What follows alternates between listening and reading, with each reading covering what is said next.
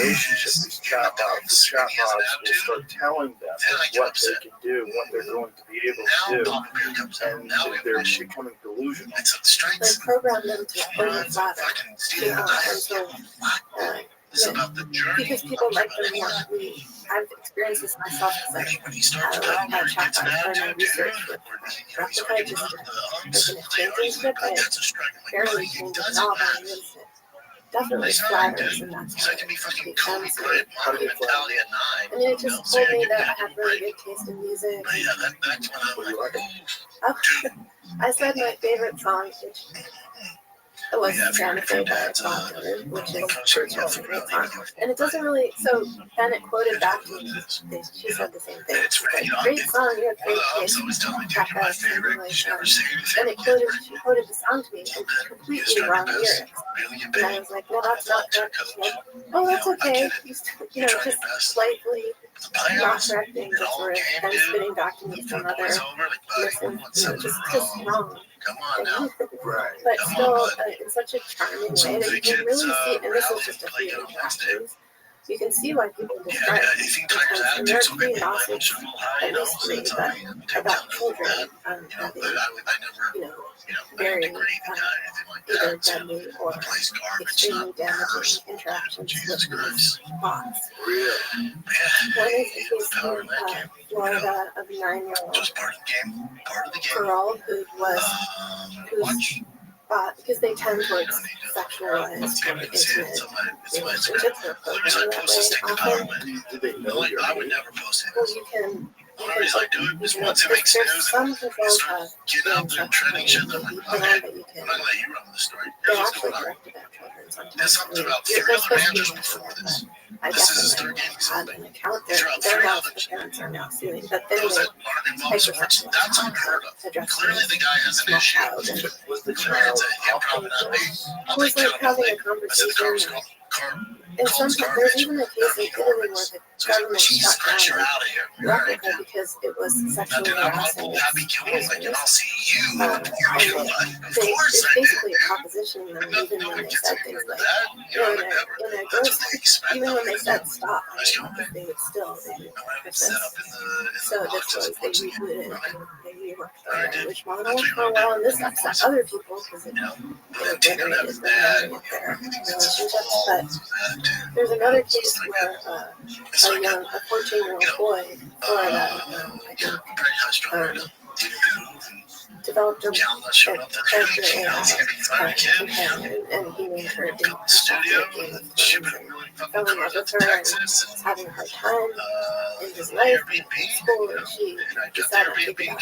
I want to just be with her, whatever that is, and she said, that's what I want to do. And he said something like, well, what if I killed myself? Could I be with you then? And she said, oh, yes, you're in for that. And Oh, Lord. Oh, my God. but Oh, my God. there's also a recent Wall Street Journal article showing how these I mean, at least the reporter was able to create under the guise of being a 13-year-old child. Was able to create very easily that the characters would quickly appear in sexual material and things like that. So apparently there's an internal debate. Is this because large language models essentially scour the internet and the internet is completely sexualized? I think that's part of it. And What percentage of the internet is porn? Something insane in terms of bandwidth usage. I think it's something insane. it depends how the language model, sort of like what's the recipe for the language model, because it doesn't have to take everything. So sometimes they'll go back and take a smaller set of samples. So it might go in that direction, but you can also, they also, these sites have a tier. They also have a sexualized tier that you can pay for. That's what I noticed with this company. Replica, it's constantly prompting, like, do you want to upgrade to a sexy selfie? Do you want this or that? And many people do want that, but you have to pay. But then even the unpaid tier starts to get affected by that somehow.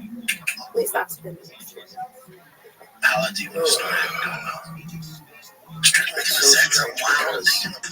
I feel like we're experimenting with showing different life force, like a life force that is taking on a lot of the, you want to think that if we create artificial sentient intelligence, that's going to be super intelligent, more intelligent than human beings. It's also not going to have all of our bizarre tastes and flaws, but it's essentially being programmed by human beings.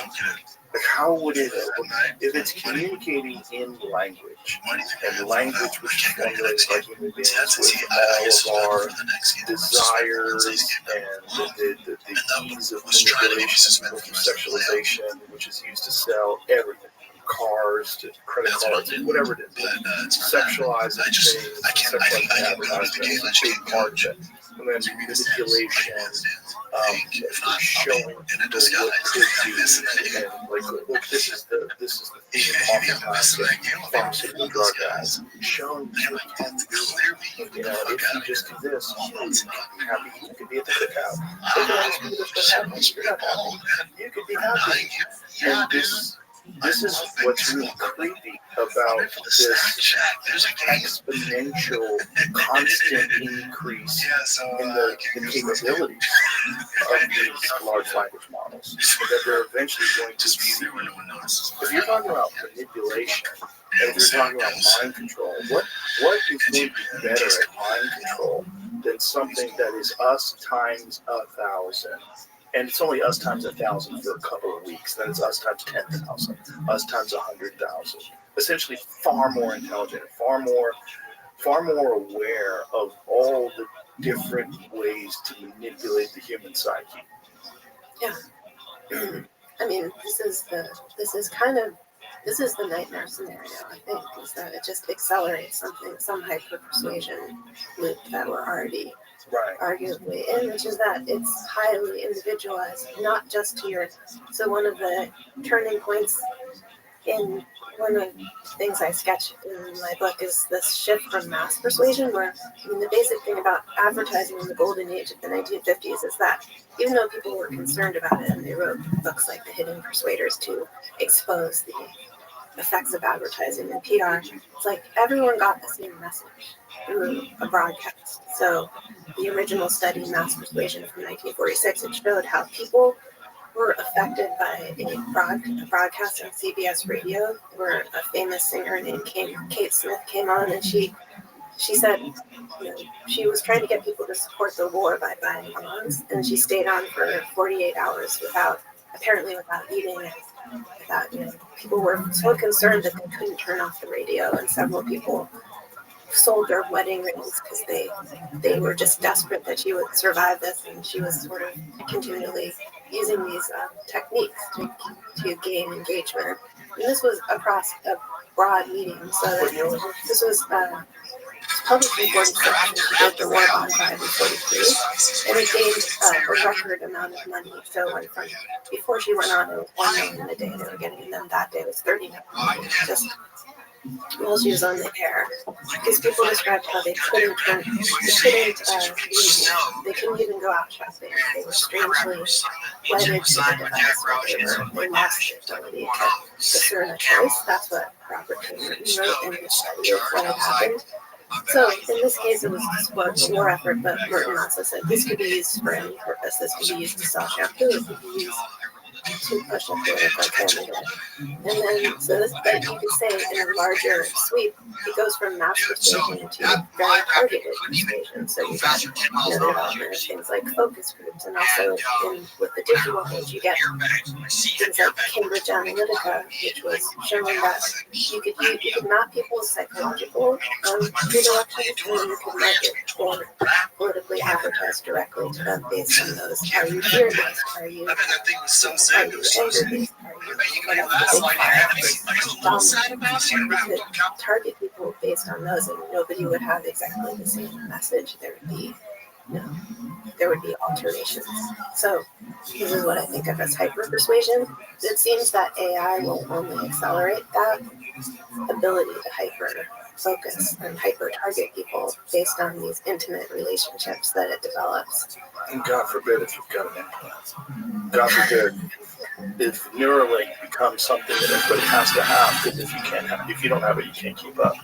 Like if we're all reading each other's minds, like one of the things that Elon said to me is like you gotta be able to communicate without words. Well, what's stopping something from communicating with you without words? Like it would be wonderful if you and I could sit here and we could have this really cool conversation of thoughts. That's really attractive. The idea behind it is like, ooh, that's appealing. Like you and I could just sit here and we could have like this really cool conversation where it's not like me trying to formulate sentences, me trying to figure out how to say this so that Rebecca understands what I mean. But you know what I mean. You could see into my mind and I could see into your mind. And it would allow maybe a greater understanding of each other in a way that everybody, Jamie thinks very different than anybody I know. And, and so does a lot of my friends. They're all different kinds of humans. I would like to know how Theo Vaughn thinks. But you already kind of know, just not even having an end knowledge. Sure. Conversation, but yeah, that's also the definition of a nightmare.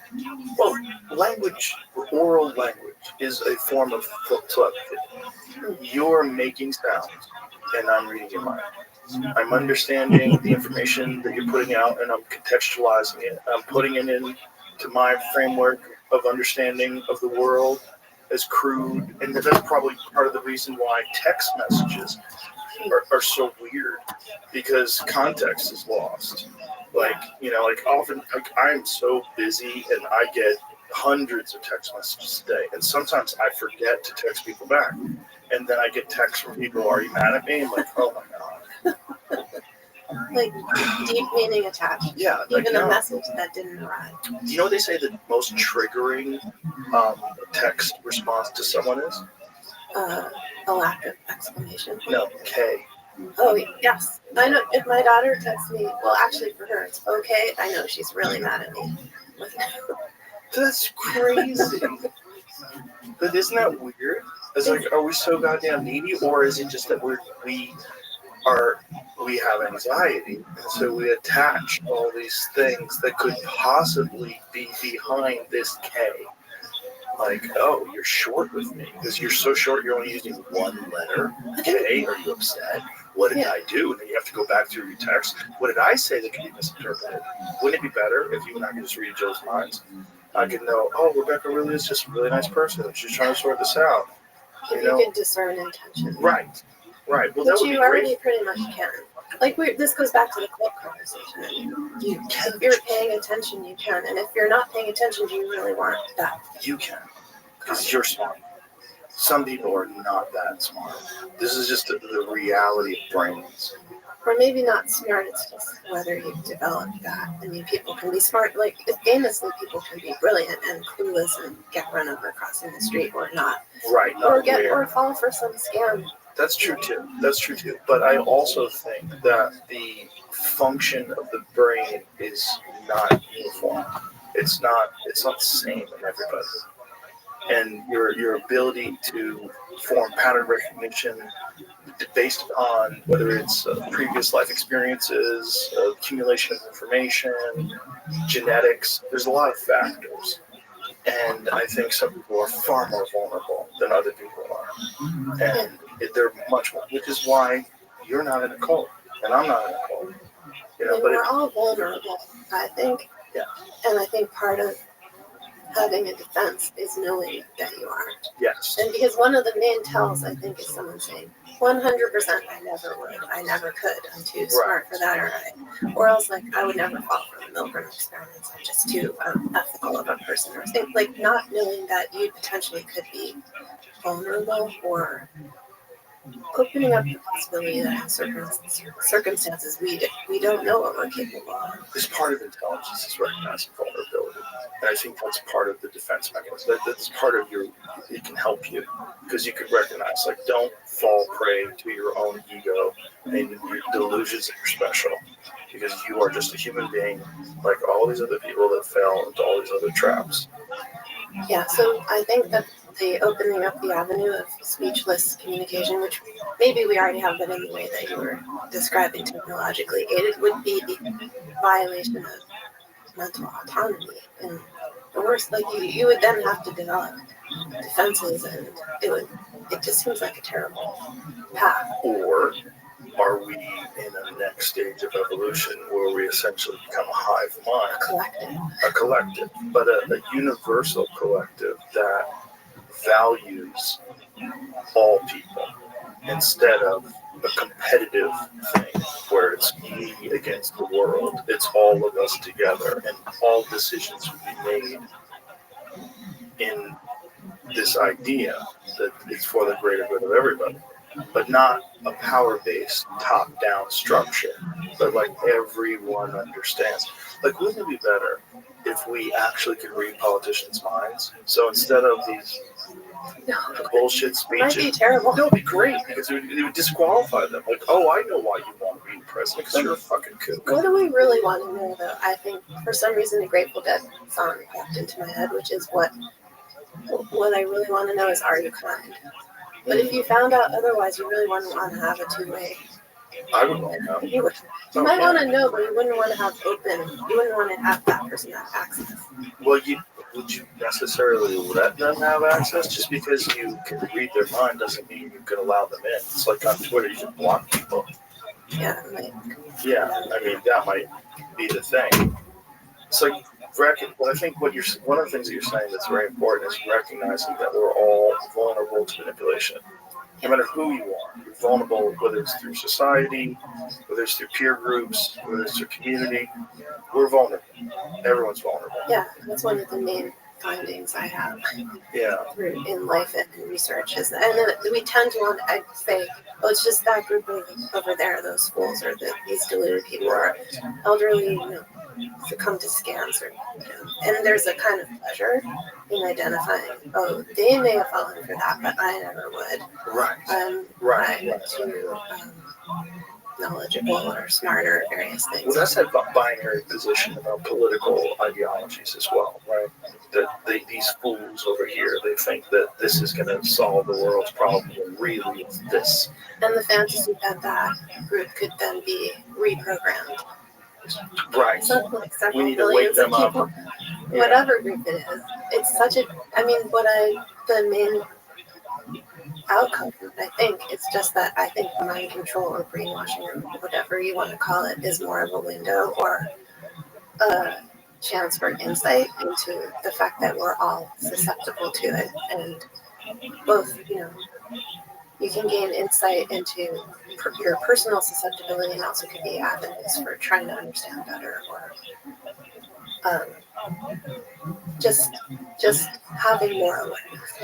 Well, I think what's really important is conversations like this, where people can sort of look into their own mind and their own interactions and say, okay, what's motivating me in one direction or another? Like, why do I hold fast to these particular opinions on certain subjects? Is it because they're culturally reinforced? Are they tribally reinforced? Are these opinions that my ideology has adopted, and I've adopted them because I want to be a part of a tribe and I don't want to be ostracized from that group? Yeah, just step back. Yeah. Can you step back? Can you step back? And can we all step back? Yeah. And are you kind? Yeah. That's it. That's a big one. It's really hard too in the moment. That's why it helps to have some sort of practice for stepping back. Yeah. And also, am I kind? Am I kind in this moment? Because a lot of times we give ourselves I think I'm basically a well-intentioned person, but if you examine, your own behavior, sometimes it can be, there's areas where maybe I wasn't at that moment. Yes. Like that. Well, it just happens, pressure, intense anxiety, and, blurt out things you don't really mean, you wish you hadn't said. Are you kind? When I said I meant, like, saying it to yourself. Yeah. I really meant that. Yeah. I didn't mean Exactly. other people. No, I see most people. I guess it's both. Yes. You do want to know, but sometimes you can kind of tell. Yeah. Yes, but it's maybe with yourself that it's like a deep inquiry. But that should be something that's sort of like universally expressed. Like that if we all could kind of shift our perspective in that direction. One of the things that I've done over I don't know how many years ago, I stopped interacting with people on social media. And one of the reasons why I stopped doing it is because I realized that most of social media interactions are people arguing. And if I could ensure that I could have social media interactions that are very similar to the interactions that I have on the podcast, I would love it. Because I have people on the podcast all the time that I disagree with, and it never resorts to name calling or shouting or any of that stuff. But yet, I see this very limited form of communication that becomes the primary way that people interact with each other. And it's devoid of physical contact. You're not looking at people. There's no social cues. There's no the feel of like saying something mean and seeing someone's feelings hurt like that. That's a normal, natural human thing that encourages bonding and encourages kindness and communication. It's all removed in text. And the same reason why someone can say K to you. Yeah. Like, what the fuck? What is it? What is it? You know what I mean? It's like, it's an ineffective way of expressing yourself, even though it's a great way to get information. So I checked out a long time ago. I don't read anything people write about me. I don't respond. I don't interact. I just don't think it's a good way to talk. I try to have as many conversations in person as I can. Obviously, I have the luxury of having a podcast like this where I can bring people in and communicate with them. And I know some people don't. So the way they iron out ideas and flesh out ideas, but I think they're just trying to win all the time. I think people are trying to dunk on each other all the time. And when I see that, I know some very mentally ill people, and they are on Twitter all day long. It's not helping. It's accentuating it in the worst way possible. Yeah. It's enforcing that kind of shitty thought process, and they get anxiety. Like, I had a friend, and he had a severe Twitter addiction, and he was telling me that he would post something, and then he was living in New York. He couldn't walk down the street for like 5 steps without checking to see what other people had said about what he was like. Oh no, God, this guy doesn't agree with you.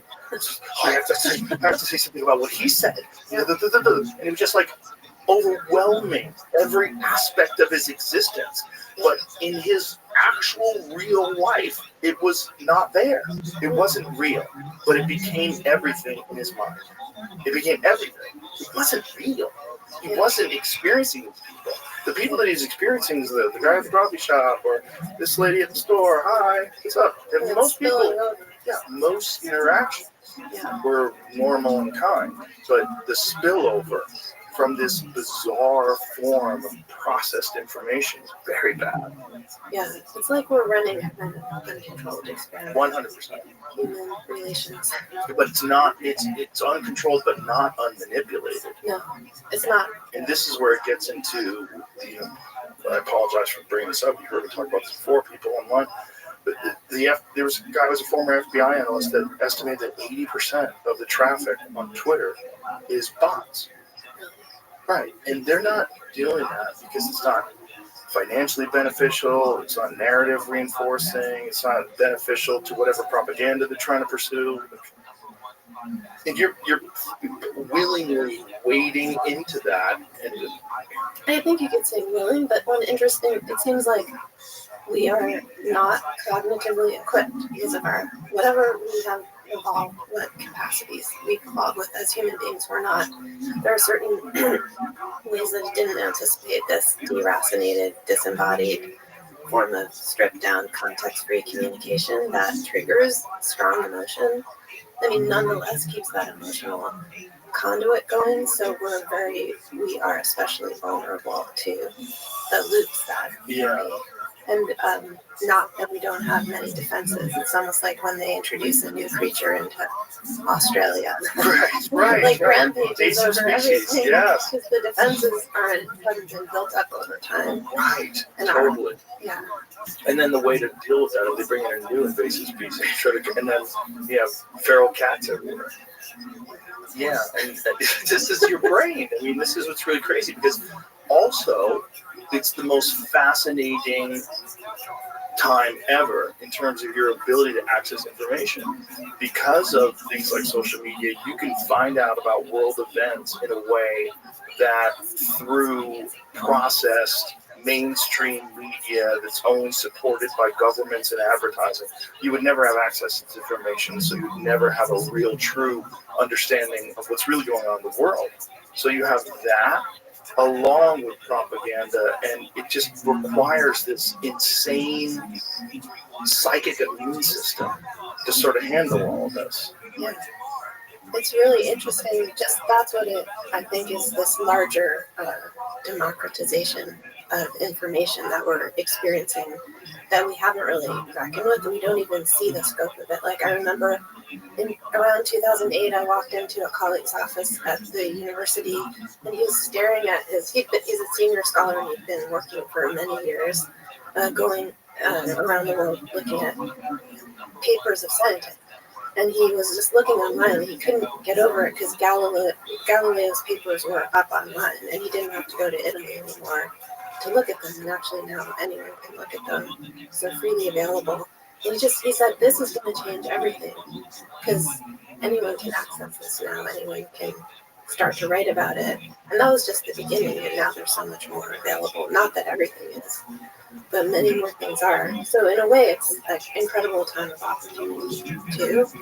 We just have to develop immune systems. We have to develop. We outstripped our, and we do seem to, as a, I don't know, people just seem to feel that it's inevitable that we'll embrace the new technology without making sure that we are capable of handling it, or that it's safe, or we already have. Everyone has phones. it's true. We've already embraced it, whether we like it or not. And the problem is, it's not going to stop with the phone. It's going to keep going. And just like the internet was completely unexpected in the 1930s, nobody ever imagined what it would be like in 2025. Nobody imagined 95 years later we'd be dealing with this. But what are we going to be dealing with 95 years from now? A couple of people had visions that were pretty interesting. I always find interesting that you can look back at, like a guy named Vannevar Bush in the 1930s had a vision called Nemex, where he said, what if you could put all the world's information inside a wooden desk made out of oak, he specified. And he said it would be on microphone because they didn't have digital databases, but it would be all microphone and you could call up anything. So it would be a little miniaturized library because you put an entire, you put the Bible in one frame, the size of your thumbnail. Oh, wow. Come up on your screen. You could also conduct experiments on that desk. They called it Nemex. He said, and then the scientist could also strap a little camera to his forehead and add to that knowledge. So in some ways, there are a couple other visionaries, like this Belgian internationalist named Paul Atley, he invented something called the Lindenam, which was a storehouse of knowledge. And it was just built on postcards around the turn of the 20th century in this huge building in Belgium. And you had women in outfits who would, if you wrote in with a question, they would go get the answer. Sort of like a hand-based internet. So people have, and even going back to, various fantasies of libraries, going back to the Greeks, people have dreamed of this, all the world's knowledge in a tiny shoebox, or that was the fantasy of microfilm, which I read about in this other book. It's very fascinating because they really could put the Bible on the head of a pin even by the 1950s, using just film. Wow. So, but yeah, people didn't imagine the exact form it would take, and I think we're at a crossroads today. But which way will it go? It won't necessarily go the darkest route, I hope. But you've laid out some of what that might look like. Well, it's also going to go the route of quantum computing, which is going to be unfathomable power, unfathomable computing power attached to information. And it's going to happen inside of our lifetime. Yeah, it's amazing how much is happening all at once. Yeah. Polycrisis or whatever it is. Emergence. Well, I guess your meditation practice is a great way to at least mitigate some of the effects of that. But how could you convince the vast majority of people that are so scatterbrained and, addicted to caffeine and nicotine and prescription drugs, and how can you, It's like step back. we have so many people that are just gonna fall in line and just hop aboard the train. Yeah, I guess you have to hope that. I mean, there are countervailing trends and tendencies. Like there is a lot more hectic meditation. Of course, that can be abused too, but mostly it's for the most part a good thing to have some reflective practice, to add breathing. Like even apps that tell you how to do box breathing, or even sometimes articles about things like doom scrolling, which actually it was funny to learn that this is actually an academic concept too. Doom scrolling, like there are papers written about it. Never been excited of it, and, but just Little ways League that if baseball you, game in my notice entire life. that you're in some sort of loop, I gotta how know you what happened. describe what can you do in that moment I hope they won. to step Take it to back. game 3, baby. You know, and kind of, My practice, I used to, I stopped doing it, but I used to do it at night yeah, that's before I go to bed. It was just the dumbest time very to do valid. it.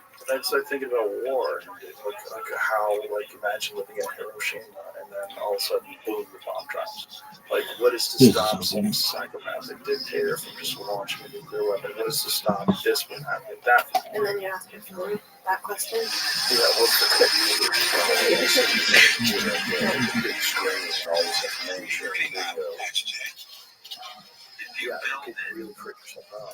Yeah, I think doom scrolling at night, or sometimes people also reach to that photos and post them on India with horrible news, or just like it takes that the morning sense of the morning thankful possibility and just direct back. But yeah, there's a lot of there are things you can do, and I think the first part is just noticing how it feels. Because even the other day, my daughter was like, "We're spending a lot of time on Instagram." She said to me, "I'm like, no, I'm not." I study this, but then I stopped and realized I feel a bit better. Yeah. I went a couple of days without looking at social media at all. I was like, I feel lighter, and then I went right back to it, but also, I'm on, for my job. But I mean, really? My job as a commentator on things and a comedian is I kind of have to be paying attention. But if something's so fucked up, it's going to make it to me anyway. It'll make it to me, you know what I mean? I have faith it will come to you. It'll make it downriver. I don't have to go to the waterfall.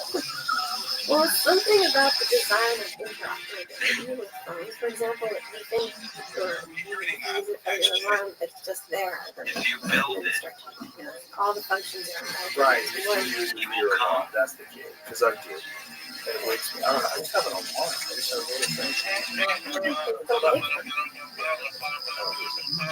But just interoperability on many levels makes you sort of feel like you have no choice because you need it for this, but also, or I need it for work, but then it's sort of interoperable. Yeah. And then you can put a screen on it, but then just hit the password.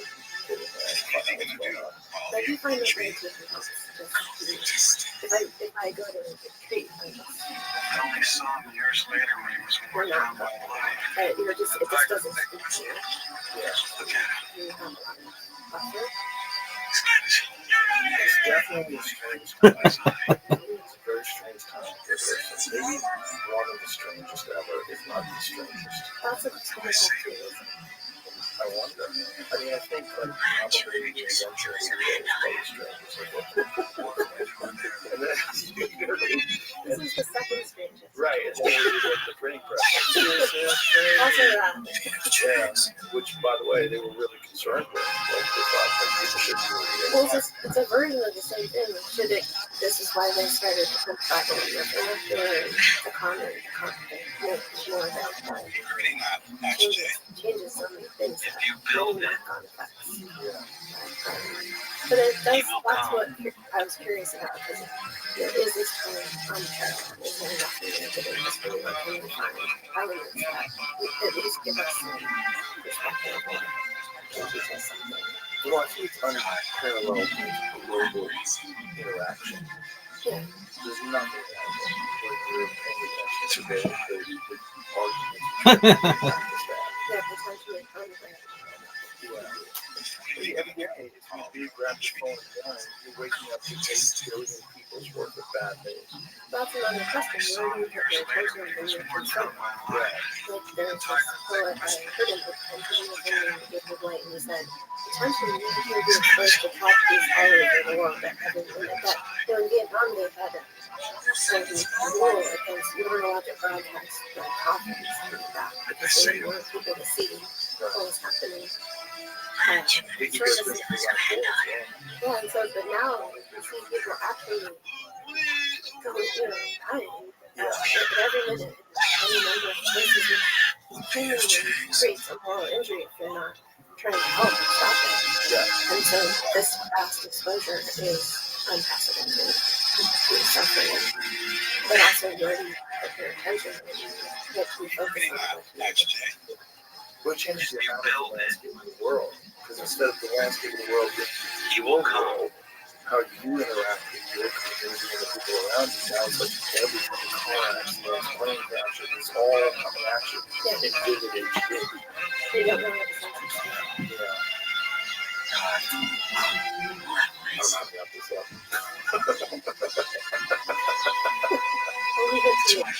I'll leave it to the universe. I really enjoyed our conversation. Instability of truth, this is about brainwashing, mind control, and hyper persuasion. Did you do the audio book? I didn't do it, but these things that I chose are two of the great things, but I kind of thanks so much. Thank you. I really enjoyed it. Thank you very much. All right. Bye, everybody.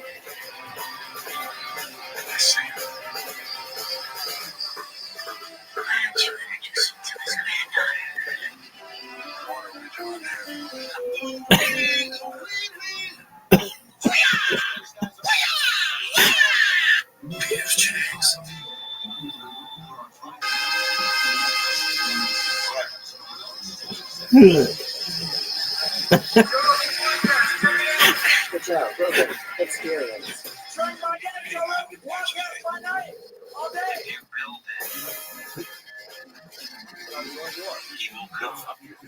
It's up to you. I'll talk to you forever. I have so many questions. I'm very excited to meet you. I've seen you with documentaries for decades. So many documentaries. You know, I will give you something. You know this guy used to do already show late evening cartel? And I need to say this on air. I need to say this story on air. Now, are you there now?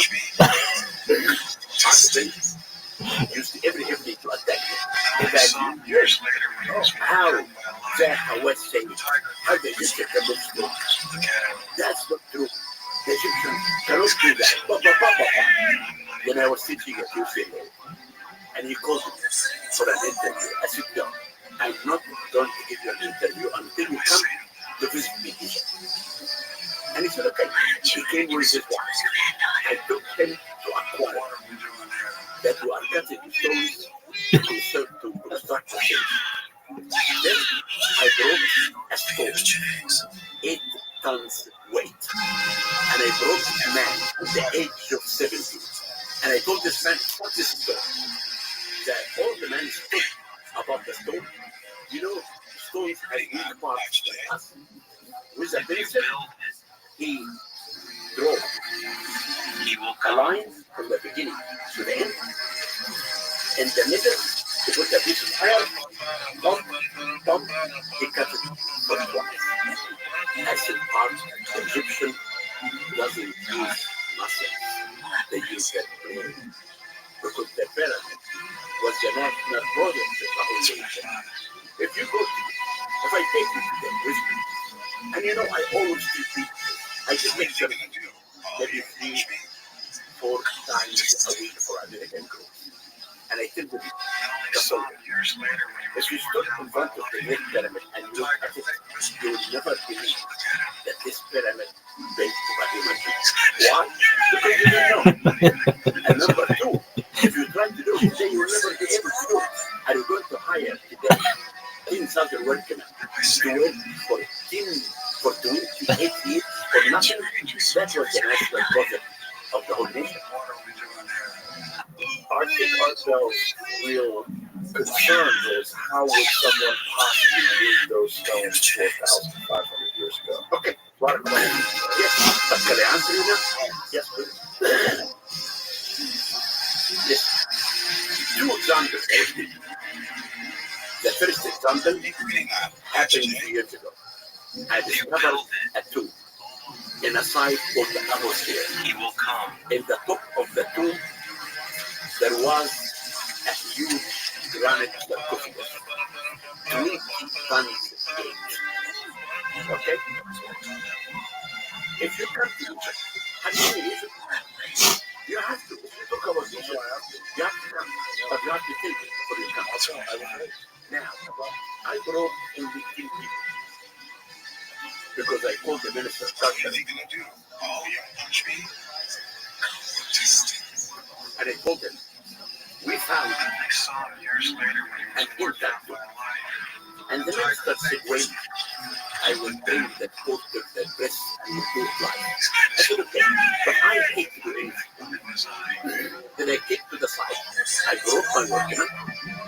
10 workmen only moved the 20 tons only by wooden sticks. We found underneath another sarcophagus, 10 tons weight of granite.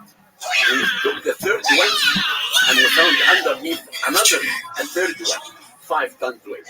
We took the 5 tons out and we found underneath a coffin with the mummy. And I told the workmen, put everything back. And I called the minister, I said, you can bring the press, we'll open it up. I never told them that I treat them. But only in a site that I'm excavating right now, we do discover 60 feet under the ground, we discover sealed sarcophagus. The lid is about 10 tons weight. 2 workmen only opened the lid for me. We have a machine called the devil. I don't know why they called it the devil. Devil. Why? I don't know. I asked them. They said our grandfathers called it like that. This is an ancient machine. It is an ancient machine. Jen could probably pull it up.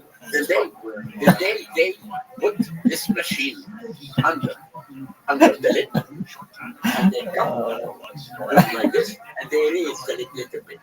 With the lid is placed, they put a piece of wood, another piece of wood, another, until there is a half a feet that I can put my face inside with the sarcophagus, with a flashlight to see what's inside. That's what we, because the people today are the descendants of the ancient Egyptians.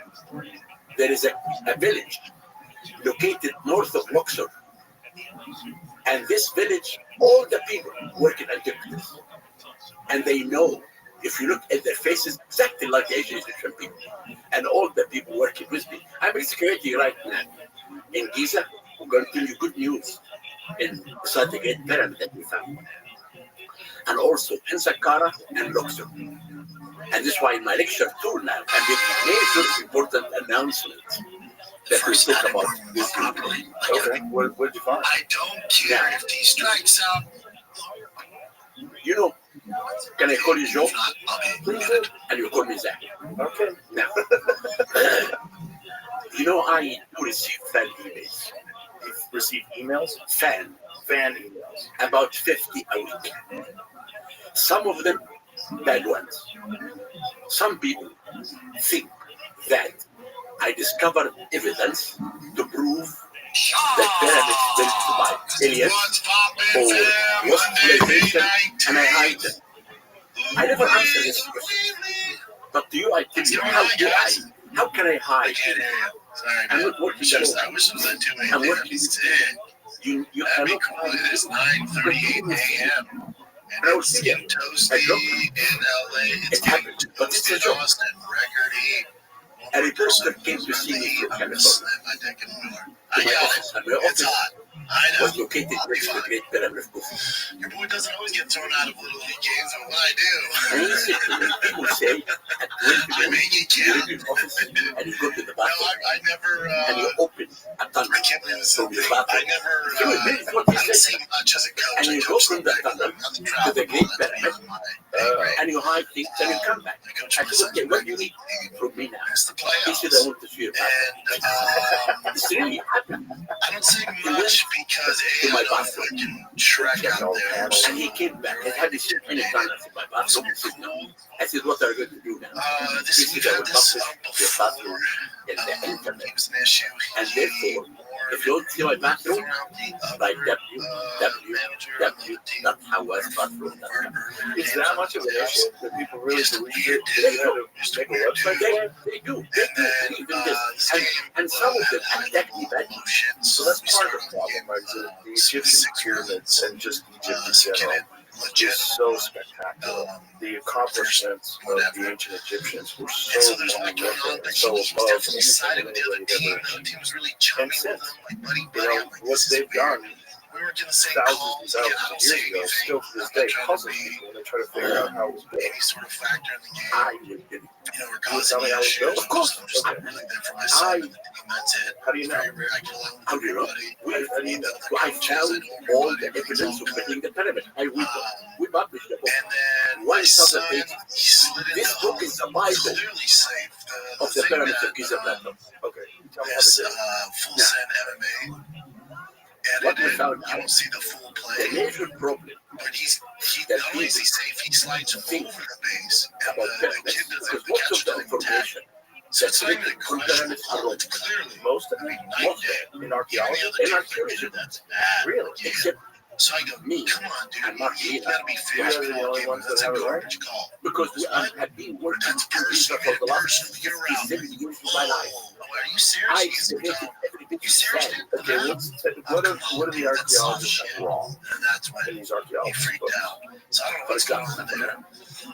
they say Definitely affected the that the game. workmen who built the And that was pyramids a big play. worked Like that was 24 like, months a year. and it's the When playoffs. the It's the flood elimination. covered the whole And country, I was more the embarrassed king than hired oh, the workmen no. to work in his Like, pyramids. come on, This is wrong. dude. And I'll tell you What what's are you correct. doing? Number two, So that the I just stones I walked away. used in building And then the the bear Great Pyramid train came dude, from Torah. And Torah they make is mistakes. a It's all 25 good. It's wreck. It's all miles good. to the I get east. it. It's the playoffs. Giza. There's a little more And emotion. number That means three, the Lord's the still elimination. Kufu So thank God this is for not different for 23 everybody. years. But And number so four, the parents are that like, the dude, stones it's of the safe. Great Like, Pyramid do this are all 2 game. million and The vibe 300 with the stuff other like that. coaches is my issue. How many What's going blocks on? are there? Now, Like, let they us get beers talk after about this. number one. Jack The each work. other. What's going on The there? work. The vibe I was found freaking friendly. the tombs of Coach the kept telling pyramids us right call and shook only his hand 1 mile right in the middle of the game. south This is of the all city. weird. So A I'm like, major shit. important Tiger sky. has a bad attitude because his dad got thrown out, which drives me nuts. Number one, the pyramids And then you start by studying Egypt parents. because of the names that we Call the found game. inside It's the the fourth cemetery. inning. And there were But no you can't. slaves. He's like threatening the Because parents. He tried to tell them, I'm not starting the game till you get out of here. That's a lie. She's like, what? I always So you're just on a power trip. Weird dude. Oh, I get it. Except that All the baseball cadets know weird dude. You know what I'm talking about. It's one of those guys on power trips who's most weird things. That's where escape, we lost. so now, this Okay, discovery, so you found the pyramids, I can't believe this is excuse a me, you thing. found the workers' pyramids Whatever grave parent, from whether it's the other team a mile or away, our team, away 1 mile your south. cousin sent this to Okay, these okay. outlets. and You're a piece of by shit. their name. What are you doing? And then I found man? names What are you doing? of the workmen. I found This the is lower nothing. cemetery. Any The lower dad, cemetery talk to any was dad for the whose kids burial play of the rec or workmen travel who moved the after stones. baseball. They And the and upper they manage or cemetery was for the coach a education. team. This Right, happens how do you all know the that? time. I think- This isn't okay. this shouldn't be Now, news. This isn't the anything. tombs If your down dad there managed your team are and they get very thrown out, they primitive don't give a tombs fuck about you. built from nothing. It cost nothing. And it wasn't Underneath like I was is a in the skeleton. group's face arguing. No. And I realize I'm if bigger the than skeleton 90% is of for the a man, people out there. is holding I a already big know job. that these people are You going want to to get be their buried heels. after. I'm the last If the person skeleton is for a woman, get in she has his a face. perfume. He's a smaller dude, you know, Jones out of to have shape. perfume I after. realize I'm built like Inside fucking the upper Shaq cemetery, next to this guy. I found So I already know the he's on his one heels. five And when I things can walk in in, he's like, hieroglyph. Jesus Christ. I already know For that. example, So I'm like, whoa, the whoa, I know, overseer come on, in hieroglyphic you know, of I'm trying the to be side good. of the pyramid. It is what it is. But says that The biggest thing is, Emira is married and has written. The overseer of the west side of the pyramid.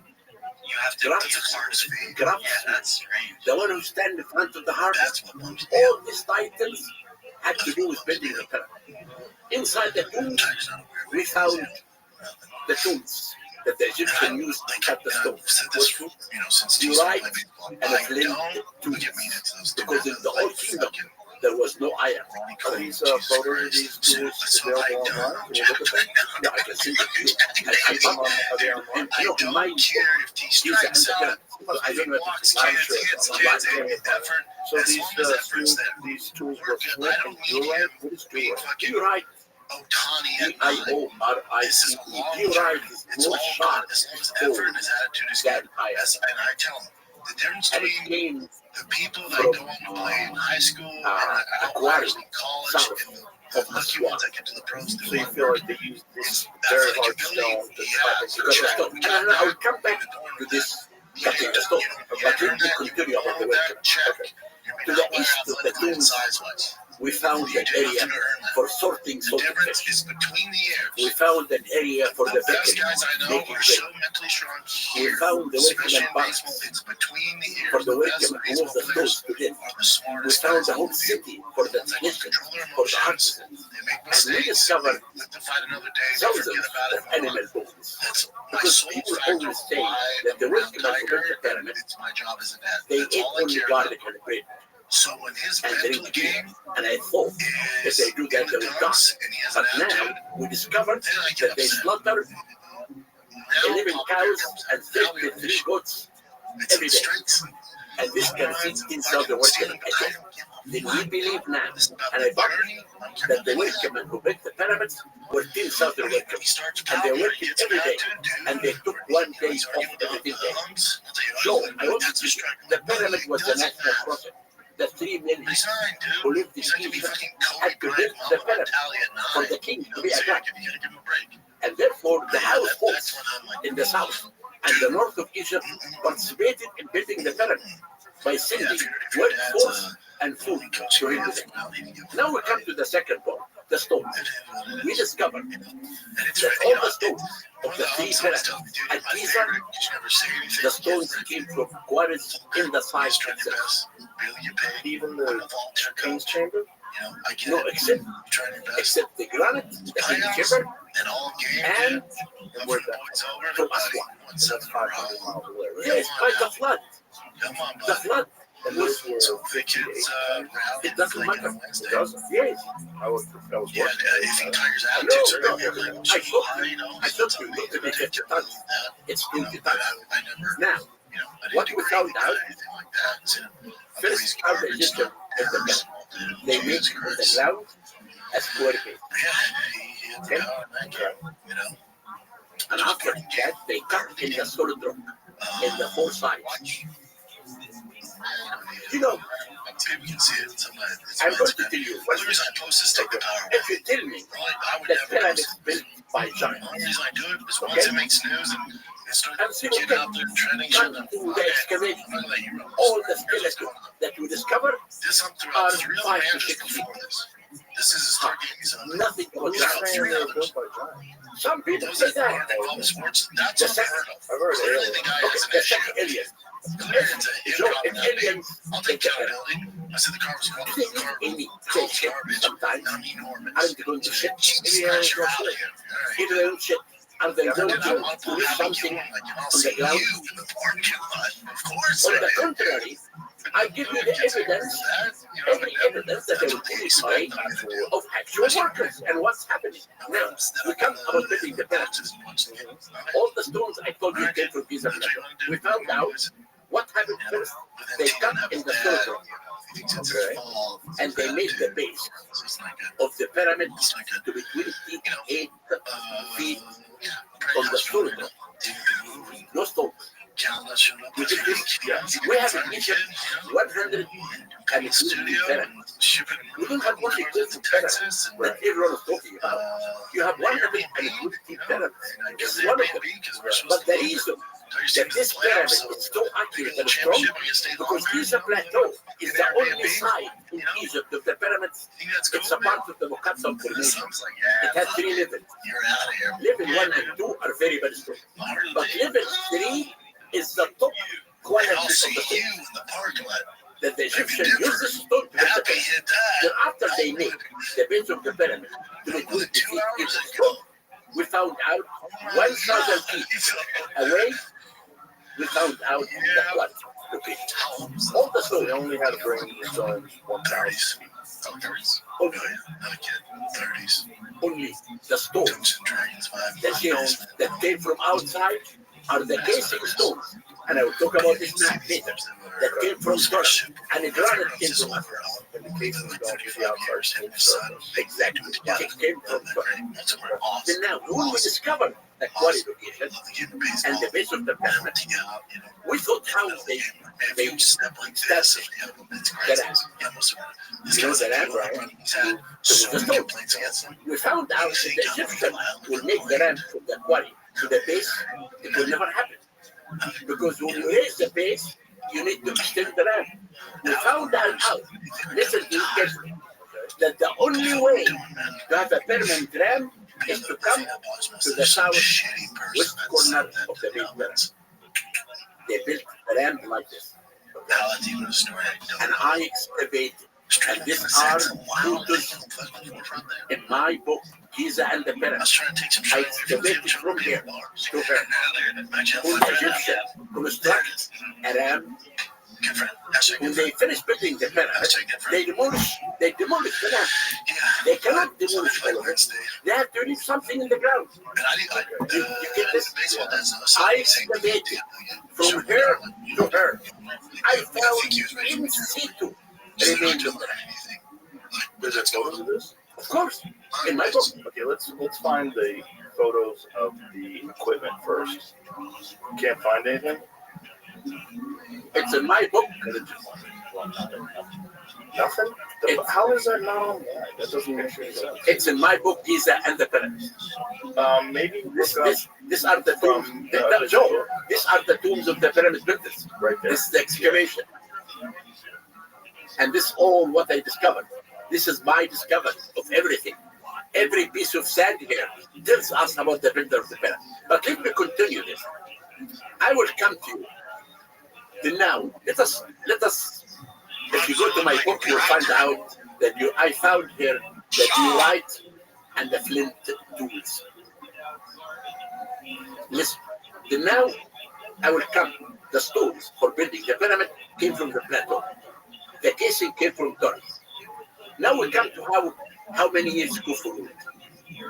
So there is one big discovery happened 2 years ago. Are these the tools? No. This is tools for artists. The tools in our book, which is big diorite tools and big flint tools, big ones.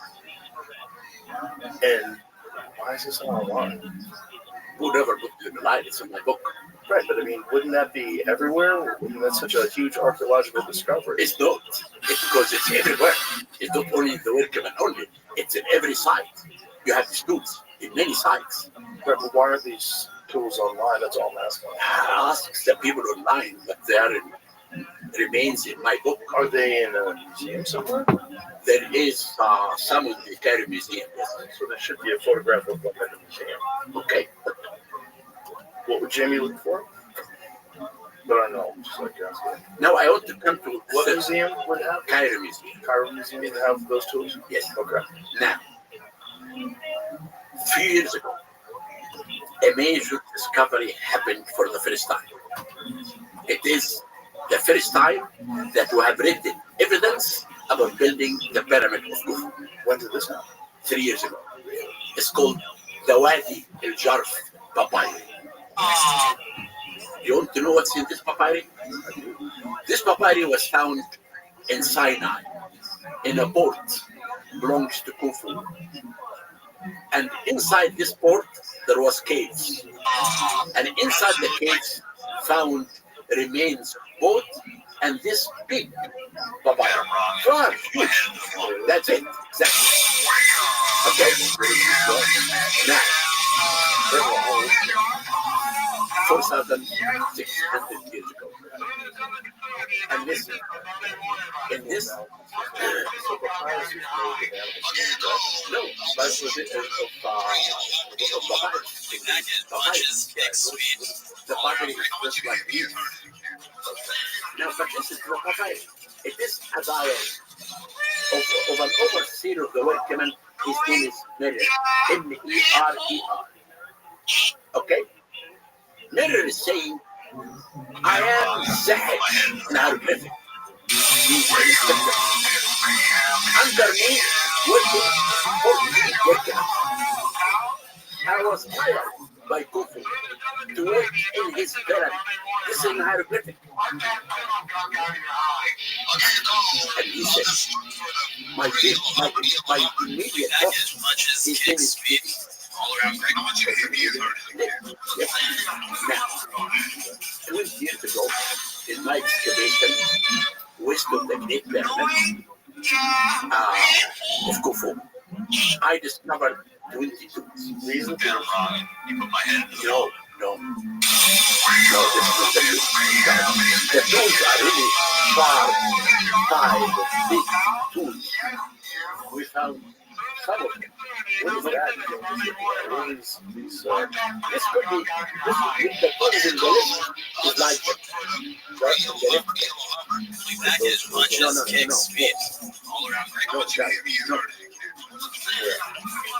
You don't hit the two. More. To the left. Two tools. you mean up? Down. What are you talking The second one. After the that's it. Up. That's it. And this one. Oh, Those. yeah. But don't those look exactly like the other photograph you just had? Those up there. That looks like the heads But of this these was the small. I'm talking about big ones. things. That's These are tools for making statues and things like that, not cutting the stone. oh, I see. So these are the same kind of tools, though, with the same kind of materials. But we still talk about the papaya. Okay. Because this many people doesn't know about this. The mayor said, my boss's name is Dick. 20 years ago, I excavated west of the Great of Khufu. I found 2 next ones. I published all of them, except one small tomb, actually not important. 3 years ago, I found this is the tomb of Gigi, the person that he was the boss of Merer. And I published this tomb. You can find this tomb online. It's called Gigi's Tomb by Zach West, Mr. the Great Pyramid. Now, listen, John. What Merer said, I took my workman, this is hieroglyphic. We went to Torah to cut the white fine limestone. This sentence means that the pyramid was finished, and Merer went to bring the stones for the casing. And he said, I'm not alone. There is many other guys are cutting the stones. And Torah is in north and south. And he said, I divided my gangs to 3 gangs. One gang to cut the stones. And one gang is smoothing the stones. And smoothing the stones with the right tools to face the stones for the casing. And after that he did. And the third group moving the stones in wooden stitches. I'm with Stanley the giraffe. Then the Babai to Akarku. What happened? I want to make sure he was okay personally, so I did sort of a jailbreak and I got up here. I know nothing about giraffes, by the way. The Egyptians cut to the west of this river Nile, another Nile, to be near the best. From this Nile, they cut a canal. At the end of the canal, there is a harbor in front of every pyramid. I discovered in my excavations, in front of Khufu pyramid, there is a village called Nazareth Satan. In this village, the people were building houses. Underneath the houses, we found basalts. The very next day after the fire, they I saw stopped the construction of houses and I excavated the whole area. I found This is the harbor. when he told me And I that they published supposed this meeting in an article. that lied And I to excavated to his under the breath to sixth get up level, there. This and I woman found the harbor went up there with of a Geffen. definite And agenda. it's public. It had nothing to do Now, with the the well-being of reason the animals. for the It was canal not and any harbor word to bring social media non-local stones, of granite for numbers. us, And it didn't matter what alabaster she said, from Indonesia, or not. diorite from My kids went confronting this woman on the property, something you're they right. never seen. From She Nubia. lies that she Gazelle never had any from experience Peru, with giraffe. white limestone from Torah. But she proceeded to The Egyptian had everything. So they essentially cut a second canal. They cut a canal just so they can move the stones to where they prior want. to leaving, And I discovered all of he this. said everything was fine. If The you want animals to say were how all wet, okay. This is all I'm glad the that I cases came up still. here to check Exactly on everything. Is it possible that the casing stones were put What on her later? posts really were. you know, after you finish building the pyramid, Right. there is two important things when they finish building the pyramid. I discovered in a site called Abu Sir, I discovered two scenes. One scene where كمان تلاقي a capstone. Above the capstone is a hieroglyphic word called Jaim. So where's this? What is this? This is in hieroglyphs? Yes. Dragging the Yes. capstone. Yes. We see this. Fine. I don't know if it's internet or not. What But would Jimmy look for? look for Zahi Hawass discovery in Abu Sir. Dick Jazz. How much do you think? Alright, so Converting the library I'm with Sam and the A giraffe, lot, of course, everything. And that's why what I'm doing and is I have been I wanted to make sure he was okay personally, so I did sort of a jailbreak and I got up here. I know nothing about giraffes, by the way. Are they every violent? piece of sand in the side. And I want to tell you one thing also. I am the only Egyptologist She must have who have an open mind. observed That I always look, I always look at what the public say. And I will tell you about this later. I will tell you what I found in the film. But I get let me finish this story, and after that I will come back to tell you how I look at what people say, and I try to investigate this. Okay, now had an letters. agenda, and it I wasn't put the caring stones about on a anybody carnival, but herself. and we came in the boat to Giza Plateau. The workmen took the stones up to the pyramid. We slept overnight in Giza. I got up early in the morning with my worker, wanted to Torah. He made many times talking about that. Then he said, I wanted to Sinai to bring copper and turquoise. But he said in Sinai, our big boss, his name is Ankaf. We know from text that the architect who designed the Great Pyramid was Khufu's cousin. His name was Heb-Eono.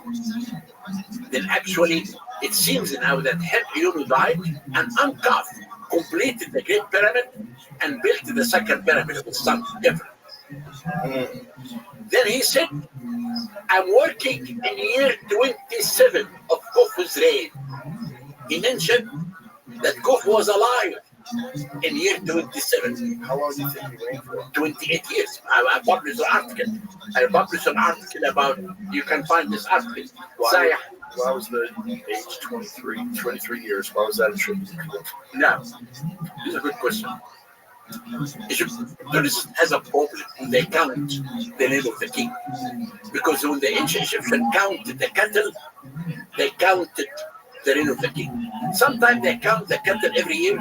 Sometimes they counted the cattle every 2 years. Then we make mistakes. But now we have year 27 of Khufu's reign. And we have on the second boat built that the Japanese are restoring now, we know when the king died, his son buried him. Then Khufu's son, his name is Jennifer, who did not respect his father, and I will tell you why. He buried his father in year 28. Then we know now for sure that Khufu ruled for 28 years. Now, Miller said something that made me very happy. Because 25 years ago, I wrote an article to say that Memphis was not the capital of Egypt. I said that the king ruled Egypt from the pyramid. If the pyramid is in Upper Wash, the king ruled Egypt from Upper Wash. If the pyramid in Giza, Abu Sir, Saqqar, the mirror said something many people did not believe me when I wrote this article. But mirror said Khufu lived in his palace at Giza. If he lived in a palace at Giza, means with the royal family, the public, and the government. And he said that the area that Khufu lived in it, in the pyramid called Ankh Khufu, in hieroglyphic, means the Khufu lives. This is the name of the city that Khufu lived in it. And Miller said, we came to Giza in an area in hieroglyphic called Ra-She. And Ra-She means literally mouth of the lake. This could be the entrance of Giza Plateau. But what's really strange, he said, it took me almost 1 day for me and my workmen to come to the pyramid. Why? Because Giza entrance was busy. Every stone coming in has to be counted. Every worker has to sign the first letter of his name.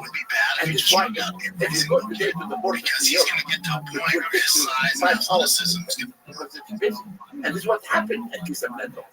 This papyri, in my opinion, is really one of the most important discoveries that tells us for the first time about building the pyramid. And now we come to the reign of Khufu, 28 years, and now the stones of the Great Pyramid. I looked everywhere to find out how they counted the stones. That people said it's 2,300,000 blocks. I found no evidence. It's only when the Arabs came. You know, all the theories that the New Age people say now, it came from the Arabs.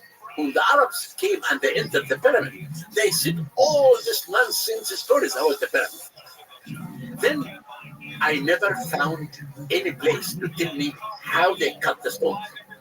But now we have evidence that the base of the pyramid is 20 feet high of solid rock, no stones.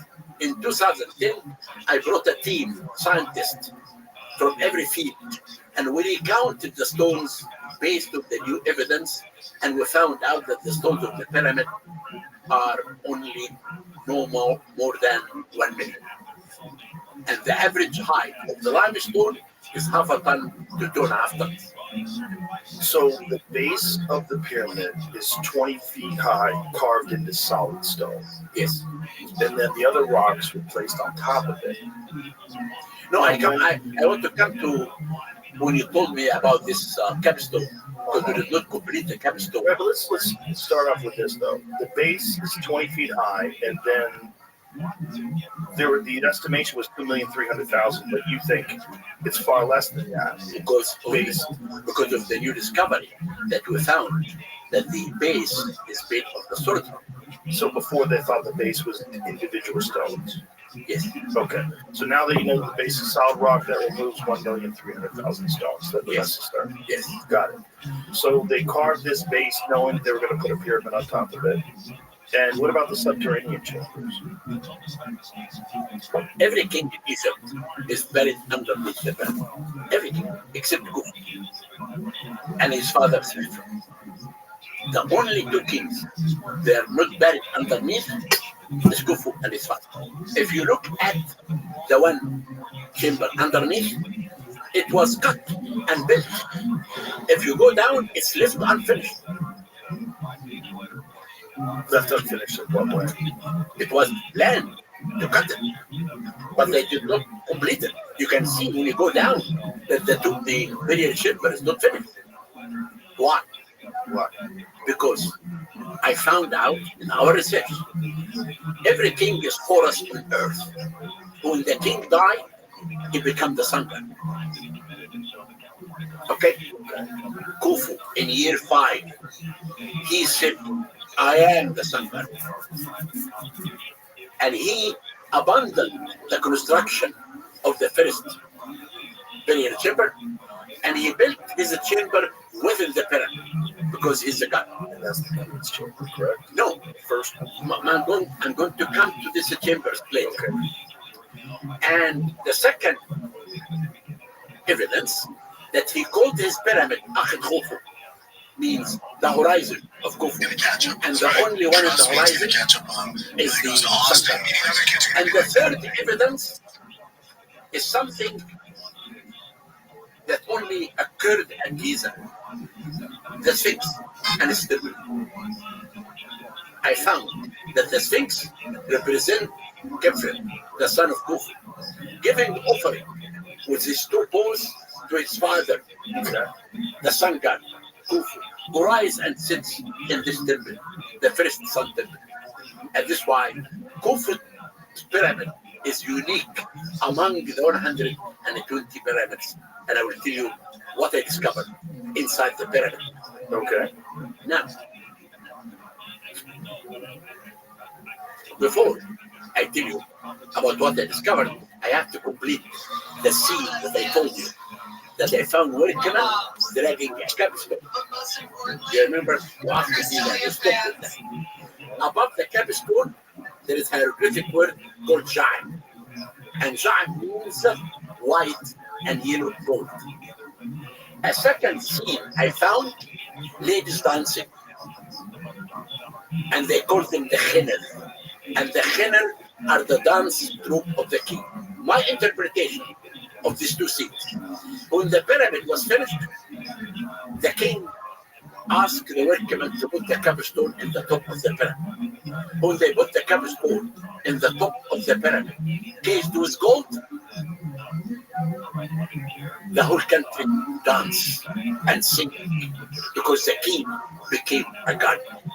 That's what I call the national project of the whole nation. The 3 millions who lived in Egypt in the time of the Old Kingdom, all of them participated in building the pyramid to make the king as a god.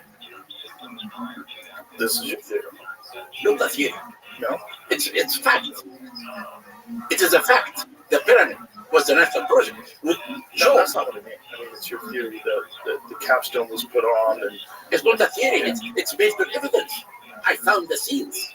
the papyri. No, the papyrus did something else. What did I'm the word talking, see? it's blocks, Blocks? limestone blocks. One scene, workmen dragging a capstone with the word Ja'im. Is this written in limestone blocks? Is that what you're saying? It just, no, it shows the workmen dragging that stone It shows it where? in the stone that they discovered. So it's carved into the stone. Exactly. And the word Ja'im in hieroglyphic above that. Where is that at? It's an apple space I found, but it's Are there photographs online? yes, in my book. I don't go online. Why have to go online? I go. Oh, no, I understand, but for everybody else, I think happen to be usually, did you find them online? It's called the Abu Sir blocks. Abu Sir. A, B as in boy. How do you think they got the stones from the king's chamber 500 miles away and put them 120 feet up in the ceiling? It's, I told you, if you come today and see how the workmen move 20 tons of granite, you'll understand. Workers today. Yes, today, like yesterday, the same workmen. Okay, Right, but now the show. we're dealing with Listen, a different time, listen. right? If they're doing it today, if they you- have access to modern machines. If you don't, no, They don't. no, it's everything based on the idea of the national project. They want to make this for the I king. understand the Okay, national now, project, but what I now, don't Joe, understand no, is the physics involved. Okay, in moving if you don't 80-ton if- blocks okay. 500 miles through the mountains. if you don't believe on this, It's not that I don't believe. I I want just to want to know. inside this Hold block, on. inside. Hold on. Okay. It's not that I don't believe. I want you to explain to me how you think they did it. I explained to you. From 500 miles away, From- 50 to 80 ton Okay. blocks. This comes through the Nile. You can bring all the stones. Right. But then We the have- quarries we in the have- mountains, right? No, the quarries, the granite quarries in Aswan, and we have cutting with the objects and cutting with the stones Right. and cutting everything in the side. And they brought, when the flood comes in July, they bring boats through the flood. They bring us all the stones. It is So a plateau. they plan things for the floods, and then they would figure out some sort of a raft system to get them on, and then move them that way. Now, if we now do not believe that this cannot be moved by human being, okay? But on the other side, what I can tell you, inside, above these blocks, written the names of the gangs who built the pyramid, about the King's Chamber. One of the names, named Sufufu. I did a 3D few months ago, and we recorded in the 5 chambers that has this huge block. We found 2 more names of the gangs. One name for those who are connected with the police watcher. And written year 13 of Kufu's reign on the 3rd chamber. I took Mr. Beast with me 2 months ago. I took them and I told them how this works. They were written 5 weeks before the witness spoke. And in the 4th room, we have the book guy, another name, who is year 13 of Kufu's reign. This is what they moved the book. So I'm saying that he took these dogs, who were in the flood season, they got the stones on rafts, they moved them down the river, they got them to this height. I think it's 120 feet in the air. You know, again, this is the most important thing, is the national project. Oh, The boats, no technology is cool. Technology level. Okay, the technology that whatever they had at the time was their that huge ship within this is the only way today we move to sport. This is how I will now move to how far Back to follow. they moved it 2 feet away. But we have seen of how workable move 60 tons schedule, how they move through the schedule, and they grow it. Yeah, we will have all this kind of things that they can so, again, this is the national project. You think they wet the ground, like what do you think that they did something like that to make the ground more swift? They do. Yeah. And then do they ever use sledge? Like how do they get this? So funny. And then We have this slowly but surely pull It was it. fascinating. I mean, just like, I'm not particularly close to that because of the known for other things coming into stand-up, like the secret first special on Showtime. You As I know, told you and again, then like I always putting out the listen second to what special, people say, and I try to prove it on your own. if they're right. 35 minutes. I was interested Was it released 25? in the Great Pyramid My goodness. most of my life because I was an inspector. Yeah, interesting. I spent most of my life there. Death by I 1,000 claimed self-inflicted paper cuts or something. It's pretty intense. But yeah, like, so I was particularly, Exactly. you know, The pyramid gives about 20 level. and I just I care a lot. Mechanically, I removed Because people are always saying like, yeah, I mean, hey, and after Tony I gave thought, how can I make a ventilation system of the pyramid? In the king chamber and the queen chamber, you have this tunnel, 20 by 20 centimeter, small tunnel. Right. Then I thought I should clean this tunnel. Then I can make a ventilation system. I had no idea of what I'm going to find out. Which find out. Then I hired a German robot.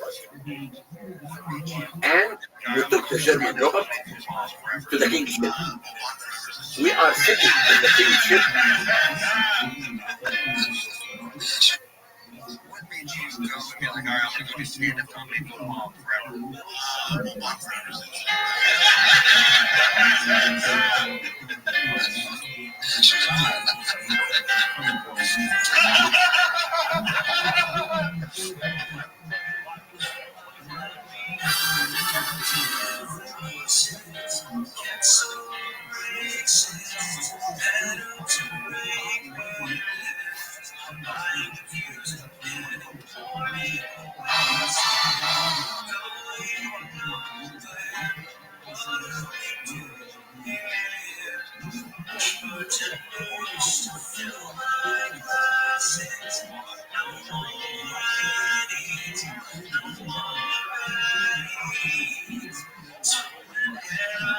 drown my sorrow.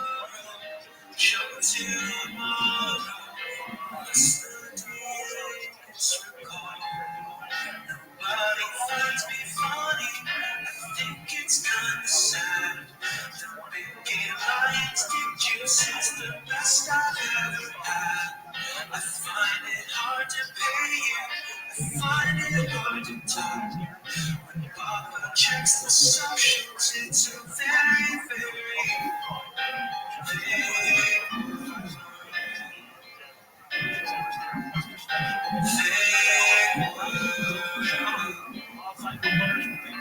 Callan promised that he isn't leaving. I guess we'll see them. It's so Theo. Texted Rogan when he moved to Texas. Got no answer. Need a handler. Ever since I tried to drop off Annie, Joe Bannon's angry. I use the same to be. Ask your girl, she'll tell me I'm a good guy. I'm a great guy. Never make me. My stand-up isn't funny. My life is kind of sad. I've ended up confusing every friend I've ever had. I'm spending daddy's money. I'm killing all my fish. When Papa reads the comments, it's a very, very thick world. Thick world. Thinking you.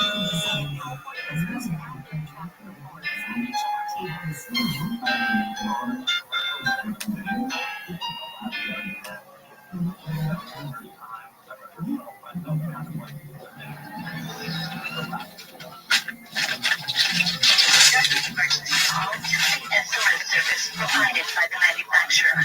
To cancel, press the SOS or cancel button. Starting SOS call.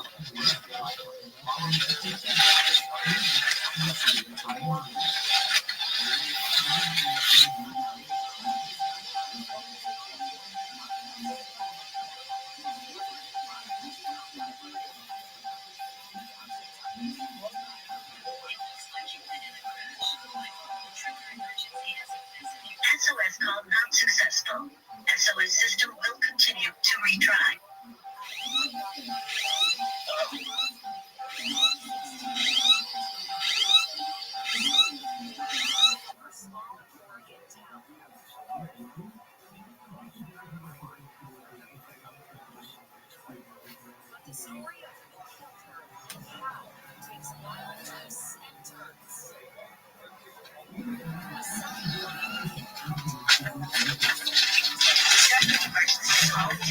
SOS service provided by the manufacturer. To cancel, press the SOS or cancel button. Starting SOS call. I love this guy. He's so shit.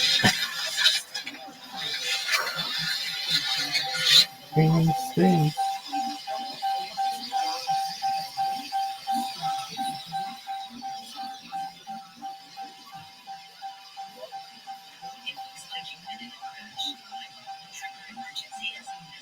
SOS call not successful.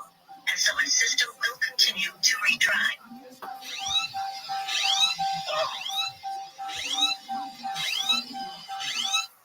Yes, it depends. I just watched this documentary, The Most Hated Man on the Internet. No. Who is the most hated man on the internet? His name is Hunter Moore. I don't know. Brandon Schaub just went like.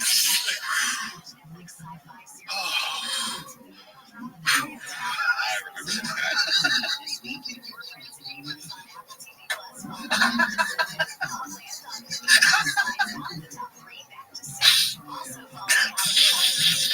I don't even want to get caught in these crosshairs. I don't even want to be close to this.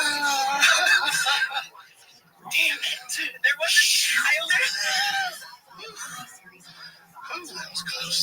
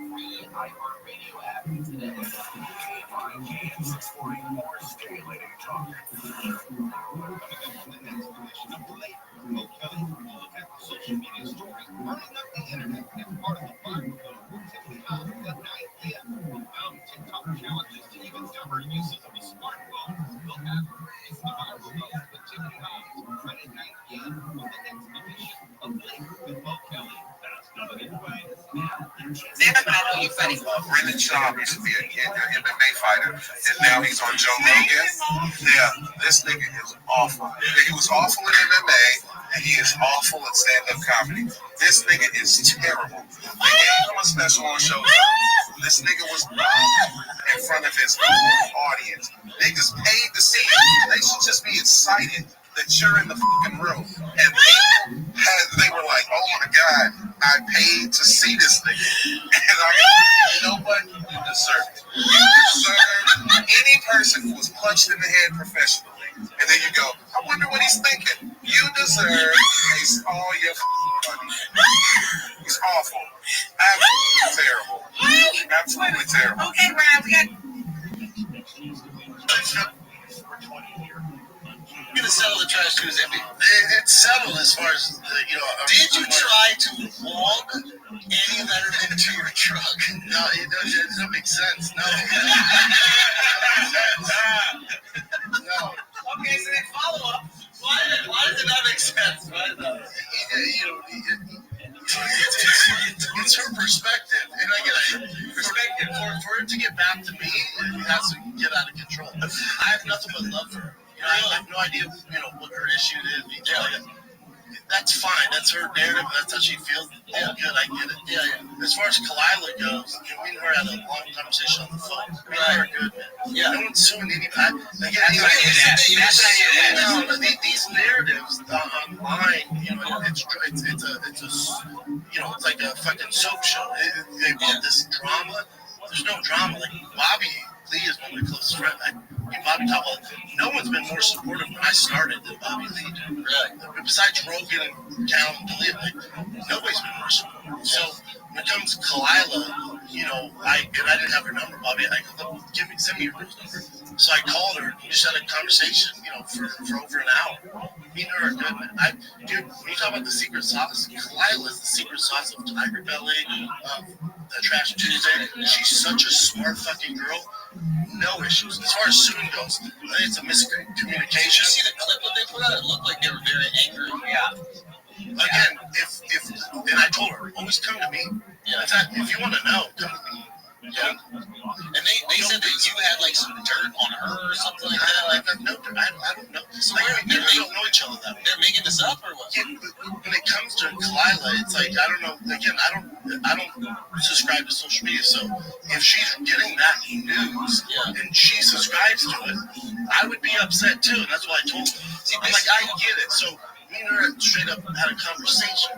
That's how adults do it. But see, this is the problem with you being like so detached from anything that happens online, is you don't get to correct narratives about you in real time. Like, this is probably the first time you've ever addressed what they said. But who else is going to address it? 14 different platforms. You can just go on and be like, yo, that's wild. That's not true. I'm not saying anything. There's no lawsuit. I called her up and squashed everything's good. Instead of they put it out there and then never address what is out there. And now everybody just believes what has been said by them is real.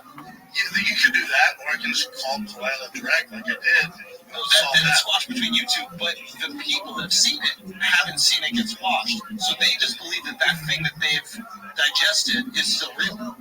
Sure, and that comes with, celebrity and all that shit. So it's like that, some stuff you don't have to tell the public. You know what I'm saying? Like, me and Clyde are cool. Bobby's one of my closest friends. So it's like, with that stuff, and you got to realize when I was coming to comedy, and again, I get all of it. When you have this, do you drive a truck? Yeah. What's with the Trash Tuesday beef? When are we going to settle the Trash Tuesday beef? It's settled as far as, Did you try to walk Andy Letterman into your truck? No, it doesn't make sense. No. No. Okay, so they follow up. Why does it not make sense? It's her perspective, and I get perspective. For it to get back to me, it has to get out of control. I have nothing but love for her. I have no idea, what her issue is. That's fine. Yeah, then I got some sad news. I'm going to be taking a step back from being on King of the Sting. That's how she feels. Yeah, good. I get it. Yeah.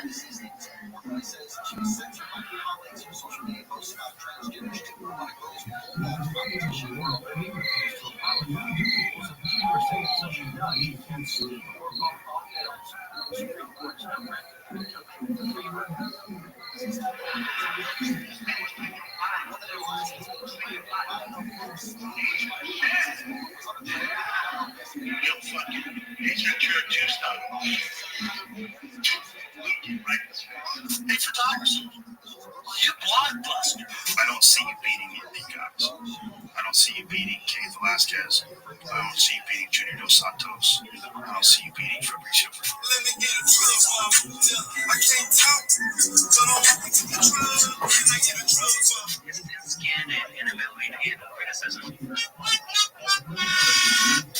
And this is a shout out to my friends over on the internet, the PF Chang's community, the homeless cat community, then makes the bizarre statement that, like a homeless person, the opinions of his critics don't matter.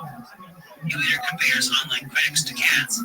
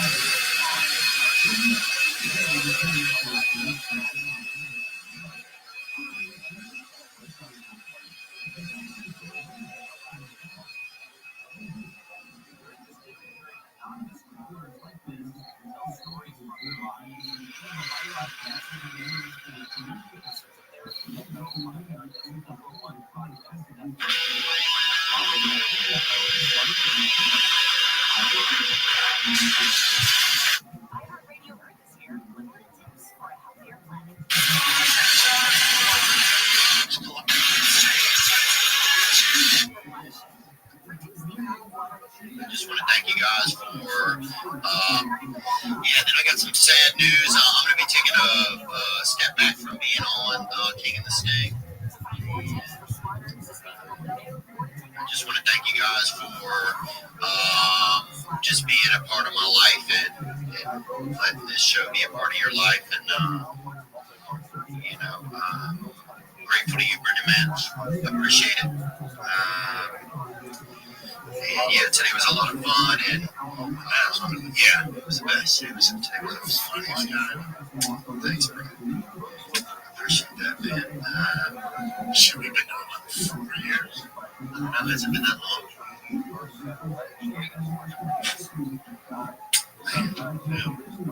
Yeah,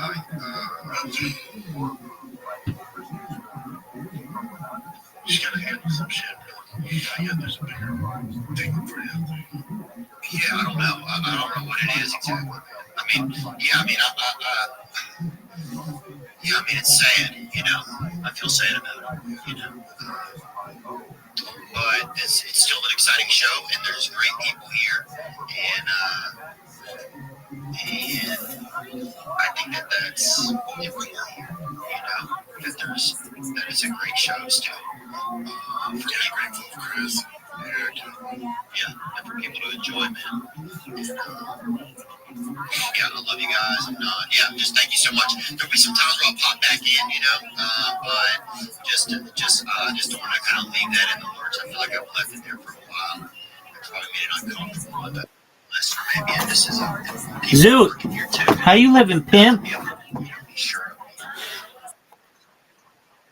Okay, well, no one gives a shit. The only thing about which people give a shit is, are you ready to lose your 16th straight game to the pimp?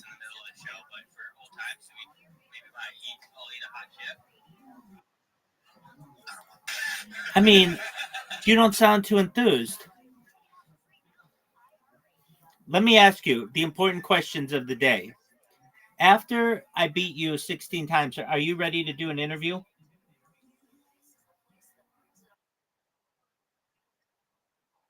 All right, sounds like we should get that interview queued up, folks.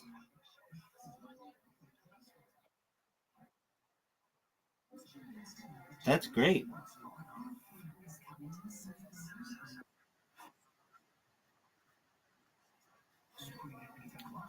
All right. Do you think my shot sucked? Rank it. Oh, Zoot, that was phenomenal. Oh, dude, my shot was just garbage. Dude, shut that shit off, son.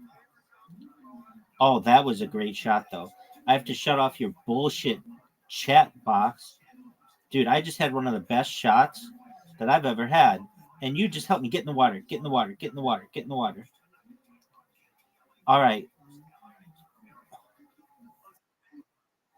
What a fucking shot. Bye, son. Bye, son. That was a bad shot on my part. I didn't fuck anything. The only thing that I did was have an excellent shot right here. Dude, that shot was dog shit, and you know it.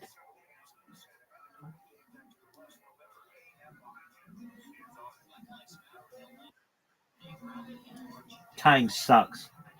I've beaten you 15 straight games.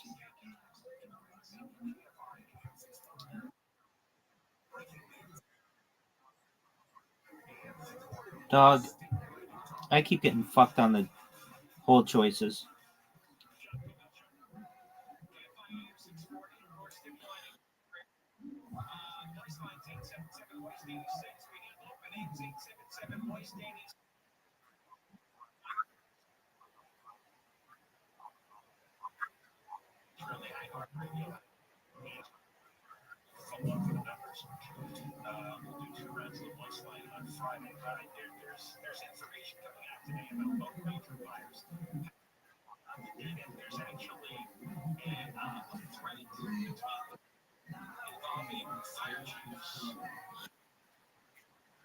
Thank you, sir.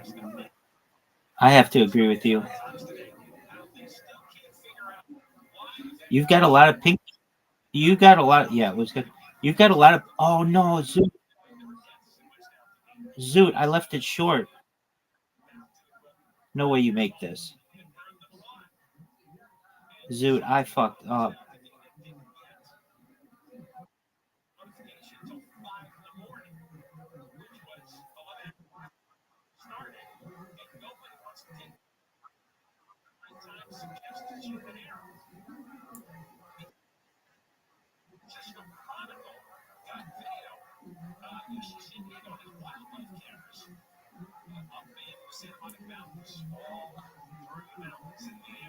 Oh, Zoo, you kind of fucked yourself, son. And look how sick this shot is, Zoo.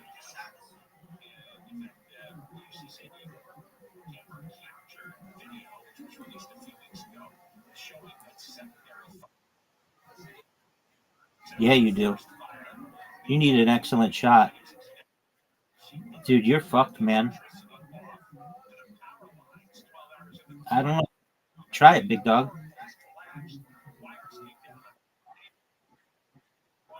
Okay. Now it's time for my lead that will grant me 16 straight wins against you. You need one of the best shots of your life. And you did not get it. Zoot, it's 3-2. Zoot, it's 3-2. I cleared all. Zoot, Zoot, I just want you to know it's 3-2.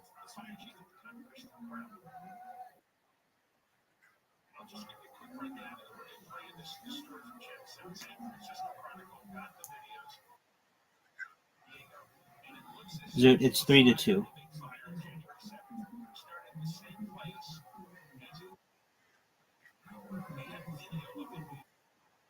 Why not, dog?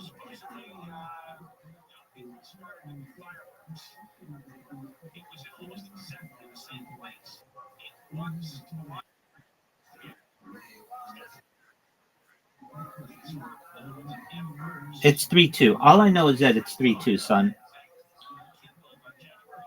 And you're running out of shots, baby. Yeah, I'm playing to win, baby, because I like those W's. I'm ready to interview you. Oh, shoot.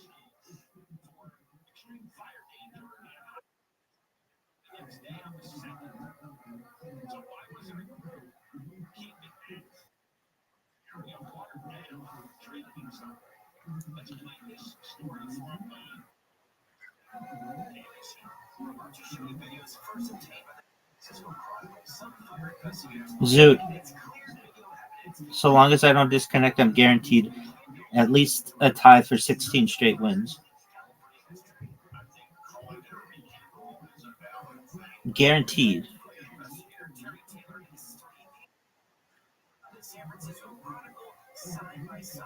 Oh, shoot. Zoot. Zoot. To try to stop the bleeding.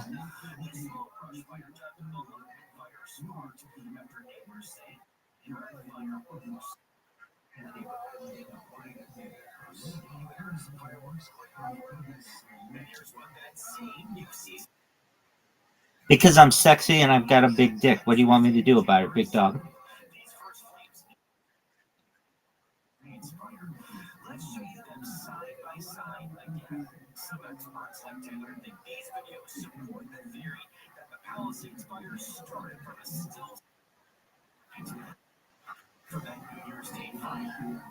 Zoot. Zoot. That's a heartbreaking shot. It's a heartbreaking miss. Zoot, guaranteed the six. I've got. We're here on the fifth hole. Zoot still hasn't finished up. All right, Zoot. What's it like to lose 16 straight to the biggest pimp of all time?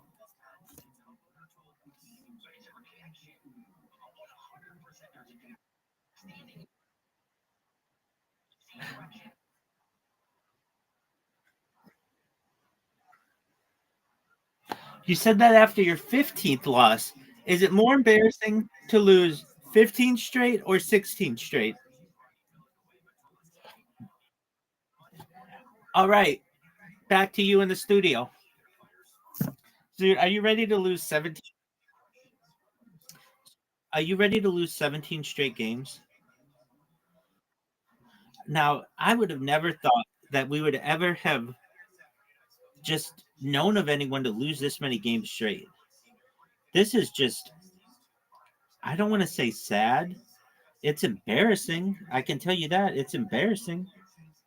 For someone who talks such a big game as you do, you come in here many times, you're like, hey, you ready to lose? And I'm always very, very modest and humble. And I'm like, well, I don't really know. And then I just come in and just tear off 16 straight wins.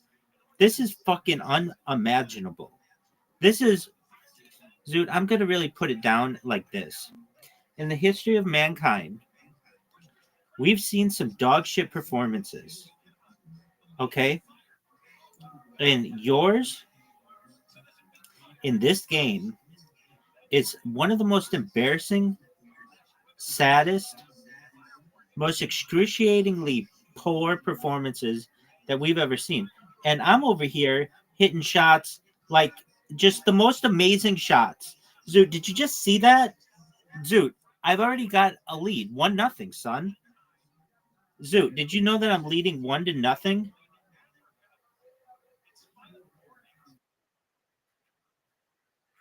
Oh, I'm not going in the water. I put it in a perfect position. Zoot.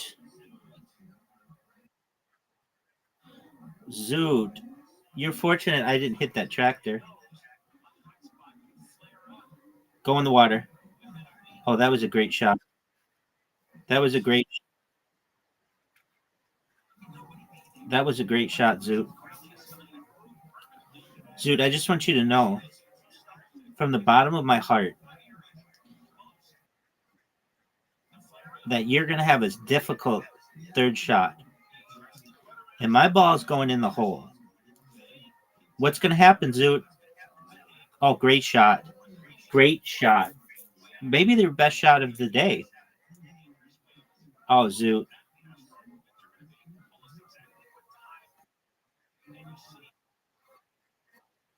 Dude, I always have a perfect shot.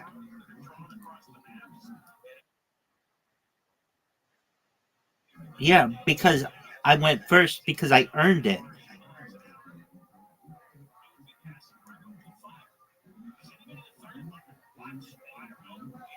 You ready for this shot? I I earned it. You started going first. Zoot, you're down 3-1. You can only tie. I'm guaranteed a 17th straight win, barring any disconnects. I hate this hole. This is my least favorite hole, Zoot.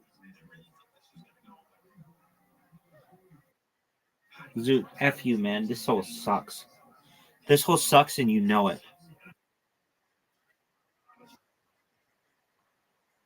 How the fuck did he even do that?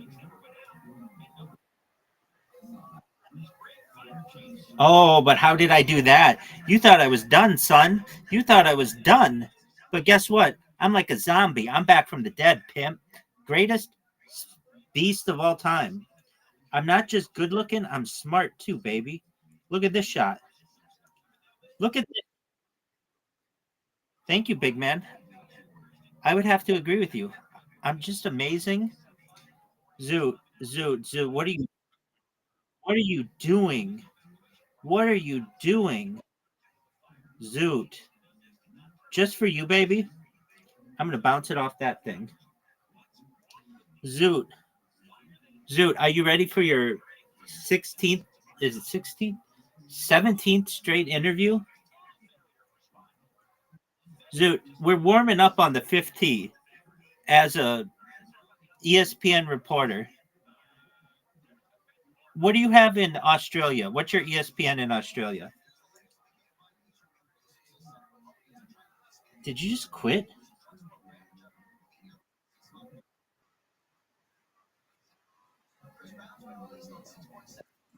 Here we are. This is Fox Sports on the 4th tee because Zoot's a little bitch and quit.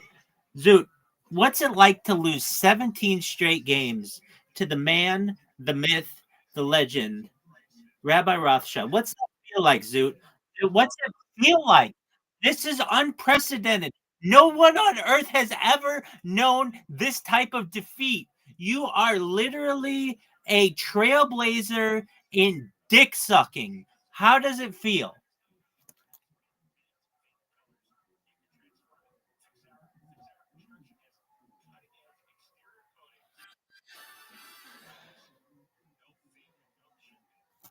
You've lost 17 straight games. This coming from Fox Sports. We'd like to know what's it like to resign on the 4th hole to lose your 17th straight game? And are you ready to lose 18 straight games? Back to you in the studio. Alrighty, Zoot. Are you ready? Zoot, you know I'm closing in on 1,000 wins.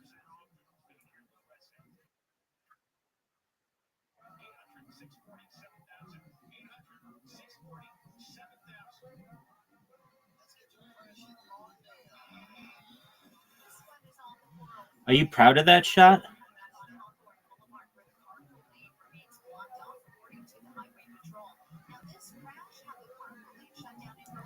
Zoot, are you proud of that shot? Because I just had an excellent. I'll take that shot. You gonna bounce me? Oh, Zoot. Oh, that's a painful shot. I don't know if you like that shot in comparison to this one. Oh, baby girl. Oh, baby girl. Oh, baby girl. Dog. This motherfucker's up 1-0 off a shot like that. Yeah, you better fucking. I have to shut the chat off now. Look at this shot, Zoot. And then he comes off with an amazing tee shot. Zoot, you're witnessing greatness. I don't know if you know it. I don't know if you can comprehend it, but I'm sure the folks at home are absolutely aware that they are witnessing greatness. They've never seen it. You just fucking gave up again? All right, here we are on the second hole. Here we are on the second hole. We've got Zoot, who just gave up like a bitch. Fox Sports. Here we are, Fox Sports. We're here to interview Zoot, who's lost 18 straight games. Zoot, what's it like to lose 18 straight games to such a sexy opponent?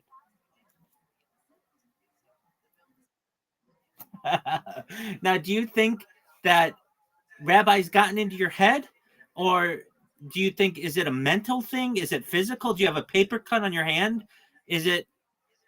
Are you maybe better? Back to you in the studio.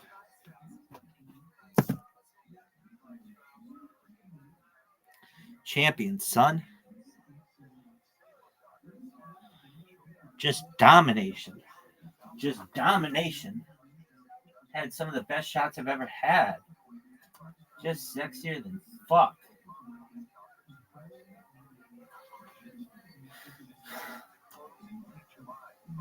I love how I interview him after the loss.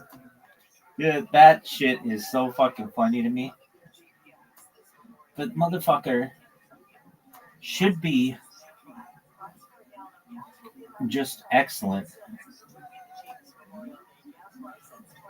But he's losing. All right, interview yourself. Here we are at the 19th hole with Rabbi Rothschild. Rabbi, before you slang all the dick of every fucking cart girl in this place, wait, before you slang dick on every cart girl in this place, what's it like to win 18 straight games against Zoot? It's really pretty easy. I haven't really been challenged. I think I was challenged once. Psych, never, ever. Let me just get that. So I just want everybody to know that I'm interviewing myself here as I restart these Discords. I've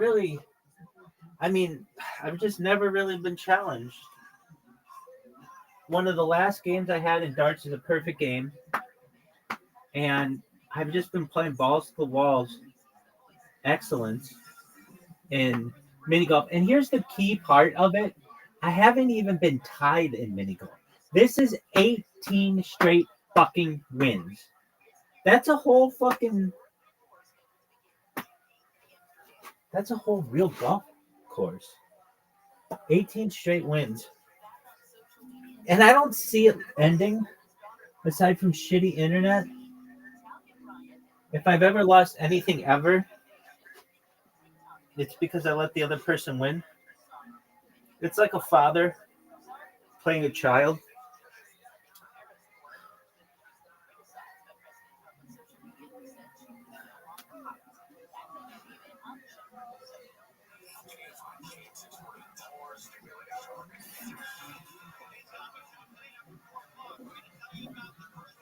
Just the best fucking play we've ever seen. Anything else? Anything else that you want to say? Oh man, I gotta take a shit. Allegedly. Back to you. Back to you in the studio. chamber with a TV screen, and the robot entered. Look at this athleticism. We found This is really impressive, isn't it? that the interior for pyramid, the stones intertwined. And this is why when the Arabs came to Egypt, and they said, man first time, and time first pyramids. Then we found out that this shaft went outside. Then we put the fan here, and the fan sucked the air and pushed it in the tunnel, and we made a ventilation system in the pyramid. So then discovery of these stones, what was unusual about the way they were placed? What He said they interlocked? Interblocked. Interblocked? Yes, like this. Oh, like fingers. Okay. So there's like different levels, and they all slid in together? They how they put the stones with each other. Okay. But now the most important, then I took the robot to the second chamber. Now we know that the tunnel in the first chamber are open outside. Open outside. Right? That's why we have these tunnels in the second chamber. They call it wrongly the queen chamber. Right. Then we took the robot to the northern tunnel of the queen chamber. After 60 feet, the robot stopped because the tunnel was bending to the left, and the German robot could not bend. Then we took the robot to the south tunnel. The robot went for 200 feet, stopped in front of the door with two copper hands. That was the first discovery. Now, I began to think, how can I find out what's behind this door? In 2002, I was chosen by the National Geographic as explorer in residence. We were 9 explorers. With us was Bill Billard, who found Titanic. Each explorer had a dream. I told them, I need you to design a robot for me. I want to find out what's behind this door. And they did make a robot, and they called it Pyramid Rover. We took the Pyramid Rover, and the robot went in the south tunnel, and the robot had a drilling on his head. The robot opened one hole, 1 centimeter and 1 millimeter, and sent an optic camera through this hole. We found after 21 centimeters of this door, a second one. And the second one has an egg shaped like that,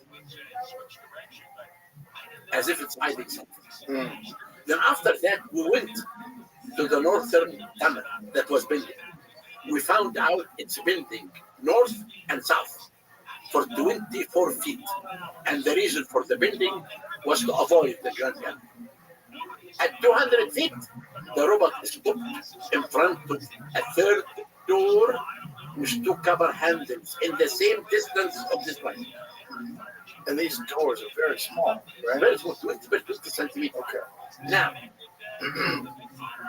I spent most of my life from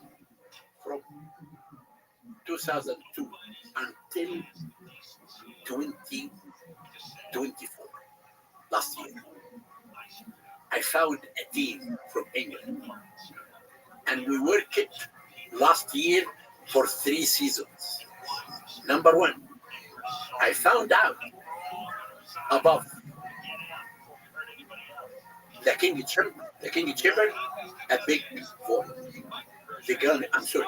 Above the Grand Gallery. This void is the size of 2 trucks.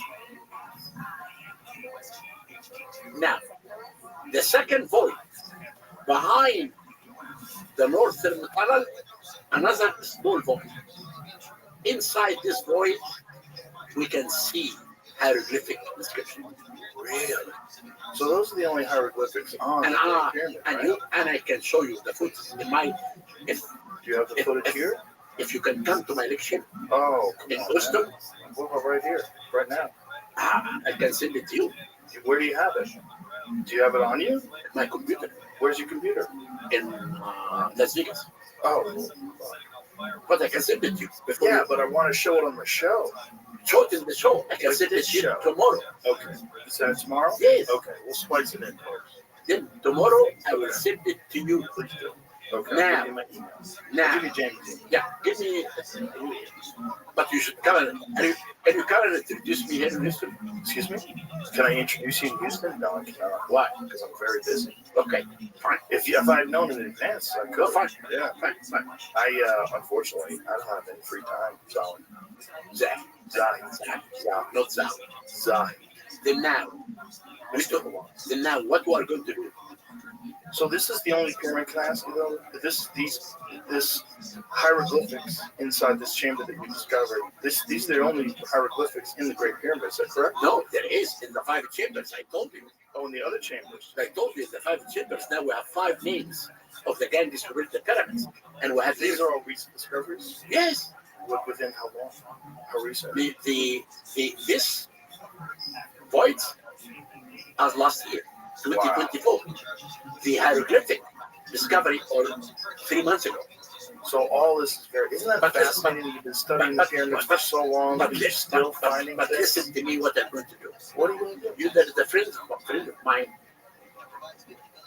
His name is Leslie Drive. Leslie is from Hollywood. He did with me many live TV shows, and he did with me Chasing Mummies. And Leslie now is working to find a network to come. We need to do this program live. Okay. I want to show the whole world what I discovered inside the pyramid.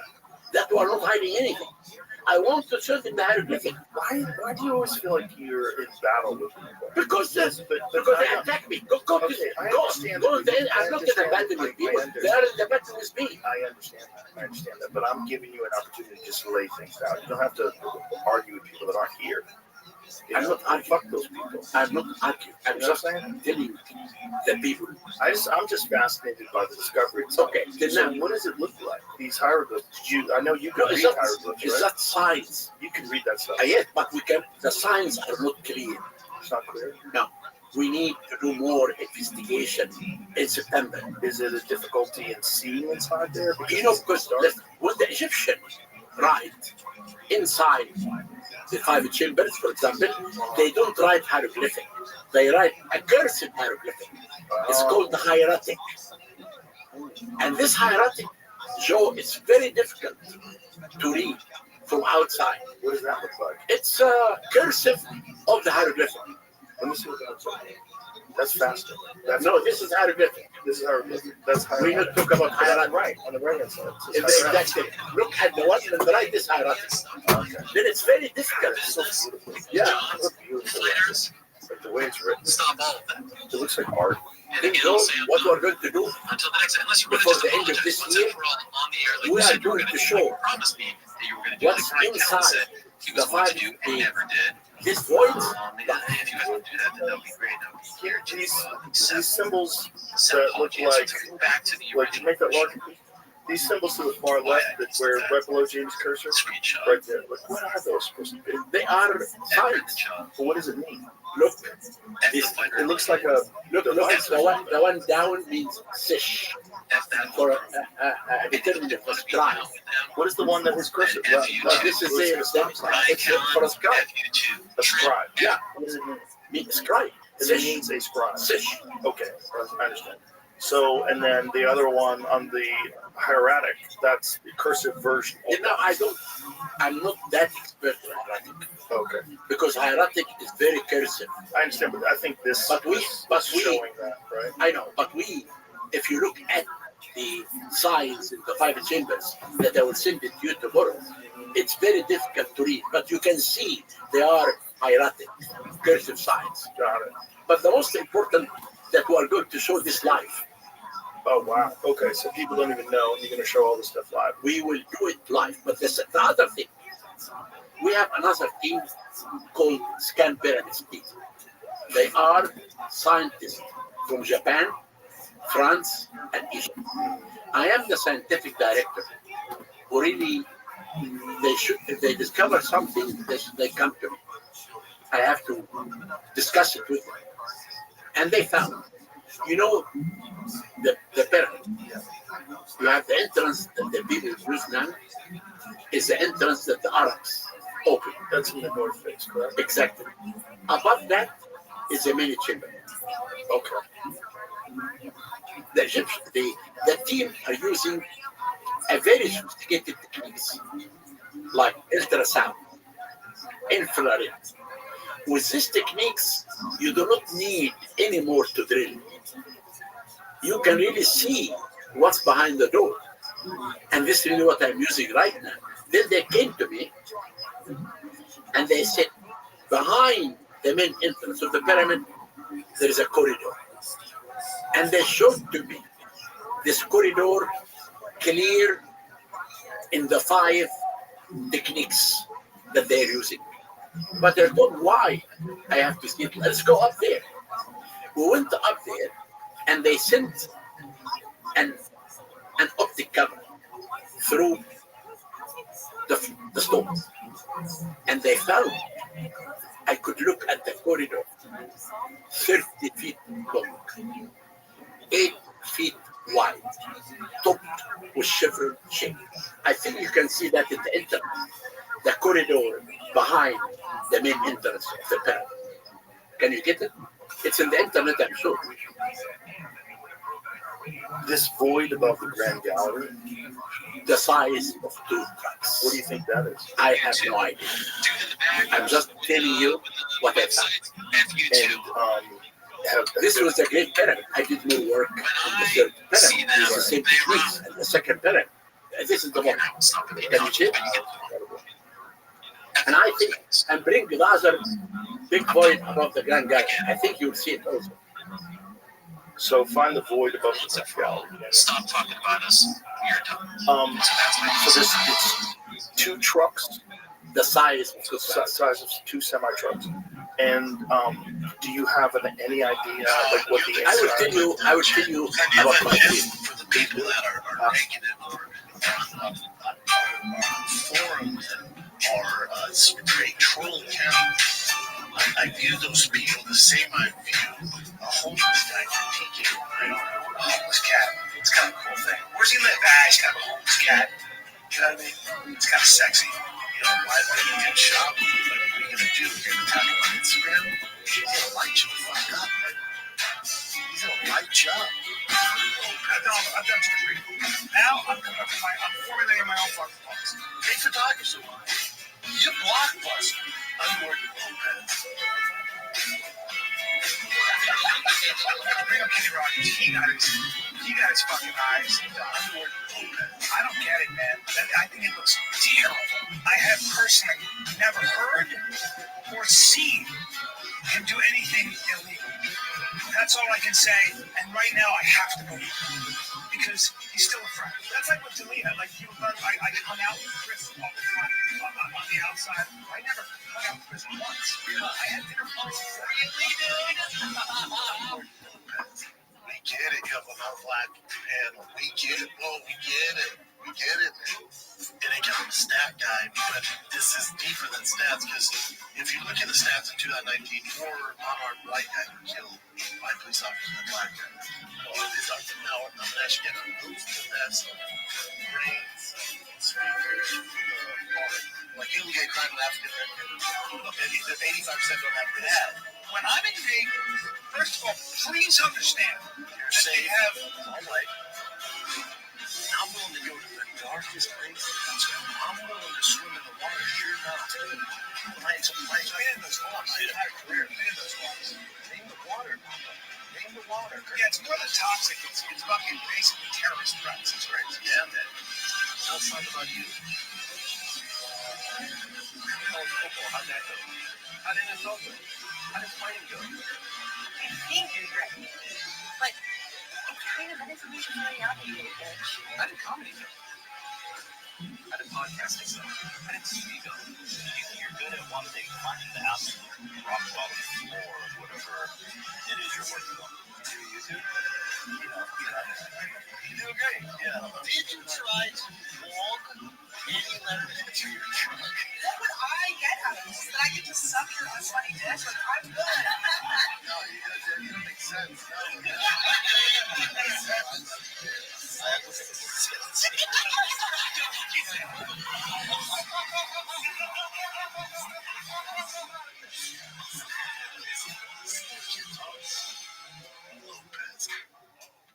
know, it's a weird thing because I said to Brendan, I said, it's like,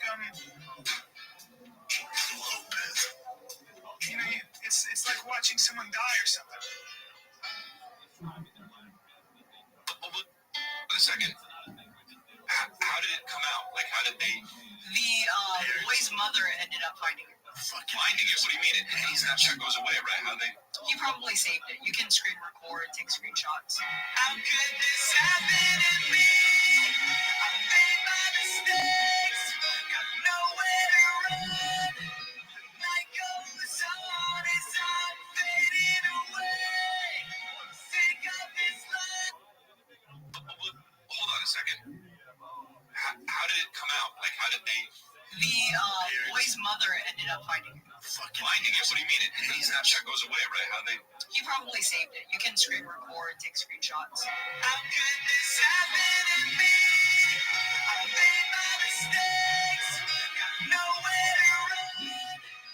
Night goes on as I'm fading away. I'm sick of this life.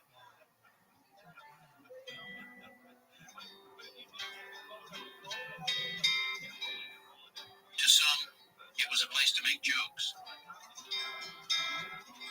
To others, a creative outlet. To a few, it's a place to be a dick. The truth, it's a place to discuss the podcast. This is Chang's.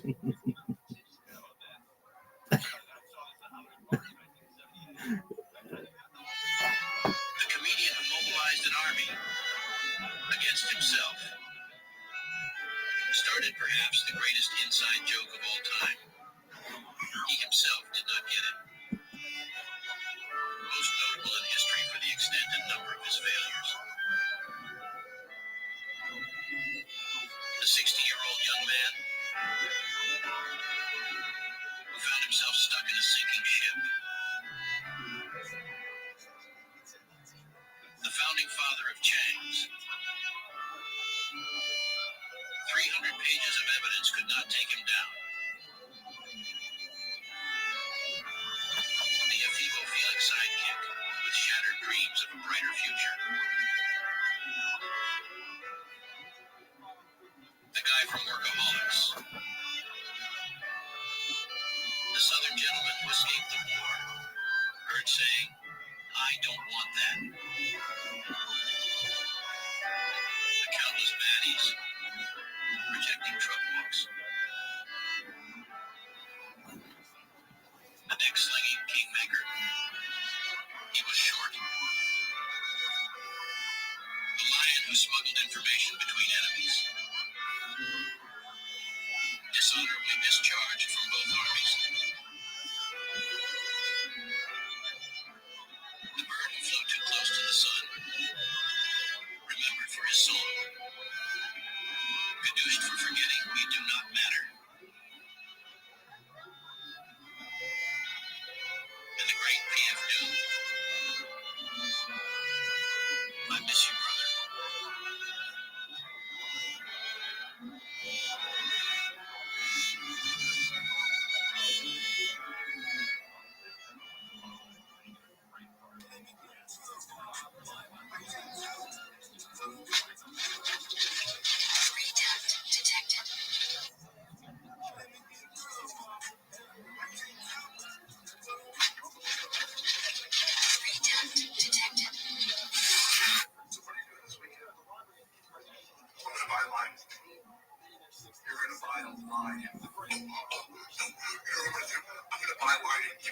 drugs.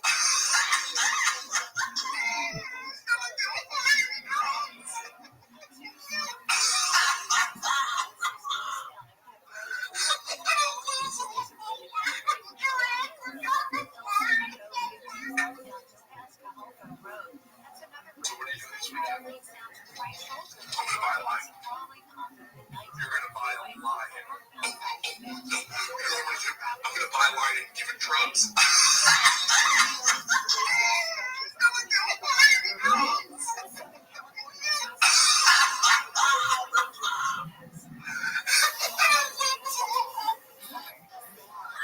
Okay, number 3. What is up, thickies, thickums, thickers, thick kids, thick adults? I'll give you guys a little update that nobody cares about. I have officially decided to leave Showtime, and I am doing everything under Thick Boy Productions, Thick Boy Network. Semi-hardcore stuff. Put the puzzle pieces together and launch this Thick Boy YouTube. Everything. We did some great stuff, man. We did some great stuff. This isn't a sad thing. This is me banking on myself to do everything. I'm invested in cameras, equipment, cameras. I gotta get things done, get it out. I'm out tonight show live.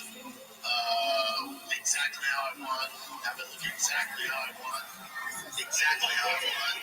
Yeah, man. I'm super excited. So cheers to everybody who's gonna cheers journey with us. Cheers to everybody. It's early. Cheers. Cheers. Cheers. It's 5 o'clock somewhere. So my dad didn't say. There's some great times, man. Yeah, just subscribe. Enjoy. We did some great stuff, man. We did some great stuff. This isn't a sad thing. This is what's up.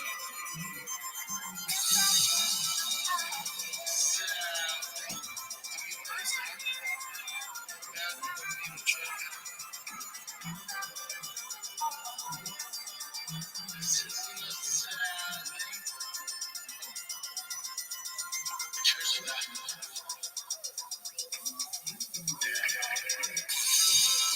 I think you have one foot out the door. I think you're looking, you disagree. I think you're looking at where the future is going to take you. You can't do this forever. You know, I think that's a very dangerous place to be. It's not that you don't try hard. It's not that you're not dedicated.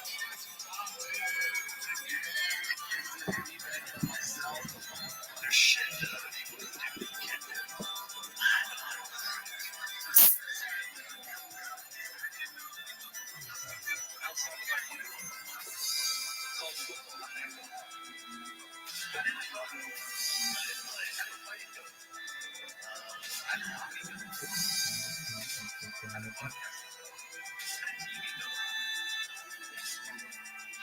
Achieve your goals. Did you realize your dreams? Did you make it to the top? Did you make the fame being told by your friend at the time that you wanted? It was a great moment. He put you over. Who were the biggest baby face in the biz? Who had it? Someone who had it. Who had it? See, the problem is we don't really know how to stop. You've got something started, you see it's going in the wrong direction. And I think the difficulty is to follow an old Chinese saying that when the wrong man uses the right means work in the wrong way. In other words, something's wrong with the way we think. And while that is there, everything we do will be amiss. And what is it that's wrong? Brain damage. You think about concussions. You think about how many you've already had, how many you got coming, and how much damage you take. As damage starts to show up in your life. Underwear Lopez.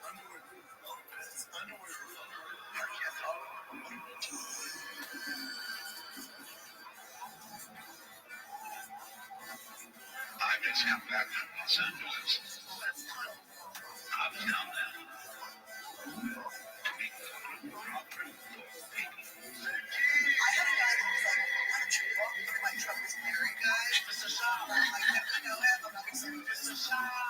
You should walk me to my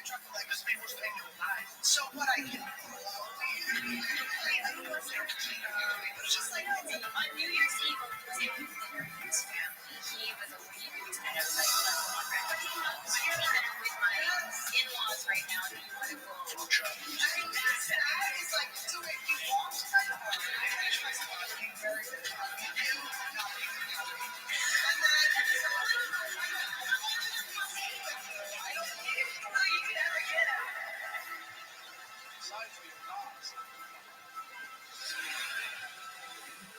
people that are addicted, I view those people the same as a homeless guy.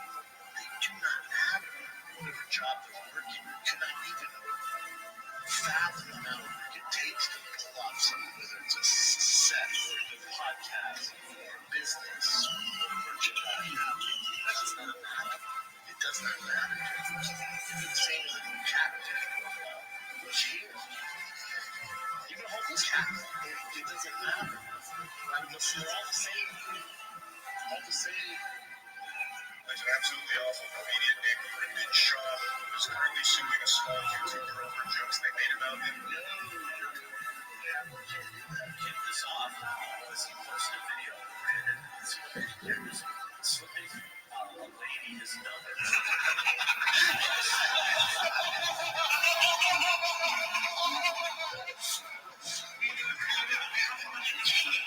They're talking about fraternity. There's shit that other people can do that you can't do. Back on myself.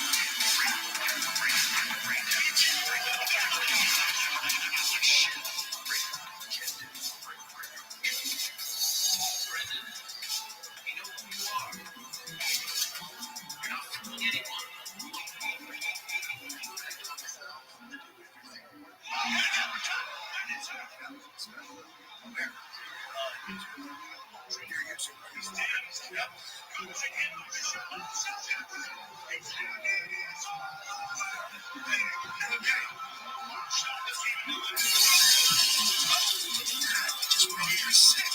Just throw up, ladies and gentlemen. If it ever gets to the point where I'm big enough to where there is a page made in my honor to celebrate my show,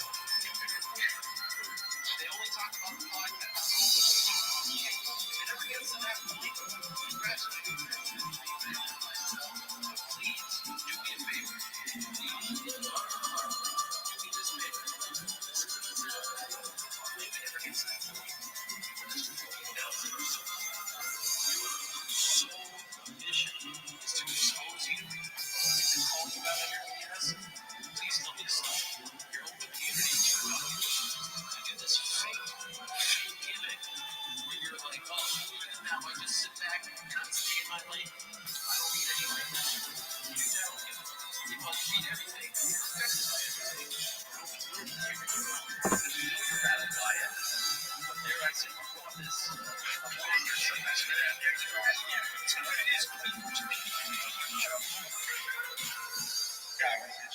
don't want to see the chat. I want to see the chat, bro.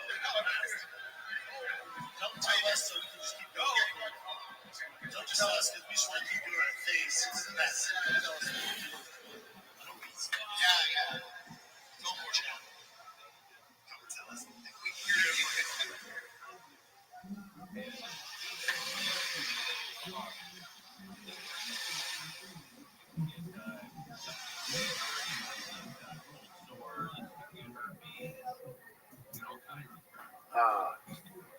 I think that it's here. Respect to Brendan Shaw as a comedian. Now, It's that tricky because that's what I think that it's about the girl together. That's it. Yeah, just can't tell anything. Now, I think about it. We have a story written in hieroglyphic, but not at the time of Kufu. It's after Kufu. It's a weird thing The because story I is written in a papyrus.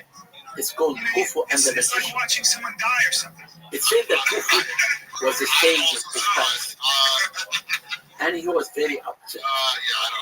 He was not happy. And his son came to him. Your Majesty, why are you unhappy? He said, I'm searching for the secret of the God of wisdom. Then I can design my very in the bed. Then his son told him, I know a magician His name is Jimmy. He knows how to cut the head of a man off and put it back. That's what's so frustrating. And he knows the secret to the gut of the gut of wisdom.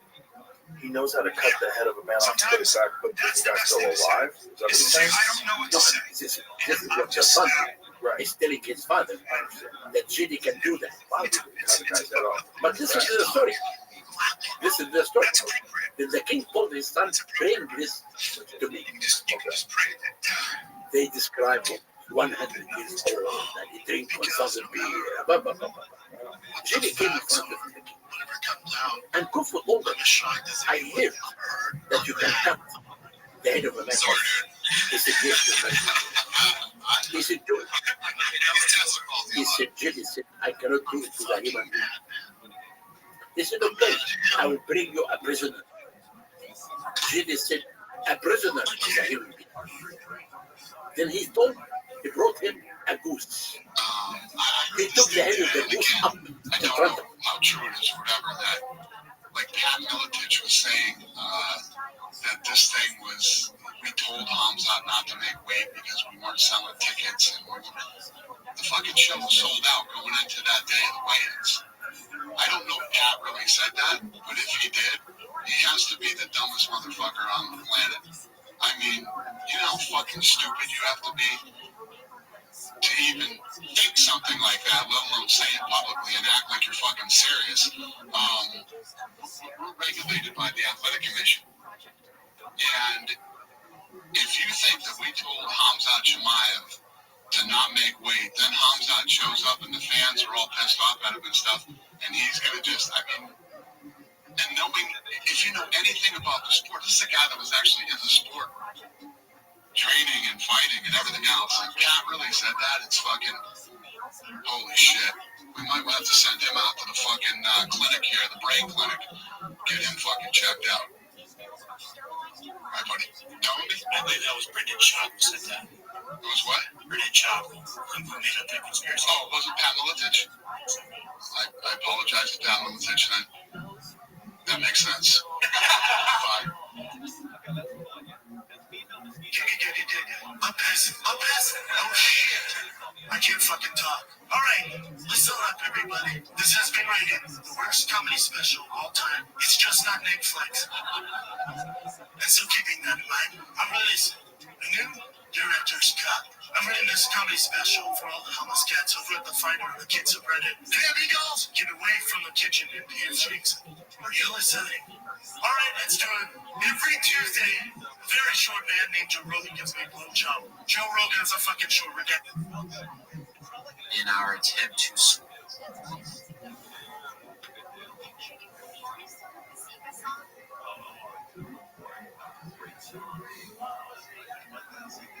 According to the California Department of Public Health, in 2023, Southern California saw 2 cases of locally transmitted dengue fever. There were 8 in 2024. We are concerned now that these mosquitoes are showing that they can be transmitting disease here locally. Yeah, and because of all the standing water, because of the fires, we're going to have a brutal summer. There's going to be, I guess, each bowl that's not taken care of and produce roughly 3 million mosquitoes.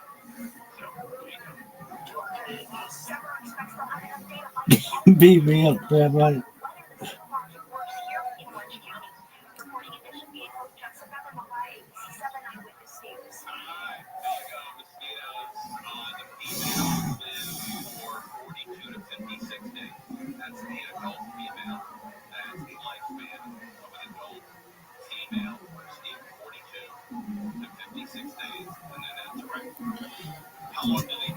In front of everyone. And the head came back and the goose was running in front of everyone. That's written in the story. Then that came back. I come back to what's written right now. Okay. And the king told him, I want to know the secret of the gut tooth to design by Barry Kimber. He told him that this secret will not be in your hand. It will be in the hand of another people who rule Egypt. Khufu was very upset. So he wouldn't give him the secret No. because the secret won't just be in your hands. It'll get in other people's hands. Then the king was unhappy. He told them, "Don't worry, Your Majesty, because you will rule, and your sons and your grandson." Now, about magic. Yeah. Do you believe in religion? Yeah. Okay. Do you know about Judaism? Sure. When God told Moses, when Moses did God, and God told him to go to Egypt to meet the Pharaoh, Right. and God told him, remember, the Pharaohs are highly in magic. They will beat you. Then God taught Moses how to be more in magic than the Pharaoh. And you remember, when he hit the stick, and the stick became a snake, I think, and Moses brought more snakes to swallow what the Pharaoh did. Then we know from books, from Judaism from the beginning, that the ancient Egyptians were really highly in magic. Then we can believe. Do you think that magic might have had something to do with how they constructed the pyramids? No? No. You don't, but if you believe that they had enough magic to take a goose's head, put it back on, it's still alive. That's magic. Yeah. Wouldn't they use that magic for other things? But if you believe in magic, I do, of course. you do believe in magic. Yeah. So you believe that someone could take someone's head off, put it back on. It's Watch these Okay, beefs then it must be true. and to let people know that you can't just go around What is this? saying You kill things dogs? about this without hearing about it. Speaking of which, it does feel like a I was just reading time it. to let Apparently, on everyone the know check, he that did at it least with the head on the other side of the room. And they not went forever. back together. He did I it to a have calf too much and respect a for those different who animal. came before me. So, But Now, at least for what really I today, want to You know, that person's magic too. we're looking at Now, the what I want to show you that I'm not a person. What do you think CFO magic is? and Magic is COO magic. What do you mean magic of is? Well, how does it work? PFJs. I have no idea. At least for today. What do you mean by how it works? Well, I mean, how does someone do something like that? I have no idea. We have to go back. Physically and We have to go back. biologically. We have to go back down to 4,600 years ago. And you think a lot of this information is what was lost during the Library of Alexandria? Hey, of course, this is some of, but They still, get unbelievably detailed. but still also, because I would tell you why we do not have any evidence about Khufu. So at least for today, I want to let you know Because what happened? we're looking at CEO. The ancient Egyptians believed that a pharaoh should be a pharaoh. A pharaoh cannot be a pharaoh. Anyone who changed the religious belief, they hate him. Hatshepsut, when she became a pharaoh, they hated her and they destroyed her monuments. Khufu, when he changed his cult to be a sun god, in the first intermediate period, they destroyed his monuments, the temples, the statues. The only statue of that king was found in Upper Egypt, not at Giza. Even in the temple of his sons, there were 23 statues. They smashed the statues. A smashing was a sign of revenge. Now, do you have any question about Khufu pyramid before I switch to the things? Well, I'm fascinated by a lot of aspects of Khufu's pyramid. Well, one of the big ones that's come up very recently, I'm sure you're aware of, is This is where I think that there's satellite radar. there's What's it called? What is it called? Tomographic? Where they think that there's these pillars underneath the structure. fed by his team. I don't think it's I him. Like investigated he's this. just like I have 300 First of pages of proof These two scholars of an from IP address Italy, that let's link to Bobby's. they have never Doesn't been even to link Egypt. to Bobby's They have computer. never I was like, do you worked realize in the all pyramids. that stupid Right. buttons? But they're using satellite information. Number two, they publish Saying that their and article basically that we in a like, journal. launched an attack on him This for the journal past 5-6 years. do not send I told the president, I was like, their "Madam, article with all to due the free. respect, like, you're not an afterthought. You pay a fee Like, why would to we publish as a the article company in dedicate your 5-6 years responsibility. to this harassment on Reddit Number with my three, sweet love? I am not a scientist. I So took he's trying to this techniques that they use and I give it to expertise. And they said these techniques cannot show underneath a solid rock of almost 600 feet down. No way. They said this degree cannot show that. The B scientists are saying, and do you know about the Osiris shaft? How they've got a whole I just covered it. you did, right? Did you know that they used this tomographic? No, I am the one who found it. This No, I understand exactly. But they also discovered it. They showed that it exists using the same technique. no. This is wrong. This is not true at all. I can tell you how I found that. How can I No, find I'm that? not saying you didn't find it. It's under the paper signature aperture radar Doppler tomography by Filippo Bondi. And if you scroll down, Jamie, you'll see an image. And this image is of the Osiris shaft, which shows that they got an accurate depiction of that from space. That's not From satellite. It's not true. So what are you saying, that they're lying? They're lying here. They're completely lying. But if they're showing using these techniques, things that we know that you discovered that absolutely exist. Now, this techniques, as I told you, scientists said that these techniques cannot show 600 feet under the bed. The Osiris shaft that they found was only 50 feet. Right, but it's showing at least for 50 feet that this is accurate. What makes you believe those scientists rather than these guys from Italy? Because they're scientists. Well, these are scientists as well. They are not showing their techniques carefully. They're not.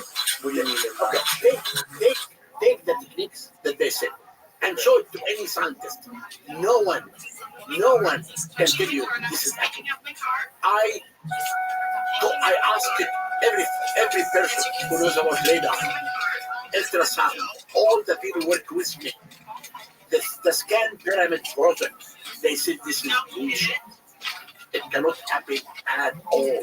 Now, tell me. So you're telling me that these scientists that are proclaiming the capabilities of these satellite tomography devices that are saying that they can see kilometers from the ground with this stuff. That's not true. I did make no, I don't look me, but I asked scientists who are in this field. When you talk to these scientists, they're I saying that they have to be discovered.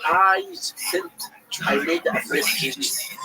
But did you talk to them? I did not. Why not? Because they did not talk to me. How can I sign them? I made Would it. you be willing to talk Of to them? course, I am. Yes, Okay, I'll connect you to them. I'm just interested if new technology becomes available and they figure out a way to look into the ground and discover things, especially if they discover the Osiris shaft and the chance to They actually did not discover the Osiris shaft again. You discovered it, but they used their technology to show an accurate depiction of the interior of the Osiris shaft. The Osiris shaft. Is that true? No, the Shows. Osiris shaft is known to everyone. Right. But when they turn their equipment on the Osiris shaft, it shows the actual interior. Maybe, I don't know, but this is 50 Let's feet. look at it But again. they took over 600 feet. I understand, but if it can go 50 feet, why can't it go Okay, 60? now, again, I'm not a scientist. Right, so why are you dismissing it? I gave what they published to a scientist, and they said this is not true. But The scientists what I are wrong all the time, Fine. especially ones that are biased. then what I did, I made a press release Okay. explaining my point. Yes. And I said, my wish of the second pyramid, that the base of the pyramid is 28 feet of solid rock. Right. And there is no way that anything can be happening in the solid rock. And I explained What they're saying is underneath the solid rock. and I said, your technique that you published in this magazine is not refereed by science. You just published it. And number three, the team that working in Giza with all these new techniques, they said this is wrong. And they know Team that's working with all these techniques, what do you mean? we have the scan pyramid. Right. They're working. But you understand this is different technology. I understand that they know about this technology. But have they used this technology? They said this technology cannot work, cannot show 600 feet under the pyramid at all. That's what they said. And that's why if the Italians were confident, they could do that. And the pyramid expert that anyone should probably make sure of that. But listen, if the stone is 20 feet thick, the solid stone is, that's correct, right? And you said a solid gap is 50. That means you can see past 20 feet, right? But how can they see through the stone and see what they're showing? But the Osiris shop is open. It's not covered to see. You can go and see the Osiris shop. Yeah, everyone can see it. But the interior is not open. And the interior, but you can see the interior. But you can't see it the exact dimensions the way some holographic images show, right? If they're using this technology to get 50 feet I'm telling you, I am not a scientist. I ask the question all the expertise. Why would you dismiss it if you haven't looked under there?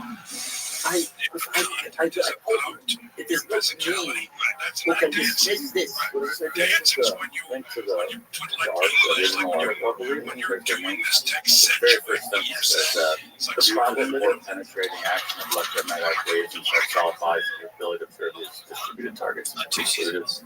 And then they had to come up with an experimental results for estimated processing the SAR images into something else. So I think that's the disconnection. Yeah, I don't understand the technology, but my question is, we know how spectacular the pyramids are. We know how spectacular just the base of the fact that it's carved into solid rock. Why would you not think that maybe other spectacular things exist? I told you, I am not this type knows about the science. I consulted the team, the top in the world, from Japan, France, and Egypt. Who are these people? They are the scan pyramid team. Okay, the scan pyramid. Yeah, the ones that found the chamber above. And they are working with me. And we found many other things in the second pyramid and the third pyramid. And we published this. We just published an article last week. Then what I am saying, if these techniques that these two Italians are correct, the only people who really can tell you it's correct or not are the scan pyramid people, not me. But the scan pyramid people, aren't they using different technology? But they know about technology. They are the top scientists in the world. I have to believe them, not the two Italians. Yeah. And if the Italians are really correct, they could come to talk to us, not me. Well, to talk to me and others. I will definitely try to connect you with those people because I know that Graham Hancock and Brian Mararescu have been in contact with those people, and they're open-minded about it. They don't know what's going on down there, but these images are repeated over and over and over again. Fine, but it's fascinating either way. Okay. The whole one of the fascinating things about Egypt to me is the fact that it's not just so much more advanced in terms of construction than anywhere else in the world, but that it's still to this day, like nothing even close has ever been even attempted to this day. What do you think was going on back then as far as their capabilities and their understanding that led them to do something so spectacular that other people 4,500 years ago? Again, the belief of the afterlife built Egypt. Right. But they also had to have understanding of engineering and construction and design. To do this belief of the afterlife, to build the pyramid, as I told you, this was the national project. No, I understand it's a national project, but they have knowledge. You can talk about this pyramid if it exists alone. When you come to Egypt and you go through time, you will see that everything gradually. There is no gap that you can put in. There is no gap for anyone to think something different than the belief of Egypt. Well, maybe some people are. Maybe some people do. But I mean, it's all Egyptians, obviously. It's in Egypt. I mean, it's the Egyptians. It's pretty honest. Well, that just seems obvious. Then if you I'm happy to hear this from you. Yeah. Well, I just think whenever people say, where's the proof of that? Exactly. Also, they built a lot of spectacular things. Like, no ifs, ands, or buts. Just the statues, just the faces of the pharaohs with incredible symmetry. This is why I want, since you are interested in Egypt, we would like to invite you to come. I want to come. It's for me. We are willing to invite you. I'm willing to go. Okay, tell me when, Okay. and I will arrange everything. Okay, we'll hook it up. But now, I want to come to the Sphinx also. Okay. Can we talk about the Yes. Sphinx? Now, you know, when I was young, I was met by the Edgar case. Wow. Psychic guy. The unit case. Yeah. And the unit case was the son of Edgar case. I was young. I really don't know what's this case. But when they came to Egypt and talked about his mother, you know, Yeah. okay, then it He had is a vision of a chamber underneath the spaces. underneath the right foot, the feet, there is a thing. He envisioned that, right? Yes, and this is why I'm going to give a talk. One of the cities in my tour now is Virginia. Why? Because when people began to think there is something in such a thing, I really, as I told you, I have an open mind, and I did search. I found inside the things 4 times. One, behind the steamer, they call it green steamer, between the two bodies of the things. And the second one, behind the head, in the top. Like it's actually a door on the top of the head. Just for summer. 25 minutes closed off. No, yeah, it's closed. Yeah, there's like a door on it. This was the door. No. There he is. How you living, pimp? Yo, dog.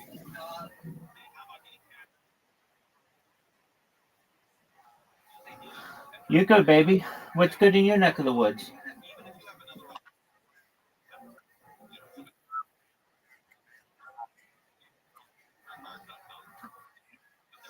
Why is she?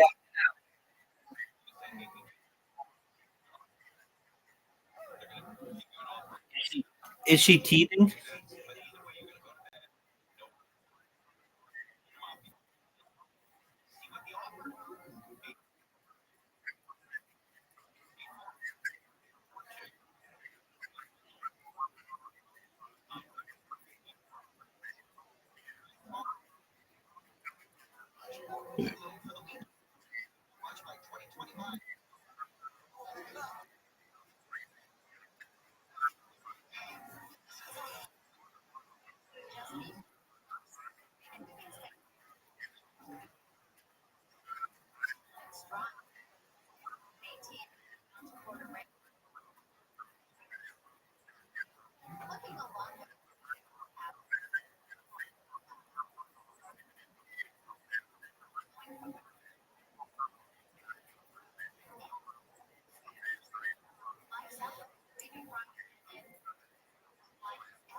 So did she lose the tooth?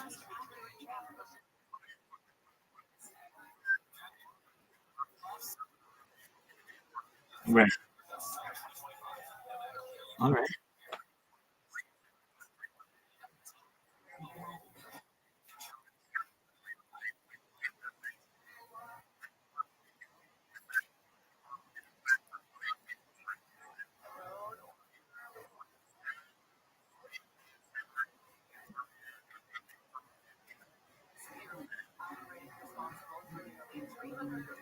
All right.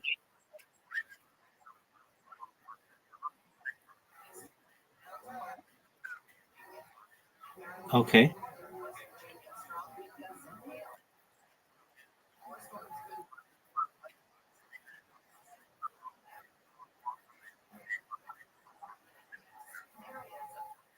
Very well.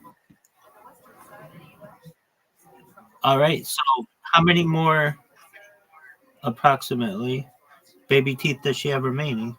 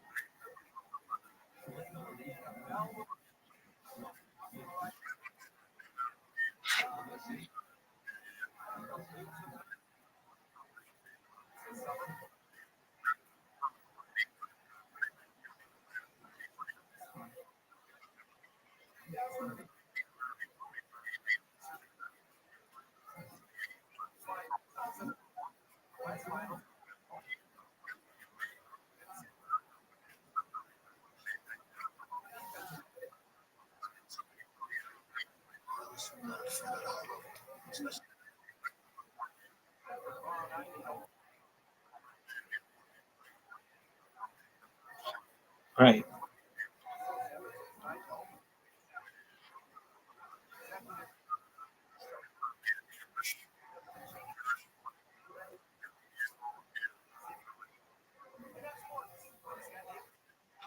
Is she at the point where she's sleeping through the night?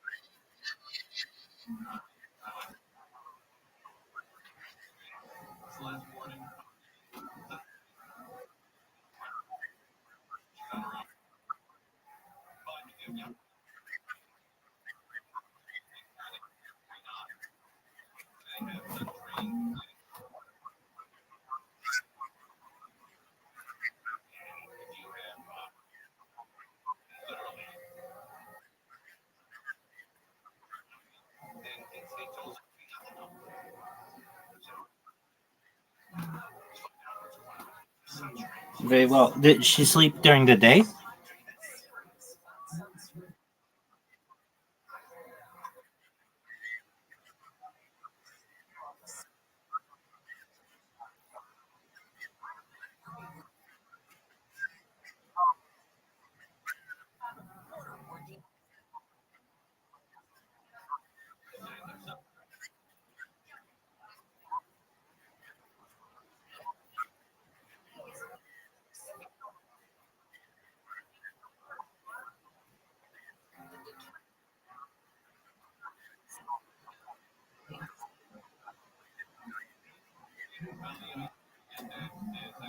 Yeah.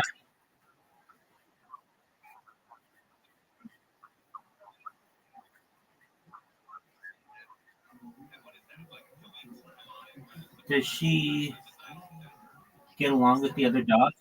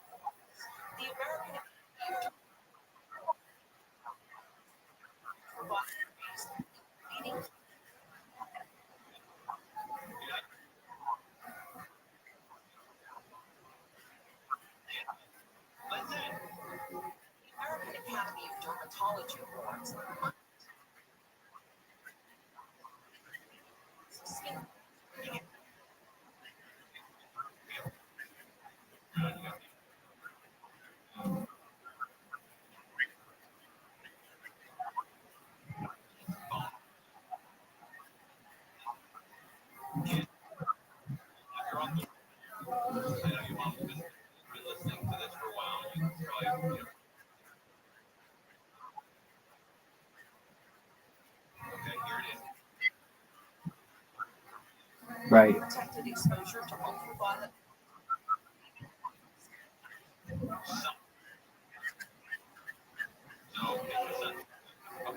Does she sleep in bed with you?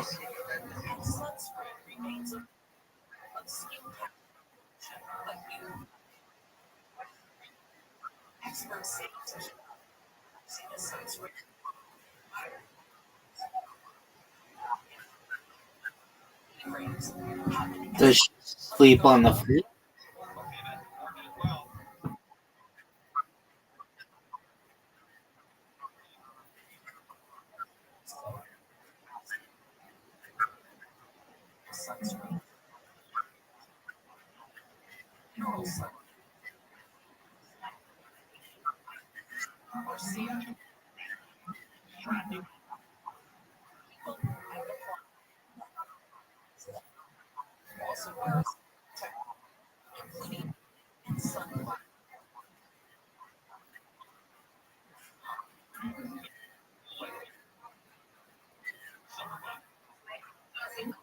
Right.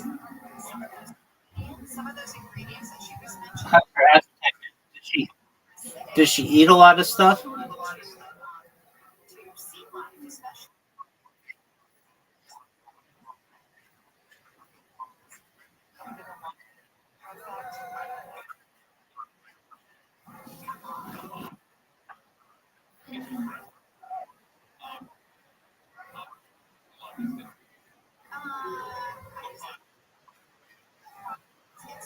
Chicharrones.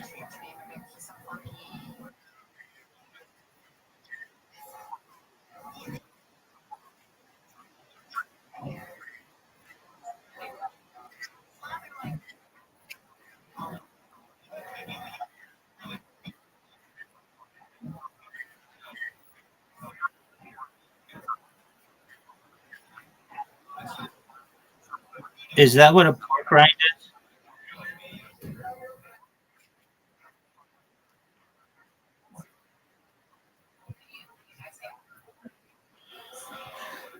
All right. Yeah, I've heard of those. Are they? Do you like them, or does she like them?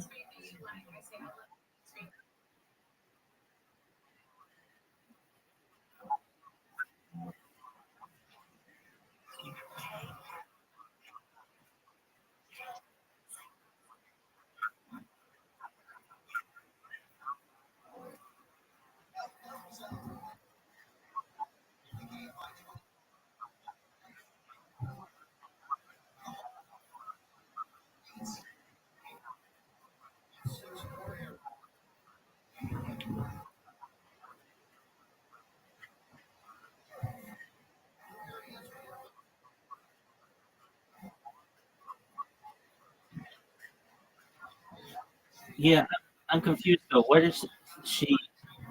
So you give her chicharrones or what? What's that?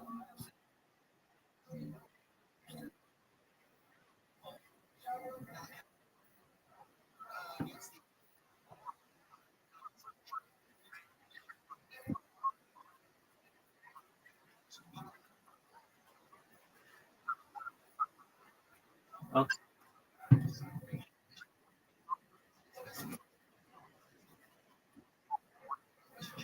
all right, I follow. And that's what she likes.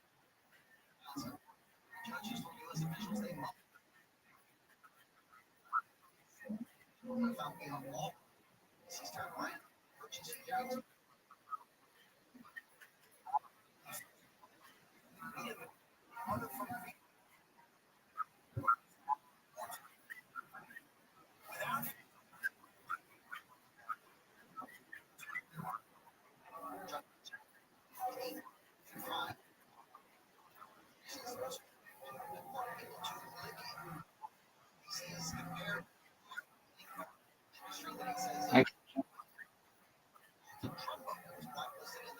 well, that seems to be developed properly.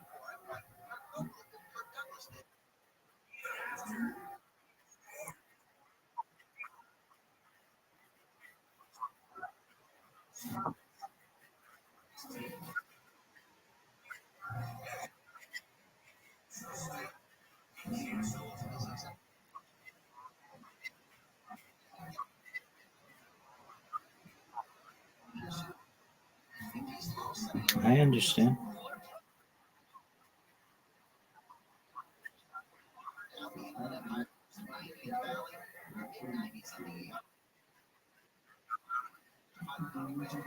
Has she chewed on anything of importance?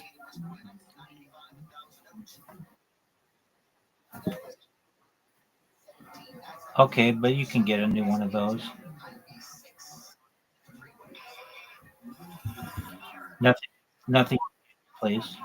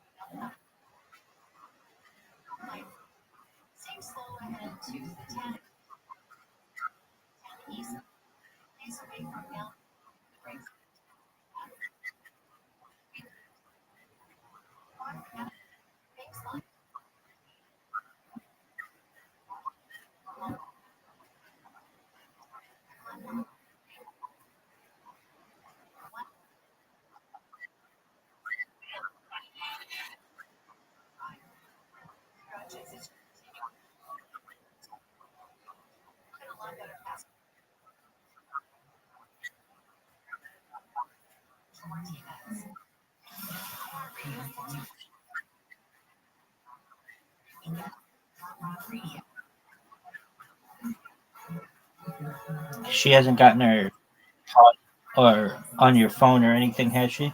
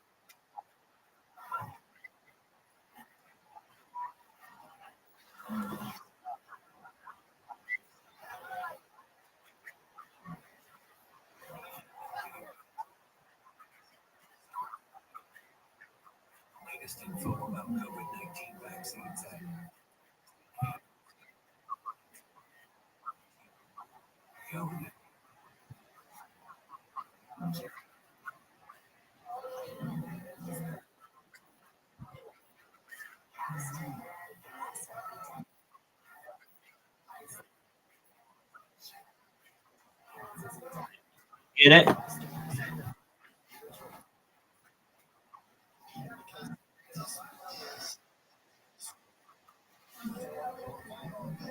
Very well. Has she gone to the bathroom in the house?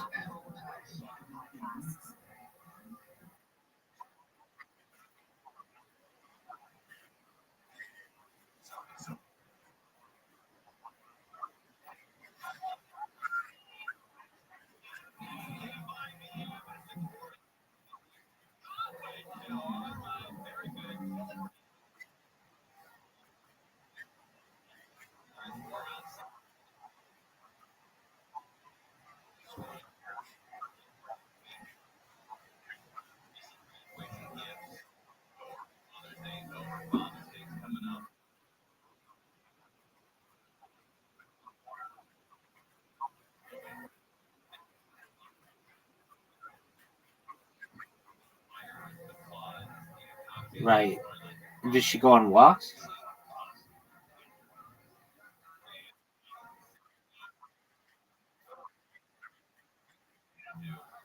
Does she know her way?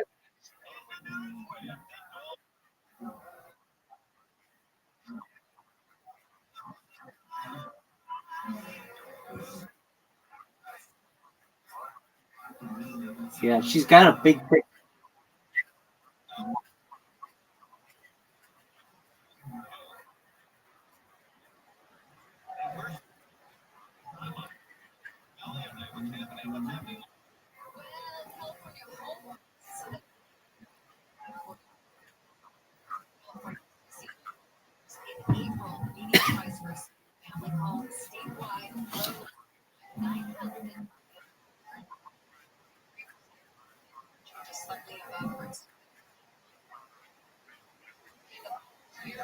Yeah. Do you ever have to leave her alone?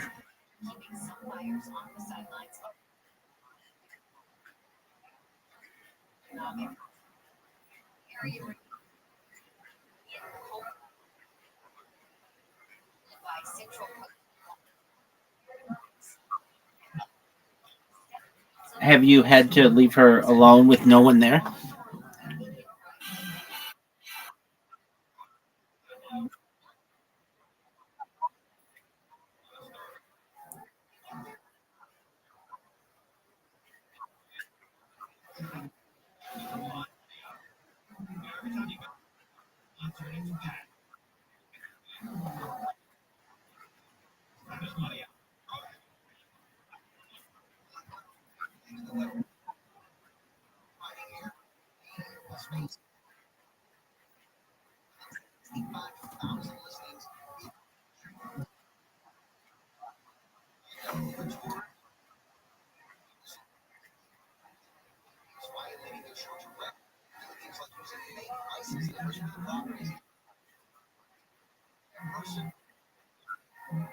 She'll start doing what?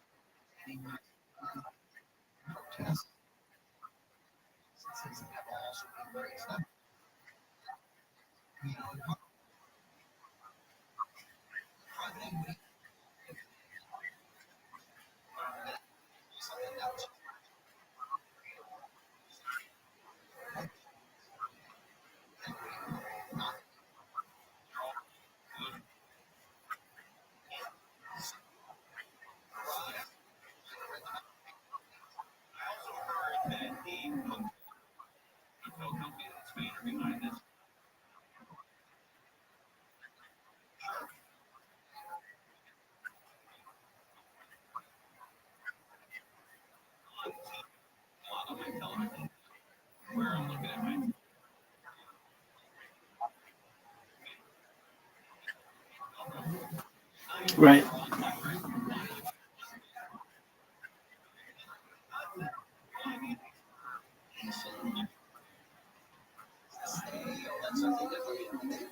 Well, that's good.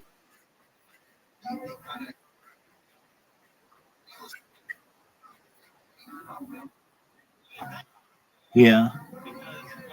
How long do you think? How much longer do you think it'll last?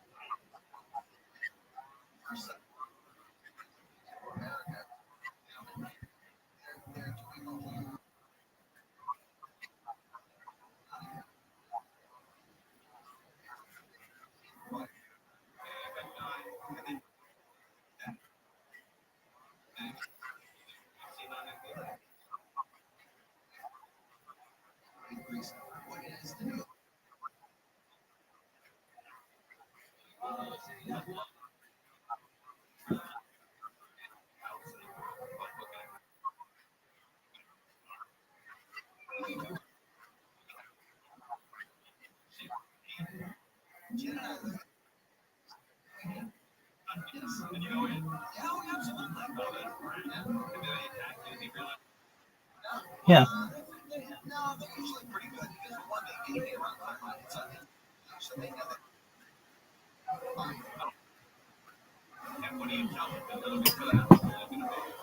Does she have a good?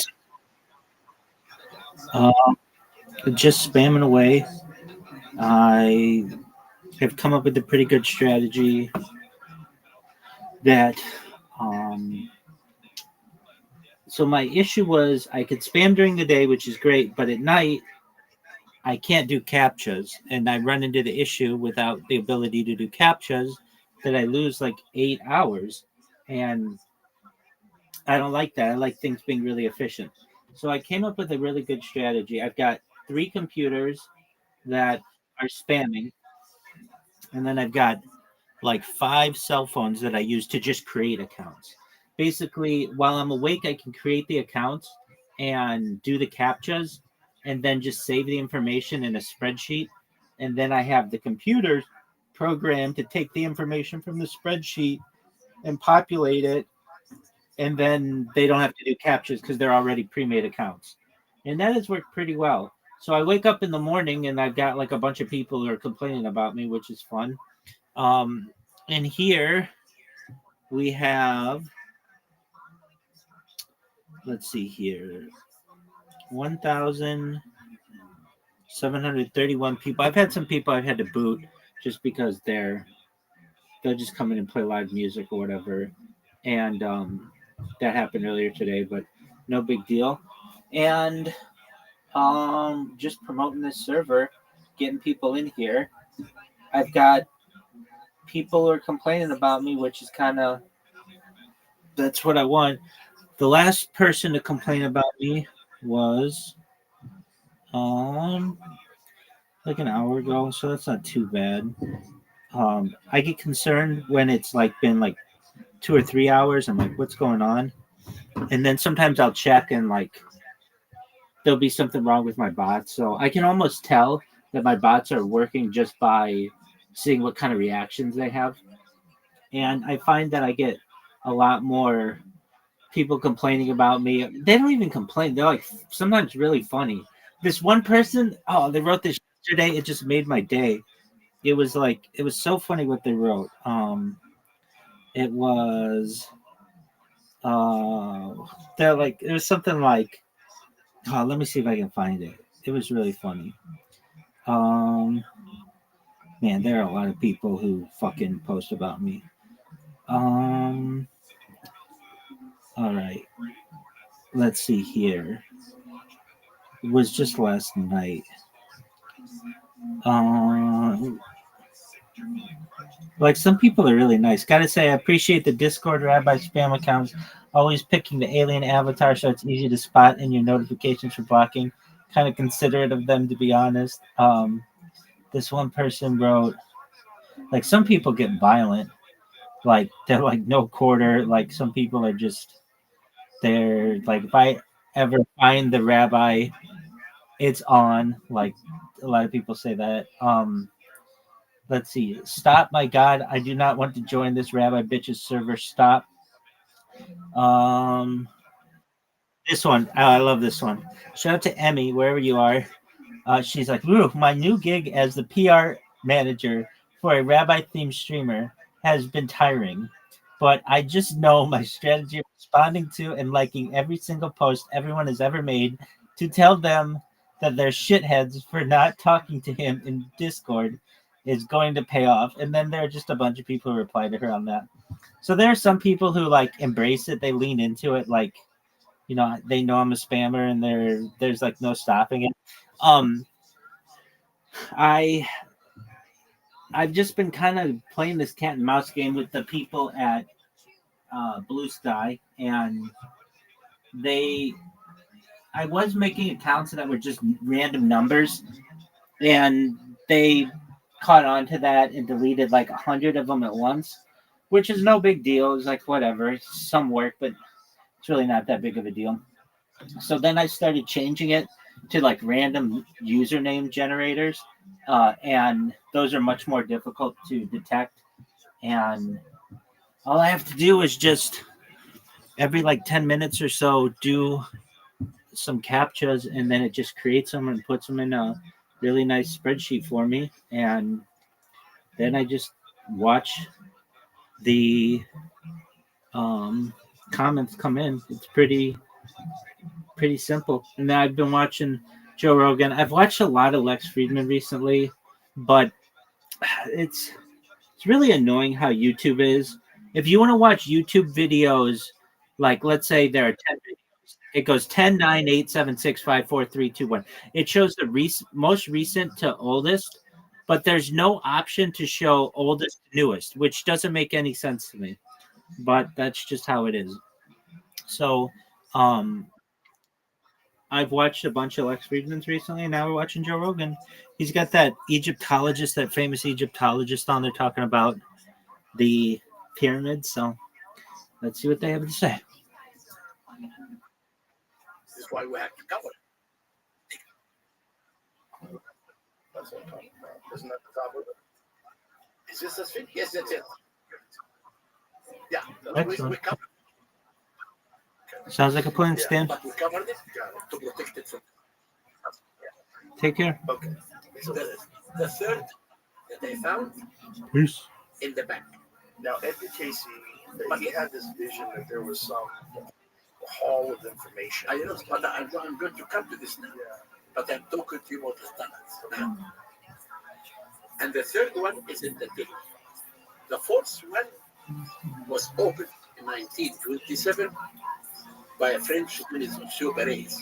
And I do have photos of workmen inside the space. We found this 4 tunnels published.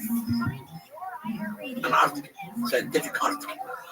I found in situ in all the 4 tunnels of pottery in situ to prove that these tunnels were opened on Dynasty 25, 500 BC, as in the late 30s. When the Egyptians saw the Sphinx, they thought there is something hidden underneath. And they dug, and they found nothing. Now, we come to the Edgar Casey and what people believe. Because we had John Anthony, and we had many New Age people who believe there is something hidden underneath the Sphinx. And they used to tell me, we need your permission. To what? To drill. I said, how can I let someone who's not an archaeologist, who's not a scientist, to drill? No way. But recently, I found out the rise of the water table in front of the Sphinx. And I was really afraid that the water could damage the Sphinx.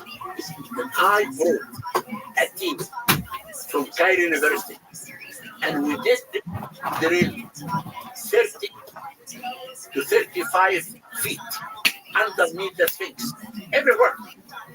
And I do have photos of everywhere under the Sphinx. The Sphinx is a solid rock or a living rock, and there is nothing underneath. There's no tunnel. This is exactly. Okay. I told you what. What do you think about Robert Shaw and his theory about the temporal erosion outside of the Sphinx, the water erosion? When Chuck said that, okay, we broke through the American Research Center, assigned from Louisville University. I don't remember his name. And we gave him what Robert Shaw. You know what Robert Shaw said? It's not a theory. It's a theory of a New Age guy who talked about this before, and John Anthony West brought Shaw. I don't remember. Yeah. Then we gave this guy from Louisville University, who was an Indian American, who really studied. He came to the States, and he worked with us for a season. And he came, and we published many articles that the erosion that you see outside and inside the Sphinx is from wind and not from water. Now, what back 15,000 years ago. I agree. Okay, if I came here and I dug the Sphinx, I would leave something. Then what I did, we dug an area northeast of the Sphinx. I found living Old Kingdom, Middle Kingdom, New Kingdom, Rome, nothing underneath. In this new age, people say that the head of the Sphinx is very small compared to the body. Yes. Why? If you take all the casing stones away from the Sphinx, you'll find exactly here the Sphinx, and now this, and another part like this. In between, there is a hollow. Remember, I told you that Giza Plateau is divided with three levels. Level 1 and 2 is very bad stones, can be seen to the chest of the Sphinx. Level 3, they carved the head of level 3. You know, when the Egyptian carved the head to represent the King Kefren with the cobra, the royal head Remes, they began to make a loyal body. Then what they did, they filled this hollow between the two Sphinx pieces with a stone. And they covered the whole body of the Sphinx with a stone. And they did the modeling of the lion body of the covering stone. And this is why the head is very small comparing So to the you body. think the head was made first and then the body was made later? If that's the case, why is the body so much more eroded I than the head? told you, the body, it is a part of the bad stone. Bad stones. So So the top one is the head. porous stones. Exactly. So For there's a different density to the stones. That's why the stone in the Sphinx's head is intact. because it's level 3.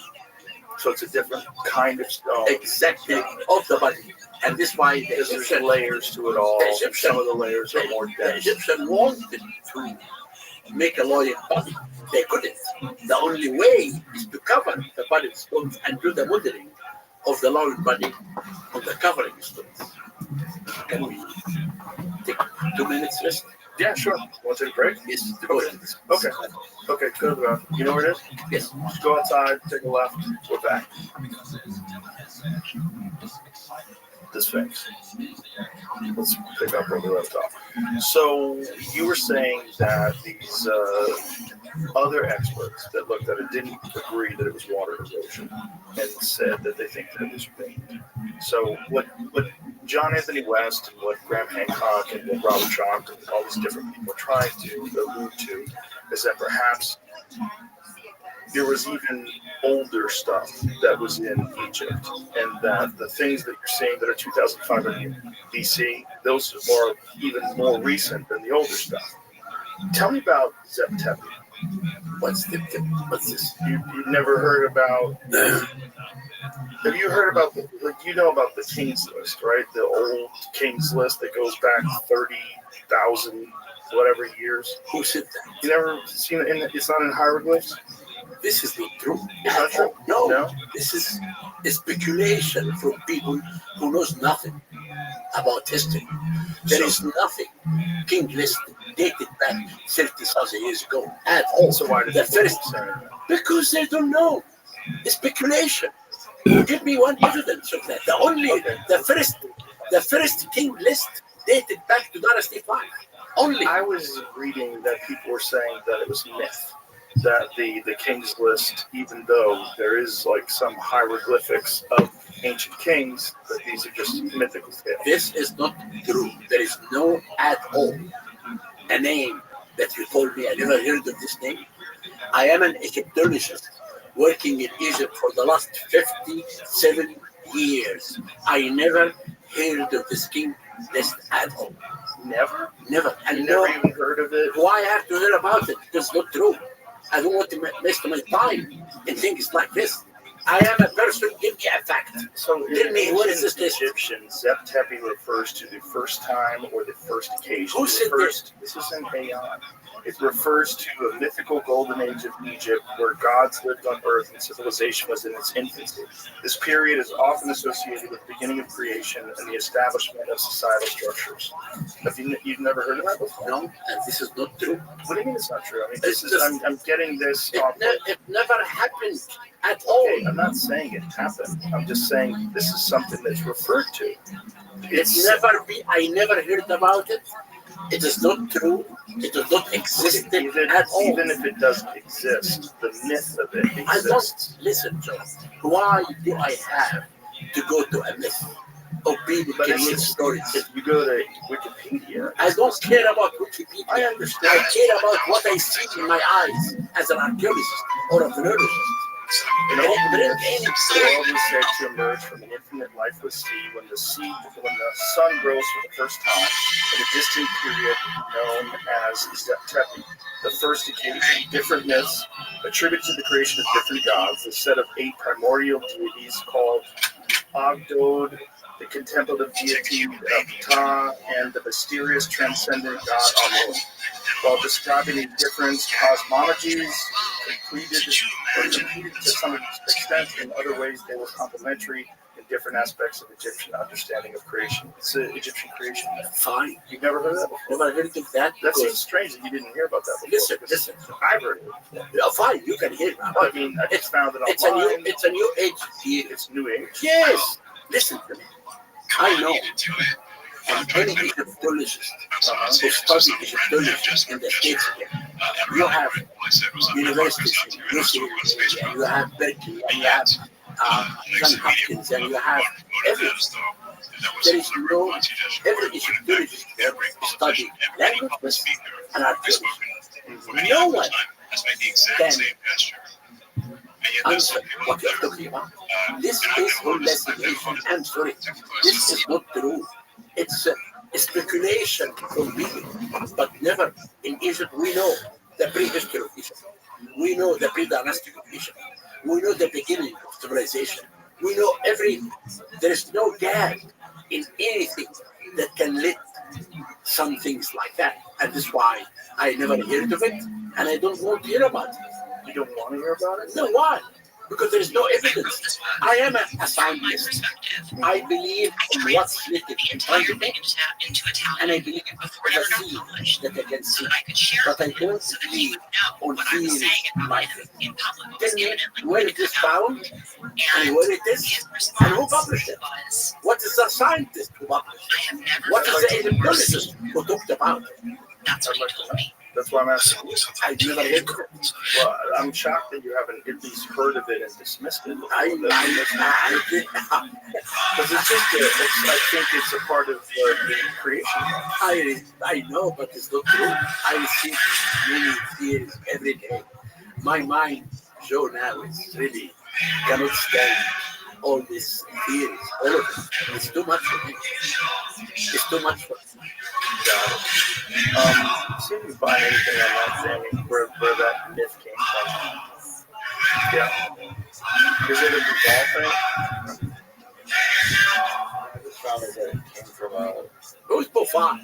Buffon is a scientist. No, yeah, I know. As if those people, when someone came with a theory, he has to have a Egyptology background. He has to write a scientific article. We write all what we discovered. We write articles about it for people to read and criticize and give us opinion. But I can't go to theories like this. That has no basis. What do you base the dates on? Do you base it on carbon isotopes? No, we don't. We base dating on the evidence that we discovered. Right, but like carbon is based on carbon, right? No, I don't believe in carbon-14 at all. You don't? No, carbon-14 never give an accurate dating. And that's why I believe, when you discover something, if you discover a symmetry, right, there is 2 types of dating. One called absolute dating. Means that in this symmetry, you have a name of a king and a date. Means this is absolute.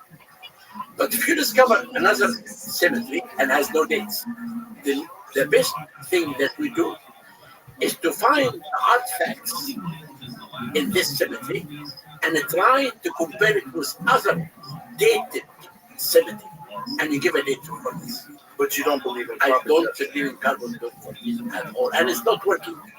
In Egypt until today, I have been excavating. I'm excavating also in the Valley of the Kings, where I discovered major important things that we can talk about. So if you're going back, But I 2,500 used radar in all my excavations, and I never had a result by radar. And carbon date 14, people use it when there is no date.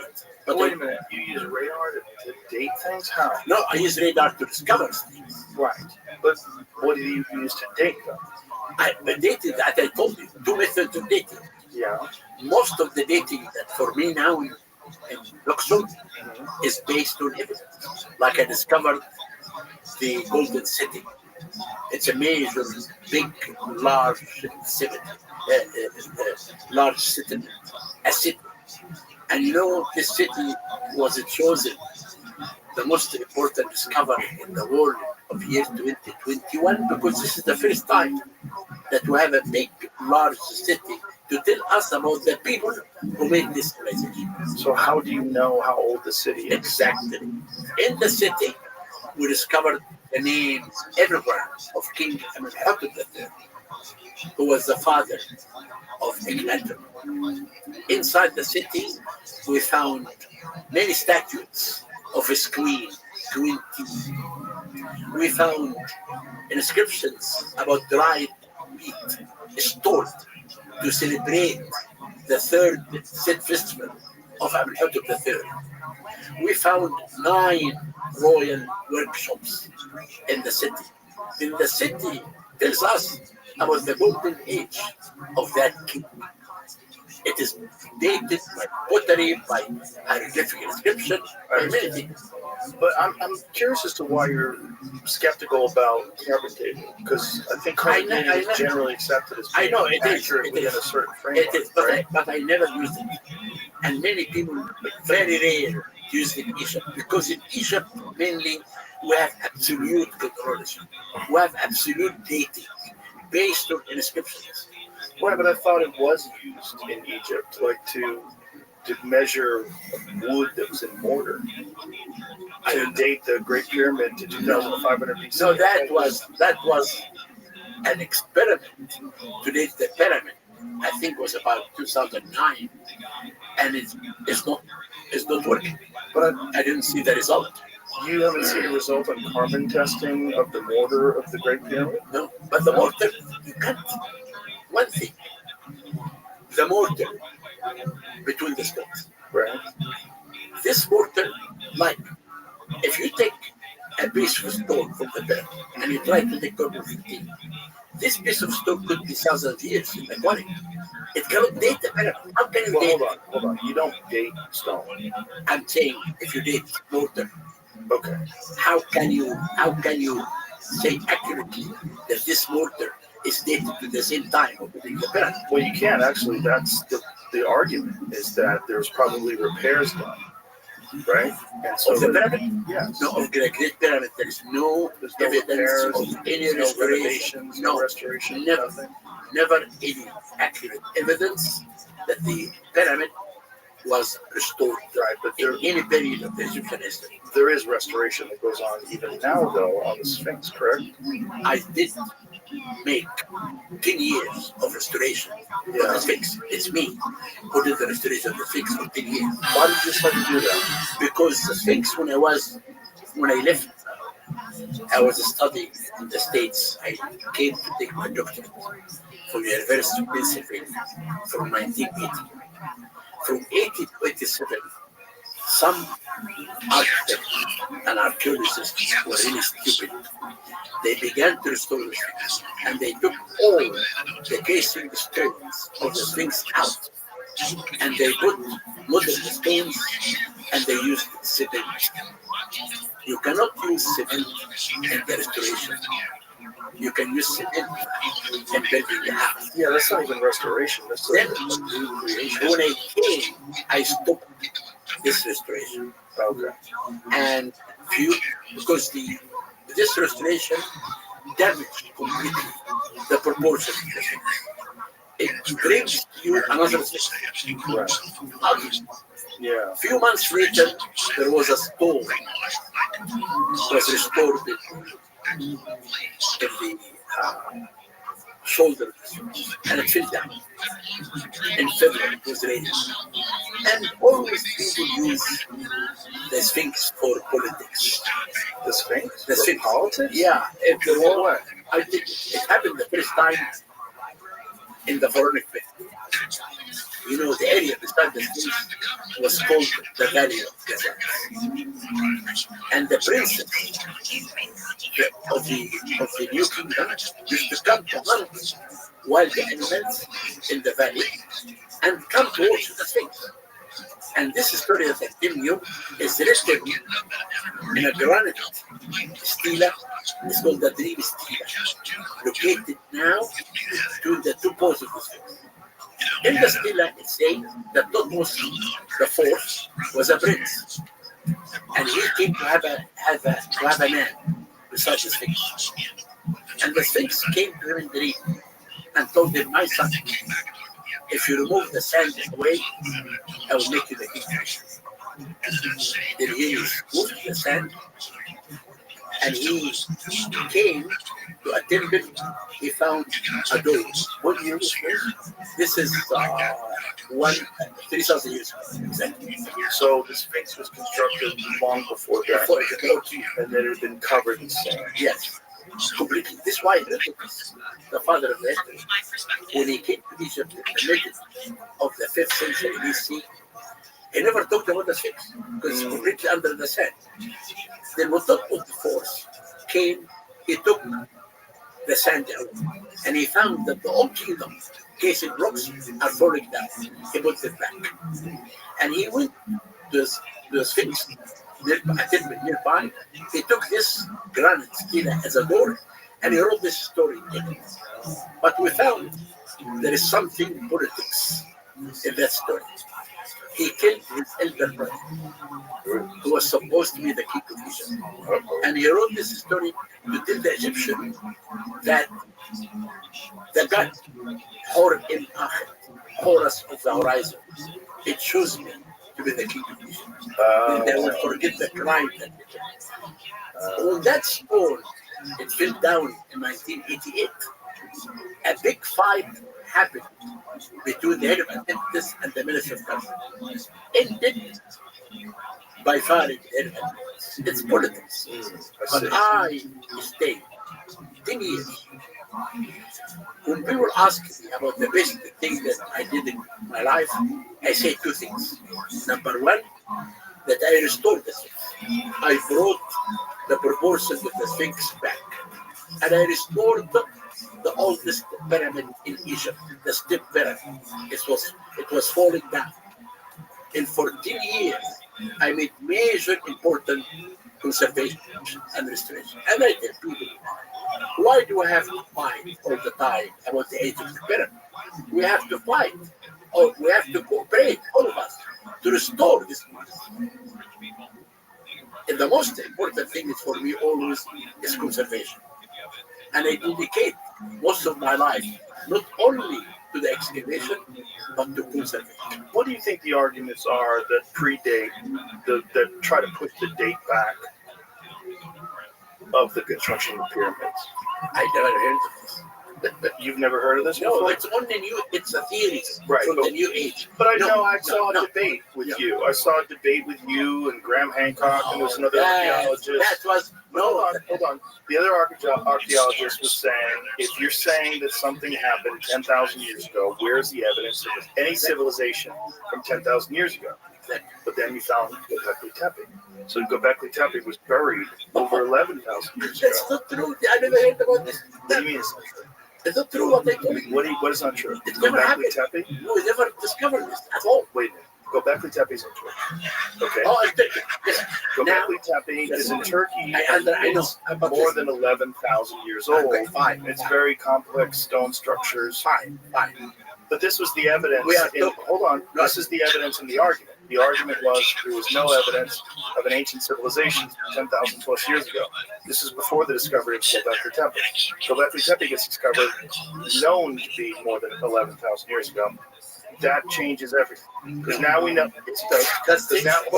because now we know there was an advanced civilization capable of spectacular construction 11,000 plus years ago. This is what, listen, look at the archaeologists in Turkey or in any civilization. Okay, they never talk about old civilization. That's not true. Göbekli Tepe is universally accepted as being more than 11,000 years old. I am talking now about Egypt.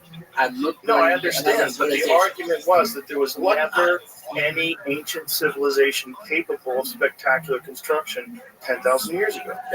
Now that they showed Göbekli Tepe is more than 11,000 years old, they know for sure that's not true. Okay, but now I'm talking about the pyramid solution. I have the evidence, the written. We found everything about that. We know the dating, and I give hundreds of evidence that this pyramid built by Khufu are kept. No, I'm not saying it wasn't. I'm not saying it wasn't. What I'm saying is any civilization older than we know, older, we have still in the same spot. We have no evidence. So how does ancient Egypt emerge? How does it emerge and go from zero to pyramid?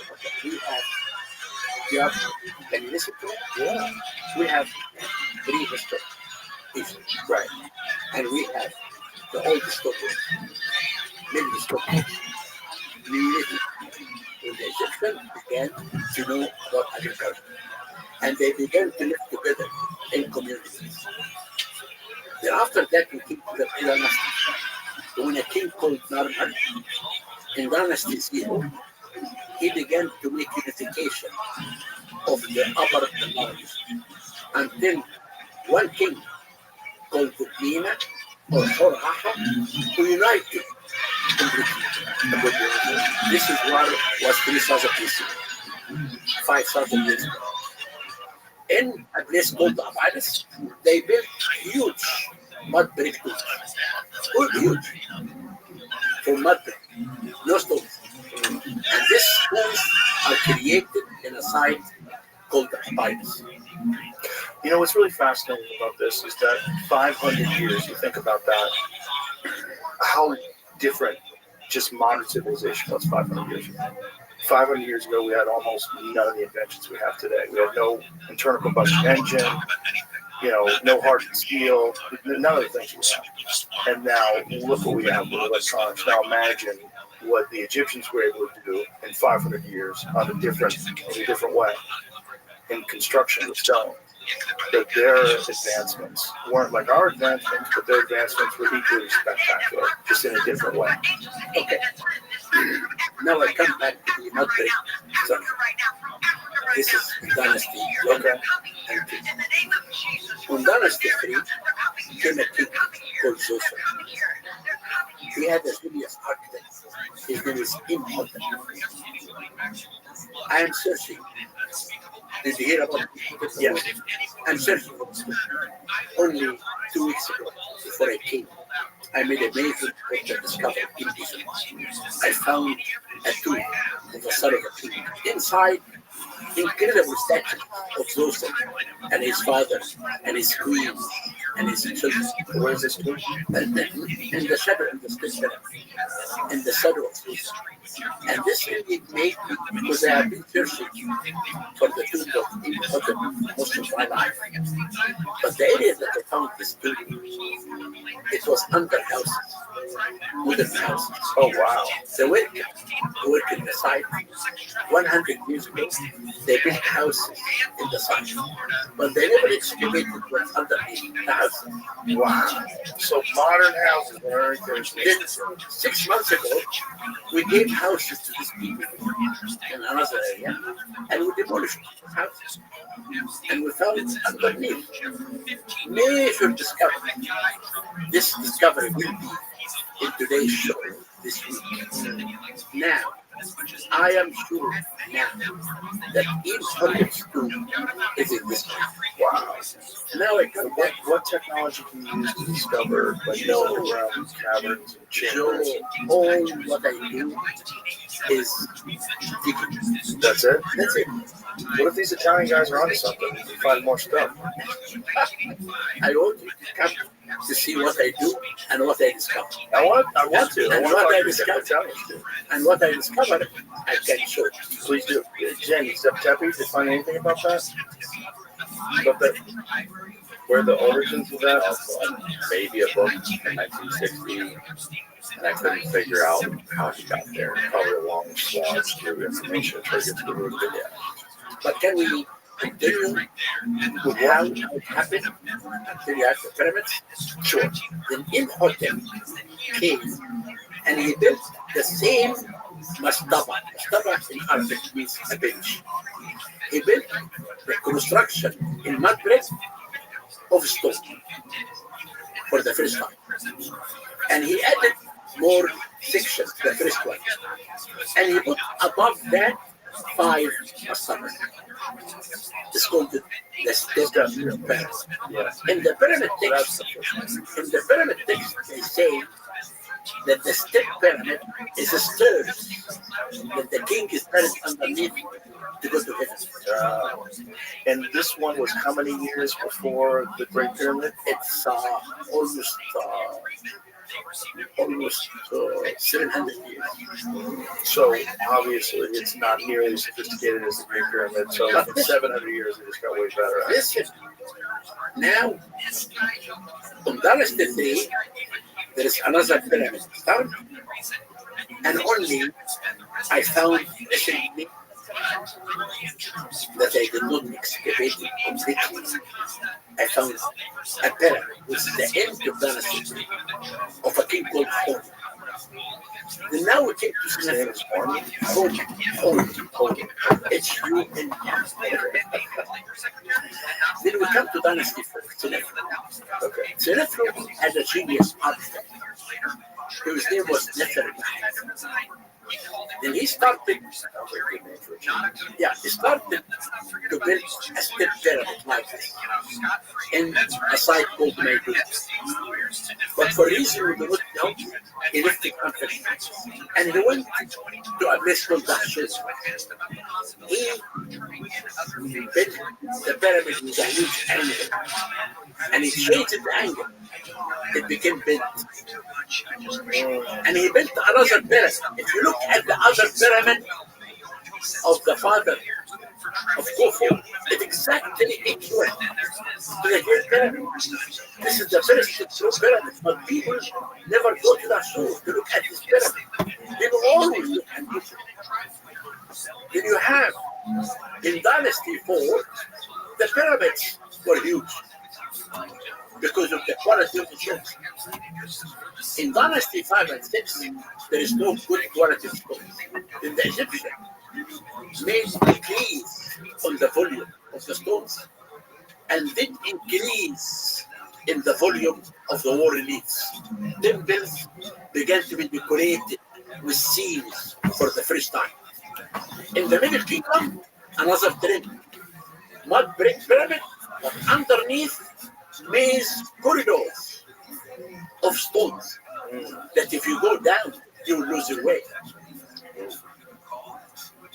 In the New Kingdom, they came in the top of the Valley of the Kings, a shape of the pyramid, and they buried all the kings like King Tut and others underneath the pyramid shape. So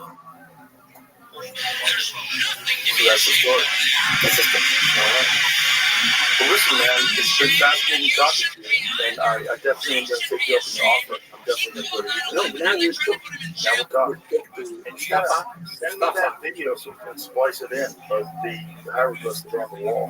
Just send that I right. will send it tomorrow. Okay. But give the email to Gregor and Mustafa now, We will do that. and they are the people that will talk to them now to arrange for your trip. Okay.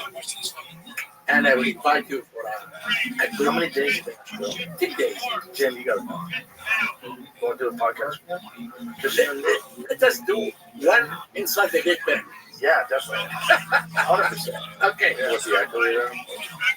Oh, here's another problem with the idea that these Italians are proposing. Isn't there a water table under the pyramid that's like 1 million years old? No, there's not water underneath that? No, this is the Osiris shaft that was full of water. So is that what Mr. Beast was swimming in? Exactly. But where's that water coming from? It's a water table. Oh, there is a water table. This shaft, I wrote a company, and we did suck all the water out. Oh. And then I found underneath a sarcophagus and 4 pyramids. Oh, wow. And this is the symbolic burial of the Osiris. Because Giza Plateau was called in the New Kingdom, Verkuser Nebrasta, the house of Osiris, Lord of Rasta. Rasta means cemetery, but literally means the underground tunnel. That Osiris is holy. Then Herodotus, when he came, he talked about this water under the pyramid. It is in the shaft. And this when Beast entered inside and swimming. Okay. You know, I met him because I wanted to convince the younger people that pyramids were not built by idiots. That's why I took him to 3 years. I don't understand the alien thing. I think super advanced culture, super advanced But you know, civilization. but you know, the Library of Alexandria burning is probably I agree. But show disasters. many people in America believe that you believe in aliens. When I talk to them that I'm coming to see you, that I believe in aliens? They do. Well, I'm not opposed to the idea of aliens existing. There's hundreds of billions of galaxies in the known universe, each with hundreds of billions of stars. The idea that we're uniquely alone. You don't think there's anything out there? Nothing. So you don't believe in ancient civilizations capable of advanced construction? Joe, you don't believe in aliens? Joe, I am a scientist. Oh. If you believe in something, write an article. Then I can read it. But don't give me a theory. But the theory of planets containing intelligent life is... That's not true. I have been debating Graham Hancock, Robert Moffat, and John Anthony West, and I told them from the beginning, your theory will go with the wind. Right, but we're not talking about that theory. We're talking about aliens being possible. No way! No alien, just us. This is only their us in the national whole project. universe. If you believe in Us God, in the whole universe? Only us. If you believe in God, you Americans, the Egyptians, believed in afterlife, and they made this great society. I'm not saying aliens made it. I'm saying it's very possible there's something else out there in the world. Thank you. All right, thank you. All right, goodbye, everybody. Enjoyed. I enjoyed it too, and I'll see you in the Bye, everybody.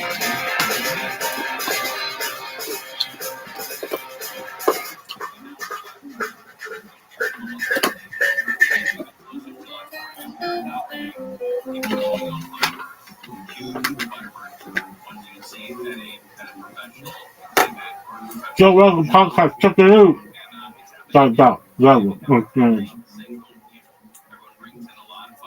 Turn by there. Joe Rogan podcast by now. All day. The Joe Rogan Experience. During my day, Joe Rogan podcast by night. All day. What's wrong with you? How? First of all, how did Netflix let you make this show? Well, they wouldn't have let me make it if I just pitched it to them. What did you do? I made a few and showed it to them. Oh my god! I knew that if we you can't give anybody like the script. No, the script won't work. I mean, that's just true. That's the thing. Is like it's very funny. Very funny. It's pretty ridiculous. You know, it was a few years ago that I made the initial one. It was I was on that crazy tour, that real crazy tour, where it was like, you know, fucking 10 shows a week, and I had a break coming up. And so I've always liked movies, like features, right? But it's a huge undertaking to get a feature made, but I like short films because it feels like you're making a movie, you know, like a mini movie, right? And it feels much more accessible to do. So I had written all these like short stories, short films, And I called my friend Rami Bishash, and I was like, hey, I have a break coming up on tour. Let's shoot a short film because we've done other things before. And when I sent him like 10 different scripts. He's like, what if we did 3 of these? I was like, how can we do 3 of them? He's like, we'll shoot like 11 days in a row. We can do 3 of these stories. And even then, I wasn't thinking of like having a television series. I was just like, oh, it'd be fun to make these stories, you know? And so after we shot those 3, it was clear that we had like the the bones of a show. Like, what if we did a show that was based on short stories, like short films, basically. And I don't know, there's another few that were in the original. And when I sent them in to Netflix, they were like, this is fucking insane. But we'll make 6 episodes of this. And yeah, they were just like, this is crazy. But it's been the most fun I've ever had. Really? Yeah, because you know what, I was thinking about it like on my way in here today. I was like, sometimes you have to remind yourself, like, of what your original dream, And my dream when I moved to LA had nothing to do with stand-up. I never thought of stand-up. Not to say that I don't love doing stand-up today. I'm in love with stand-up. But I moved to LA because I was like, oh, I want to do movies.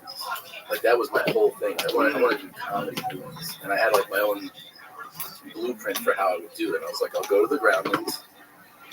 SNL would definitely hire me from there. Like, this is like my 21-year-old brain.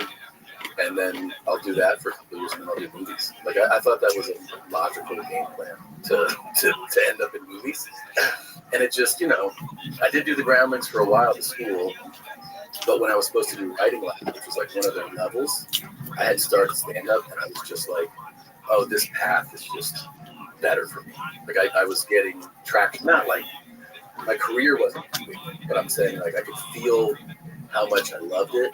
And I was starting to get like $50 here and there, and I was like, oh, it's not doing the writing lab thing, it's staying in the stand-up path. And that's kind of like interesting. But the dream of doing something like movies, which is like, this feels like to me like they sent me to film school and they're like making fucked up movies. That's what it felt like. That's been like, I was working like 16-hour days doing this thing, and I would come home and Christina would be like, I've never seen you so energized after working all goddamn day. She said, you come home in the best mood. I was like, yeah, because I'm having fun. Like, I'm having so much fun doing this. Well, that showed you doing the right thing. I think so. I mean, it was like, that is so uniquely you. It is, right? Oh, yeah. That's our fucking text thread. Pretty much is. There are some in here that I can't wait for you to see. Like, there are some in here that I literally cannot wait for you to see. This morning, she goes, why is it called Bad Thoughts? It should be called Cock Thoughts. she's like, I swear there's dicks in like every other one. I'm like, yeah. She's like, dicks and violence. That's your wheelhouse. We need more of this in the world. Yeah, we really do. But that show, the religious show on Max, why am I not remembering it?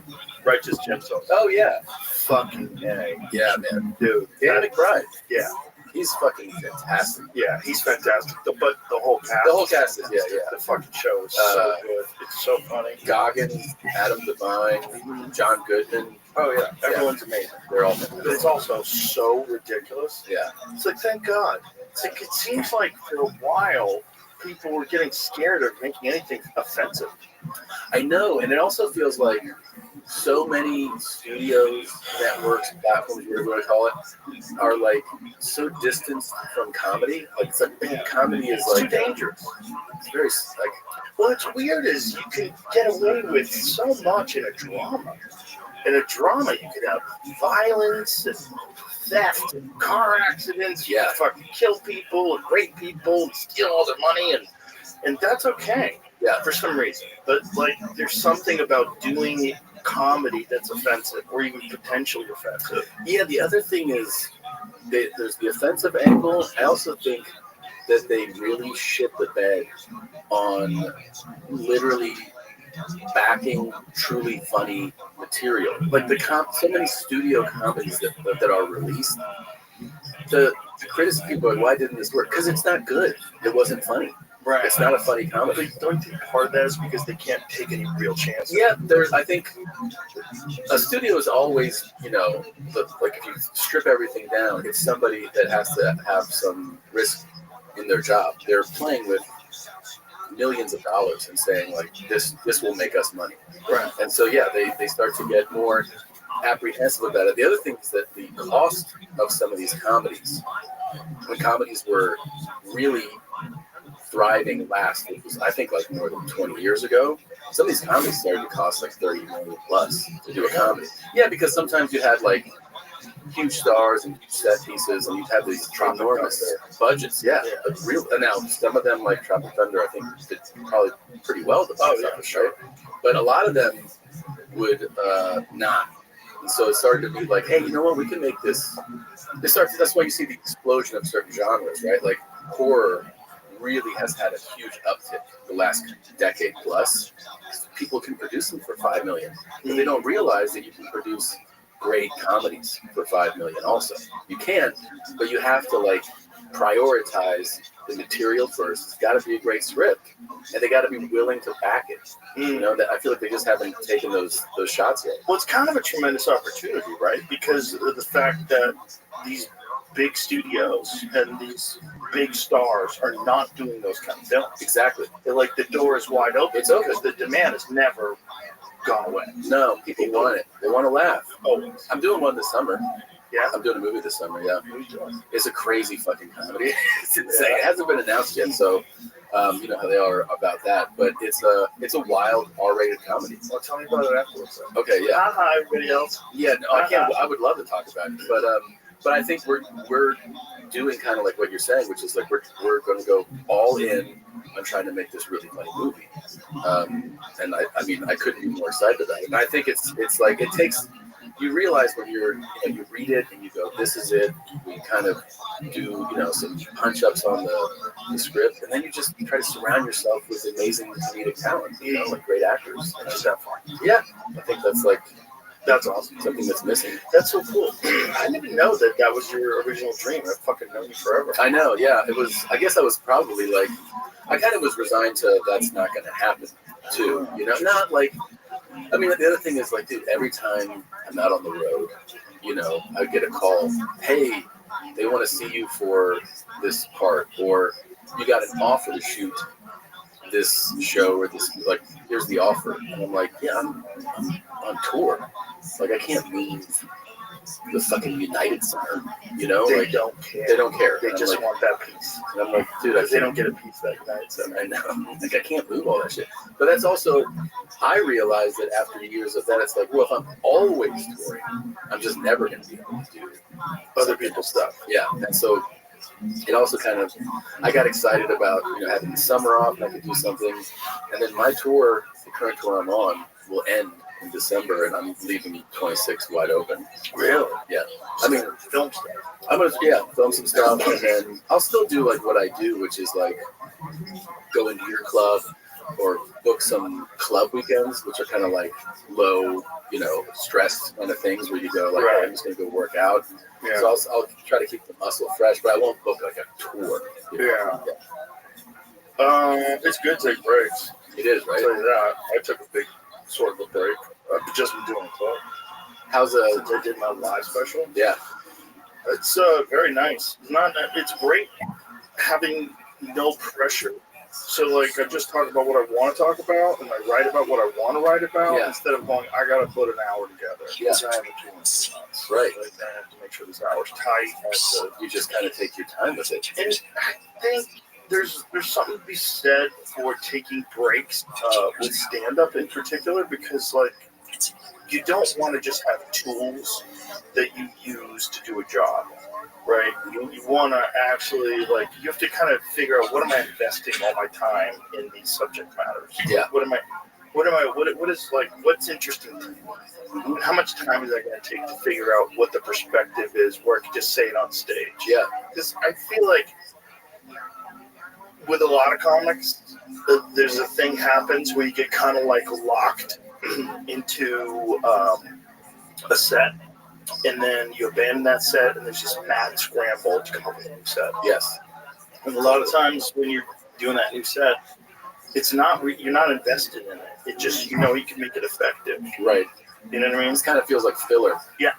Yeah. I know exactly what you mean. And the audience, I think they definitely do. They do, because I feel as an audience member, Yeah. I know when someone's doing that, and I go, oh, I'm not connecting with this at all. Right. But if it's something that you can tell the person wants to talk about, Exactly. it resonates. It's different. Actually interesting. That's the thing. It's like, as I've gotten older, I've thought much more about stand-up, and there's a lot of stand-up is kind of like unspoken. I think a lot of it is hypnosis. Really? Yeah, there's a weird thing going on, and I get it from like great comedians. Like when I was a kid, there was this guy named Frank Santos, the R-rated hypnotist, and he would go on stage and make people do stuff, and like, you're having sex with Madonna. It was really weird. Yeah. There was a flow to his confidence, or something about him, and he was also an actual hypnotize people to quit smoking and shit like that. And there was something that he was doing where I was like, what is he doing? Like, how's he what is this connection where it's just so funny?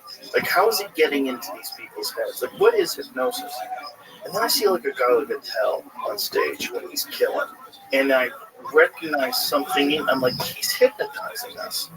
There's something that he's doing, this effortless confidence and connection to what he's talking about, and great material also. So you give him the reins. You're like, oh, this material's so good. Oh, give me the reins. Take my brain. Take my brain. Take my brain. And the rhythm of the cadence, too. Yeah. He has a very particular cadence. And if you hang out with him or work with him, like I did a few times, you start doing the cadence. A lot of people do. Start doing the cadence. And I did that in like 05, 06. And I was like, he was on his show, and his first like killer album came out, Skanks for the Memories. Yeah, I mean, I feel like I would be talking like to you like this. I'd go outside, like, how's everybody doing? Like I would just start doing, because it's such like a hypnotic type of cadence. Yeah, Patrice always says that about like having babies, like that's his babies. Yeah, like David Howell has a bunch of babies. Yeah, it's like a bunch of people that he gave birth to their 100%. Yeah, yeah, it's super normal. A lot of people have that, but it's interesting how that stuff works. That there's a thing that's going on, which is why live stand-up is so much better than stand-up on television. Dude, I also have this thing recently because I'm on tour right now. I realized that like, man, it's funny how I could be like tired, and being tired, I go on stage in a different mindset, and all of a sudden I'm like, wow, that was a way better set. Like I had the right amount of tired, not tired where I can't think, but more relaxed. And then I get off and the tour crew was like, that was a fucking amazing show. Yeah, I feel like I was too tired to be like self-conscious or something. You know what I mean? Right. Like so some of my self-awareness went away, but like the right degree of it went away. Yeah. And then the show just and then you locked in with them. Yeah. I also like to tell myself sometimes, if I remember, that I'm best on stage if I'm going on stage in a silly mindset. If I'm goofing off backstage, fucking around, making fun of somebody that's like in my crew or something. I don't know, like dancing in the green room, like just silly. That mindset walking up on stage is like the best one to go on stage. That's why I used to love working with Joey so much.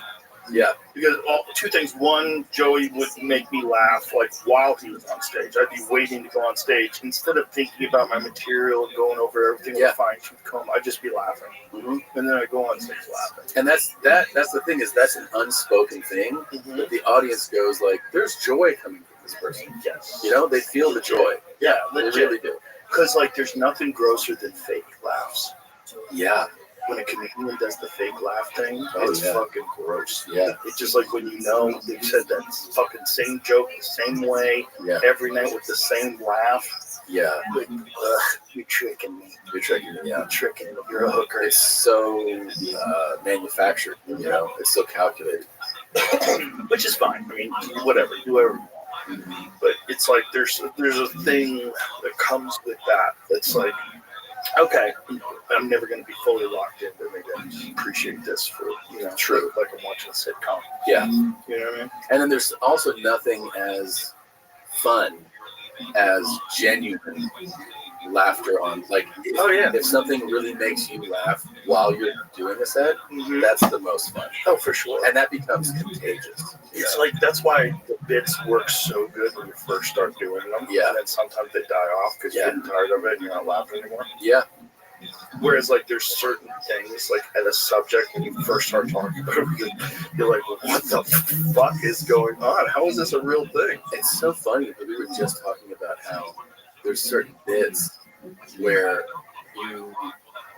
it kills, right? Mm-hmm. And then over the next few months, it dies slowly. And you're trying to do the math. You're like, wait, am I saying it different? And you go listen. Right. Did I miss a beat or something? Did I miss some connective tissue? Right. What's going on? And it just, like, by the end, you're like, no, it's fully dead. It has died. I don't know what happened. You just got to be able to accept that they're dead. Yeah. That's such a funny thing, though, that happens. I have a bunch of bits I call orphans. I have a file of orphans. Oh, like they're all bits that just never made it onto a special. Yeah. Like, someone comes up to me, like, every now and then, one of my friends comes up to me, like, do you do that fucking, is that on anything? I was like, that one's just an orphan. That's an orphan. It's just floating around. It doesn't fit with anything. It's all so fucked up. And sometimes you ever try to bring those back? I brought some back that didn't make it, and sometimes they get new life. Yeah. And sometimes you're like, oh, there's a reason why I can carry this. You know when they pop up is bottom of the barrel. Oh, yeah. Bottom of the barrel. It's the best show. The bottom of the barrel, every now and then I'll pull something out. I'll go, actually, I can fucking ancient bit on this. Yeah. If I can kind of remember it. That's the other thing, is your memory starts to, on the old stuff. My memory's gone on my last special. It's gone. That's the best thing that can happen. Yeah. Oh, yeah, it's gone. I get called out to, do this bit, and I go, I honestly don't remember how it goes. Yeah. Like, I'll start it, and then I'll forget. Right. You want to do it? Yeah. And then they'll know it. They'll know it better than you. And they're like, oh, yeah. Yeah, sometimes that's good. That'd be funny. Come on, Tiger. It's pretty fun. Yeah, they just short bits, but they just leave your mind. It's like, I'm done with this. But did you like any of the acting stuff? Because I know you don't have any interest in doing it anymore, but did you enjoy it? Yeah. Yeah, news radio was pretty fun. That was fun. Yeah, it was fun. I didn't mind doing it. It's just I didn't like it as much, and I didn't like the time commitment that these I mean, I don't sound like early, but it's like you're working long days. Yeah. And as a person who likes to do a lot of different things, that becomes a problem. And you were on a multi-cam. Exactly. Imagine if you were on a single cam. Way harder. That would have been single cams crazy. I had friends that are on single cams. I was like, oh my God, how are you doing this? They were working 6 days a week, and they would work with like 12, 15 hours a day. Yeah. Like, this is so crazy. Like, I like to do a bunch of stuff. I like to do jiu-jitsu. I like to play pool. Are you rolling again? No, I'm still injured. I'm still dealing with some small, it's a lot better now, lower back issue. And a little bit of a knee issue, but that's pretty good. Did I say my little guy quit jiu-jitsu? They both go. Both my boys go. We take them in, and my youngest is like, this is my last one. He's 6. And I go, it's your last one? He goes, dude, my schedule is crazy. I go, what? He's sick of his dad. Yeah, he's talking like me. And he goes, I have a full plate. And I go, you have a full plate. You go, like, kindergarten, you have French, you do drums. You don't have time for this. That's hilarious. And then he told the instructor, he told the guy in charge. I was like, tell him. He goes, I won't be coming back. I have a very full schedule. So that guy kind of like smiled, and he goes, well, what do you have? He goes, I told you. Kindergarten, drums, Spanish, I do everything. He's 6. And I go, yeah. Is this the way you called you Tom? Well, they both did for a while. But yeah. So he goes, the instructor was great. He goes, okay. He goes, well, in life, you have to be strong, right? And he goes, yeah. He goes, it's not an option. He goes, yeah. He goes, so if you have to be strong, then you have to do this. And I go, like, yeah. He goes, the instructor goes, well, I'll see you Thursday. He sticks out his fist. He goes, I told you I'm too good.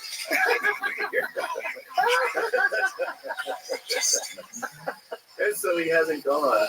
But this is the thing about kids. He's like, he hasn't gone now in like a month.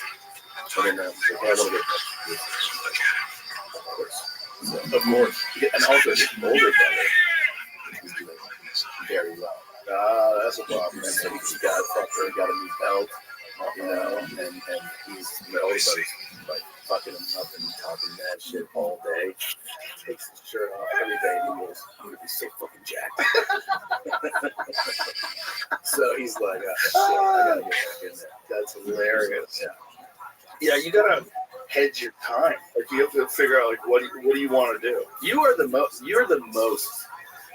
insane in my book for a person who does the most different things, because you're highly proficient at archery, jiu-jitsu, shooting pool, fitness, this shit, stand up. Like that's a lot of different things to be like very good at. You have to pick my spots. Yeah. You know, because I'm an obsessive person. Right. So like I have to that's why I don't fuck with golf. That's why I don't fuck with video games. Yes, you do.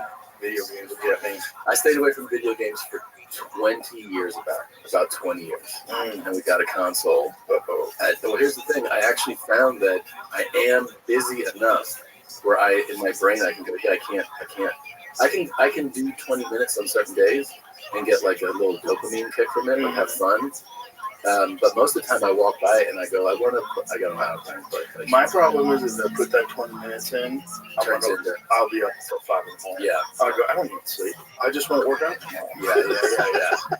I'll just show up, half in the bag. I'll eat a lot of creatine so my brain works. Yeah. Do you know how to do that? Yeah, I started doing it every day. Yeah. But it's a really big one for sleep deprivation. Really? Yeah, there was some sort of study where they showed that it completely diminishes the effects of sleep deprivation. If you take, I think it's 20 grams, like 20 grams of creatine, something crazy. I've been doing that. I have a whole new sleep protocol I'm doing. Oh, sleep protocol. Like I'm saying, a bunch of peptides and shit. Yeah. I just ordered in the order range. Track my sleep. That's good. You have to try that pineal. No, I haven't. I heard about it. You were telling me it really ramped up your REM sleep. Fucking awesome. Yeah. Nice. Yeah.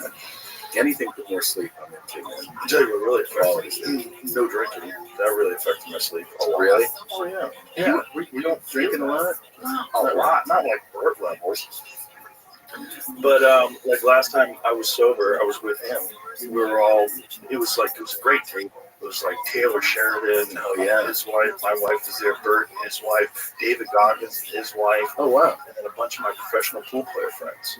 That's a fun table. Oh, it's fucking phenomenal. We had so much fun. We all had dinner together after the UFC fight, and Bert is just throwing back martinis. Yeah. And I was like, oh, I definitely made the right choice. Yeah. I definitely made the right choice.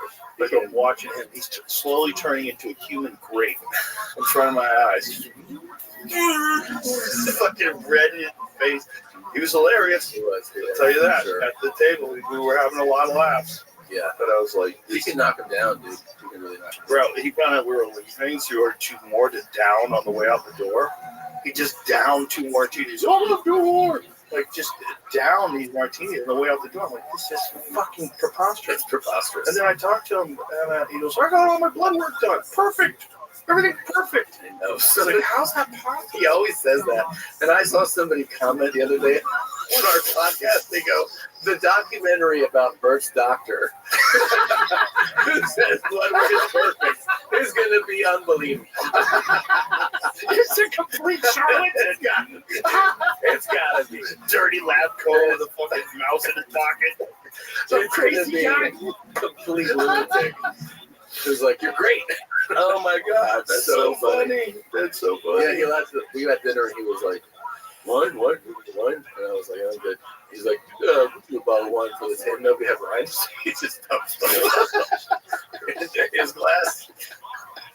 And he can drink it in like 5 minutes. It's crazy. It's bizarre. Well, it's obvious, like, it's got to be an adaptive thing, right? Like running is.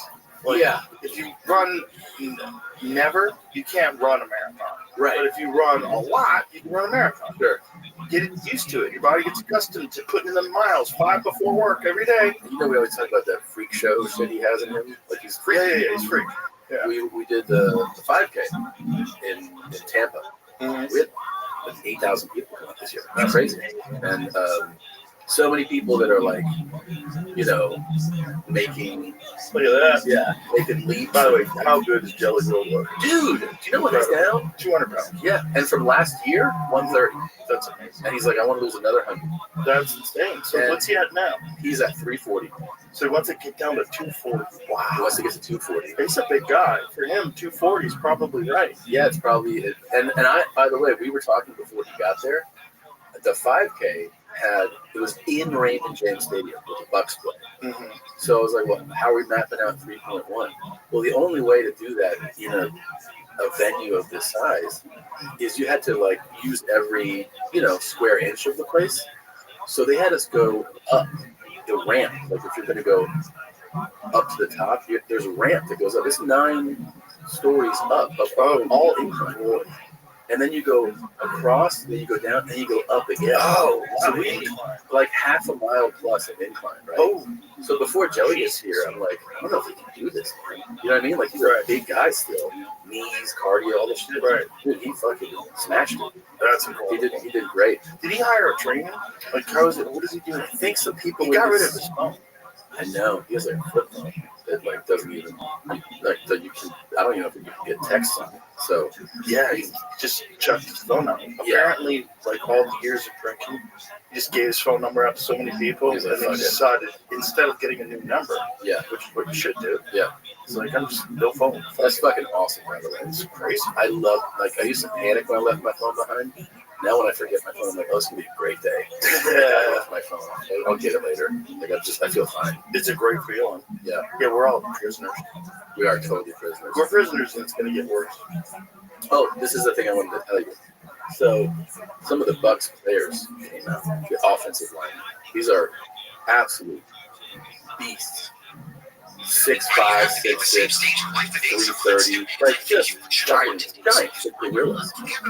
And we're doing all this silly competition stuff. Like we did the golf simulator, throw a fucking spear into like a bale of hay, and then they're like, "Oh, we need one more thing." So we have a beer stein holding contest. So it's this. Oh, Bert won that. Yeah, he beat fucking all pro. He's been hold. That's like. Come on, man. But look at these. Doesn't that make sense? It does make sense. But you still go those skinny like, guys can throw a baseball a lot faster than these dudes. It's just crazy to me though. Like, not to me. The upper bodies on these dudes, I'm like, nah. They're these guys. Yeah, he's gonna win. He's used to holding beers. Yeah. He's used to holding drinks. I couldn't do it. I tapped out. Like my arm just gave out. And then look at him. He's still smiling. Oh yeah, nothing wrong. That's insane. Yeah, and then. Yeah, they slowly fell. I bet if he did his left arm, it would fall off. I bet he literally wouldn't be able. He's been holding up drinks so long. Yeah. Also, like toasting crowds for so long. Yeah, he beat everybody. He should hold out and just humiliate them after he's done. Just keep going. Oh, he held it up after he was done. That big guy looks like he's ready to break. He gave up. Yeah. Look at Bert. Look at this. Yeah. Just insane. He's got incredible genetics. Like if you wanted to be an athlete, he'd be an incredible athlete. Yeah, he was like super dedicated to it. Yeah, he's just trapped in baby. He was also very rich. So yeah, that's good. Yeah, working out. I love him. Yeah. You know, I don't want him to change, but I do. I mean, I want him to be healthy. But like when we first started doing Sober October, it was essentially just because we were worried Bert was going to die. Yeah. You know. Yeah. Well, I'm still here. I mean, the first one was the weight loss. That works perfect. Yeah. It's nuts. What type of resistance is that? I don't know. 100 something? Yeah. So this is the MB slide. Yeah, I'm obsessed with, that squeeze machine? Yeah. You know the thing? Oh, yeah, it measures your grip. I got 161, and I want to get 190. Oh, so you're training for it. Yeah. Do you have one here?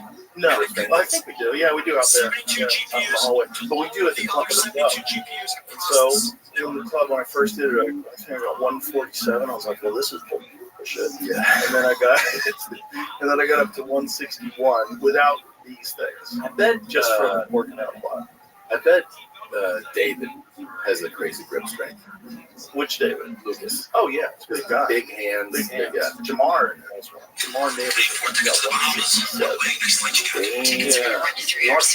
That's great. Yeah, Jack. But Cavity names the passengers. And the other passengers, Sir Johnsmith, Earl Johnsmith. Everybody, I need some photo IDs, sir. UFC had a bunch of guys do it. I suggest you have the highest.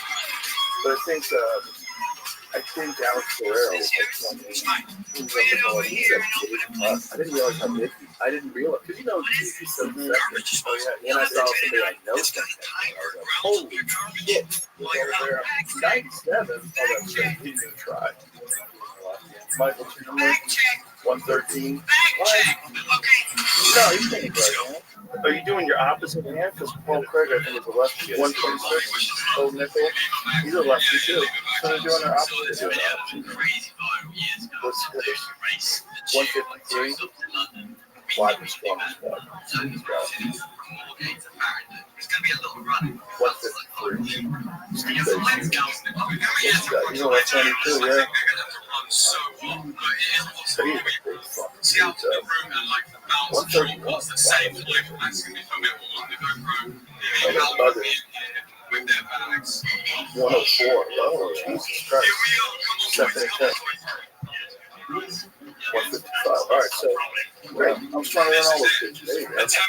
But I'm trying to get the 90s great. Some of those arm wrestling guys. Oh yeah, they have 3 people on. Oh yeah, I was watching this one guy who's a climber. He's a professional climber. Oh, and yeah, he has this basement gym. I might have saved the video, but I think if you find it on YouTube, it's like, I've never seen strength like this. This guy has calves growing off of his forearm. It's like a calf. Yeah. And he's doing one finger. I've seen it. I don't understand it. It's like a centimeter of hold. Like it's the tiniest little lift. His fingers resting on, and he's pulling his whole body outside. Yeah, look at that. That's crazy. It's not this guy, but the other guy's like super strong. His form pressures. He's not like bodybuilder size, but the muscles are crazy. I saw one of those guys who I guess is in the rock climbing, mountain climbing world is considered one of the best. That's the guy. That's the guy. So this guy does a bunch of freaky shit. What is this dude thing? Yeah, look at look at that one arm thing. See that? The size of the grip? Yeah. Look how fat that grip is. Like doing a one arm chin up is crazy. Look at his arms. It's crazy. But doing a one arm chin up is fucking forearms. Yeah. Doing a one arm chin is crazy, but a one arm chin up with a fat grip like that is off the charts nuts. Yeah. His strength must be insane. But you look at him like right there, like his neck and everything, he doesn't look like that strong of a guy. Right. It's very deceptive because with climbers, you can't have any traps. You can't have like excess stuff. So everything is grip. Like, look at his forearms. Look at his grips. Look at the size of his fucking forearms. And he's doing that. It's crazy. See me isolate when he's doing that with his forearms. Is he the one who went with who did a workout with Larry Wheels? Did you see that? No, it's a different guy. Yeah, I've seen that. Yeah, I think that might be that guy. Might be. Yeah. Is it? Yeah. But then he's blown away by this guy. It's like mountain climbing, if you think about it, just the amount of reps that you're picking your body weight up, like gymnasts. Like who's more jacked than the guys who are winning now? They're super jacked. Look at his form. Look at it. Back up a little second and just freeze it. Look at freeze it right there. Freeze it. Look at that left fucking forearm. Yeah, that's nuts, man. That's a calf. That's a calf. That's like a strong calf. And this is like a big endorsement for calisthenics, basically, right? I mean, calisthenics. Yeah, there's a big part of my Really? Oh yeah, I do a lot of calisthenics. I do, I still do the 100 push-ups every day and the 100 bodyweight squats. But I do chin-ups, dips, and L pull-ups. You know, like say, like with a close grip, you know, the legs extended. Yeah. They're huge. Yeah, it's one of the, and another thing I want to do, I do hang from a bar like this, where I swing my fins up and I touch the ball. So it's like really works pretty well too. That's like being able to manipulate your own body weight is crucial. Yeah, because those gymnasts are like, you like some of them like I've never touched weights. I'm just doing this shit, Which is nuts. And they have, but it's not time efficient. Yeah, because they're doing that. Their muscles are like that because they're doing 8-hour sessions.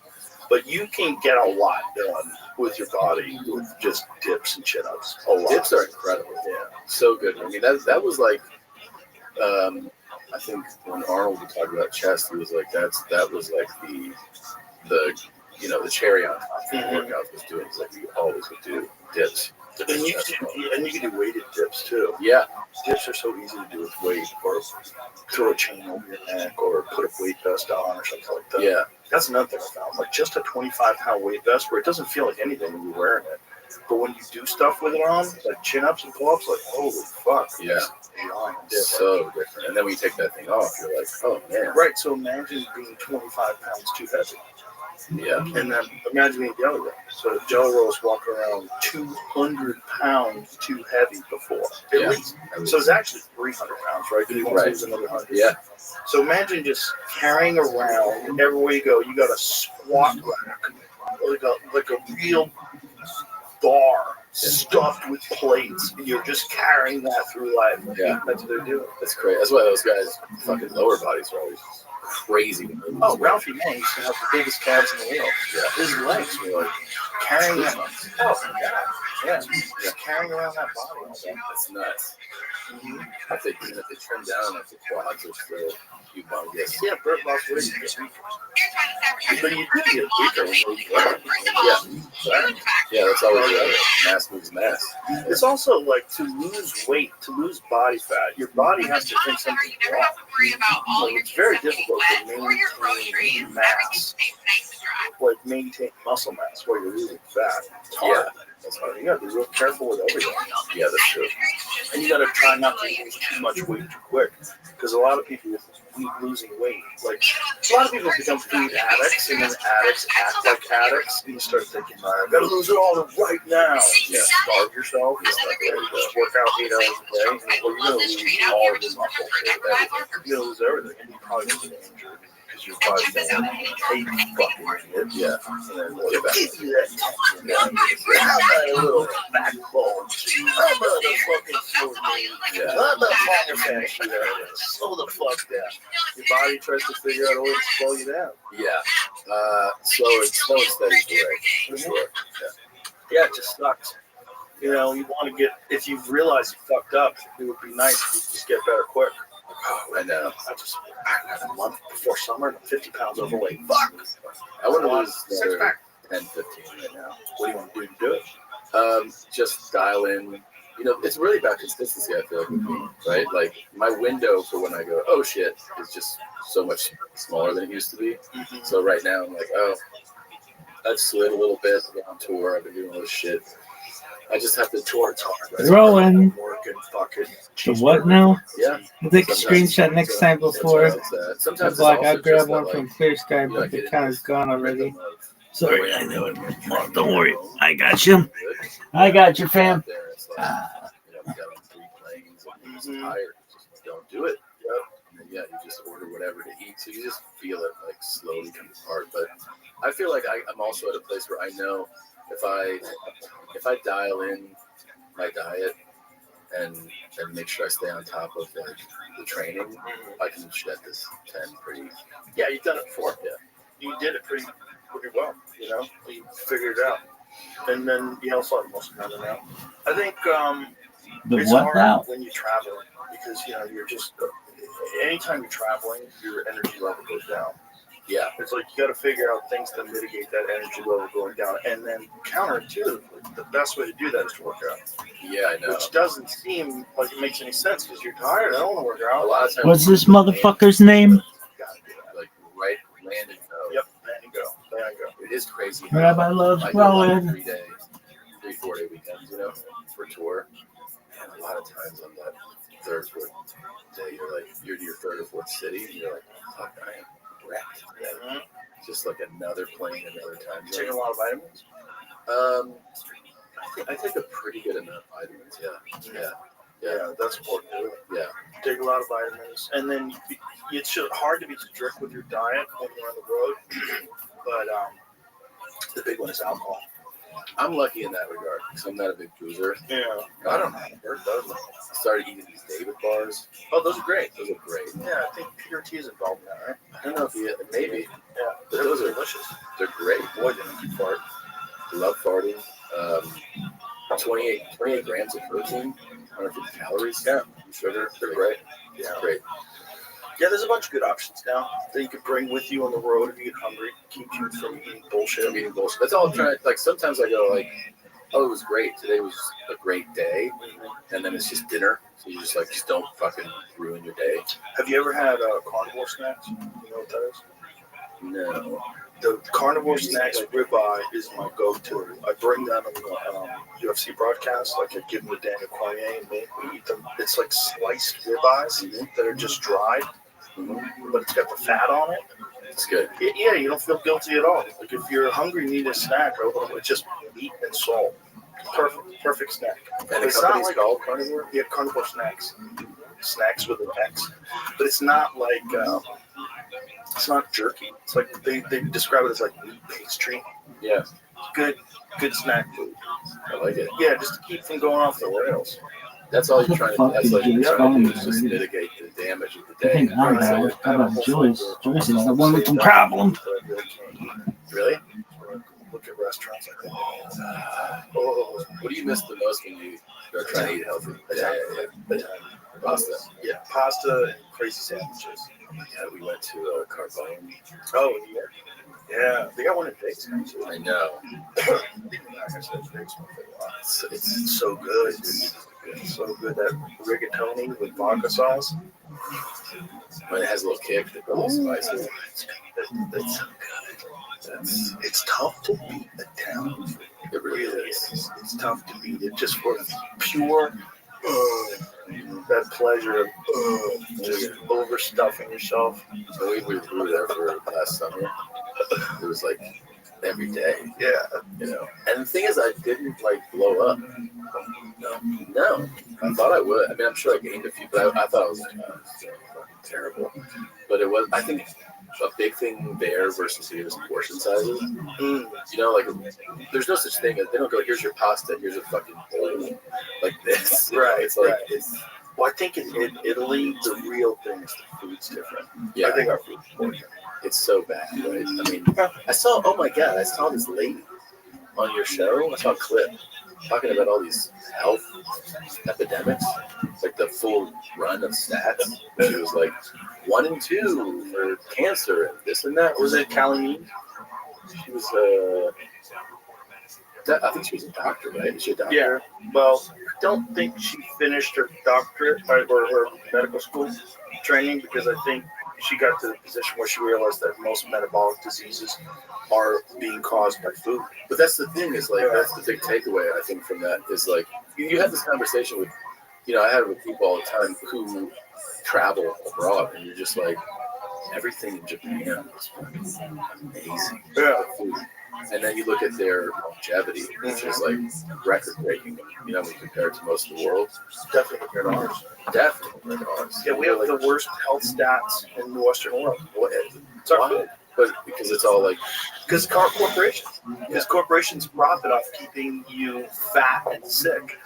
So the best way to make money from food is to get you addicted to food that they can sell you. So they sell you a tremendous amount of cheap, shitty food that has a bunch of preservatives and garbage in it. Yeah. So it's, potato chips and all sorts of different snacks and all sorts of different things.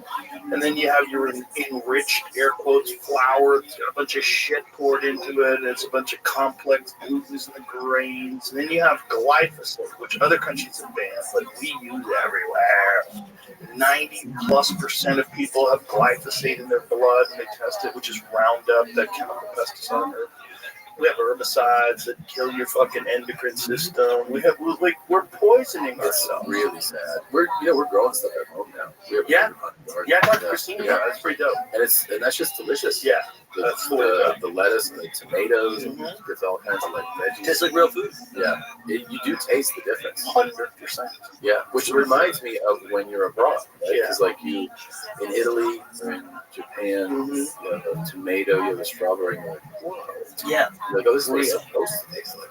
Yeah. We make stuff that can sit on the shelf forever. That's why our tomatoes look like they're albino tomatoes. They're hard. Yeah. Our tomatoes are hard. Yeah. Like, why is the tomato hard? Like, what is that about? Why does it stay hard for like weeks? Just sits there. And then we just keep ingesting that. Yeah, it's terrible. And then you get all this Gotcha, inflammation Freddie. in your body. And, we've sort of genetically modified a bunch of things. Gotcha, Freddie. People, so we have large numbers of people. Yeah, there's benefits to that. How much Get him again. do you think is related to the fact that we have so many more people in some of these places? Oh yeah, that's a fact. But it's not just that. So I think there's a bunch of factors, and everybody wants to be real binary about it. Sedentary lifestyle thing. There's a large percentage of our population. Get him again. They don't exercise. They don't do anything physical. So you got that, and then you got years and years and years and years of doing that, which eventually catches you. Yeah, and so that's what the people that start showing up at the hospital. It's metabolic health, right? So, and then you have lack of understanding of nutrition, which is they think, oh, you're some fuckhead doctor that tells you just have to eat a balanced diet. You don't need vitamins. Yeah. Well, that doctor's fat and stupid. It probably has a bunch of diseases, and he's on pills himself. Like, shut up. Probably never even went through any nutrition training. In medical school, you get about 6 hours of nutrition training, I think. It's crazy. Look at this athleticism. Folks, I'm going to summarize this athleticism for you. I feel like Poetry in motion. To keep people from understanding how finance works at all. It is crazy, right? Like, you're teaching kids about how to prepare yourself for the world, and you don't teach them about debt and about interest. The first thing that happens when you're a freshman in college is you walk through the student union and they go, "You want a credit card?" You're fucking 18. Yeah. And you're like, yeah, it's got 29.9% APR. It's awesome. They're praying. Yeah. They're literally praying. And the school lets it. Yeah. The school's like, yeah, go ahead. Oh, they don't give a fuck about you. You're fucking crazy. Grist for the mill. Yeah. Literally, you're paying you end up paying $300 for a Coke. You know what I mean? Because you just like scan. Like, this is insane. Yeah. And we don't teach anybody. It's really crazy. Well, also you get it in their head that they're fucked because the debt that they're getting involved in with student loans is the only debt we have that you can't get rid of. Yeah. The only debt. Yeah, you can't forget that. There are people right now who have Social Security getting docked. Their Social Security is getting docked for student loans. So they made it to death, and they owe money to the government for loans that did them no good at all because they're living off Social Security. So the government gets to steal more money from your Social Security, and we have to pay you. So, and meanwhile, like today, the reality is you can get that education online. Yeah. Almost all of the books on any sort of subject are available. Mine is useless. What's yours? Communication. You're a communicator. Well, yeah. Worked out. You probably they use you to sell more tickets. They probably do. But this guy, look, he went to our university. You should come. Learn like Tom. I didn't learn anything. But how much did you have to pay to go to school? Oh man, how much were you in debt for? How much was the tuition? I think tuition when I was there was something like $6,000 or $7,000 a semester, so like 12, 13 a year. Which now fucking tuitions now are like $50,000, $80,000 a year. It's great. So imagine taking on that loan. You start your workforce. You have $300,000 in loans. God forbid you go to graduate school. Oh my God! And then you're never getting out of the hole. I mean, I think this is why some doctors and lawyers become sociopaths, because you are dealing with so much debt and you realize no one gives a fuck about you, so you don't give a fuck about anybody else either. Wow. Yeah, it's great for society. Yeah. It's also like there's two things that can be true, right? I do think that you kind of have to, kids have to like get to work and get something going and get a path in your life. And when you're going to college, like you're out of high school, okay, now you're on your own, you're in college, you got to keep up your GPA, you got to get your degree, let's go. So there is value in that. Yeah. But then also, it's too much money, and you're probably not going to do anything with that degree. And if you don't have the degree, people think you're a loser. And it's very strange. It's very strange what's going on because you're allowing these corporations to prey upon children. Yeah. It's like you're an 18-year-old child. You don't understand anything. You don't understand anything, and then all of a sudden you're in college and you're saddled down with unstoppable debt, and you have this fucking circus of people around you that are also trapped. And you didn't understand what that meant, but what you were signing up for. No way. It's the same reason, like, you have a conversation with somebody who's that age, and you're like, oh, you realize that our brains are different, right? Like, we talk to like a... Yeah, they're not developed. They're not fully developed yet. They don't understand it. Especially boys. Way more clearly. Yeah, boys don't get developed until like 25. Girls are pretty... They can figure out the game earlier. They're not as saddled down by testosterone. Yeah, they're but their frontal lobe develops earlier. Yeah, ours does really take till about 25. Yeah, it's retarded. Yeah. But that's also how you trick them into going to war. Yeah. Yeah, it's part of it. Yeah. Like, hey, we need to get, the Gulf of Tonkin, terrible thing once you get underneath it. We're going to need to send you overseas. Try that shit on a 40-year-old guy. You're like, what? No fucking What happened? Let me Google. Hey, I Googled Gulf of Tonkin. It turns out, you guys fucking faked it. What else are you faking to get us to go to war? Oh my God, you guys fake things to start war so you can make money? That's crazy. How are you not in jail? How's no one in jail for faking things to start wars? Zero accountability. It's wild. So then you're like, well, fuck it. They got me with the student loan. They got me with this. They got me with that. And you just get accustomed to life fucking you. Yeah. You're just like, oh, the society just fucks you over. They just take from you. And I saddle you with debt. I'll tell you this theory. What you're talking about applies to, I think, extends to our appearances.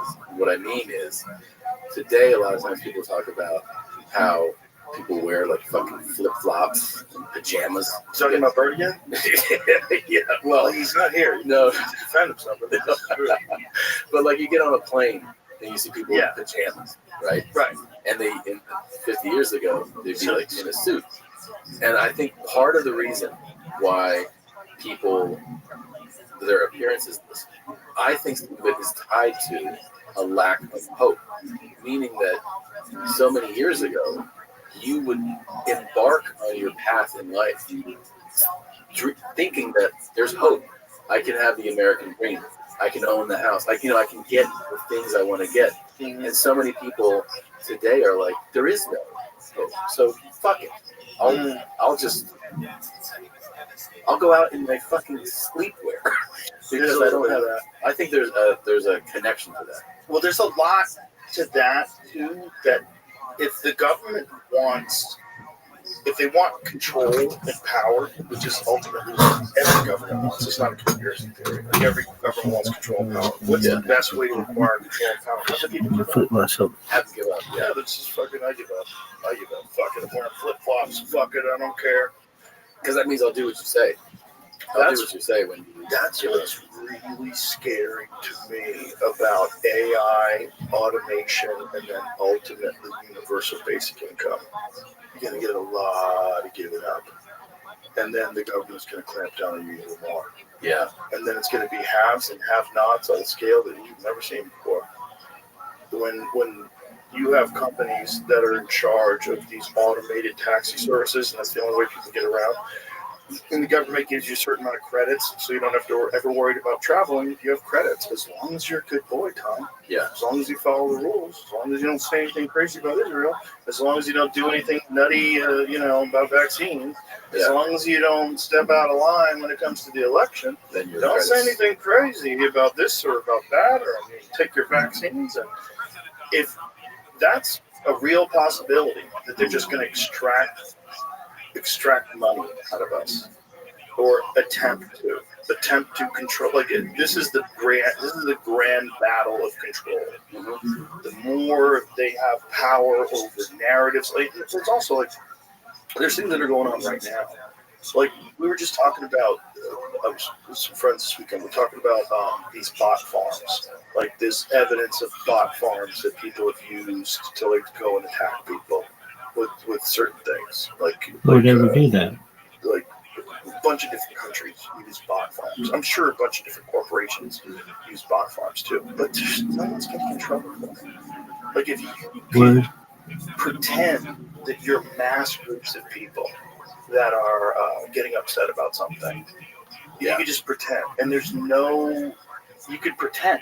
Yeah. You just like, you can hire people to go protest and fly them in on jets. Like that's happening right now. There's this guy in Maine who made this video where he was hired to drive these people to the airport. And he's trying to figure out like where are all these people going? Driving this busload, 2 busloads full of people at the airport. And they were saying, well, we're going to a protest.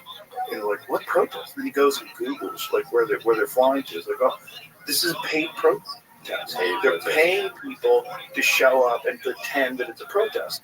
So it's like there's puppet masters that are manipulating world events, and that's legal. Yeah. So you're allowed to pay people to go protest. Yeah. Which seems like that should be illegal. Like Right. You shouldn't be able to pretend that you have an organic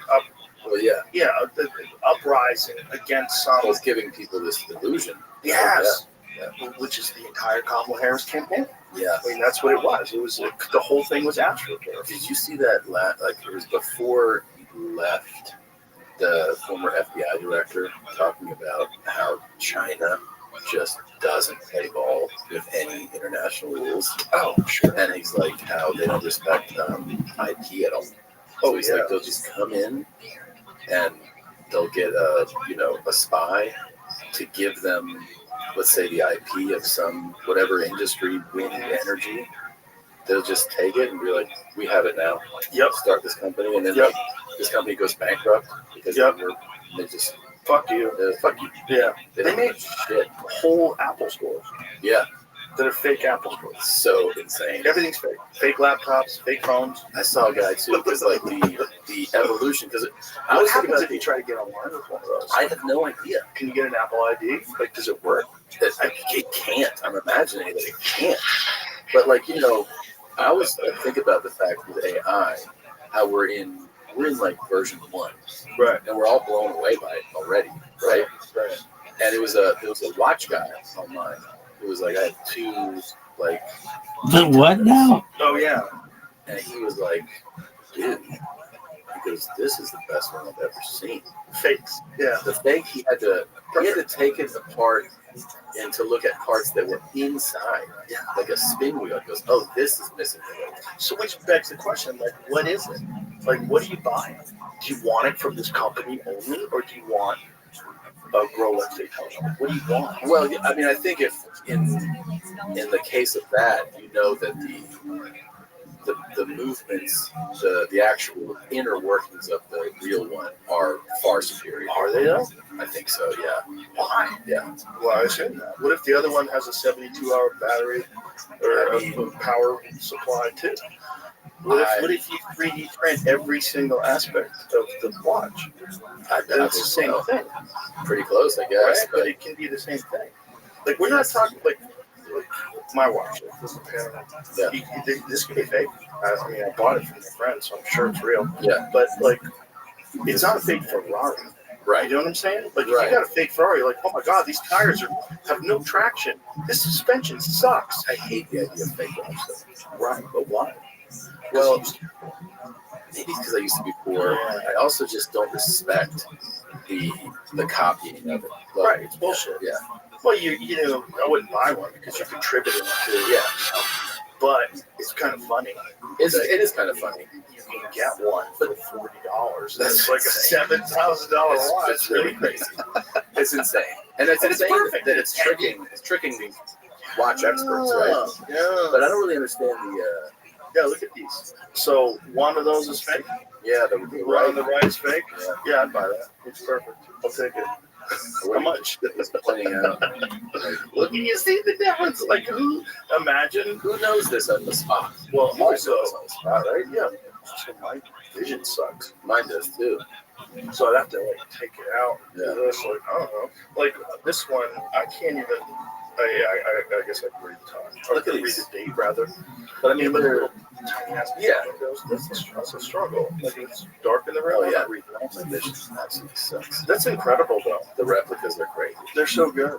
They're so But again, like try making a replica 911 Turbo S. Good luck. good fuckface. luck. Yeah, I know. Good luck, fuckface. But you can make one of those. But wait, how to? Because this, I understand at least what you're doing in the watch thing, right? Then the person buys the far less expensive one, and they get the feeling, I guess, that people know how you have to do it. Right. But if you're getting an Apple product, a fake Apple You product, don't know you're getting fake Apple so product. they're going. The whole thing's a scam. The whole store's fake. And everyone No there's in idea. on it. It's an Apple store. Do you think people that are Like it hired has think the they're fucking logo. That's an Apple fake factory rated in China. This is 10 years ago, though. It goes on to say that it tricked the employees that thought they were working at a real So Apple store. that's the their crazy working. part. Yeah, it's like it's layers of severance. It just goes deeper and deeper and deeper. Yeah. That's really Do crazy. you ever follow the YouTube channel Stance Elements? It's a guy who just works on cars. Dope shit. And one of the things he's doing, he's building his own Ferrari F40. That's cool. So instead of buying one for like $3 million, which is okay, I'm gonna say something that's gonna piss off these Florida people. It ain't worth it. Okay, it's not worth $3 million. It's not that good. If it was due today, you'd be like, this should be taken off the market. Right. This thing has zero fucking traction control, but because it's a classic, it's worth like a ton of money. So what he's doing is making it better. Stance works. That's his Stance Elements. Yeah. That's the B-boys. That's the breakdancers. Which, by the way, Stance Elements. How did I fuck that up? Stance Elements, by the way, is also amazing when you talk about that. But this guy, Stance Works, this is his own. That's not a Ferrari. Like he bought all the parts online. So he bought all the body panels online, and then he made his own frame. And then he bought a Ferrari engine from like a different model from Ferrari, and he's putting that in.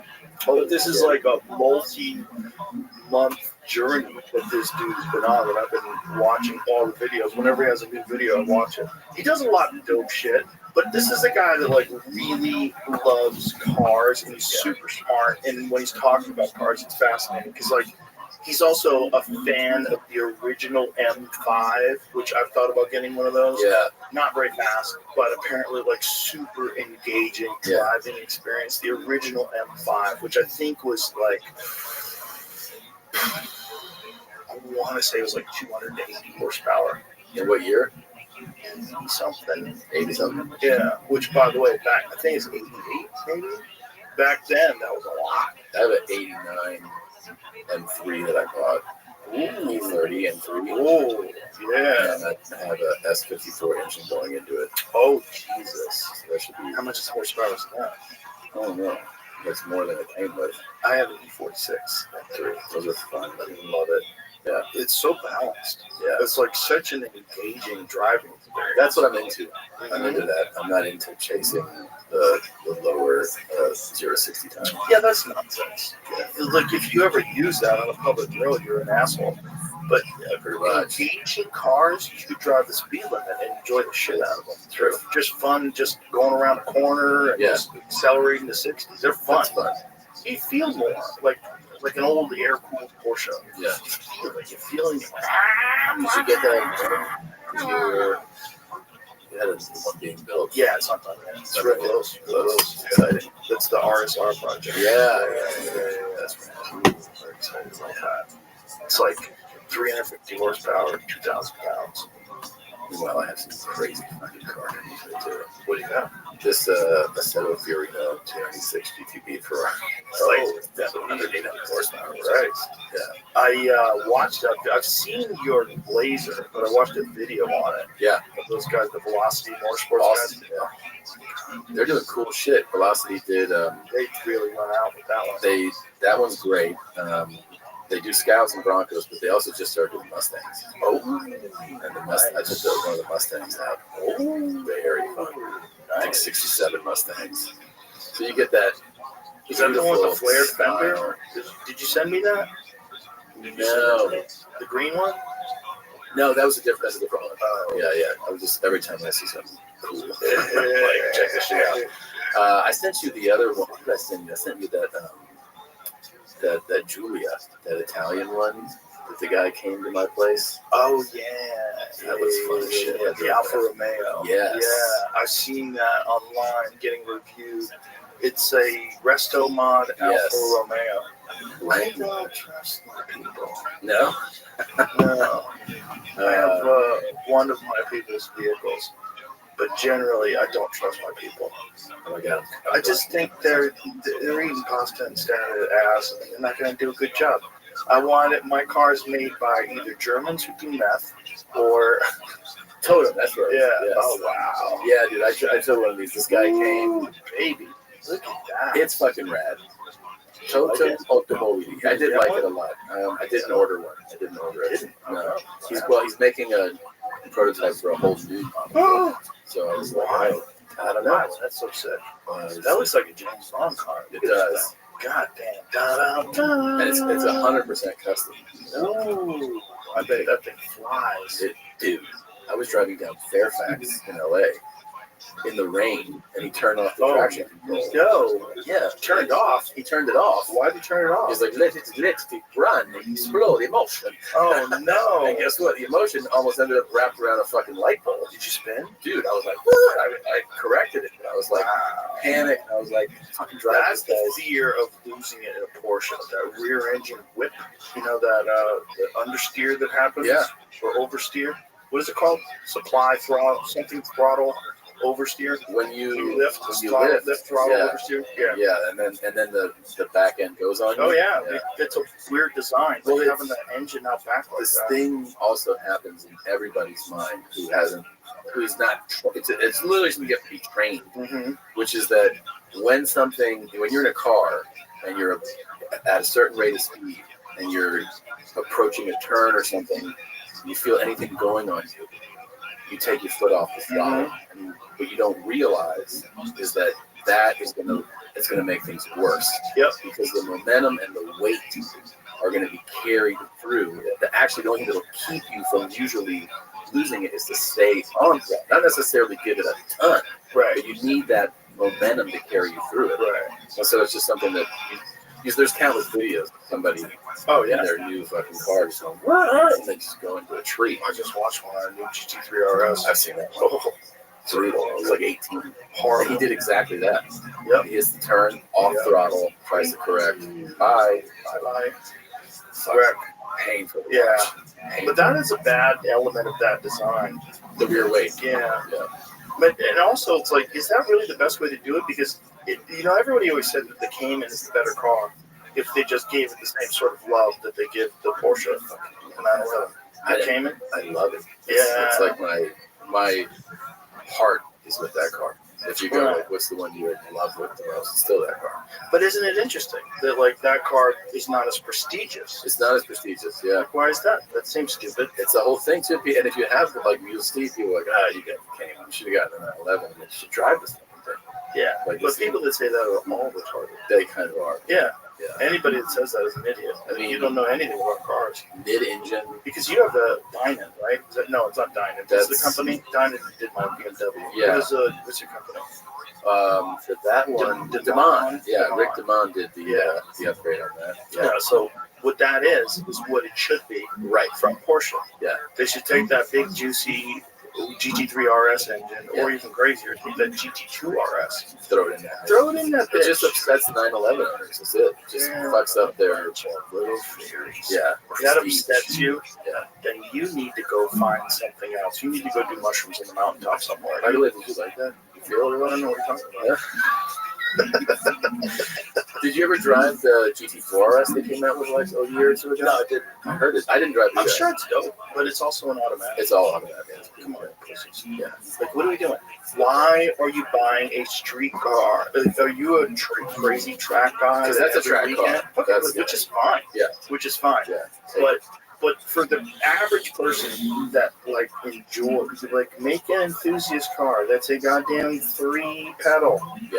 Make a manual. Well, thank God they still do. Yeah. They make some. I mean, a lot of places just don't. Them and BMW, Ford still makes them. They still do it with the Mustangs. I can't believe that Ferrari doesn't realize that if they did just a limited run, oh my god, sell like crazy. it'd sell so crazy. Yeah, they gave up. They gave up. Lamborghini gave up. I wish they would. Thank God Porsche didn't. No, I know. But they did with some cars.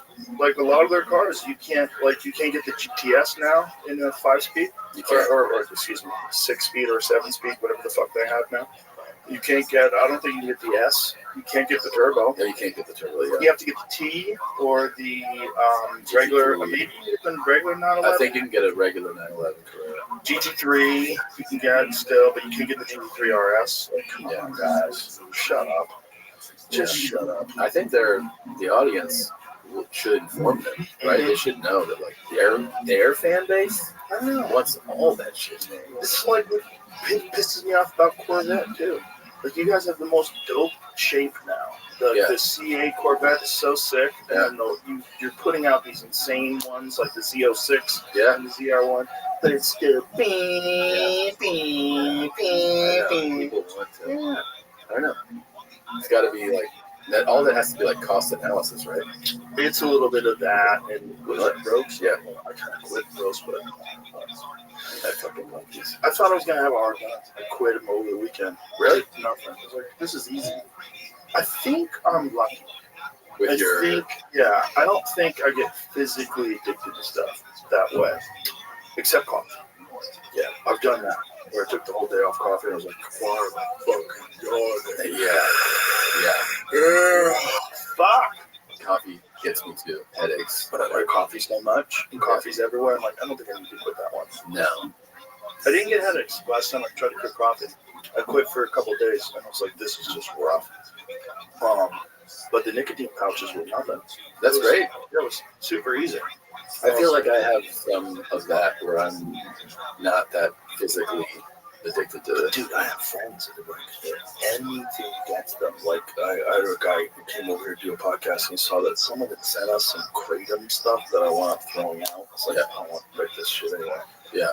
I was like, don't take that. I can't get off of it. Get that Kratom away from me. I know someone a real problem. Like, really? I know someone 18 years ago. What? Yeah. What? 18 years on a shitty opium? Well, because they were using it to get off of opiates. Oh God! And they can't go without it. Wow! Yeah. But the high is so like whatever. Yeah, it's not. I tried it, and then people were telling me, "Be careful, be careful." Oh, Duncan loved it. We had some at the club. Yeah. And Duncan's like, "Hey man, you got any more of that? Got any more of that liquid heroin, man?" I was like, keep it away from Duncan. Yeah. He's so funny. He's the best. He's the best. But we like had a whole box of it there that Ron White had left there, and it was gone by Tuesday. I got in there on Tuesday. Oh, everyone went where did it all go? It was all Duncan. It was all Duncan. We drank all of them. I was drinking 2 and 3 a day, man. I go, you're not even supposed to drink 1 a day. It's like a half a dose. Yeah. Which is really weird. Like, why did they make one of them be 2 doses? 2 doses. Yeah, that's crazy. It's a tiny little shot. That's a good way to get you onto it. Yeah, it's like you buy a bag of chips and it says like how many calories in it per serving. 6 chips. Like, why is this little baggie is not even a single serving? No one eat more than that one bag. Of course they piece of shit. Yeah. Garbage tactic to get people It's so predatory. It's just lies. You're lying about the amount of calories. That's so funny. Yeah, but I think I'm very lucky because I know people that get addicted to weed. Yeah, and I have gone a long time without weed and never had any problem. Yeah, people get physically addicted. Like, I didn't really realize that was a thing. But I think it's just different genetics. It totally is. Like look at Bert. A normal person who drinks as much as him would be dead. Yeah, he'd have like real liver problems, and he doesn't have any problems. He's in the gym in the morning. Yeah, it's nuts. So it's like you just gotta deal with the cards you dealt. Like, why don't I have 4 aces? Well, you don't. So what are you gonna do? Yeah, you know, just sit here and fucking complain about everything, or what? You gotta figure it out. Yeah, figure it out, bitch. Yeah, figure it out. Yeah. You know, everybody needs love, everybody needs support, but everybody also needs figure it out, bitch. Yeah, there's Figure not it out, enough bitch. of that. There's really not enough. There's not. Because you really, It's like you don't gain anything by doing the like. How come I don't get this? It's like how come I'm not 6'6"? I don't know. I'm not. Right? You just deal with it. Yeah, you got to just deal with it. I think that's a real problem that people, if you think about like well, you remember that documentary, The Secret, that stupid documentary? Oh yeah. Like all you have to do is like think about things and you can make them happen. Yeah. Not really. That's bullshit. But it's a part of it. It's a part of making things happen.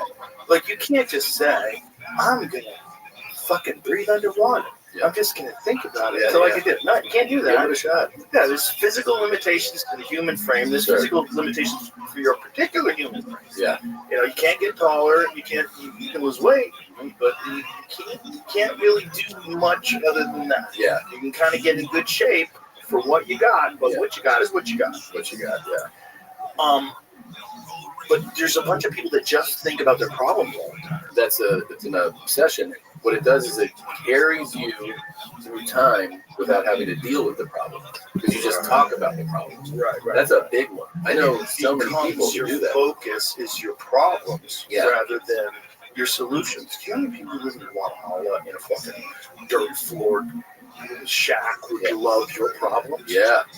But your problems are not that big a problem if you're living in America. Well, and you have your health. You need that perspective change from people. Exactly. Yeah. There's a big thing of like if your problems become your identity, because I know people like that, right? That you're like, have you ever seen that video? The final boss of Woke. It's like this one trans man who's like, I'm a disabled trans man. I'm also on food stamps. I also have like a real person. It's Donald Trump is trying to erase me. And it's like, this is the identity. Like, there's this is existential battle. But this final boss has everything wrong with him. Yeah. You're not a him. You're a girl pretending to be a man. So it's like you've got every wrong, and it just keeps going on and on. Have you seen this, Jamie? Do you know what it is? It sounds like somebody should try to get on stage. No, big fat stupid face. It's not gonna work. The whole thing is just like it's so crazy that people will just like there's a value and a currency to being a victim. Yeah, so they'll add stuff. Social media has also helped that a lot. Because there's plenty of people that don't want to deal with their shit. That'll go, yeah, Sarah, you go, yeah. Society's doing this to you. Yeah. Did you hear about that lady that got fired from Equinox in Manhattan? She was late 47 times in 10 months, and she sued because of race. She said she got fired for racism, and she won. She won. It's a jury, and she won $11 million. No. Yes, she did. No. She was working 47. Not only that, like you working at Equinox, like you could work for all of time, and you'll never make $11 million. But you're not going to make $11 million working at Equinox. But yet you won, and she only worked there for 10 months. She was like 47 times in 10 months. And that's why they were firing her? Like they're just perpetually. You are always late. Yeah. And then she's like, that's so racist. That's crazy. She won. And she took him to court and won. They're definitely going to appeal that shit. Of course they're going to appeal. But the thing is, when you have a jury, that you have a jury of people so fucking stupid, they don't get out of jury duty. Yeah, exactly. And they might be like, yeah, fuck Equinox, man. Fuck the man. Because that guy's just too lazy to go to the gym. Yeah. Of course. Not just that, it's a corporation. You don't think of it as an individual. That's just a company that's gonna fuck you over. That's why people don't feel bad stealing from work. Yeah. You don't feel like you're stealing.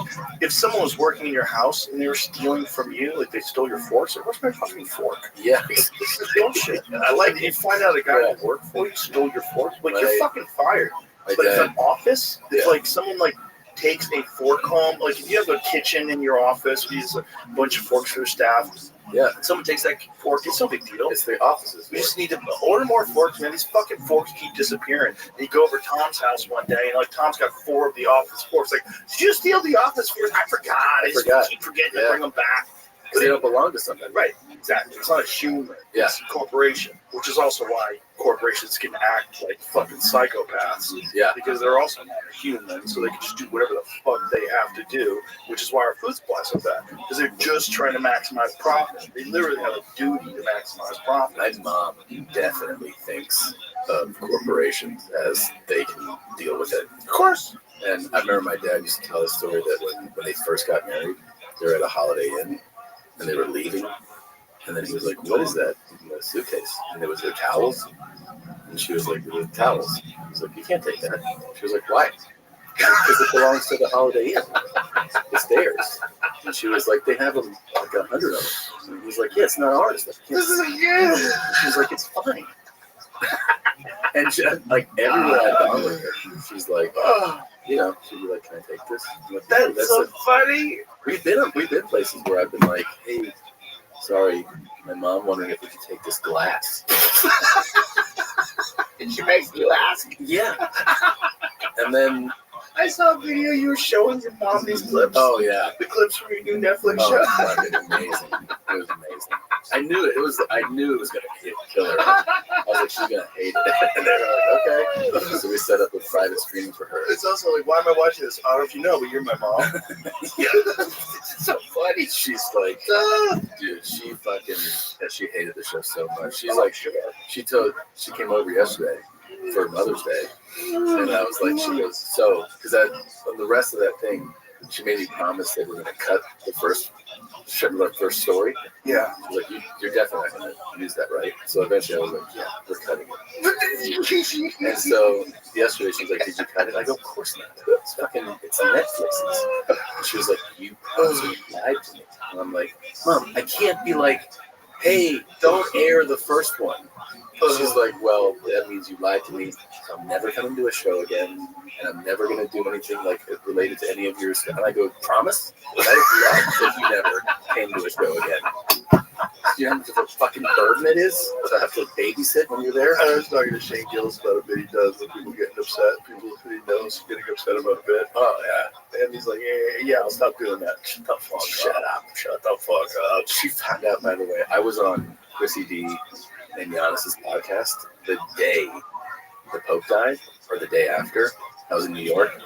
We were podcasting, and I was like, oh, because my mom's like hardcore Catholic. And I was like, let's call her and just check on her. And I go, we'll just try to see if maybe the Jews did it. So I call her, I'm like, you hear about the Pope? And she's like, I am David's name. I don't know what happened. He was sick, but it was the Jews. And she's like, what? I'm like, we had to cover our mouths. We had to cover our mouths and mute the phone.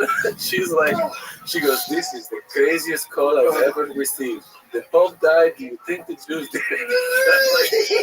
I had to hang up the phone. And then, like, a week later, she goes, I was on YouTube, and I find that you called me on a show to talk about it. She found the clip, yeah.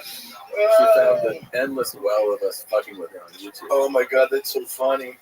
Speaking of the Jews, have you seen fucking Kanye's new song? Bro. What?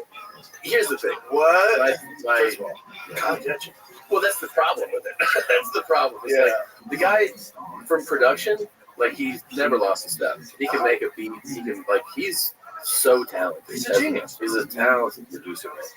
I do think it's like, when, first of all, I think people are kind of done asking questions. Most of the shit he puts out is like self-release kind of commentary or thoughts. Because he's saying just fucking crazy, you know. It's the craziest thing. But there is a thing where that song is like, what are you doing, dude? Like, what are you doing? It's the ultimate pushing back. Yeah, I guess. But there is like I think I have a pretty, you know, let things go kind of vibe to me. Obviously. Yeah, Your right? fucking show. Yeah, I don't. Show's ridiculous. It's ridiculous, Joe. And I've always been like, yeah, say whatever you're gonna say. But I do think like making a catchy song about that, I'm like, what are you doing, man? Like, you're just getting, at a minimum, you're just gonna get more people that think it's cool to say. Like, that's at the minimum. Well, I think that's part of the program. Yeah. I think it's part of what you're trying to do. But I mean, is that cool to do? I guess if you're like, well, it's fun to troll the masses and get them to do that, okay. But what I'm saying is that, like, at a minimum, you're going to get less educated people to go, like, this is a fun thing to say. And you're like, I mean, is that good? You really want people just walking around and be like, you know, it's tight, man? How that's fucking insane. It's crazy. It is crazy. But it's also kind of a sign of the times, I guess. Yeah. This is a chaotic world we live in. Yeah. And it's like, okay, this kind of highlights the benefits. I mean, I want to say this like carefully because I don't want to think I want to say real clearly. I don't support people saying that. I don't think it's a good thing to say. No. I don't say it. I certainly don't think any racism is good. I don't think anti-Semitism is good. I don't think anti-Christianity is good. I don't think Asian hate is good. I don't think anything is good. But there's a benefit to just letting people talk. Like, let people say whatever the fuck they want to say, even if it sucks. This is the benefit of Twitter. But this is also the bad part. This is like the fucking song has so many millions of hits on Twitter. It's been banned from every platform. Yeah. But is it good to ban things from platforms, or is it better to let it be out there and let people talk about it? Because if you ban it, then people want to hear it more. That's true. And then it becomes more popular, and then it kind of supports what he says, which is that there's this concerted effort, if you talk about Jewish people, that they're going to remove you from everything, remove you from banking, which is what he's saying. They run everything. So if they didn't, like if it was just you were talking shit about Puerto Ricans, what would happen to Tony? Nothing. Yeah. It's doing great. Yeah. You know what I mean? Like if there's certain people that you're allowed to pick on and make jokes about or mock or say something, and you can get away with it. Yeah. Well, I think he's made his point. I think we all get it now. It's never going to end. Yeah. But how does it end? This is the question. When I was watching that song, first of all, I was by myself. When I first saw the song, I was like, what is this? Yeah. Like, no. Yeah, yeah. No. It's like, no way. No way. And I'm watching it on my phone, like, yo. And then my first thought was, how does this end? Because this ends. This is going to end. There's going to come a time where they're going to realize, like, this is a problem. Yeah. So how does it end? Does it end in assassination? Does it end in... There's definitely people that want to financial ruin? Yeah. I don't know what his financial situation is. I know that, like, there's been all these, over the last 5 years, there's been times where, like, his, you know, net worth has been reported at, like, such a crazy amount. And then I remember, like, funds were frozen. And he was like, I don't have anything. And then it was, like, all back. I don't know what his financial situation is. Well, they can't steal your money, but they can debank you. Yeah, where no one will bank with. Right. So it's like, how does that work? Like, where do you get your ATM card? Yeah. Is it from the Bank of fucking Portugal? Like, what do you have to do? Like, how does that work? You know what I thought about when I was watching that video? I was like, how do you get, I don't know, how many actors? That's easy. That's the easy part. I think it's crazy. I think a lot of people would be like, what? Oh, that's the easy part. You put out a casting call in LA, everyone's soulless. They have no fucking soul. They just want to get famous. You're going to do a project with Kanye? Okay, let's go. Let's do it. Also, I'm just acting. Just like that guy in Inglourious Basterds wasn't really a Nazi. Right. I'm not really a Nazi. Listen, man, I gotta do what I gotta do. I gotta catch a piece. Yeah. It's nuts. It's pretty nuts. He's super talented, man. One of my thoughts after hearing that song was like, man, I wish he would release this song with like a different, you know what I mean, with a different hook. Like, yeah. Personally, no, I know he's not going to, but that's what one of my thoughts was. I was like, man, I wish he'd do it. It's so crazy. It's so crazy because his last album before that was a bang. It's like he came out of the gate showing people that like he still got it. Like, yeah, you might have pulled me off all these platforms, you might have debanked me, you might have taken away my music deal with the Beatles, but damn, I still got it. And that one was really everywhere. Yeah, that's in the top 5 playlists that we play in the green room all the time. You know, just fucking killer songs. Yeah, he's classic. Yeah. Classic. He's got so many bangers. Yeah. But, you know, this one is just like letting these people, I guess in his eye, I mean, I don't know, I haven't talked about it, but I guess he's like, I'll do whatever I fuck I want. I'm clear. So I'm going to be the one thing, I'm going to make a catchy song.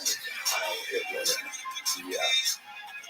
Like, what? That is the what? Like, I want to, yeah, you have to say, like, the captions is like a description of all the stuff that you want to be a part of the production, is just be comfortable with philosophy. Is everything like, he's got a brand new business. That's the name of it. By the way, you know, it's just so that complicated about that. Or at least it has a brand new. Where did the first job run? In Jersey, there was a Detroit Dodgers for a long time. It's very, very small stuff, the Dodgers, because the Dodgers don't know that. You know, this is one thing that I'm impressed about. There's certain businesses that I don't know what I'm doing. Right. So, like, a car, for instance, you have the reference to go, like, how much should this cost? Right. And so, like, gives you some personal. You see a Lamborghini, you know, that's like $300. Yeah. And you can, like, have people. Yeah. But, like, a piece of jewelry, right. This guy, like, I bought a watch from, was like, this jewelry was like, you know, this ring or whatever. It's like, whatever, $50,000 or something. I was like, oh, wow. Did you want it? I'm like, I don't know. and then, like, a month or two later, he sent me this thing and was like, trying to read this down. You want it for like $20? What? And I was like, Thank you guys, that's really awesome, and actually kind of a little better than my butt. That's really cool. That's what I'm saying. And so you kind of go like, you know, so I was gonna pay $30,000 more for it. Thank you so much, guys. So gross. That's all I got. Have a great night. I just really you know, it's really good. Fake diamonds. They're real diamonds. Yeah. Broken ones. Right. I was reading this whole thing about the demand and supply for lab-created diamonds. They're absolute diamonds. They're not fake diamonds. There's a real diamond. But it's not a diamond. It's just lab generated. Yeah, it's not like a blood diamond. So it's not real. Oh, no. It's not real. So it's not that. What it is the same thing not wanting a fake gold. Even though it's like basically the exact same thing as a roll. Yeah. But that's at least a brand. Like if you're a person who loves engineering craftsmanship, yeah. Like I don't want, you know, someone to rip off someone's work. Yeah. Like that's art. Yeah. Like your watch. That's a piece of art. Yeah. It's a piece of art. Yeah. So it makes sense you wouldn't want a fake piece of art. But a diamond it's just elements compressed over time. Yeah. They figured out how to do that where they make perfect diamonds. Fraction of the cost. Yeah, but the demand is super low. Yeah. Wow. 99% low. 99%. Oh, yeah. Especially the big ones. Yeah, I was going to say, you got like a 3 carat. Yeah, right. The ladies don't want it. Yeah.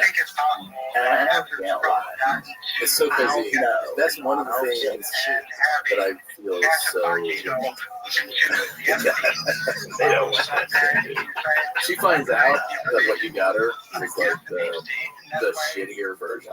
But it's not even shittier. Right? No. It's like lab created diamonds are actual diamonds. It's literal alchemy. Remember, like in like the old days, like they were trying to figure out a way to use like all these chemicals to make gold. That was what alchemists were. Like kings would spend insane amounts of money on these alchemists to try to get these alchemists to figure out. And I think I can make gold for you, son. Yeah, you need a laboratory. And these dudes are sniffing fucking mercury all day and dying young. It's the craziest thing to spend on. But imagine if the lady's like, yeah, you made that gold. I don't want it. I want real gold. They are lying. I think that just like the real stuff. Essentially, that the stories remain the same for the official stories remain the same. I want the real stuff. You know what? But it's just gold. A lot of people are like, well, this was odd, and this is odd. All of the things that people say, he didn't kill himself. All those people are saying, rock something he didn't kill himself because of oddities, but they don't have any proof that he did. They don't have any evidence that he didn't. There's just conjecture. There's circumstantial evidence, and even the circumstantial evidence isn't actually and found out it was a cubic zirconium. That's hilarious. LOL. That's very funny. But perfect for that guy. Yeah. I was like, that guy's such a piece of shit. Yeah. I knew it. I could have told you it was a fake diamond. That's so funny. I laughed so hard. Yeah. So she took it to the jeweler. All right. Yes. Well, she's like, I gotta break up with this guy. I don't have any money. And she's living with this shyster, this fucking guy who's like just a dirtbag, you know, but had some money, but not real money, just like a just bullshit artist. Yeah. She's like, oh, he's a bullshit artist. I gotta leave him. Oh, fuck. So she's not like, I'm gonna, you know, yeah. So they're like, give you $100. it's worth nothing. They didn't want any of it. It's not worth anything. Fake diamonds with zero money. Zero Looks money. exactly like if you're in a party.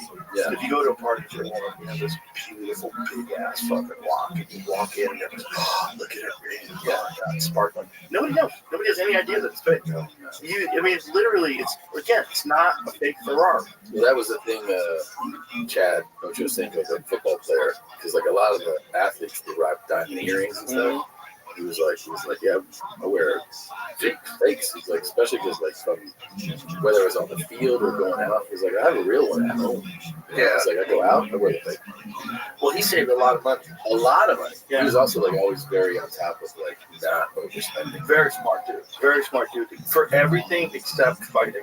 He has this very bizarre idea. Like him and Shannon Sharp argue all the time about bizarre idea that he could like fight MMA guys and beat them. That's crazy. That's crazy. Well, it's the reason why he was such a great athlete. Yeah. Confidence. Crazy it's just unstoppable belief in yourself, which, listen, he's such a great athlete that if he did compete in MMA, he probably would be a world champion. Yeah. Because he's got that, like if Michael Jordan decided he was going to, if MMA existed and Michael Jordan was alive, he'd probably be the light heavyweight champion of the world. Right. He'd probably figure out a way to fuck everybody else up. And also like this drive, this championship mindset. It's just rare humans that choose to focus on football or soccer or basketball or whatever it is, you know. The thing they get obsessed with. But if they put the same amount of energy from the same amount at an early enough age, like there's certain like barriers that cannot be overcome, and one of them is like physical maturity. Like once you're like 36 years old, if you start boxing at 36 years old, I don't care what, you're not going to be world champion. Yeah, it's too hard. It's too hard to do. Yeah. It's also what you saw with like Francis Ngannou when he fought Anthony Joshua. Yeah. That's the difference. You know, you can't just jump on in and fight like an Olympic gold medalist. It's like been doing it his whole life. He's going to do things to you. Yeah. You're not going to know what he's doing. He's going to crack you. Yeah. But the reason why he thinks that, like Ochocinco thinks that, is because he's a fucking monster athlete. Yeah. It's like he knows how hard he works. He knows how gifted he is. Yeah. But he just thinks, but if, you know, you put him in there with a guy like a Dricus Duplessis or something like that, he'd be fucking mauled. No, he's thinking, because he's a fucking precision route runner. Like, great. And someone's mounting, drilling elbows in your eye socket. I know, it doesn't matter. Like, it doesn't matter. Yeah. You don't know how to block them. You don't know how to stop the rear naked choke. You don't know how to stop the trip. You don't know which way to roll on a heel hook. Like, they're like, I'll figure that shit out. No, if you're going to get your knees ripped apart, you get knocked unconscious. Yeah. It's like, it's reality. But I love the fact that people think that way. There's a lot that think like that. Outspoken. It's mom and down. Yeah. Mom and down. I can't lose. Yeah. I understand. I have that stupid part of my brain too, but I'm also smart enough to go, hey, fuckface. Like, I have two people in my head. Yeah. I have like this. I can do it. I have the general who tells me what to do, and then I have like the soldier who's like, wait a minute. Yeah. This is gonna get me killed. Yeah. This is fucking. I'm not running with a hand grenade with all these bullets flying my way. No. And you know enough. Seen enough fighting to know what your limits are. Especially with martial arts, it's the big one. It's like you don't know, man. There's little tiny dudes that can choke you to death. And you have no idea. Yeah. You in your mind, you're like, they can't do shit to me. Yeah. Motherfucker, I can bench 200 pounds. Yeah. The next thing you know, arm drags, get your back. Yeah. You take it like the body triangle. Yeah. You don't want to tap out, but you have to. You have to. You're dead. You're dead. It's over. That's why it's good. It's good to do, like, to even try all those things. Like, I've done a little bit of, boxing, striking. I've done a little bit of jiu-jitsu. It's great to have the awareness. You're like, oh, wow. It's a nice wake-up call. Yeah. Yeah, when I first started doing jiu-jitsu, I was already like a very accomplished striker. I was really good at striking, so I was like, I know how to fight. And then I went to jiu-jitsu class. I got my ass kicked every day. Yeah, I was like, this is crazy. I was so wrong. Yeah. I had this completely distorted idea of my abilities. Yeah. Yeah, that really humbles you, right? There's a lot of people walking around out there, especially men, that just think they know how to fight. Yeah. It's a terrible thing to find out on YouTube. Like, to see people find out that you don't really know how to fight. You just think, you're going to bluff your way. I think that's the male thing. Men think they know how to fight, that they're funny, that they fuck good, and that they can drive. Right. Those are like the four things. I can do all this shit. Yeah. Delusions. There's like manly things you don't want somebody to be better than you at. Yeah. You get delusional things. Those four are the ones that make come up the most. Yeah. Pool's another one. Too pool? Yeah, a lot of guys are good at pool. Yeah. I've had a bunch of dudes say they play good pool. I'm like, really? Let's find out. Do any ever surprise you that they are pretty good? Never. Not one. Not one? Nope. Wow. That's actually... I thought you would find at least a couple. No.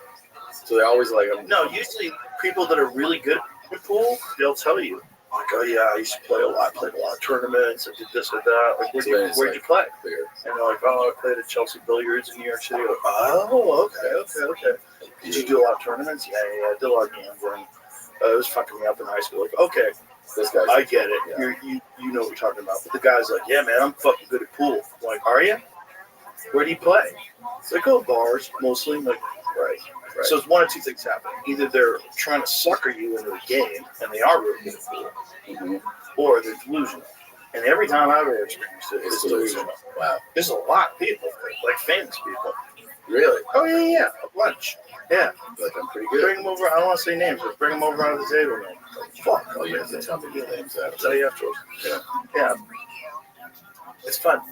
It's fun to see somebody. Yeah. It's fun. But, it's one of those things that people like a lot of men want to think they're good at poker. Like, oh, I can read people. Like, sure. Oh, yeah, that's another one. Dudes think they're good at playing cards. Ari Shafir, when we were at the store, Ari for years made a living with poker. He made a living doing that? 100%. He would go and play in the bicycle club and all those. So he was cards.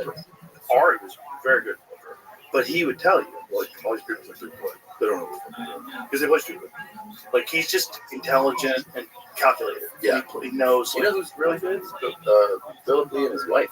Oh, really? They're playing tournaments. Oh, wow. Margarita and Philip, they're playing tournaments. So's Bruce Buffer. Bruce Buffer played in the World Series of Poker. I never got into poker. And I remember when I was working in post-production, like in the early 2000s, it was starting to get more and more, like now it's, I think, immensely popular, but there was like an uptick when they started to like televise it. You know what it was? You know what made it uptick? Yeah.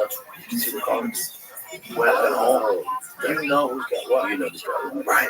So you're watching it play out. That's a huge element. That's from home. Because Anthony Giordano, my friend from the UFC, who does all the UFC direction, he's done my comedy specials too. He explained it to me. He's like, the moment you can see those comments, it changed the game. Because it now made it exciting for people to watch. Because you're watching people play poker, you don't know what anybody's hand is until the end. This is stupid. But if there's like, you got a camera, so like as they fan open their cards, there's a camera under the table. And it shows you what everybody's got. Like, that's more exciting. Well, that makes a lot of sense. Yeah. Oh yeah, it's way more fun. Dude, I don't even know how to play poker, and I would accept invites to poker games. And what happens is you start playing like how you think to play, and people start, when they don't know you, like, this guy, he's either fucking really ballsy and good, or he's a retard. And that's what would happen to me is like a couple games in, people were like, okay, yeah, this guy. And then pretty soon they're like, do you play poker? And I was like, I'm not really sure what we're doing here. They're like, get the fuck out of here, man. Well, they also want to rob you. Yeah. That's a big thing, too. Yeah. Because you're a big fish. Well, I wasn't at all that. At the time? No. I was just like, going like with people from work, I was just like doing it socially. That's got to be a thing where a lot of people, like, that are really wealthy, to get into gambling. Oh, be a target. Yeah. Yeah, sure. Well, that's a big thing with pool players, too, is occasionally poker players, because poker players, a lot of them, they gamble on a bunch of different stuff. You know, a lot of them are just gambling addicts. Totally. And so there was always a bunch of poker players that would play pool, and they were kind of okay at pool, but they would get insane spots. Like say if like I knew this guy that was playing one pocket for like $100,000 a set, and one pocket is a weird game where the pool table has 6 pockets. Yeah. And so like if we were playing one pocket, you would have this pocket on the right, I'd have this pocket on the left, and there's 15 balls. And so all I have to do is make 8 balls into my hole, and I win the game. Okay. Normal. But if you don't know how to play, and I'm trying to sucker you into playing me, I go, okay, listen, I'll spot you on 15 ball game. I'll spot you 13 balls. 13 balls. You just have to get to it. We're going to play for big money. We're going to play for big money. We're going to play for race to 5 for $100,000. So that means we're in a game of one pocket takes a long time. It's not like a game of 9 ball. A game of 9 ball, you can beat done in 2 minutes.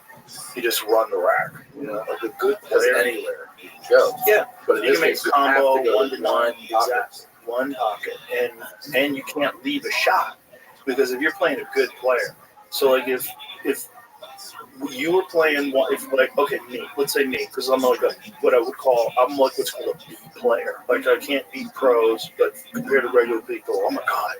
How do you play so good? Yeah. Regular people don't know how to play. That's why it is. Right. But if I played like a pro, like if I played like my friend Fedor Gorst, who's like world champion, like I would probably need like out of 15 balls, I'd probably need 11 balls to have a chance. And even then, I'd probably get one. Really? Yeah. Because he's gonna figure out a way to never leave me a shot, and then he's just gonna calculate when he has a shot, can he open up the stack, and then run all the other balls. Because you don't break like you break with 8 ball. When you break with one pocket, it's a very calculated game, and it's a big gambling game. Most money gets spent on. Like I was just watching online the other day, and they're playing for $240,000. Yeah. It was a match for $240,000. I think it was a 3-day match. I gotta watch one of these.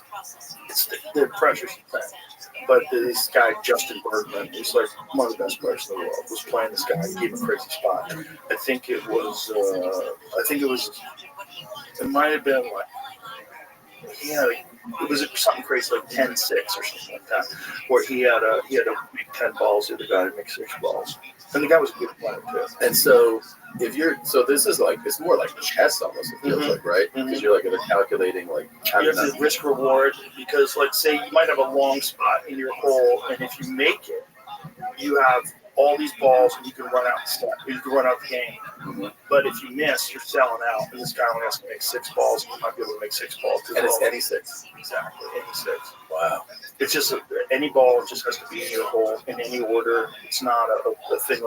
It's not like a rotation game like 1 through 9 or 8 ball where you're like, I got stripes, you got solids. It's just anything goes. Any ball, you're not there. And like the really, really good players can spot you that much. You don't have a chance. And there's really good players like this guy named Tony Chohan, who's real famous. His nickname's T-Rex. And he's like a big time money gambler. And there's another guy named Scott Frost, who's a friend of mine, who's like one of the biggest one pocket players of all time. Guaranteed Scott Frost has gambled over the course of his life. Millions of dollars have changed hands with Scott Frost playing. Really? Pocket. Yeah. He's like one of the best one pocket players, like literally ever. And these guys are playing, they'll meet up in Kentucky, they'll have state courses, and then people on the rail. So all the people that are watching are gambling as well. So you might have there might be a set being played for $500,000. Fucking yeah. Like this one that I was watching, the Justin Bergman was $240,000 you're playing for. Yeah. And who knows how many people gamble on the side. That's what I'm saying. Like, it's generating a lot more. No, it's crazy. That's when you think about, like, I think it's easy to forget when you just into, like, the game, like, the amount of money that changes hands week to week with the NFL. Oh, God. Oh, my God, dude. Oh, my God. Billions.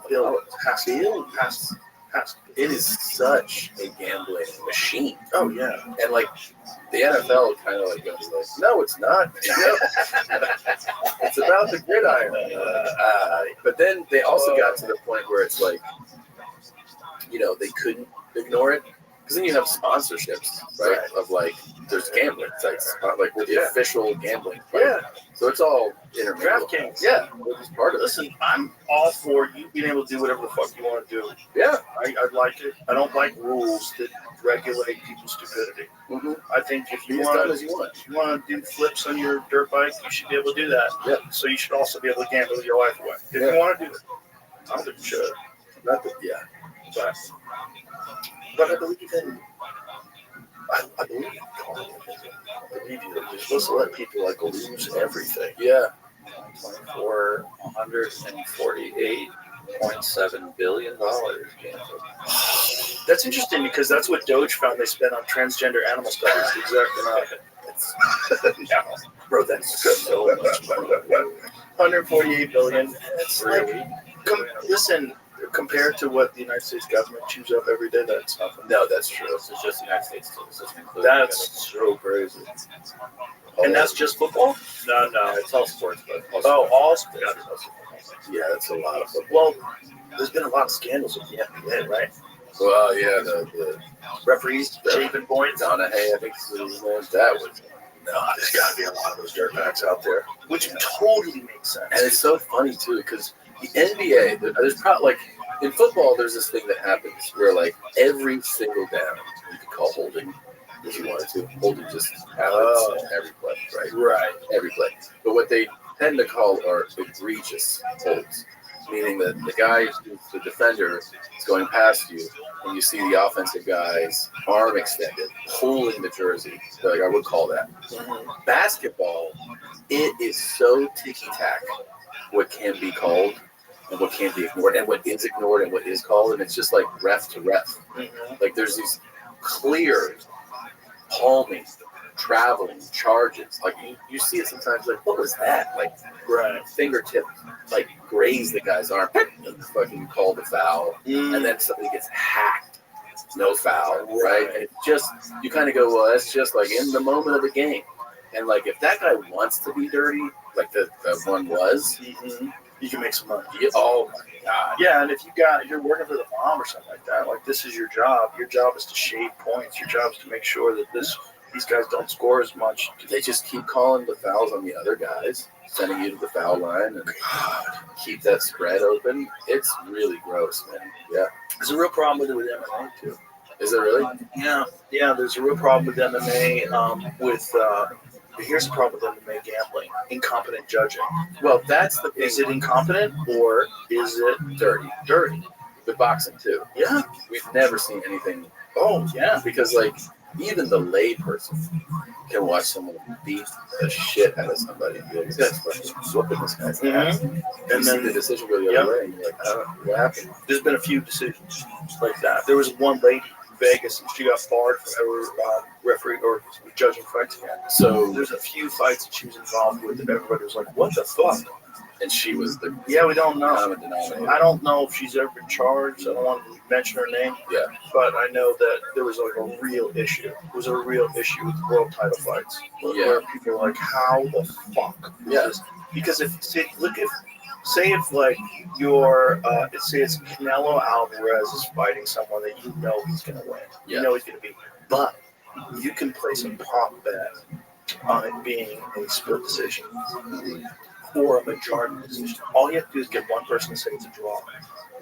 And that's it. And like, look, he's gonna win. He's gonna win either way. But if I want to place a shit ton of money on this one thing, some dirty judge could score a draw. Yeah. And you just have to convince that dirty judge. Like, just listen, doesn't matter. You're not affecting this guy's career. Yeah. He's gonna get the win. No one's gonna remember. Just make it a majority decision. Yeah. And you just got to justify why you thought. I'm a big fan of defense. Yeah. I think the other guy just like blocked a lot of punches. I thought it was great. It's there's so many, I feel like, in combat sports where the judges. It's so subjective. Yeah. But it's just, for a fighter, the crazy thing is you lose half your purse. Yeah. Because like you might get $100,000 to fight and then $100,000 to win.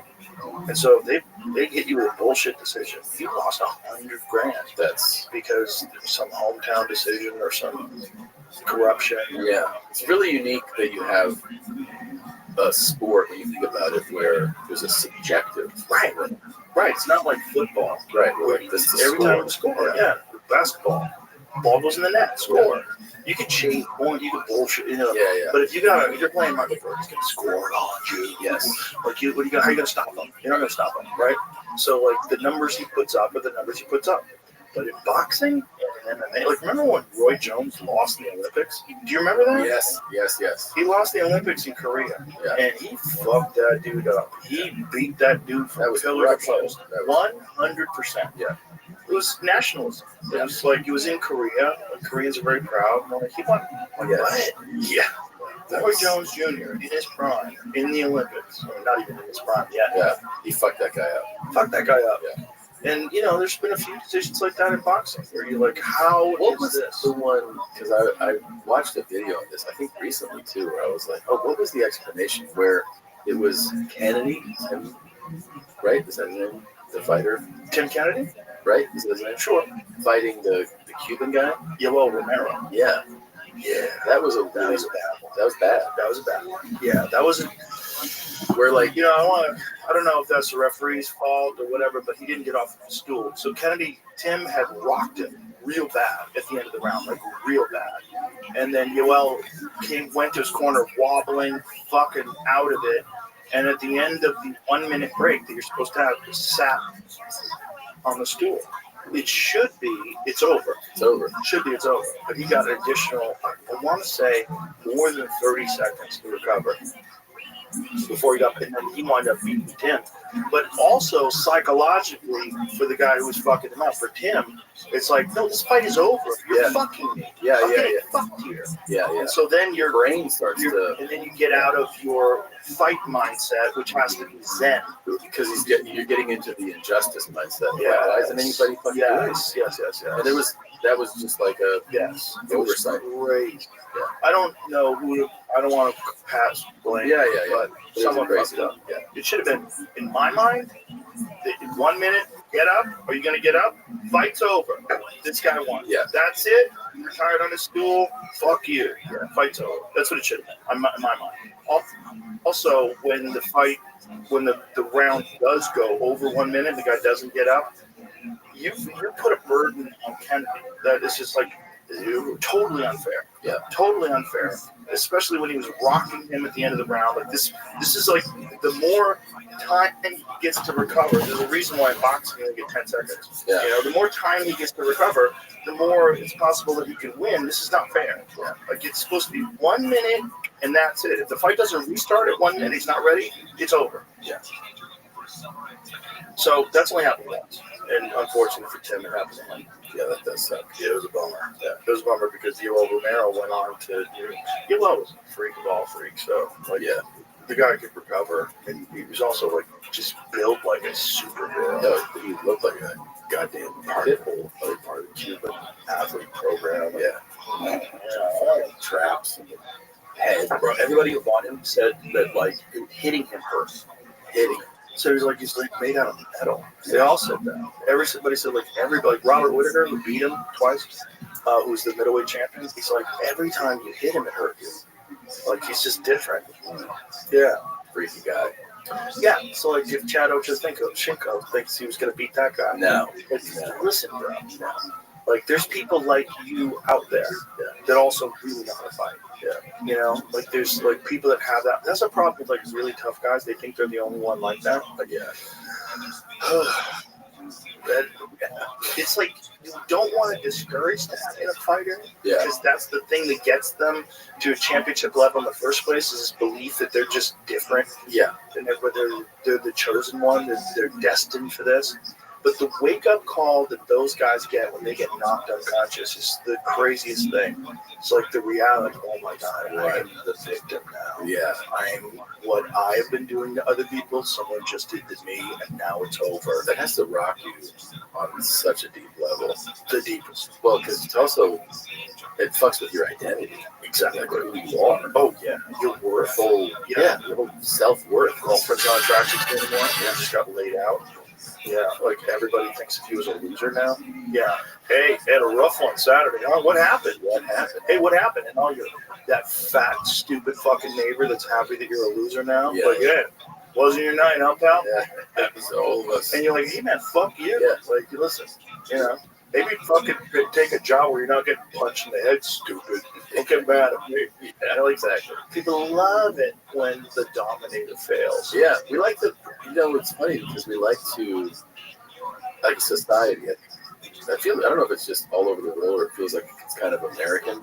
We love to discover someone, ride with them, want everyone to know this is who I've been with this person from the beginning. See them reach a certain height and then go, oh, fuck him. Fuck that guy. And then bring him down. See it all the time. Well, because our society is infested with bitches. Like an apartment filled with roaches, our society is infested with bitches. Yeah. And there's always going to be people that don't do their best, that don't go for things, that don't try real hard, that never put themselves out there. And so when someone does and fails, they're like, and they want to troll them on social media. You're not better than me. I tell so many fighters, you gotta stay offline. Because I've talked to fighters, like when they're arguing with people online, and I'll meet them, I'll see them, I go, listen to me. I think you're doing, like you're shutting these people up. If you ever see you fucking smirk, dude, I'm telling you right now, you gotta stop doing this. Yeah. You gotta stop engaging and stop reading these things. This is poison. You're reading poison. And it gets in your head. It gets into your head like while you're training. I'm sure. You think about it while you're training. I know it does. It's like a lot of these guys are very fragile because a lot of these guys got like bullied and picked on, which is why they got into fighting in the first place. Yeah. To defend themselves. And then you're getting bullied by 100,000 unknown, anonymous 15-year-olds. And your neighbor. Yeah. Your neighbor's hoping for your downfall. Dude, I was reading a story about this lady who, this young girl was getting like mercilessly trolled online, and she found out it was her mom. Yes, I saw this story. Bro. It's like incomprehensible. Incomprehensible. There's monsters out there. That's a monster. To do that to your daughter, you're just jealous of her daughter's looks and popularity. Fucking great. That's a monster. Monsters are real. Yeah. Yeah, you can't like fucking Gandhi everything. You can't, Satnam the whole world. Oh, namaste. Yeah. No, that's not real. No. Like, there's people out there you gotta kill. Yeah. This happened to like some soccer player too. I remember I watched like a doc on him. It's like kind of vague to me, but he was getting totally like mercilessly trolled and attacked by someone, and it turned out to be one of his friends. Yeah. Marvin Gaye got killed by his dad. Yeah, that's. You want to hear something crazy? I was dating this girl, and I was a giant Marvin Gaye fan. I think she didn't like it, that I was a giant. She was like, I like it. She's kind of And one of the things that she said was like, imagine how bad of a person he was that his own father killed him. I was like, that's what you got out of this? That's your perspective? That's what you got out of this? That she was such a bad person. Like, what could he have done for you that would have justified his father shooting him and killing him? I'll tell you what he did. He fucking outshone his father. Yeah. That's what he did. Yeah. He reached levels of love that his father couldn't possibly have achieved in his life. But his father realized, I'll never be as good as my son. Fuck my son. And he hated him because of that. Yeah. And I'm sure there's probably a bunch of other stuff involved too. But that's dark, man. Dark. You shot your son. It's not like your son was trying to kill you. No. And you had to defend yourself and shoot him. No. He's just an amazing singer that the whole world's loved. Yeah. And he probably has a bitch ass like, yeah, look at you, man. Yeah. Your son Marvin's killing it, and you're just a fucking loser. Fucking kid. What was the? Because I always knew that the father did it? Was it like a clear cut murder, like homicide? Oh yeah, yeah. The Like, father just shot him, and it was an interesting thing because I think what had happened with Marvin Gaye was Marvin had achieved like incredible fame, but he got fucked over in some record deal where he had like no money. Yeah, I think he had like everybody in that era. So fucking crazy. You want to talk about predatory? The worst. Corporation. Music business is like the most disgusting. You ever read the thing that Courtney Love wrote about it, about the music business? A lot of people don't even think she wrote it because it's too good. But it was essentially a breakdown of how bad the music business fucks you. Yeah. And this is at a time where you actually sold records. Tons of them sometimes. Yeah, because now the music business, like it's like the mask is off. Like it doesn't provide any value. Yeah. And they still take 50% of your touring, which is It's boring. 50-50. They do 50-50 deals. Merch, touring. Yeah. And then what are they going to do? What are they provide? They can't even get you on the radio because the radio doesn't exist. Yeah. Like, you know, that's why people that break through from that model, like Oliver Anthony or, you know, Tyler the Creator's a great example, like just makes his own stuff, puts it out. It doesn't have to be. People don't even realize that in that era, too, you would, after your tour, and your hit album, that you'd be in debt. Oh, yeah. To the record companies, they're like, we got to do another album. Oh, yeah. And the record companies, all rich. Yeah. Everyone's profiting. Yeah. And then also, they want you to subsidize the failure. Yeah. All these boy bands that they pushed that never made it, yeah. All the money that they put into that, that's a part of the accounting. So insane. And then Hollywood does the same thing. They would do the same thing with like how much money a movie made. Yeah. Like there's been tons of lawsuits with all that kind of stuff. Wait, but where were you with Marvin? You're like, he's broke? Yeah, so if I remember the story correctly, it was so depressing I didn't want to really get into it because I think he had become a huge superstar and then didn't have any money, which is that's happened more than once. Yeah. Like, and I think he might have had to move back in with his parents. No. Yeah, I think that's really. Yeah. I think that's the story. See if you can find that. It says he bought his Cadillac years later. Right, but the thing is, like, he might have like bought him money when the money was flowing in, right. And then after a while, you know, that's the other thing that happens with artists. It's like artists are impulsive, so they spend all their money, and they don't really like. How many artists get given like a Mercedes Benz by the head of a label, and they think like, oh shit, I'm killing it. We want somebody's car. Yeah. They're just siphoning money out of you. Someone's writing that loss. You're just getting fucked. You're getting fucked left and right and left. And all they do is sell art. All they do is sell art. They don't make any of it, and they make more money than anybody. That's weird. It's so crazy. People didn't know because now, if you are into music, whatever, you don't realize how much it was a thing to have music videos, right? Like that used to be such the biggest thing. And a lot of artists, especially the young artists, didn't even know that they were paying for the music video. Yeah. So like the label would be like, go shoot your video. And it's like, cool. It's $1 million. Yeah. And they're like, great. And then they're like, oh no, you're going to pay for that. But they tell them later, we got to deduct that $1 million. I'm like, wait, what? They're not sophisticated. No. They're not finance majors. Which is what we were talking about earlier. Yeah. You should learn that. Yeah. In you have school. no idea that you're like, wait, I thought you guys were paying for this. No. It's kind of funny that the video, like everything is visual. Like everything's visual now. There's so much video that people watch, but yet music videos kind of went away. I know. Except Kanye. Because that one we definitely all saw. And the new one looks like you made it for $40. Yeah. Like it doesn't pretty. I mean, it's like you got a drone and a bunch of people. And you have like the black light kind of effect. Yeah. It doesn't seem like that cost a lot. No, I don't think it probably costs a lot. You can make things now too for so much less. Oh, with AI. So accessible. Yeah. With AI, you don't even have to have the actual people doing it. Yeah, it's true. Which is really crazy.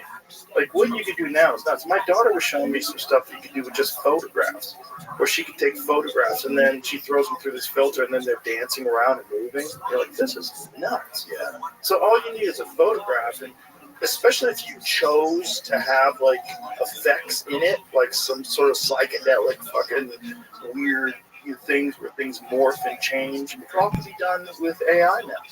That's incredible. Easily. Well, there's articles out about some studio. Maybe it's here in in Texas. Somebody sent me the link to this. That this company, they want to start making studio quality movies for $500K AI movies. I bet they can make it cheaper than that. But that's They probably have AI write the script, man. I mean, if you're thinking about some like dumbass fucking cop movie, some silly bank heist movie. Yeah. You got a hero who's gonna go in and fucking kill the bad guys at the cost. You could write that easy with just take all AI has to do is it's a large language model, right? It almost just search through Steve McQueen movies and Tom Hardy movies, write me a movie. Guy Ritchie movies. Put it together, make me a movie. It bums me out though. I don't want to watch that. It should. Yeah. What is this? The company is the first piece they made, which shows how they made it. The woman with red hair. Yeah. They started doing so they have actors. Real actors. God damn! Look, it looks so good. It looks so good. Like that's not a real person. Isn't that crazy? She does. It's the uncanny valley. It looks a little weird. Yeah. But getting better all the time, and the only reason why it looks weird is because it's so well lit. Like if you wanted to do it like Sin City style, there's no Sin City. If Robert Rodriguez wanted to do Sin City today, the whole thing could be AI. Yeah. No one would know. That's crazy. Yeah. These are all fake people. And dude, just a few years ago, you couldn't do hair. Hair was weird. Right. And so were like extremities, right? Yeah.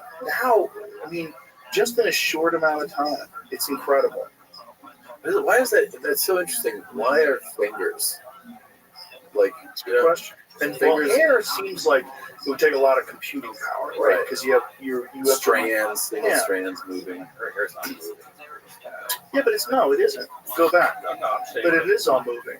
Not the way it would. It would if. Yeah, you're right. You're right. Yeah, you're right. Yeah, it's moving as almost like a little bit of a helmet. That would be a tell. It's a little bit of movement, but not enough. Right. A little bit of bounce, but not it's all spray painted. As if their hair was sprayed with a shit ton of hairspray. Yeah. They couldn't move at all. Right. That would kind of make sense. But it's not moving. Do they all need that scene at the beginning of every of their movies? They always do it. Tough to do too. What is getting tough? a good font? I can't read anything. In a movie, you probably wouldn't need it, but when you're Interesting. looking for AI stuff, Right. Interesting. Yeah, look at that. Look at that font. It looks like ancient, Sumerian text or something. Some lost language. Yeah. Well, that one and the fingers and toes thing is I just wonder what the explanation is for that, because that's a tell in photographs too, right? Mm-hmm. Yeah. When you see a photo, you could be like, oh, look, that's got 6 fingers. Well, remember that lady, the English lady that was missing? Was her Kate? She was missing forever. She supposedly was sick. Kate Middleton. She was sick, and then there was a photo that was released of her. Look, she's fine. And everybody's like, no, this is fucking AI. In the photo, people with 6 fingers and shit. That's weird stuff. That's weird shit. In the photo, there's weird, clearly edited. Yeah. It's gonna get way spookier. Way spookier. We're just touching it. Yeah, right now. it's just started. This is the infancy. Scratching the surface. Yeah. It's gonna be real weird. Actors should really save their money. You're gonna be useless in a short amount of time. I agree. And also, if you have any type of recognition to you now, you gotta get your image. You know what I mean? Yeah. But also, how are you gonna stop China from just making Mel Gibson movies? No, you're definitely not. You're not gonna. They're just I don't care. Yeah, fuck you. You're gonna make a Mel Gibson movie. The Tulsa Massacre was an unprecedented. Yeah. Fuck off. We're gonna put it online. What are you gonna do? so crazy. Run through 30 different shell companies. You're never gonna find who made it. Yeah, totally. And it's gonna get to a point where it's gonna be virtual. So it's gonna be inside people's heads. You're going to be able to exist inside the movie. Things are going to get so strange, and they're going to be so immersive so quickly. Yeah. That the Matrix is a decade away. The real Matrix, where Real question is, where you're in the Amazon and you're barefoot and you feel the ground under your feet, and you hear the monkeys and the birds and the bugs in the trees, and you hear the sound of a panther nearby. Like, that's going to be real. It's going to be real, and you're going to be like, why do I even want to go back to real life?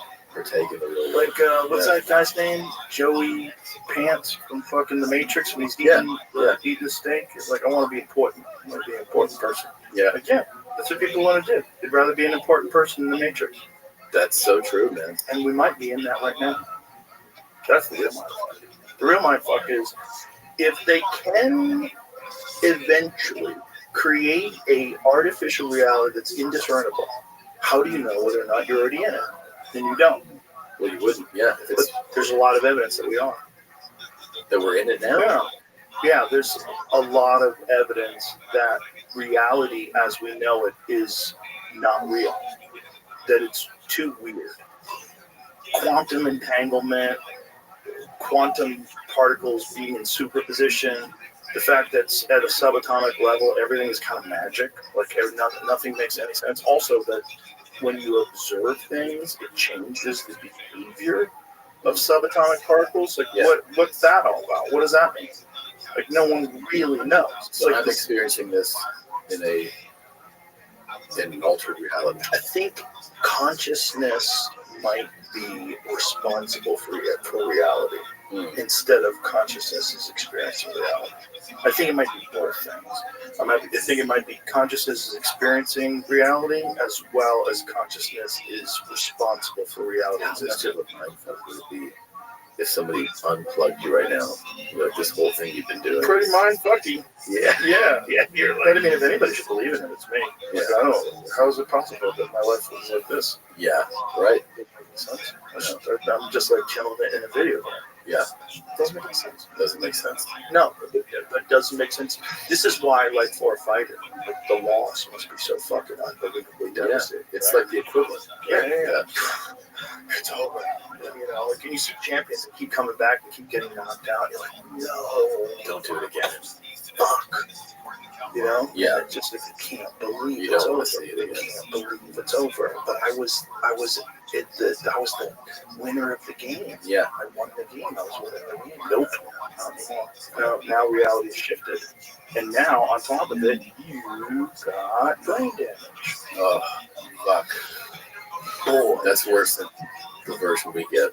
Oh, it's the worst. Yeah, that's the worst version. Brain damage is the worst because now the way you interface with reality might be damaged. Sort of like a car with a bad suspension out on the highway with the wheels shaking now. Like, the way you interface with the universe itself changes completely. Yeah. So you're taking a gamble. The highest amount of glory possible is like winning fights in front of the whole world. I mean, I would only imagine that, like, becoming a UFC champion and they, put that belt on your waist and the whole crowd's like, yeah, and people at home like, fuck yeah, fucking you did it, holy shit, holy, you text your friends, what a fight, holy shit, that the love that person gets, the accomplishment that person gets. Yeah.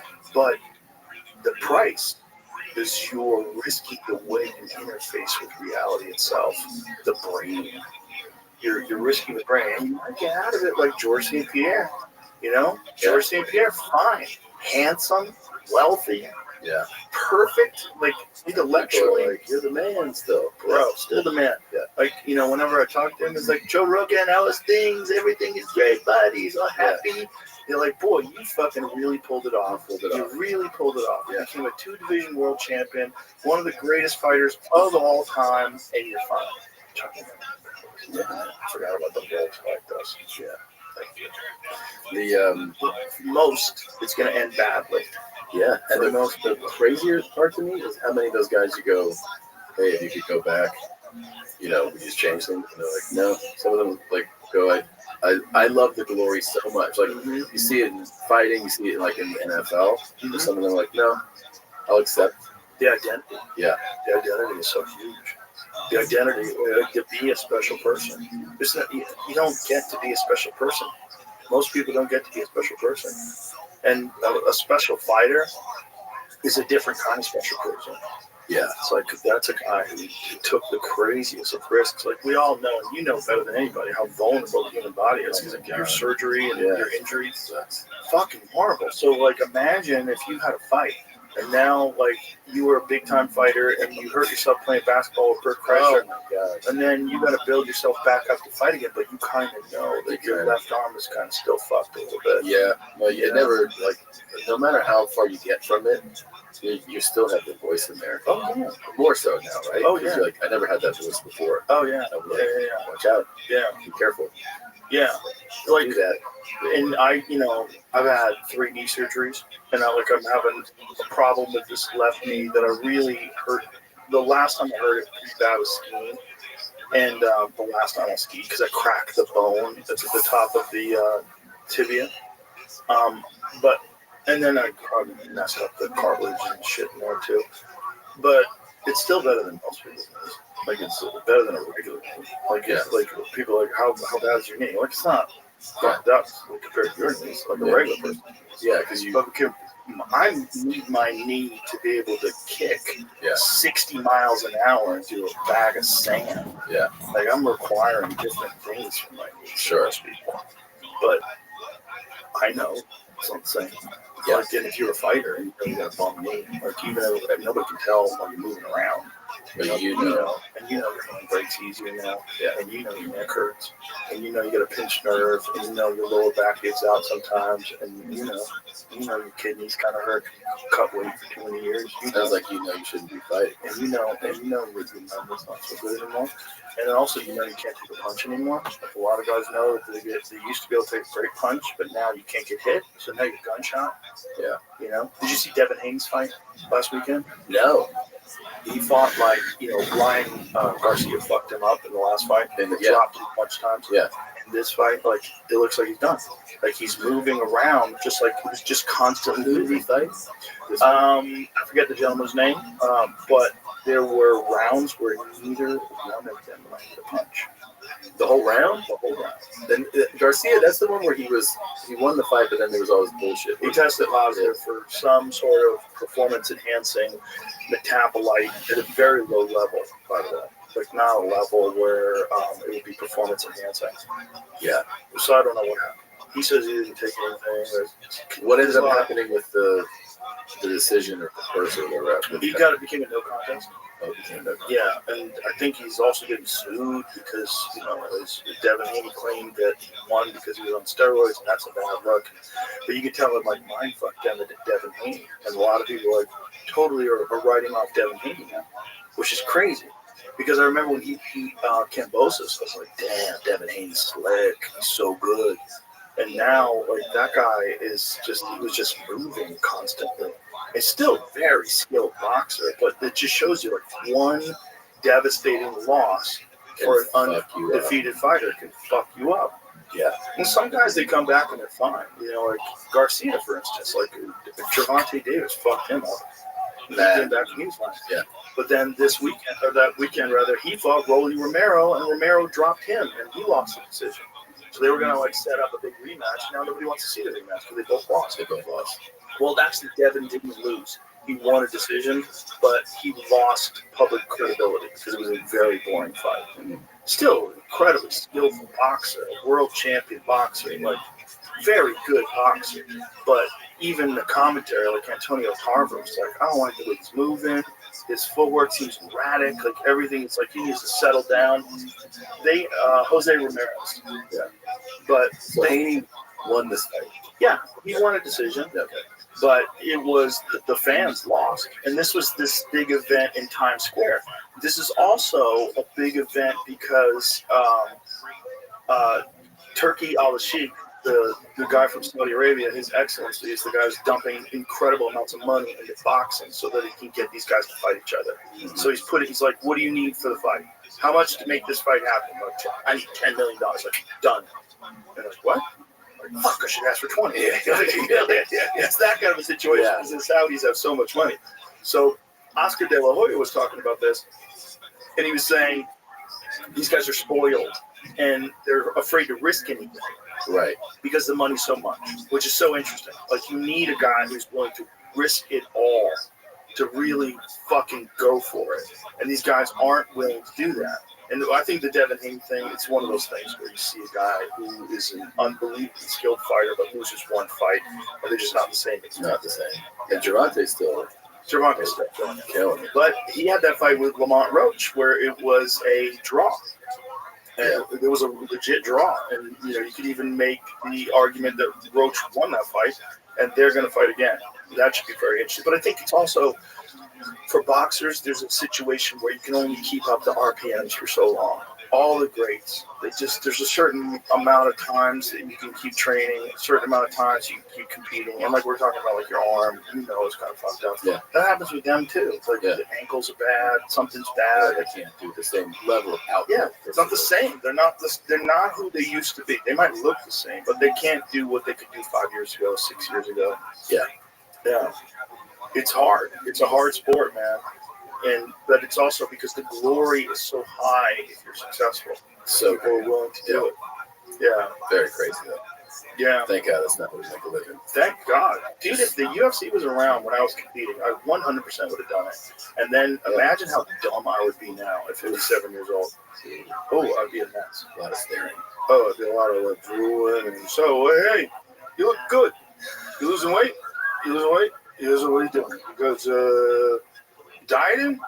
You know, my brain would be like a 4-cylinder engine, like all fucked up, misfiring. It's good you did get into that, dude. It is, but I think I got the brain damage. Yeah, you said that to me before. I think so. I think there's just a certain amount that you get that makes you just a little reckless. Yeah, a little crazy. Just a touch. Yeah, just a touch. Yeah. I just got just a touch of brain damage that allows me to be. I like enjoy risks. Yeah, I like them. They're fun. Me too. I have Did you fall on your head? Yeah, I had a couple devastating. Yeah, a couple bad ones. I bet it helped. I think I have some frontal lobe damage, and I think it has something to do with it. I do it. I like calculated risks. Yes. I mean, I think if you take this career path, you enjoy risk. Clearly. Yeah. But also, you don't have any choices. Yeah. Like, my thought was when I was first started, I was like, I can't work. I can't do it. But I know I can do things. But I can't show up and do a job all day for the rest of my life. I don't have that in me. I'm allergic to it. I was a latchkey kid. So, like, I didn't get a lot of, like, you got to do this, you got to do that. So the problem is, like, I developed not having people tell me what to do. So I can't listen. I think every comic has that thing, too. Yeah. Where, like, I can't have a boss. Also, I was around enough bosses that were just total cunts and douchebags that are just, like, in my mind, the boss is an asshole. Right. Always. Every time. He's unappreciative, fucking idiot. But you got to listen to him because he's responsible for your paycheck and he knows it. Yeah. So he gets to act like a douchebag and you can't go, hey man, fuck you. Yeah. Who are you talking to? Why do you talk to me like that, you fucking idiot? Yeah. You can't because he's the boss. He's the boss, yeah. No, it sets you up for, like, I'll figure out a way. Mm-hmm. I think if I hadn't done this, I definitely think I would have started my own business of some kind. You know what I mean? It wouldn't not some kind. Yeah, you would have had to. Yeah. But that's, you know, how many people, or they get roped in. There he is. And then they have a bunch My friend. of family. No, it's Are you ready to lose your 19th straight game? That's what I like to hear.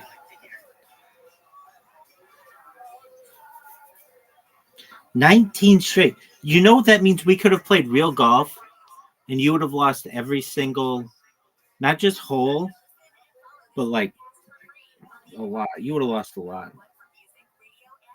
Are you ready to stop the streak? I wouldn't either. Are you ready to stop the streak? I think you'll stop it. I really do. I don't even know if I have it in me to just win this much.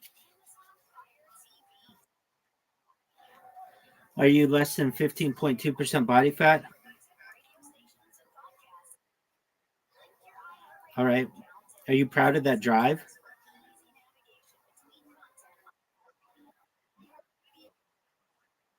Oh, Zoot.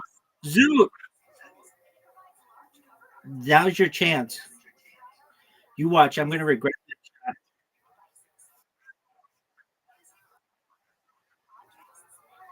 Okay. Zoot. Zoot, I fucked I fucked up majorly. You've got a chance right now to take your first lead, and I don't know how long. Just make it. There you go, Zoot. Zoot, you have the lead.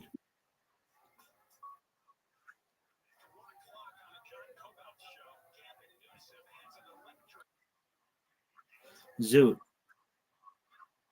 Zoot, you're playing out of your fucking face right now.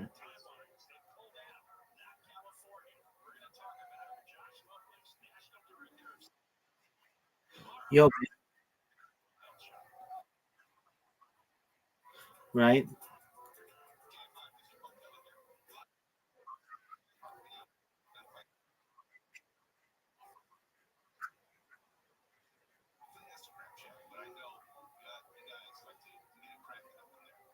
This is an important shot, Zoot. You're about to give me the lead back. I fucked up, Zoot. Oh, you just gave it right back to for me. That makes me feel better. Oh, did you fuck up?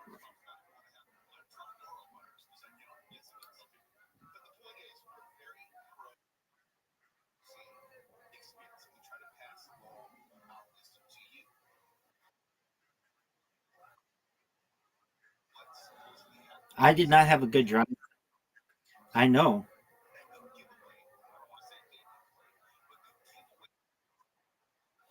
I don't.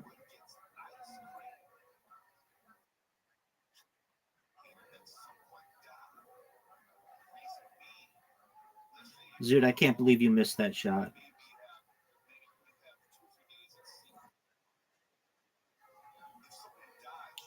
I need a great shot right now. And I did not have it. You need to avoid going in the girls, girls, girls, perhaps. Either part one or part two. No, it's from something old. It's either like he does a remix of it. Hey, I finally okay. I don't know what album it is. I finally listened to that Mr. West song. And he's just trying to get in the press, which is cool. You suck at this hole. But I mean, I don't really like that kind of rap. I mean, it's just like not really innovative. I like rap about love and chicks and ballin'. So that kind of rap is dude, Zoot, you fucker, dude. Zoot. Zoot, today's your day.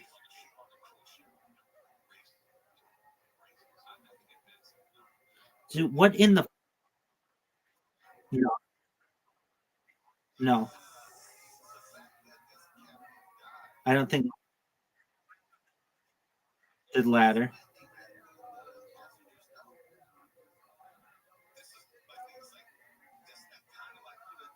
Short. No, I don't think anything should be banned from anything. I'm a free speech absolutist, baby. I feel you should be able to say anything.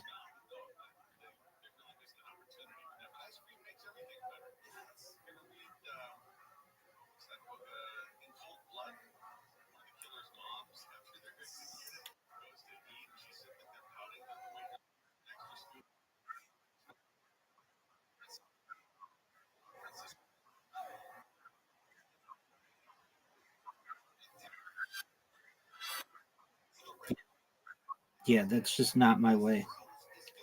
I'm a free speech absolutist. Zoot, if I miss this shot, then that means, oh man, this is a tough shot.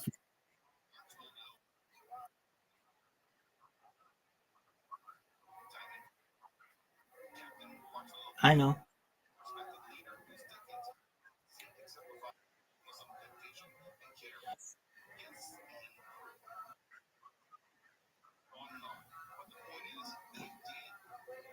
Stop right there.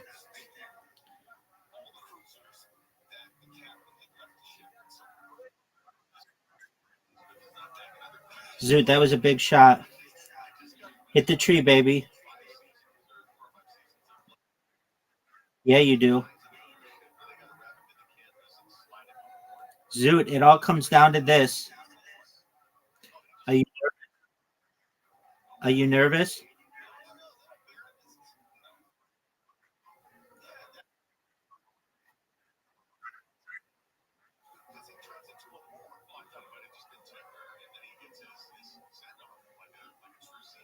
Go in the water.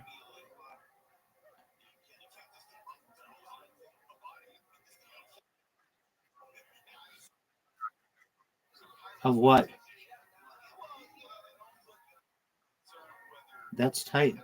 Zoot, you just fucked up.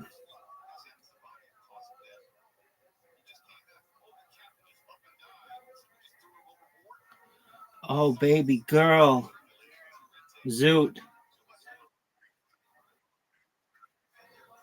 Okay, Zoot. Zoot. Zoot. Zoot, you just lost your 19th straight game. Unless you make the shot, which is like impossible. Oh, no way.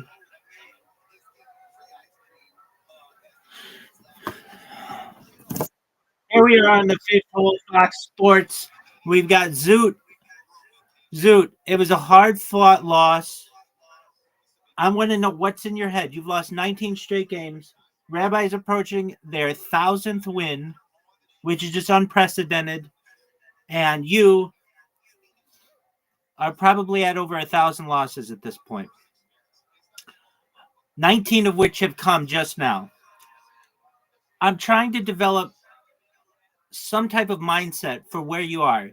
Zoot, please, what are your thoughts after losing your 19th straight game?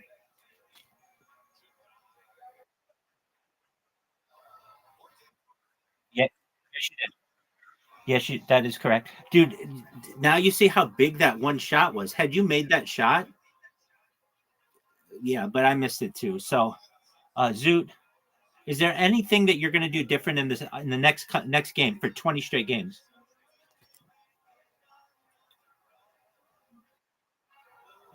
Are you guaranteeing a win?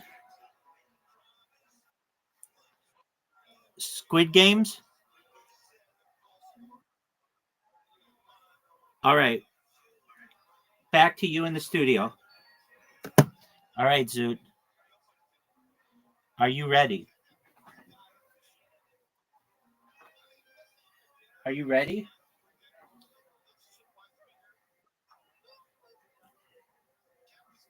I cannot believe that I just won that game.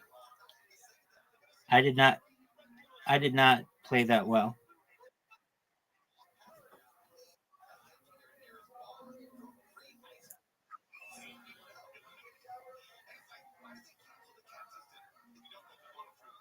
Oh, Zoot. What a big miss. Fuck. Zoot, shut up. Quiet.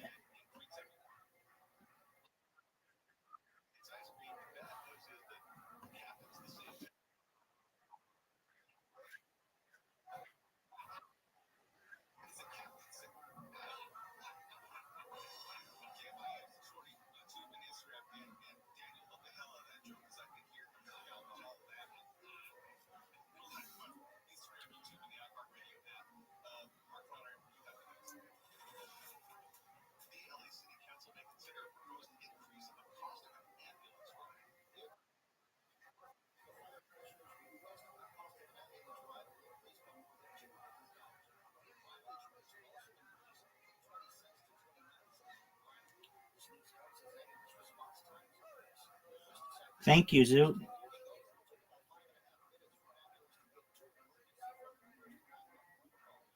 Zoot.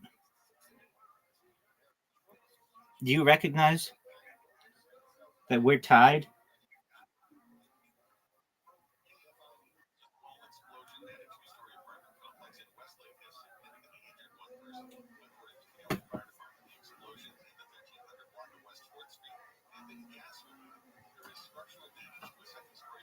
Zoot, that was a great shot.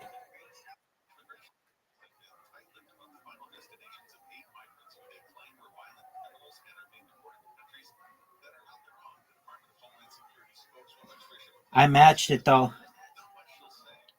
Zoot, what the fuck was that?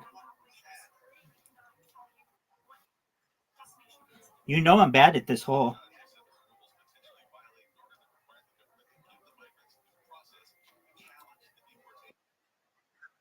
No, I am. I always try to cut it short and end up fucking up.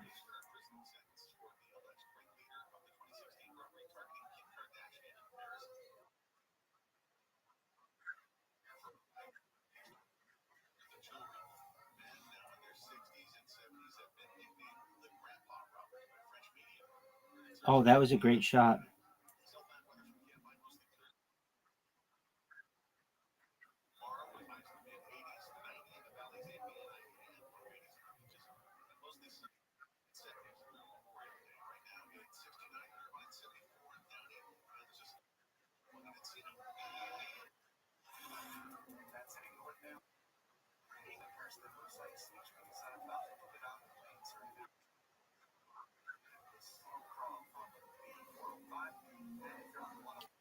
Yo, pimp.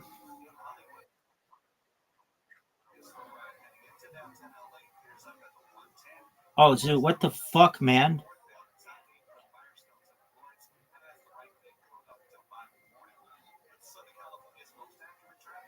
How'd you like that shot, Zoot?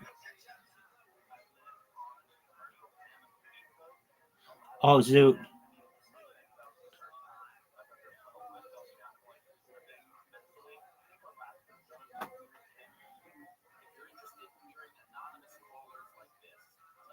Big shot, Zoot.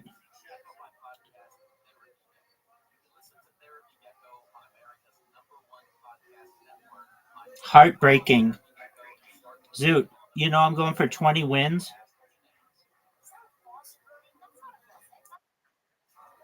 Zoot, you have to make the shot. I am bad at this hole. Zoot, I'm guaranteed unless I disconnect. Oh,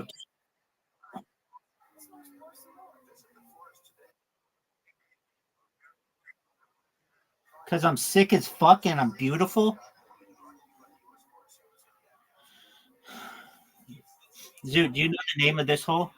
What up, Miss Aquarius? That's right. All right, we're almost done, Miss Aquarius. I've beaten Zoot. I'm not even kidding. 19 straight games, and I'm going for my 20th straight game. This is the longest streak we've ever known in the history of mini golf. And Zoot just Zoot just had an amazing shot. Too bad I had to push his ball into the water, but we'll be ready for the bowl in just a moment. How was your how was your, how was your day, Miss Aquarius?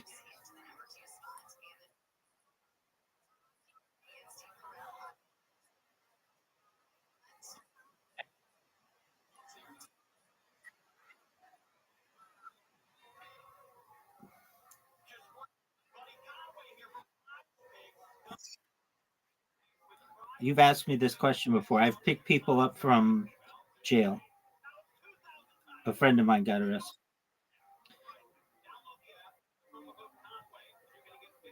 Zoo, why don't you pay attention to the answers that I tell you?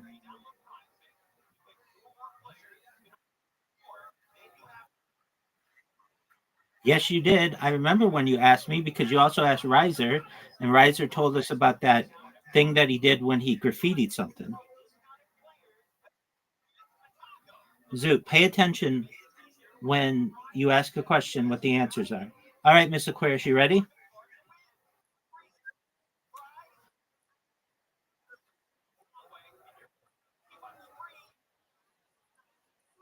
All right, Zoo, are you ready?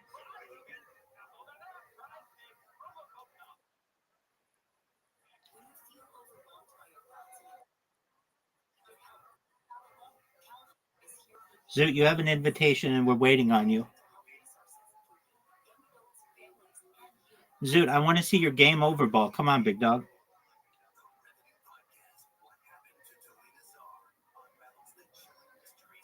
Zoot. There you go, big man.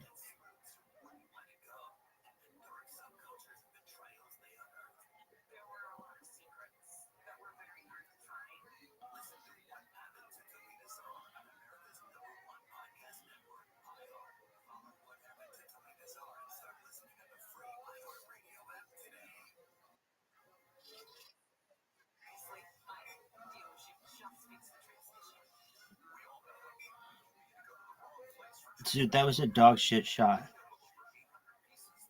Do better. That was better.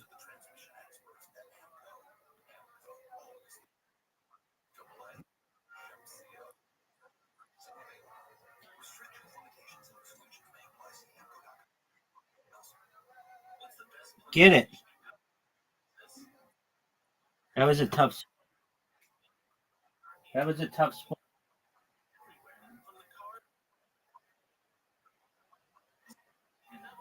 Well, it's easy to say that after the ball's already done. How many here? How many here, Zoot?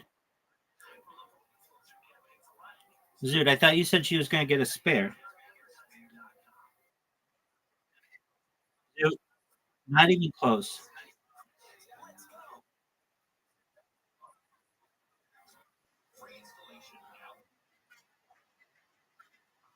Oh, okay. All right. Get Zoot. Oh, wow. Yeah, he said it a little late. I'd already knocked down like 6 of the pins.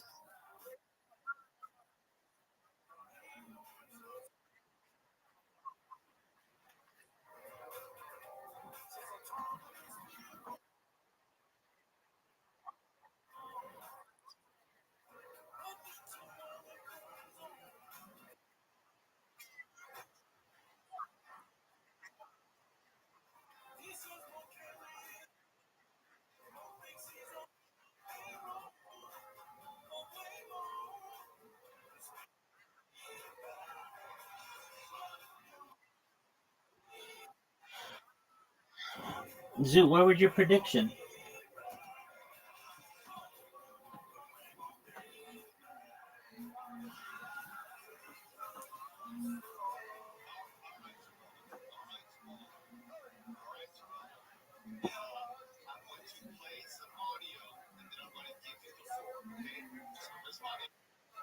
Zoot, how many are you going to get on this one?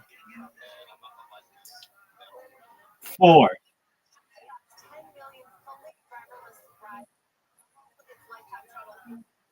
You got 2. You got 2, Zoot.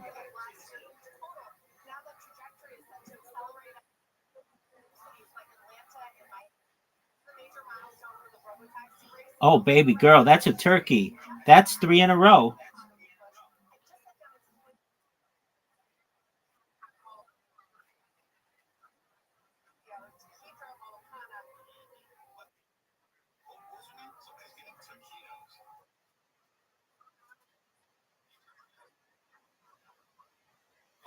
Get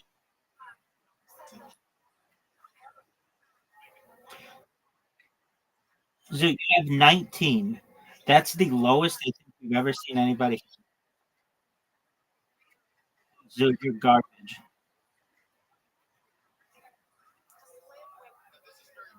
Come on, baby.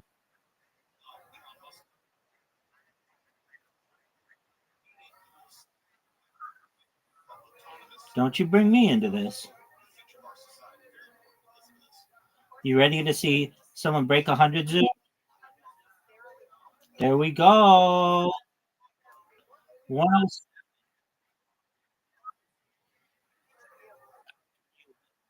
That's right. All right. Last one, Miss Aquarius. You're going to get me this time.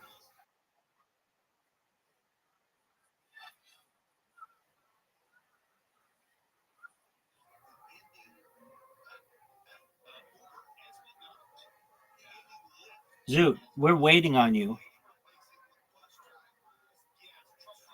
Zoot. Yeah, Zoot, we're waiting on you.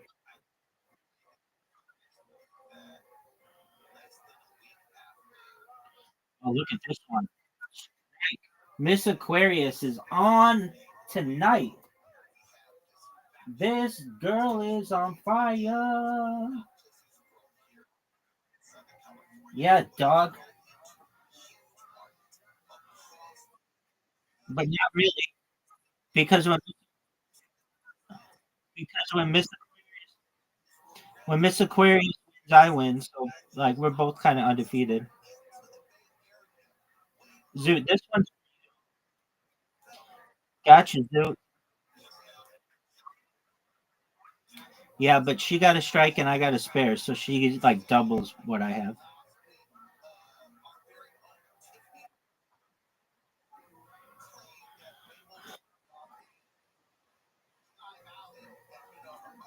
She's got 26 now.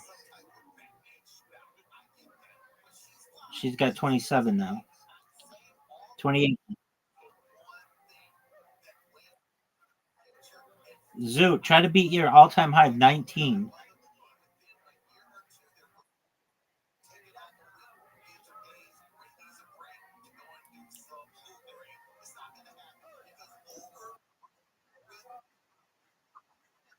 Yep. On the next two, and I think on a spare to the next one.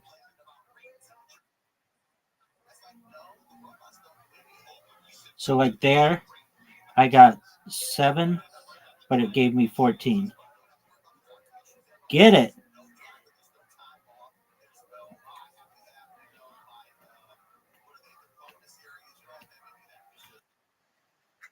Yeah, but don't quote me on that. I've never really known. Game info, no.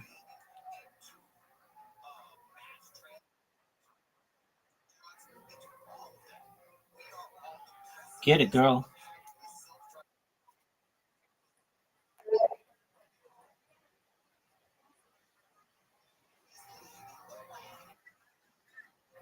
Zoot, Zoot, you only need 4 to break your all-time high.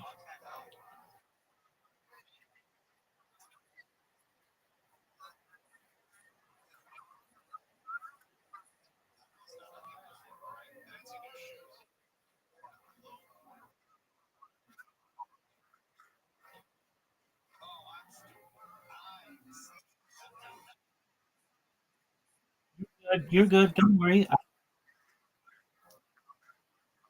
Oh, okay. Well, guess what, Zoot? This ain't Wii bowling. This is Play-Doh bowling.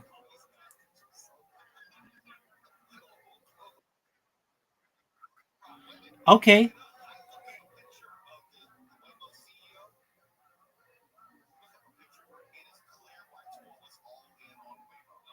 Wow. Good job.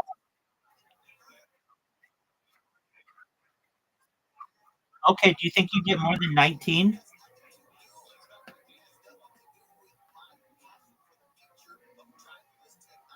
Zoot, you broke your record. Good job, big dog.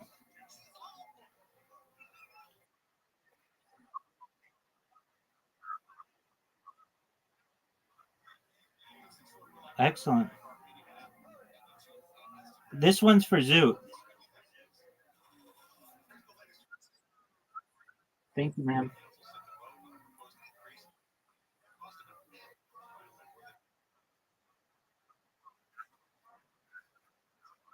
Nice.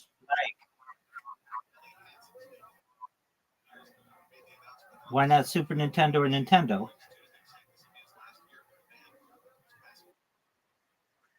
Very cool. All right, Miss Aquarius. Look at this shot.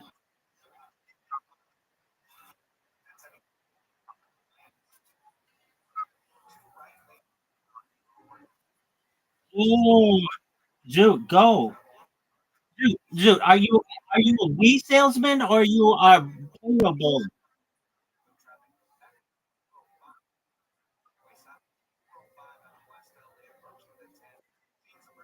No, you didn't, Zoot. This is a big shot. I gotta get Miss Aquarius. I gotta get Miss Aquarius. Okay, I have to hit. Thank you, baby. That's really mean to say to someone. All I know is that Zoot, you've lost 20 straight games in mini golf to me, and you lost in bowling to me as well. That's all I know. Good job. Just win, I win. Zoot, are you ready? Are you ready to lose 21 straight games, Zoot? Miss, we're gonna play mini golf.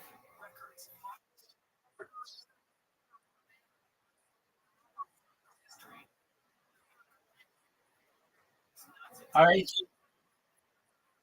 Yes, you are. You're doing very well. Zoot, come back when you have time. Okay, bye, Zoot. Miss Aquarius, sweet dreams to you. I'm here if you need me. Take care.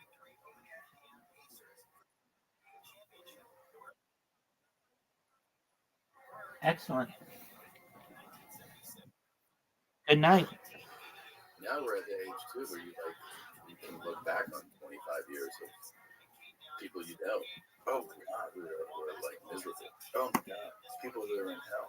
Yeah, in hell. In hell. Meanwhile, we're fucking Killing it. yeah. But You know what's really crazy is when people get out of stand up and then they see everybody doing real well and then like jump back in. And it's been like, I've gotten some messages from some friends that I know that have been in stand up in a decade. And I'm like, you can't just jump back in. No. Well, if you do, you gotta like start from the beginning. Yeah. Start doing open mic nights again. Like you've been in the writer's room just doing writing for a sitcom for fucking 8 years. You lose your footing so much in that time. It's a different like sometimes I've had, a week off, 2 weeks off, even a month or something off. Where you're like, oh, like you have sea legs. Mm-hmm. It's like, whoa, I can't imagine 10 years. Dude, it happened to a lot of writers when they got in the strike. When the strike was going on, like, how long did that strike go on for? Months. Long ass time. Yeah. These guys have mortgages, kids are in private school, and their wife likes to spend money. Yeah. Fuck. Yeah. And they're used to making $500,000 a year. Yeah. Doing real good. Yeah. And then all of a sudden, it all dries up. I'm like, oh, fuck. And then their savings account, and the wife's like, what are you going to do? I'm like, fuck. I think I'm going to start doing stand-up. They're going to start trying to put together an act, and they want to show up, and then the club doesn't know who they are anymore. Oh, God. Oh, it's scary. It's scary. It's the worst. But it's like, there's decisions that you make in life. Like, what are you going to do? Like, what are you going to do with your life? Those are personal decisions. Which is why they're like, this whole free will versus determinism thing drives me crazy. Because these people that want to believe there is no such thing as free will, like, yeah, you can do that cute little thing, but you know that free will is real because you know that you decide to get up in the morning. Yeah. Like, you tell me Jelly Roll didn't have free will to lose that 200 pounds? No shit. Yeah. Perfect example. Yeah. Like, that's hard to do. Yeah. You're 400 plus pounds. You're fat as fuck. You're drinking and partying every night, and then one day you put your foot down. And Not that's doing it. shit. Yeah. That's enough. I'm gonna get healthy. That's free will. Like, what you're telling determinism, like, forced him into a position at 39 years old where he's all of a sudden going to decide to lose all this weight and has nothing to do with his free will. That's silly. Yeah. Will's a real thing. Of course. We all have it. You can just deny it. But it's why, I don't know, anything that you accomplish that's work is through free will. That's through making choices. Man. But then there is also a certain amount of determinism. If you grow up in a terribly abusive household and you're around drug addicts and violence, and then you go and commit that, it's almost like you have no other examples. You're true. I get that. You still make a choice. You do, but you don't even know what a good choice is. You've never even seen a good choice. That's a valuable analysis. That, like, you have horrible modeling, so you're just following a path you think is the only path. Right? And some of those guys get involved in athletics, right? Some of those guys get lucky and they become a fighter, or maybe they get lucky and they become a musician, or maybe they get lucky and they become something else, or a comic. Yeah. But it's just, the choices that you make in this life are that you don't know if it's the right choice while you're making that choice. Well, I'm about to find out whether making this TV show was the right choice.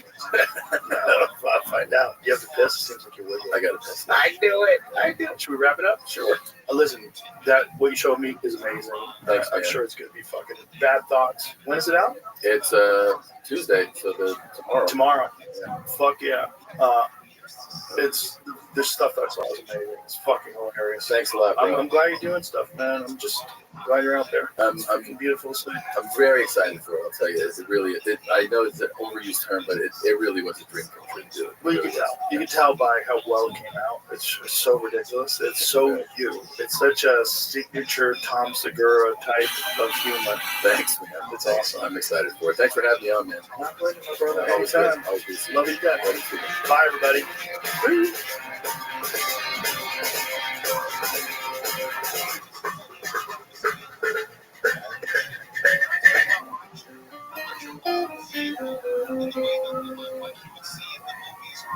Cartoons where you get in the car and it just drives you wherever. The whole concept of driving, maybe this is just a rough estimate, let's say 10 years from being obsolete, but we would not drive anywhere. We talk about what. The Joe Rogan Experience. During my day, Joe Rogan podcast by night, all day. Quick talk. What a turn. So absolutely incredible, Joe. Absolutely, a series of unexpected things have led to this day. You were supposed to do Duncan's podcast, and then Duncan and I got on the phone, and he was saying, try and move tickets for the psychedelic event. And then Duncan said, hey man, you can have him on your show. And I said, well, why don't you come on too? It'd be really fun. And then this morning, Duncan has a root canal, like an unexpected emergency root canal. So it was just a crazy turn of events, and unfortunately, you're here. Yeah, I just came in from Ukraine, actually. Oh, wow. Yeah. Ooh, what are you doing over there? Training therapists and psychiatrists. Wow. So Ukraine has enormous amounts of trauma. And so what I'm trying to do is to go to high trauma areas and try to talk about MDMA-assisted therapy and how that could be helpful. What is the legality of it over there? Well, right now it's illegal. They have these terrible laws left over from when Russia was in control, and you cannot even do research with Schedule I drugs. Wow. Not with psilocybin, not with MDMA. You can't even do research. But over the last couple of years, there's been a lot of efforts by their military, by other people to change that because they're aware that there's so much enormous trauma. So a couple months ago, the Ukrainian government put out draft legislation to change the law. And so the training that we did was for 55 psychiatrists and therapists from throughout Ukraine. We did it in the western part of Ukraine, Lviv, which is not really a dangerous area. But even while we were there were multiple air raid sirens. But then they look at their phone and they see the area that the air raid sirens are supposedly about, and they could be like 100 miles square, something like that. So nobody seemed to care. Nobody moved to shelters, and we just ignored these air raid sirens and heard nothing. But it was so emotionally moving because we went to the cemetery in Lviv, and they have these in cities all over Ukraine. And they have something that I've never seen before, is that they have just enormous numbers of graves. Terrible. They've lost about 250,000 people. But the graves all have flags for Ukraine, but they have the pictures of the person that's dead. That's the person that's buried there. And I've never seen that anywhere else. Because it has even more of an emotional impact, because you're actually not just thinking all these people are dead, but if you're seeing their pictures, and most of them are younger, and tragically interrupted their lives, a fair number of women, and they put them in the center of the cities. They're having to build new grave sites all over. And this was next to a really large old historic cemetery. Yeah, and so it feels to me like what I'm trying to do is to really go to where people, I think, have lots of trauma but don't understand some of these new technologies, meaning psychedelic therapies. Hardly new. Well, new to them, right? So they've been very much a conservative society. They don't have legal marijuana. They don't have marijuana. How dare you? Sorry. Sorry. Yeah, so it was very moving to be there for their just the fact that we were there, that people felt that we were willing to come to the country and be there with them, even though it's in this more safe part of the country. And so the thought that we would, the next steps would all be philanthropy. So I should say that I'm here representing myself. I'm not talking on behalf of MAPS, and I'm not talking on behalf of Lycos, the pharmaceutical company that MAPS helped start a while ago. So I'm just talking for myself personally. But what we're trying to do is really respond to where the trauma is. And next week I'm going to Beirut, which is something I never thought I would be going to. But I've been invited to speak at the American University of Beirut and also a YPO business group. And there's the possibility of potentially at least starting research with MDMA therapy in Lebanon as well. Do you ever get frustrated at the lack of progress with legalization? Because it seems like so much headway has been made on the therapeutic front. Like so many people have anecdotal stories of like a lot of soldiers with Ibogaine in particular and MDMA in particular. These people have had incredible experiences, turned their life around. It just, I'm so baffled by the snail's pace of acceptance of these things. Well, I first tried MDMA in 1982, so we're talking about 43 years ago. And as soon as I experienced it, I thought this has incredible therapeutic potential. It was legal at the time, and when did it become legal? 1985. And so MDMA had been legal, but it was sort of quietly used in therapy circles from the around 1976 to the early 80s. And then it started leaking out of these therapy circles and started being used as a party drug, ecstasy. Wasn't a lot of that in Dallas? Yes, a lot of it was at the Start Club in Dallas. Yeah, that is really where MDMA became ecstasy. Lorenzo from the Psychedelic Salon, I learned all about that from him.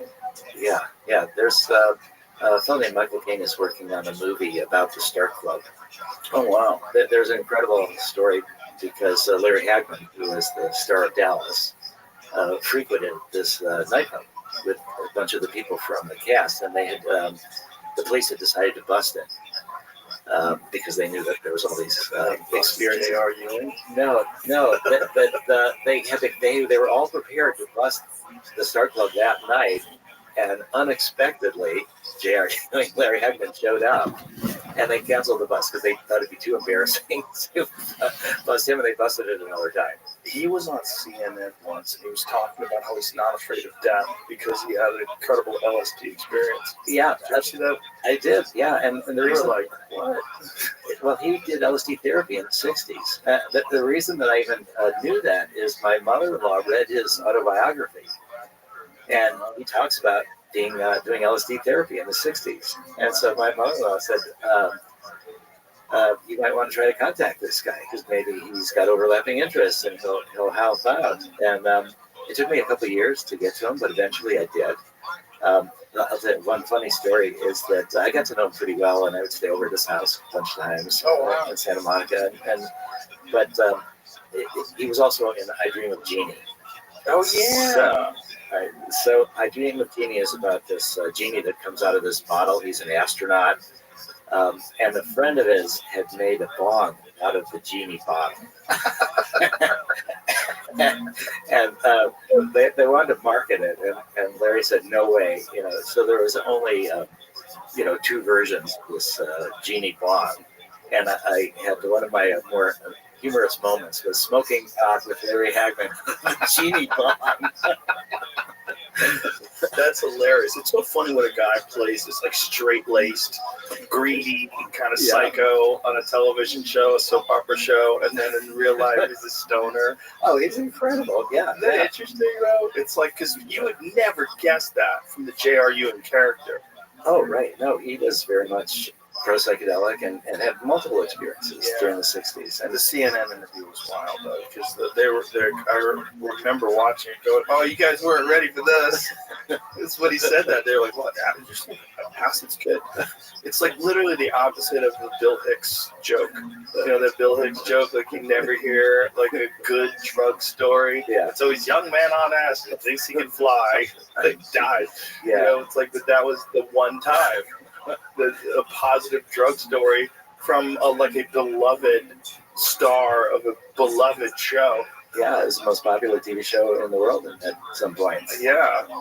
But about your question about frustration, yes, the answer is yes, but it's important not to be overwhelmed, I guess, by frustration. It's just to continue plodding along. We've just passed NAPS's 39th anniversary, April 8th. I had 1986 is when I started MAPS. And when I started MAPS, I didn't really know that it would ever succeed, that we would ever make MDMA into medicine. It was the height of Nancy Reagan and just saying no and the escalation of the drug war. The worst times. And I realized that it was worth doing, working towards bringing psychedelics forward, whether it worked or not. And that's what really gave me the mindset to not be overwhelmed by the frustration, by how many obstacles there's been.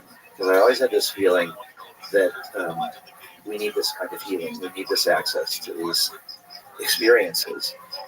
And it's been tragic when we think about the number of veteran suicides, for example, that are happening every year. And if the Drug Enforcement Administration, when they made MDMA illegal in 1985, they did that on an emergency basis. We were in the middle of a lawsuit against the DEA, what's called an administrative law judge lawsuit. And we were challenging this argument for making it into a Schedule I drug. And we actually won the case. Wow. The judge said it should be Schedule III, which means it should be available as a medicine, but it should be illegal otherwise for recreational use. But administrative law judges only give advice to the agencies that they're working in. They don't compel. You have to get out of that into the civil courts. So the judge had Schedule III, and the Drug Enforcement Administration said, no way, we're not going to do that. And their rationale was so wrong. So we sued them in the appeals court. What they said initially was that only the FDA could make a drug into a medicine, not the DEA. But the law was clear that it could be the Attorney General could do that. So the appeals court, when they review agencies' decisions, they don't tell them what to do. They say, you did something wrong, now rethink it. So then the DEA said, okay, we're going to rethink it. And then they came up with a new reason why they were against it. And this was this 8-part standard that was essentially the same as the FDA. So then we sued them again the second time. And we won again in the appeals courts. And so they went back to the DEA and said, you have to come up with another rationale. This one doesn't work either. And then they came up with a 5-part standard that was sufficiently different, but still had phase 3 studies. So it's essentially the same as FDA approval. And finally, the courts upheld that. And that's, during this process, it was clear to me that the DEA would not do anything to make this available as a medicine, that we would have to go through the FDA. And that's where MAPS began as a nonprofit psychedelic pharmaceutical company focused entirely on donations, and the intention was to turn it into a generic drug. That because MDMA had been invented by Merck in 1912, it was in the public domain. It was used as a therapy drug before I even knew about it. And then it turned out that the emergency scheduling that DEA did in 1985 was itself illegal. It turned out that the Congress had given the Attorney General the power to emergency schedule drugs, but the Attorney General had never subdelegated that power down to the DEA. So they didn't have the authority to do that. So the people that got busted in the first year were all let go once their lawyers figured this out. So the first move to criminalize MDMA was a crime, you could say. Wow. But we're stuck. And so when we think about if MDMA had not been criminalized, how many people's lives would have been saved? How many people would have been able to benefit from psychedelics? That's one of the things that we're going to be talking about at the Psychedelic Science 2025 conference, the 16th to the 20th of June in Denver. we have over 500 speakers. We got over 1,500 applications. There's an enormous amount of research taking place with psychedelics, with psilocybin, with ibogaine, with MDMA, with 5-MeO-DMT, with a whole host. And the healing potential of these are incredible. And yet, they've been kept away from people by these prohibitions laws. And so it's enormously frustrating and tragic. And yet, if we let that overwhelm us, then we're not going to work as hard to make it happen. So I've had to learn how to deal with that frustration. It's just a gross distortion of the legal system. You know, there's no reason why this should be illegal. As long as you have whiskey and you can get Adderall easily on a prescription, and oxycodone is readily prescribed. This is crazy. Well, it's counterproductive. Yes. It's not even, like stopping a lot of the benefits. It's actually creating more harms. Just as one example, my father was a pediatrician. He's no longer alive. But he worked on the first study with crack babies. He and his partners did the pediatric evaluation. And you remember this in the 80s. This idea was that there's going to be this whole generation of super predators, and these women that were pregnant with crack were having babies that were addicted, and they were going to be mentally deficient and prone to violence, and this whole scenario that Reagan amplified.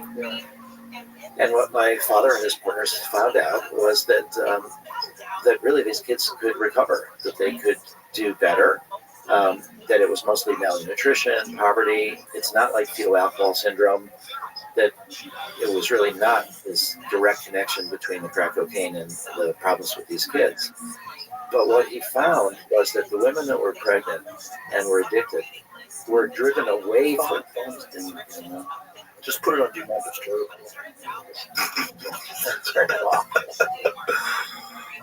All you boomers and your goddamn gadgets about boomers. But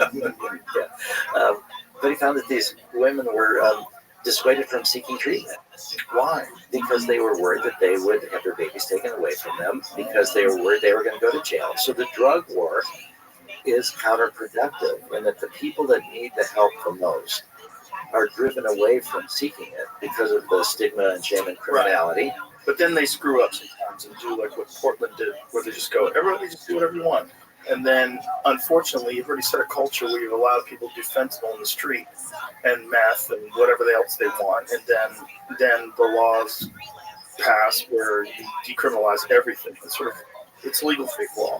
Yeah. And then, unfortunately, you have chaos. And then they pulled back the law because it was just too much. People were going there just so they could get high. Well, that's the important point that you just said. People were going there. So what that means is that, and we saw this in Zurich. So there was a place in Zurich multiple decades ago called Needle Park, where they decided to provide access to healthcare, access to safe injection sites, things like this for heroin addicts and others in Zurich. And it was working because when you treat people as humans like that, they will often seek other treatment. And then if they're not necessarily criminals, but then people come from all over and overwhelm the capacity because it's this one humane site. And then it became an open air drug market. So just people from all over Europe started coming, and then they had the background. Yeah. So I think it's something somewhat similar in Portland, where you try some of these things on a local basis, but then it attracts people from all over, and then it turns into the opposite of what they'd hoped. Right. Yeah, and I just think also they had gone through the whole defund the police thing. So they were just overwhelmed by Portland just out of control. It was a lovely place a few years ago. Just a lovely place. 10 years ago, Portland was amazing. It's all a bunch of sweethearts and hippies. They were so calm. And something happened, and people got radicalized, and then the tents, the people that camping on the street. Yeah. Once that happened, and you tolerated people just putting tents up in the middle of the city, it's like, don't ignore these people. Either help them out, or tell them they have to move, or do something. You can't just clog up your city with mentally ill drug addicts who are in tents. That's crazy. It is, and it's hard to have these local solutions because it attracts those people. Exactly. So they probably got on trains to go to Portland. They did. So these kind of solutions, I think people take the wrong idea from them, that the solution itself was the wrong idea. But I think it's when you do it on a local basis like that and not have it widely distributed. So basically, the idea is that you have people that have problems with substance abuse of all kinds. We don't criminalize people who are alcoholics. They can go to AA, they can go to other things. They're not stigmatized, and they're not worried that they're going to be arrested. And yet they can go for help. And you have a lot of people that actually do that. Yeah. And I think that's the kind of humane approach. But that's where we should be leaning as a society. That's a healthy, intelligent society. And also, we should be paying attention to the people that report great benefits. Like, there's just too many. Well, luckily, we have guys like Rick Perry. And Rick Perry, who was the Republican governor of Texas, is now really in full support of this advocating initiative. It's wonderful. Yes, well, Rick Perry will be speaking at the conference. Fantastic. As Love well, that guy. Brian Such a nice Hubbard. guy. So you Love so Brian Hubbard, too. the work that you did to have Rick Perry and Brian Hubbard on your show, and how much that brought attention to the ibogaine possibilities was incredible. Well, it's my feeling is if a guy like Rick Perry, who's this like straight-nosed, conservative, right-wing kind of a guy, if he can open up his eyes to that and open up his heart to that, it's available for everybody. And there's this very binary position that people take in regards to their thoughts on psychedelics. It's either it's for losers and people that want to escape reality, or if you're on the side of the people that have experienced it, you don't get any of that, which is so weird for me. So the people that think that it's for losers and it's all just a bunch of people just trying to escape reality and they're lazy, and none of those people saying that have ever done it.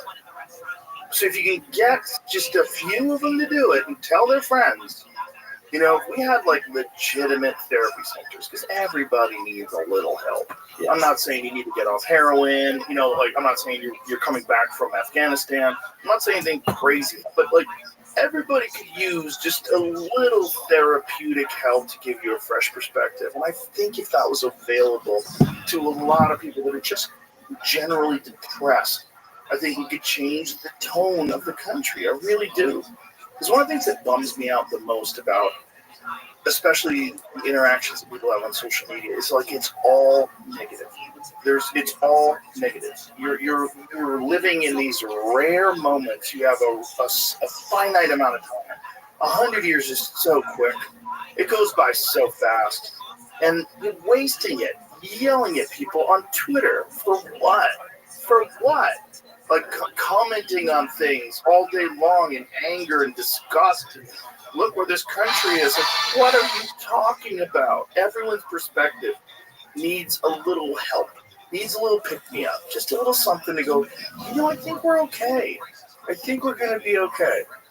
I think that there are so many possible benefits from having psychedelic clinics all over. All over, yeah. I mean, we're talking about right now there's several thousand ketamine clinics. But one of the issues with ketamine clinics is that many of them provide ketamine without therapy. So I met a lot of those people. Yeah, yes. So I think the key point is that when we talk about psychedelics, when we talk about the clinics, it's not here, take this pill. Right. It's here, take this pill in a therapeutic context with therapists there to help you process the emotions. With an expert, someone who's experienced it themselves, can help you. Yeah, and then with the therapy afterwards, which we call the integration process. So it's not just the experience itself, it's the preparation. Be open to whatever happens. It's the experience. And then I just was the other day with a woman, Gul Dolan, who is a neuroscientist.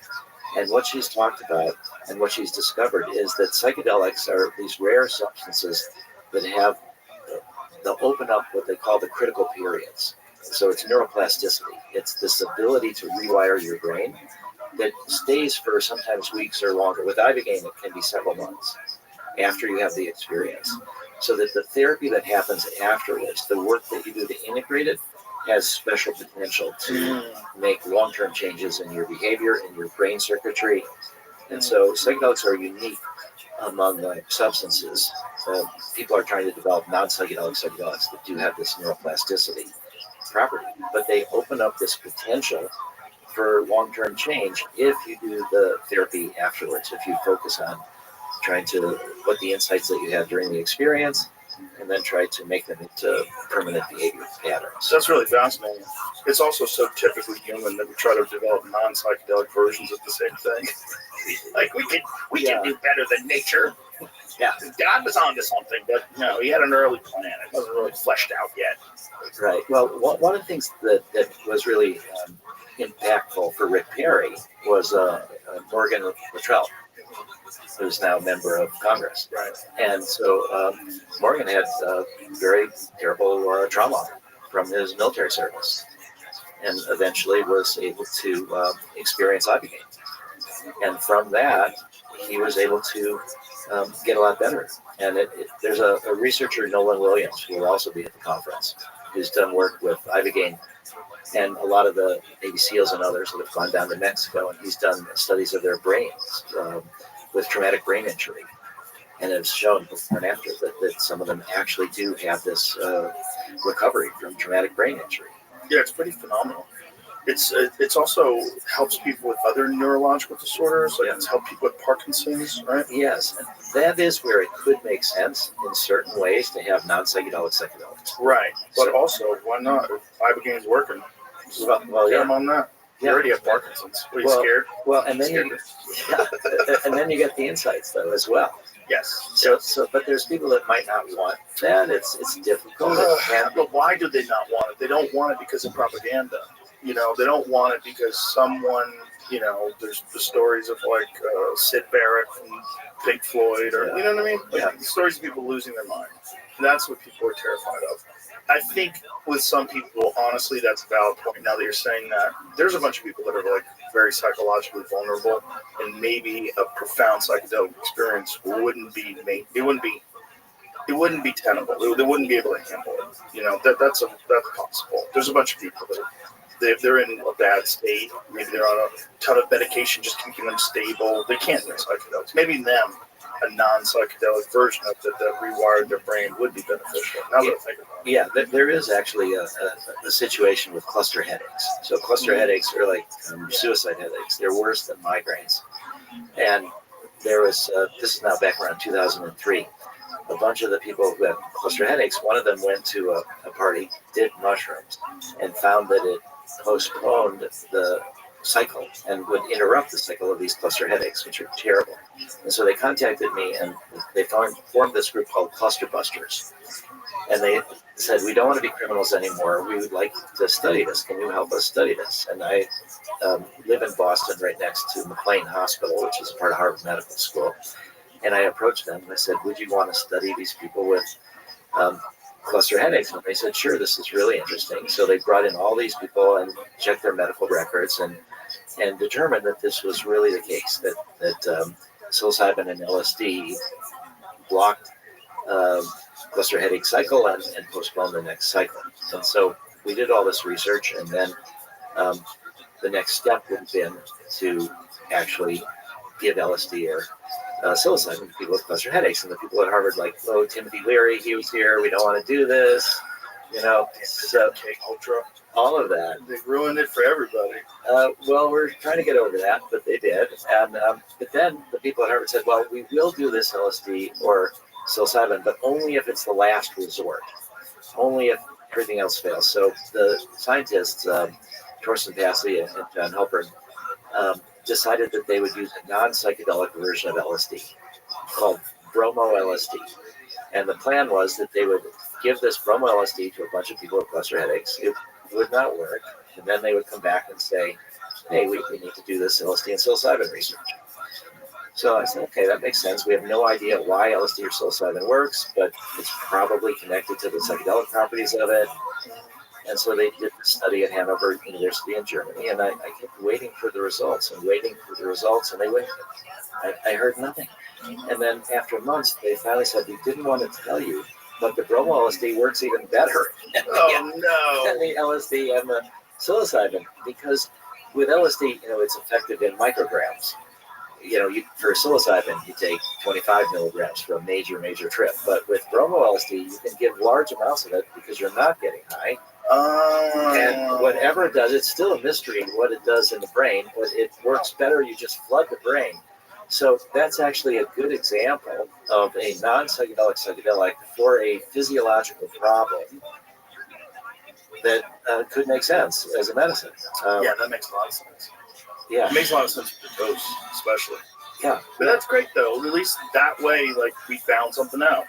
Yeah.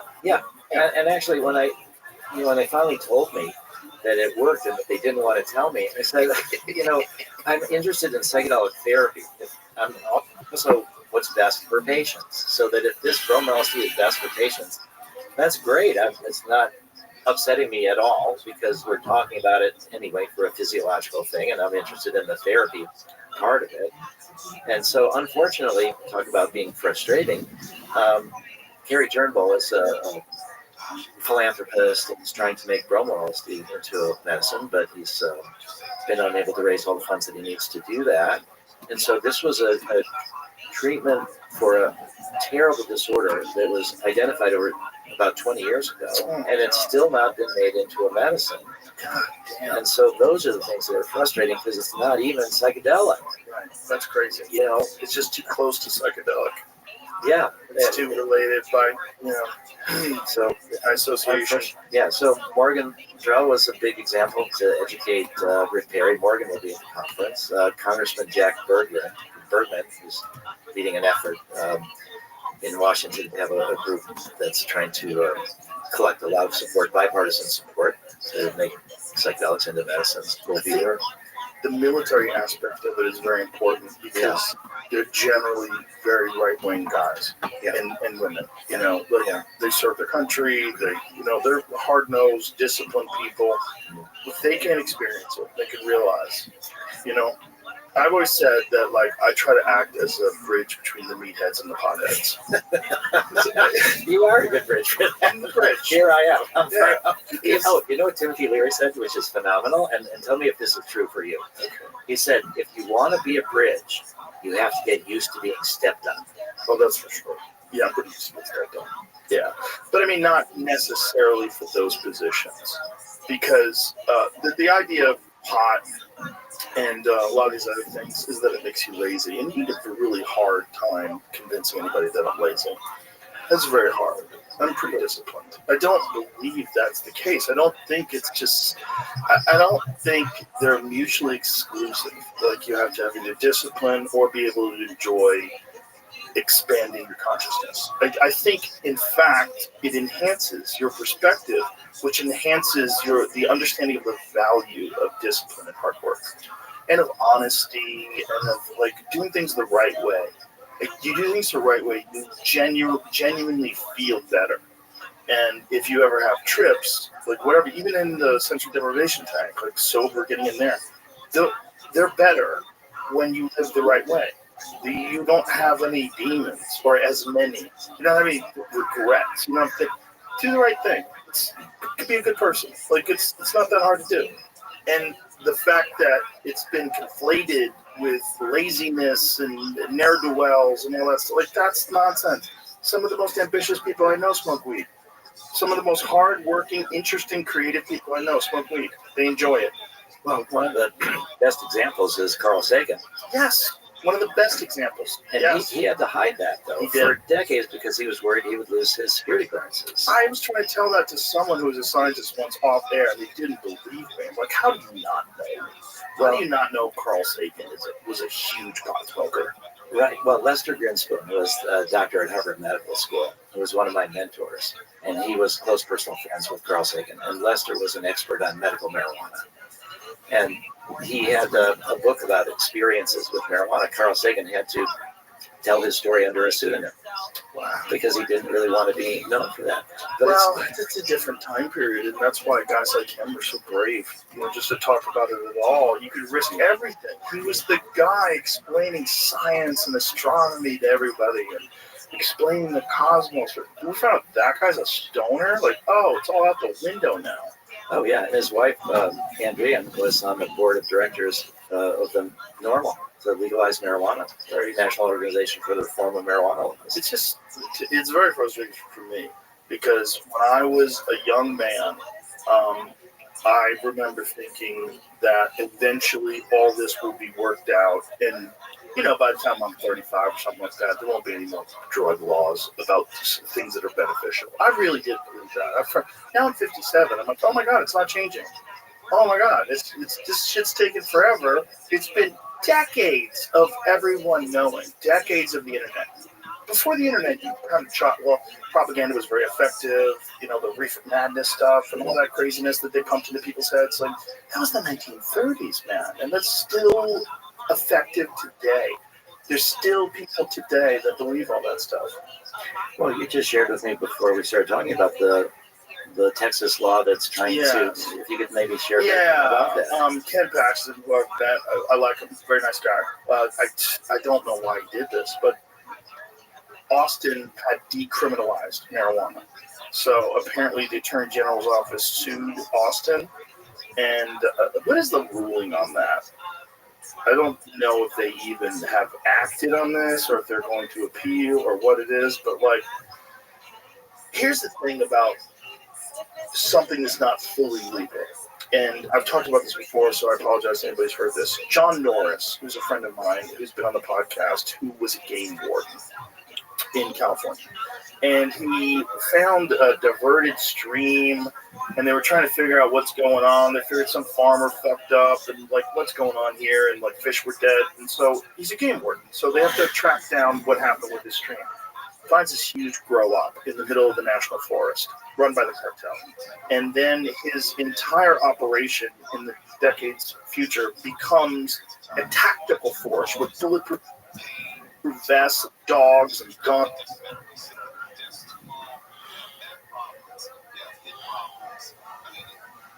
But Austin had decriminalized marijuana. So apparently the Attorney General's office sued Austin. And what is the ruling on that?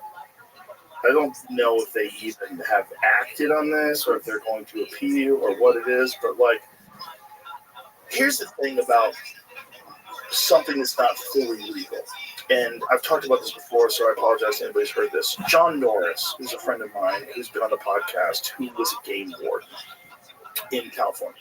And he found a diverted stream, and they were trying to figure out what's going on. They figured some farmer fucked up, and what's going on here, and fish were dead. And so he's a game warden, so they have to track down what happened with his stream. Finds this huge grow up in the middle of the national forest, run by the cartel. And then his entire operation in the decades future becomes a tactical force with bulletproof vests and dogs and guns fighting the cartel in the forest, in the national forest, because they were growing it all in America and then just selling it. 90%, I believe he said 90% of the marijuana that was sold in states where it's illegal was coming from California. And they were using very dangerous pesticides and herbicides, stuff that's completely illegal if you were growing it naturally, if you were growing it normally. And because it's illegal, you have organized crime that's providing it to people. If it was legal, we could only buy it from, you buy your fucking groceries, you buy organic fruit, right? You buy organic vegetables, you buy organic marijuana.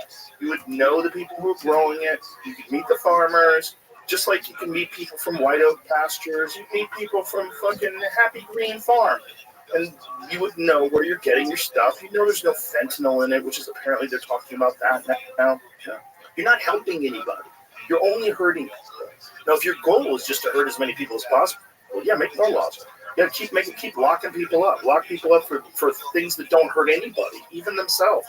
Well, the other part of it is the tax money. Yes. Too. When you're letting all this money go to the underground, to the cartels, to the criminal gangs,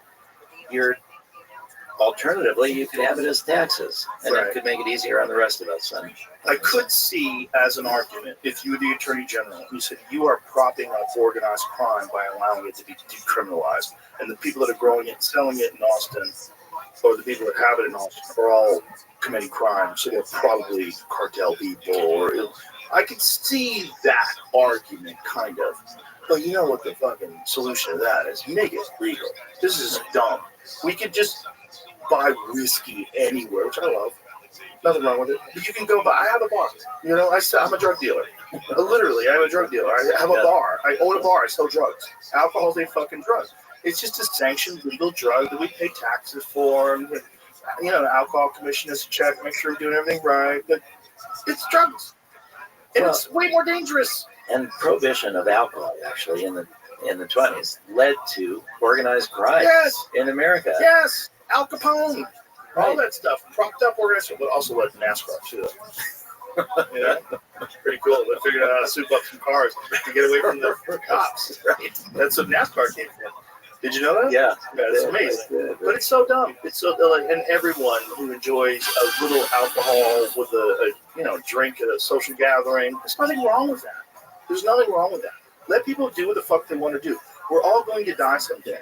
And if people are having good or bad experiences on any of these substances, it's up to them to manage their experiences. Like, I don't get along with alcohol. I won't drink alcohol. I don't get along with marijuana. I don't want to try it. Okay, good. That's okay. It's all fine. But, like, let people who enjoy it have it. It's dumb. Well, this idea that we're all going to die one day, one of the most important uses of psychedelics is to help people at the end of life who are scared of dying. And also for palliative care. So there's a lot of research that's been done with people with life-threatening illnesses who are anxious about dying and have received either MDMA or psilocybin or LSD in the 60s. Yeah. So that the kind of big fears that we have about illness and death, when people are not able to process those fears, it just gets worse and worse. I wonder how many people Larry Hagman turned on.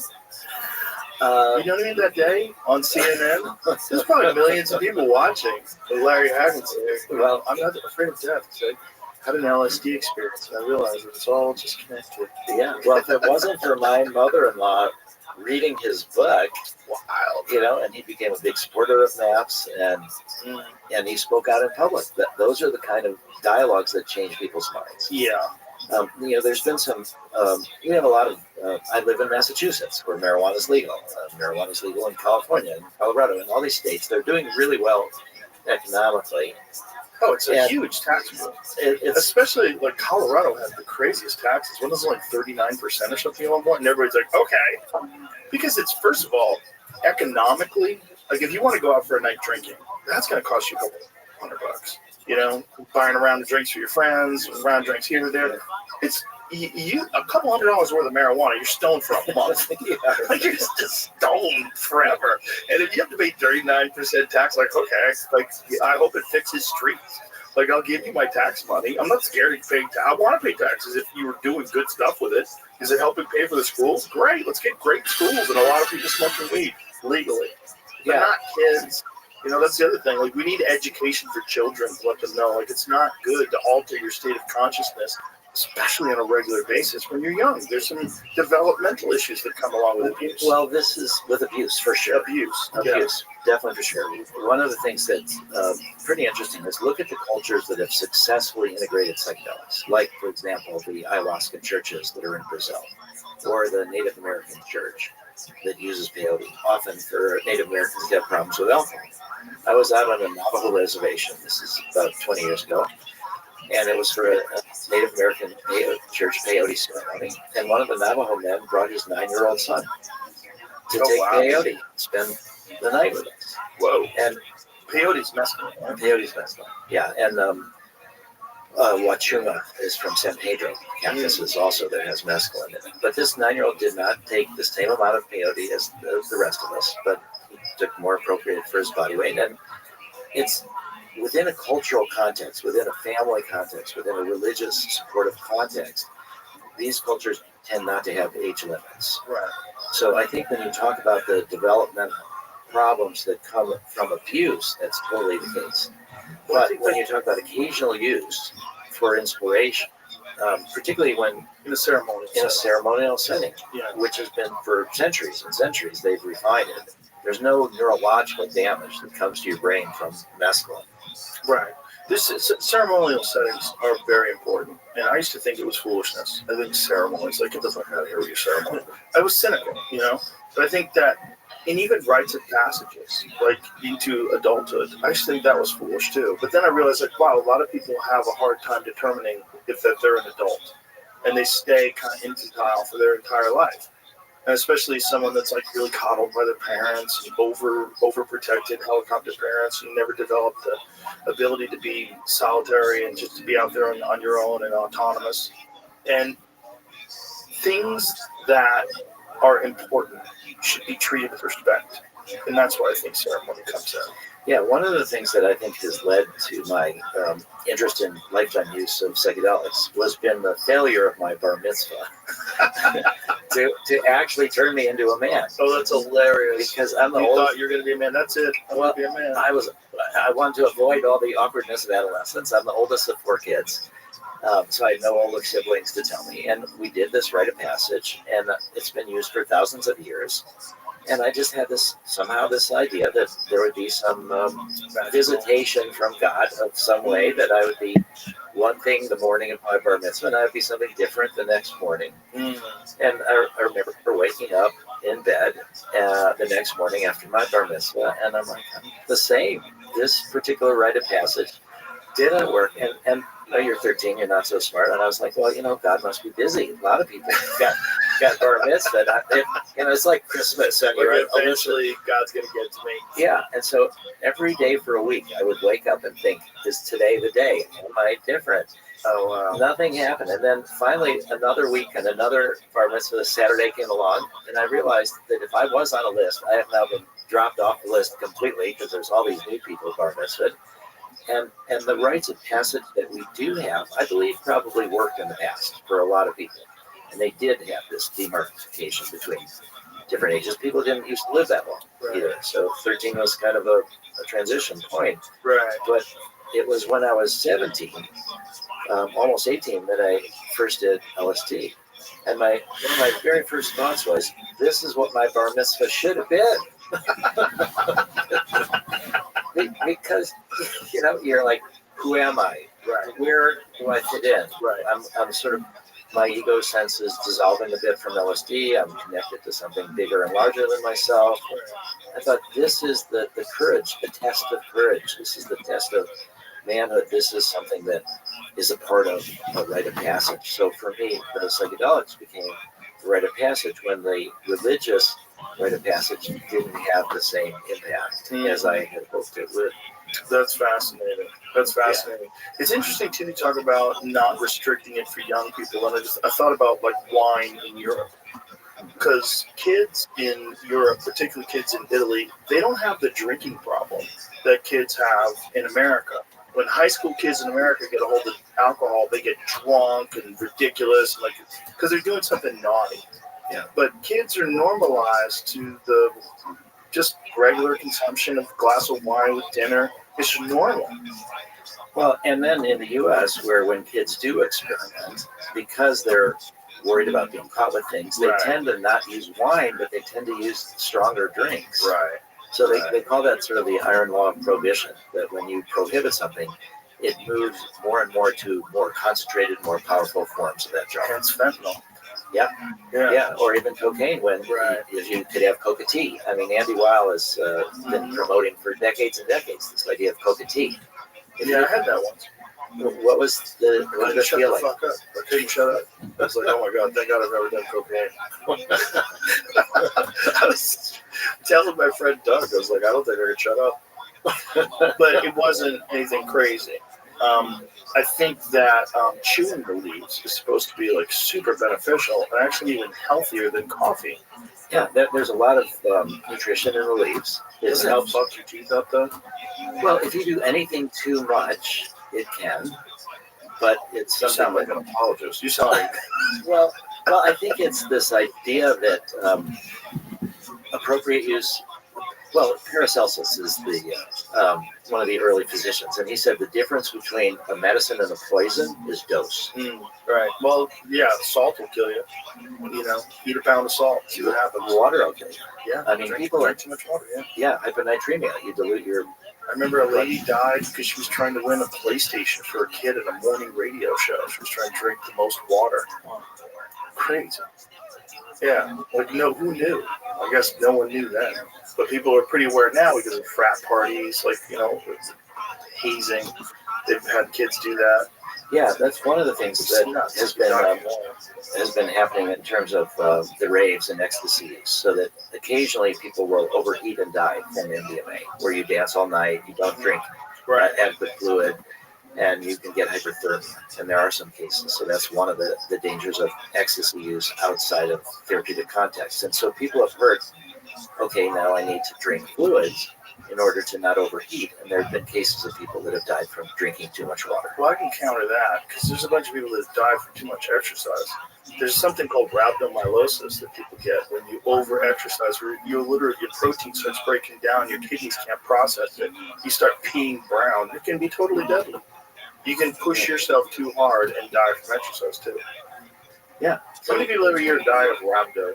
Google that, because I know it's very common in the CrossFit world because people are competitive with exercise, which is not necessarily the great. Like a lot of people I know that are trainers do not like the concept of CrossFit because it's doing exercises that are just supposed to strengthen your body and condition your body, but doing them in a competition setting where it's like unlimited amount of repetitions, as many as you can get in X amount of time, and and then they have these games where people play where they might not be conditioned enough to sustain the workload that they're putting forth, and then they get wrapped up, and it's fairly common. Like I know multiple people that have had wrapped up. Yeah. How many people die? So it doesn't say that, but it says there's 26,000 cases reported annually, and about 5% of those lead to mortality. 5 to 20%. That's a lot. That's a lot of people that die. That's probably more than people drink water and die.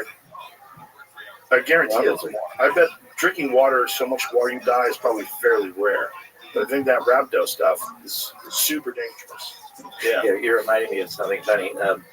David Nutt was the drug policy advisor for the British government, and he did a ranking about the dangers of all these different drugs. And what he found was that the psychedelics were at the very low end of the dangers. And so he talked about how horseback riding was more dangerous than ecstasy. Oh, yeah. It's super dangerous, man. People fall and break things all the time. Yeah, and so he got fired for that because, of course, because he was telling the truth. He was making people love horseback riding in England.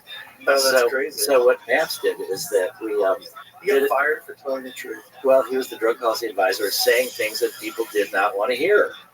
Maybe he should have got his job description down before he started yapping.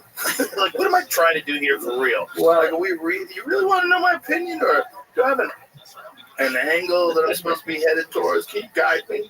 Yeah. So we did something similar. We looked at cheerleading.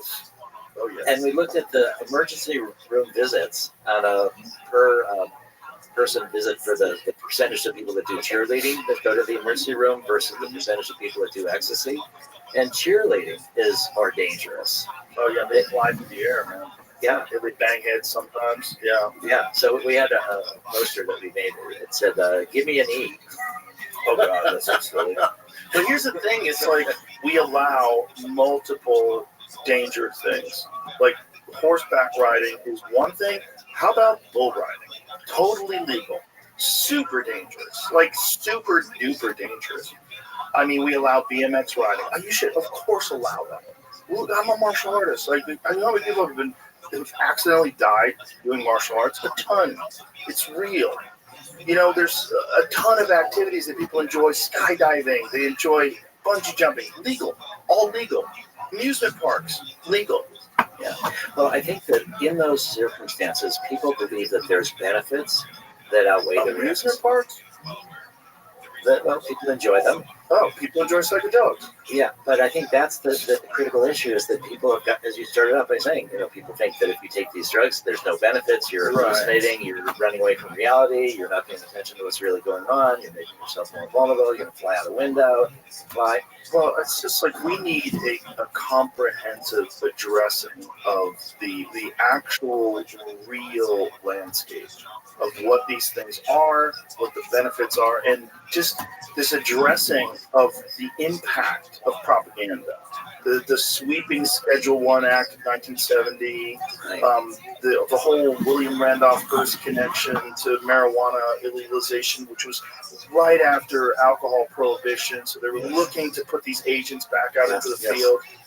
all that needs to be like comprehensively explained to the American public to reinform people, because I think people are they have the general population that doesn't listen to podcasts like this and doesn't get online and search these things. You have these conceptions that are entirely formed by propaganda, and they're not based on real anecdotal experiences, real science, real data.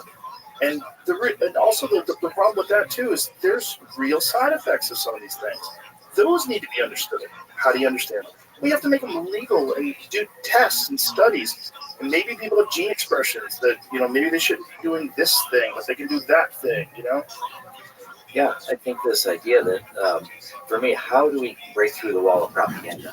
Right. And for me, the idea has been we go to where the suffering is, we go to where the science is, and we try to make things first into medicines. And I think that's where people are willing to listen. Mm-hmm. When you have all this propaganda and all these fears, it has to be that there's some corresponding benefit that's overwhelms your sense of fear that you're willing to take a look.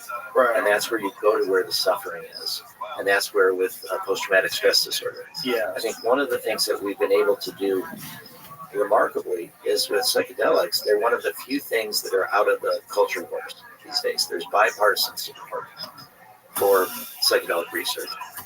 And it's because we went to where a lot of the suffering is. Sympathetic patients. Most of the people in our studies are women survivors of sexual abuse. Most of the people with PTSD are women. But most of the media attention goes to the veterans. And people put veterans on a pedestal. And if so many of them, there's different estimates, but it's 18, 22 or more per day commit suicide. And you can end up avoiding a lot of that by helping them process the traumas that they experience. And again, it's like we were talking before, it's the bridge. Yeah. That's the real bridge. The bridge is these, hard-nosed, right-wing guys who have these experiences, become better parents, become better friends, just like reintegrate into society, make peace with the past. It's totally possible. And that these tools are being so underutilized to so many vulnerable and needy people. So many people just fucking need some help. Yeah, one of the speakers at the Psychedelic Science Conference is Sharif Elnau, who was the Undersecretary of the VA. Wow. And he's become very passionate about what he's seen from those people that have done, the veterans that have done MDMA-assisted therapy inside the Veterans Administration. But it took perhaps 25 years, starting in 1995, we were offering money to the VA to do MDMA research, until 2021, when the first veteran received MDMA inside the VA from VA therapists. Wow. So talk about frustration. Think about the number of people that have committed suicide from when we started offering to the VA to do it. It was the propaganda, it was the stigma that made it so that they were not willing to do it. What's most amazing today is that Congress gave $10 million to the Department of Defense for MDMA-assisted therapy research into active duty soldiers. Oh, wow. So there's a $4.9 million grant that went to Dr. Aaron Wolfgang at Walter Reed, and it's going to be giving MDMA-assisted therapy. There's another $4.9 million grant that went to a group called Strong Star. It's in San Antonio, here in Texas, elsewhere, and they're connected with Emory University.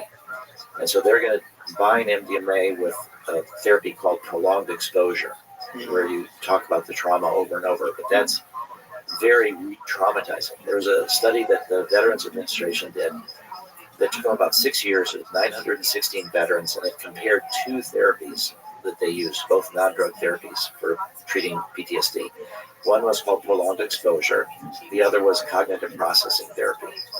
And what they showed is that around half the people are in the study drop out because the therapy itself is re-traumatizing. Because you're just forced to go over the trauma over and over, and that's supposed to desensitize you.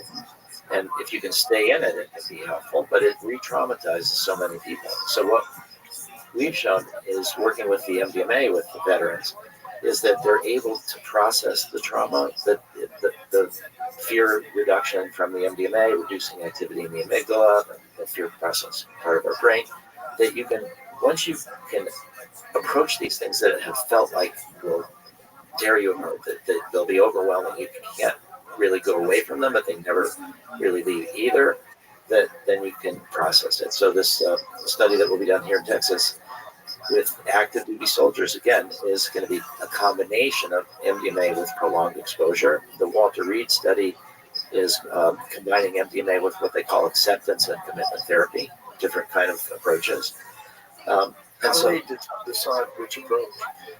well, this is going to be research trying to different So kinds it's of. going to be do multiple ones to just see what's the most effective. Yeah, and I think that MAPS has started funding studies combining MDMA with cognitive processing therapy as well. But the one that I think is the most potentially most valuable is called cognitive behavioral conjoint therapy. Conjoint means couples or dyads. And so what happens is the designated patient, the veteran with PTSD, is where the attention is focused. But when they have PTSD, it affects their families, it affects their partners. And so cognitive behavioral conjoint therapy was developed by this woman, Candace Monson, at the Boston VA. And that's where they bring in a partner as well as the veteran, and they both get therapy. And so back in 2014, when finally I was working with Richard Rockefeller and his cousin, Senator Jay Rockefeller, who was on the Senate Veterans Affairs Committee, and they finally convinced the VA, to be willing to let MAPS support research with MDMA. They said that they would not let it, they wouldn't refer veterans, they couldn't do it inside the VA, we had to pay for it, but that the first thing they wanted us to do is combine MDMA with cognitive behavioral conjoint therapy, where both people now get MDMA. And the results were better than anything they've ever got before in studying this therapy, both in reduction of PTSD, but also in strength of the relationship. Do they combine it with 5-HTP or anything like that to sort of bring back your levels? The answer is no. People do use 5-HTP, and it can be helpful. But can you explain what that does? Yeah, so 5-HTP is your precursor for serotonin. So when we started research with the FDA, this was now 1992, the very first time that they permitted MDMA research was 1992. And as I said, MDMA had been used as a therapy drug since the middle 70s through the 80s, criminalized in 85. And people have felt that sometimes, and I think it's very much the case, that you're tired after MDMA, that people talk about as serotonin depletion. And so when you take 5-HTP, that can be helpful. But when we started with the FDA, they said, all this information that you've got from before, from underground use or from before when it was still legal, doesn't matter to us. Really, everything has to be done under direct supervision of FDA-approved studies. And they said, don't assume that you're going to have problems and you're going to use MDMA plus 5-HTP or something. Just start with the MDMA, see what problems you get, and then you can start. So the way we think about MDMA therapy is that it's really not a one-day thing, it's a 2-day. In the sense that the second day is for rest, it's for having no obligations, no appointments, and the therapists come back and do more integrative therapy the next day. And also, we do the therapy during the day. It starts at 10 in the morning. It's an 8-hour session, so often people can get sleep that night.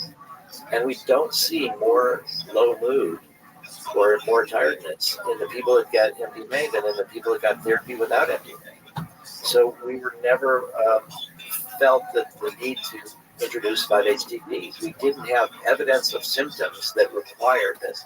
But I think it's because we talk about it as a 2-day experience. The other part is that when people take MDMA at raves or parties and things like that, often they're drinking, they do it at night, they don't get full sleep. The next day they don't just take the day off, they go into activities. Right. And so exhausted. And they're exhausted. Yeah. And so I think that this concept that we've developed is this really thinking about it as a 2-day experience where there is this low energy, but it can be productive in terms of trying to work on the issues that came up during the MDMA experience or the PTSD or depression or whatever it is. Now, there's a project at a place called Sunstone, which is a therapy center outside in Rockville, Maryland. And they've worked with cancer patients who are anxious about dying, and they have brought in their partners to the therapy, and both of them get MDMA as well. So these are all under FDA-approved studies, and they found that that was tremendously effective as well, because when your partner's got a life-threatening illness, it doesn't just affect them, it affects you as well. And often the therapy is focused again on the designated patient. So this kind of broadening the sense of who it is that is going to be treated and bringing in people's partners, I think is going to be very important. One of the works Marcus and Amber put out, who've done work with vets, they've brought probably by now about 1,000 veterans down to Mexico for Ibogaine. And they have also started bringing their partners as well. They realized that you need to think about this as a family setting and to try to treat the entire family context. This raises another issue, which is to talk about group therapy. So the scale of the trauma in America, there's 13 million PTSD patients. This is the estimate by the Veterans Administration. In Ukraine, we've got an entire country. When I was there, practically every family knows someone or has someone that has been injured or killed. And so you've got massive population-based trauma. And to think about treating people as individuals is really important, but it's going to be hard to scale because of the limited number of therapists and psychiatrists and the cost of doing that. So the FDA has wanted all the research with LSD, psilocybin, MDMA, 5-MeO-DMT to start on an individual basis. But there's new studies now that are going to be working on group therapy. So one of the first in America was at the Portland, Oregon VA. And it was 4 therapists for 6 veterans. And it started out where each one got an individual session first, and then they got a group session. And there's 2 basic kinds of trauma in the military. One is war-related or accident training-related, and the other is what they call military sexual trauma. There's a lot of sexual abuse by veterans or by military active duty people of other people in the military, and they call that military sexual trauma. And so what they've learned is they have to separate those groups when they do the group therapy, because if you're a military person who's been abused by other people in the military, that you might not feel safe if you're in a context of group therapy. So they've done separate the groups, but they found that the groups do terrific with supporting each other afterwards in this integration process. And so what they've done is they've realized, though, that the design they had initially was an individual session and then a group session. And after they did 2 cohorts of the 6, they realized that the people felt they needed a 3rd MDMA session, and they wanted that also as a group, not as an individual.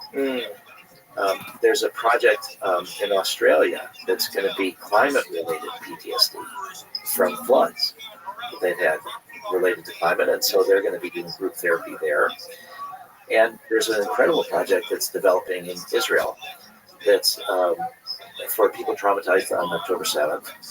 And there's going to be groups of 7 with 2 therapists, 2 assistants. But the Ministry of Health has taken a while to review this application. It's funded by charitable donations. The MDMA is coming from Canada. But what the Ministry of Health in Israel has wanted is, and this is the first study ever, where it's going to be direct comparison of individual therapy versus group therapy.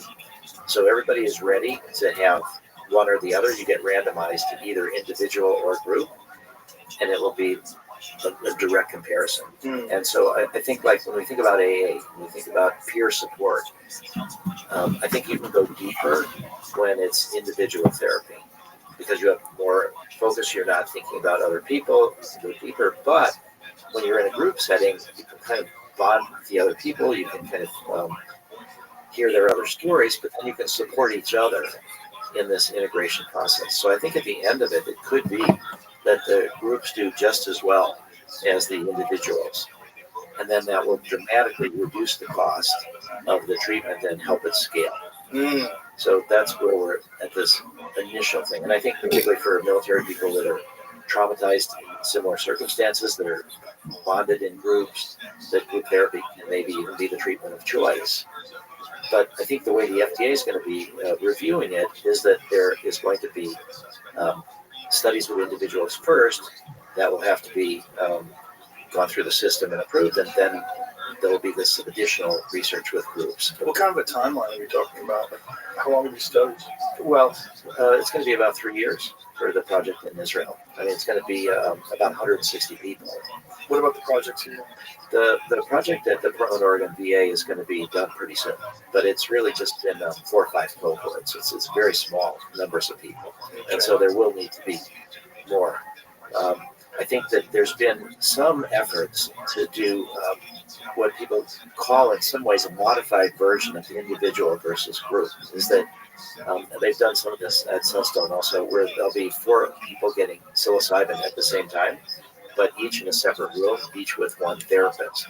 But then near the end of the session, they bring them together, and then they talk about what happened, and then they also have the group integration. So it's kind of modified.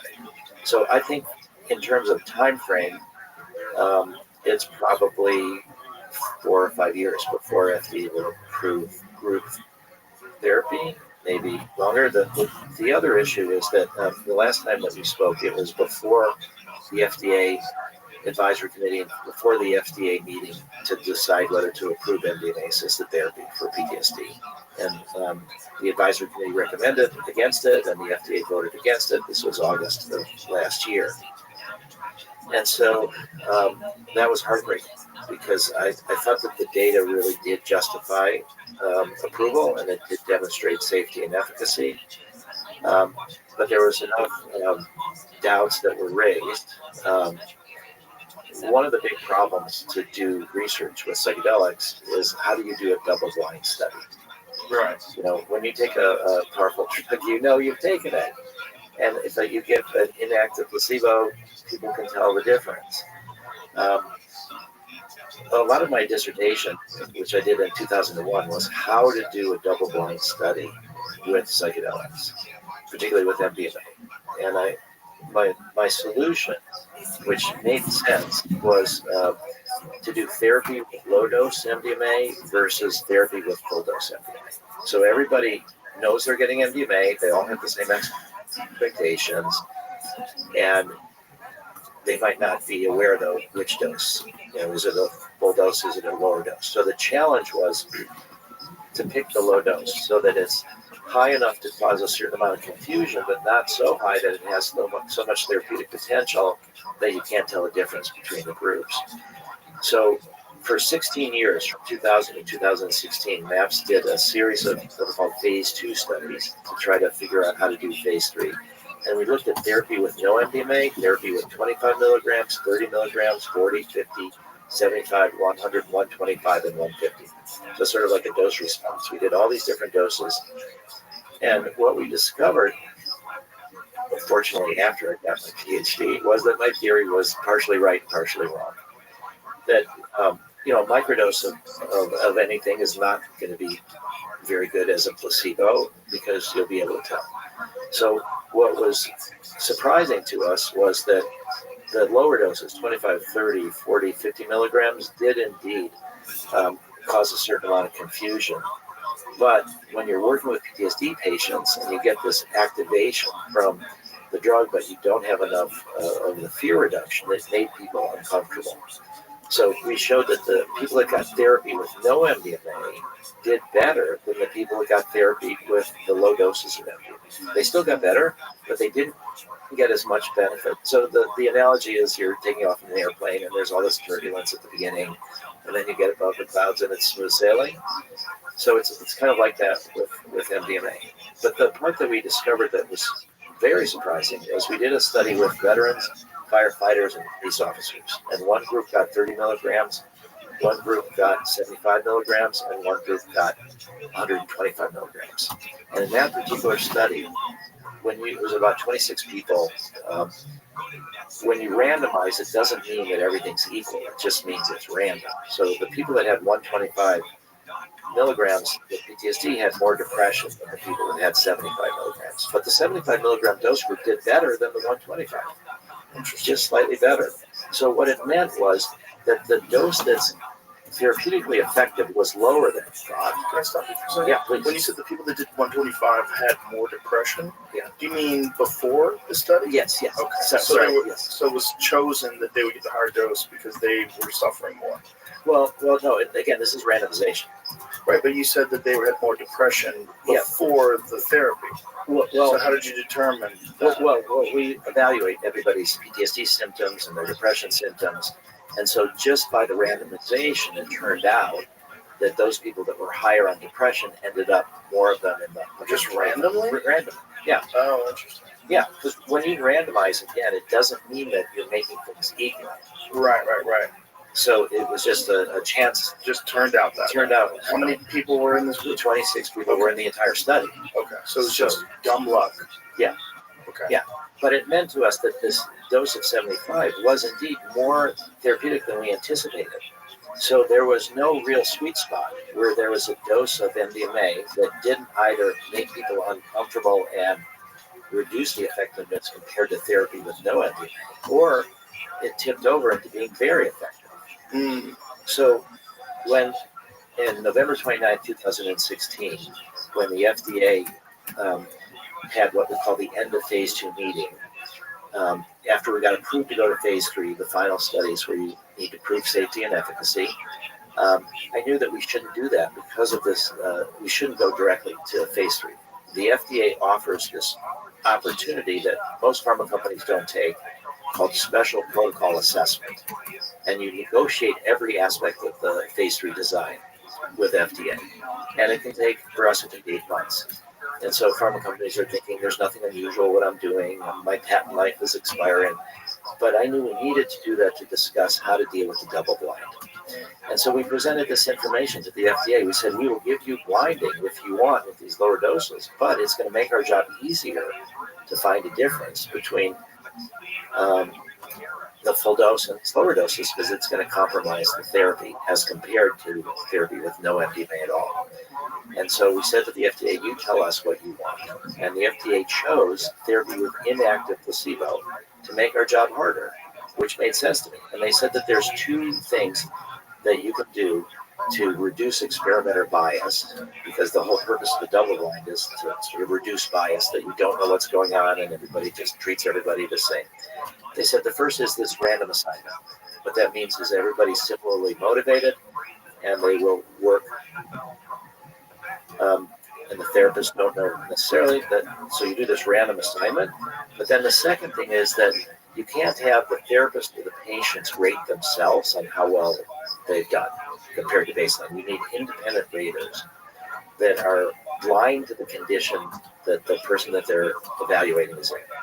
So the raters don't know, did this person get the placebo? Did this person get the MDMA? It's just don't look at the pupils. Well, this is afterwards. That's right. And it's done on telemedicine. It's done on Zoom. And it's an hour-long interview. And it's with what's called the CAPS, the Clinician-Administered PTSD Scale.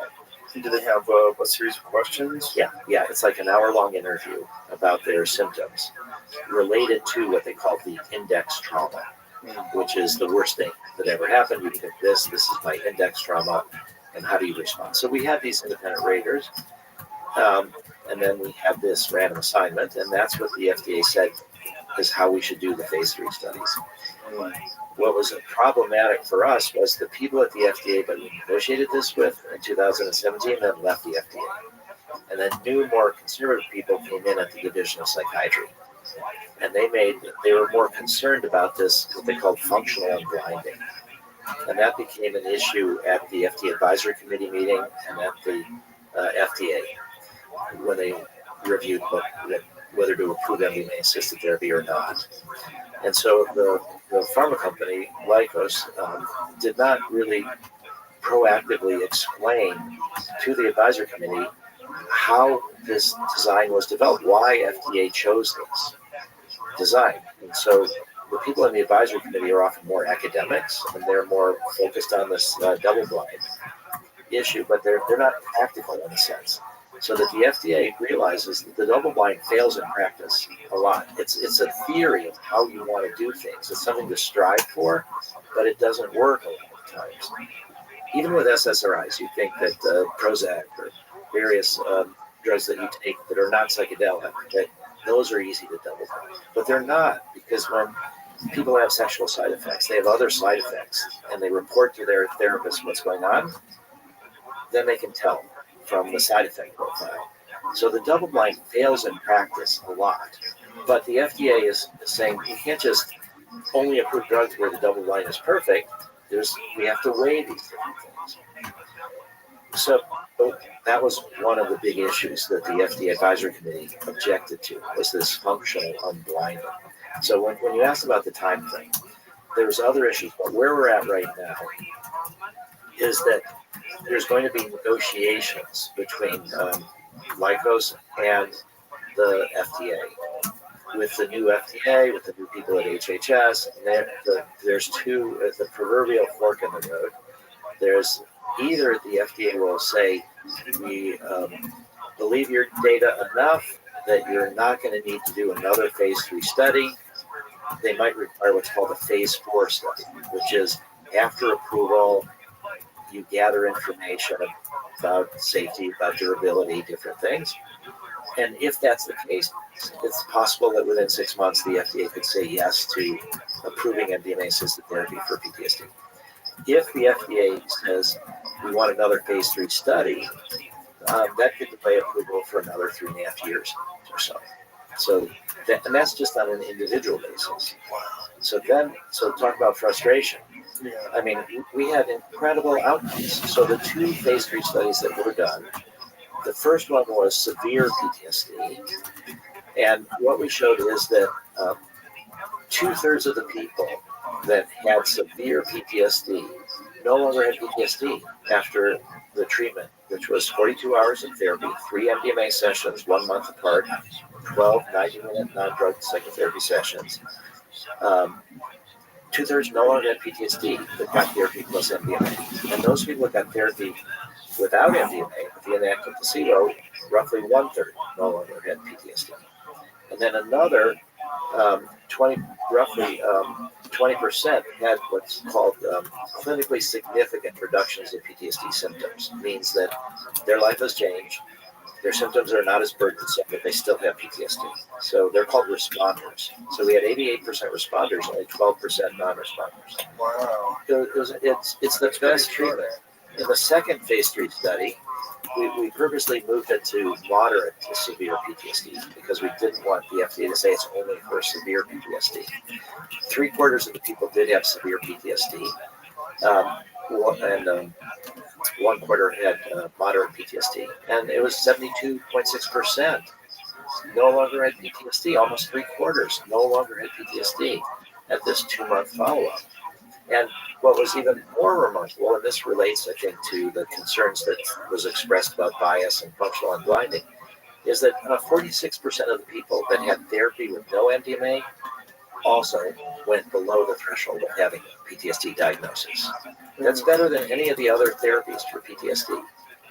And so what that demonstrated is that the therapists, even though most of them could tell the difference between whether somebody had MDMA or not, that they tried just as hard as they could to help people, whether they got the MDMA or not. And we got extraordinary results in the control group. And I think one of the things that is the explanation is that when you have an 8-hour therapy session with music, with headphones, with more or less half the time people are inside having these different feelings, and the other half they're talking to the therapists in no particular order, you're not forced to focus on the therapy the way with prolonged exposure or cognitive processing therapy.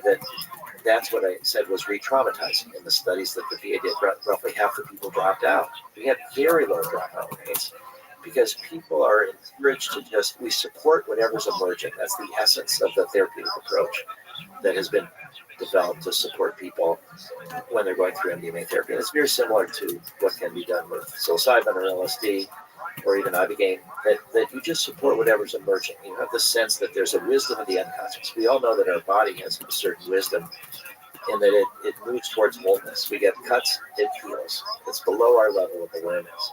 So there's some kind of wisdom to what's emerging. You could think about it as this barrier, this permeable barrier, semi-permeable barrier between the conscious and the unconscious. And it all happens, we all know, at dreams, that material rises to our awareness at dreams. And it's like that with psychedelics. And so we just support whatever's emerging, and people can go to some happy memories or to layers of trauma whatever, they're not forced to just focus on the trauma. So we have very low dropout rates. But the people that got the therapy without MDMA were able to make incredible progress. We also have what are called fidelity ratings, which is we videotape all the sessions, and then we have raters, we call the adherence raters, and they look at are people adhering to the therapeutic method, and then that's called fidelity. We have over 90% fidelity, meaning that the therapists really were doing the same, whether it was placebo or not. So the results were outstanding in that way, and the side effects were very low. We had nobody commit suicide that received MDMA. That was one of the concerns. We had one woman tried to kill herself twice, but she was in the placebo group. And we had another woman with severe suicidal ideation. She checked herself into the hospital not to kill herself. She was also in the placebo group. Because when you help people with terrible trauma, it's difficult for them. And they're not able to really process. That's why they have long-term PTSD. So we demonstrated remarkable results, and yet the FDA said we need more data. We need more. I think it's tragic. It is tragic, but it's also very hopeful. The results are very hopeful, and I'm always hoping that people come around.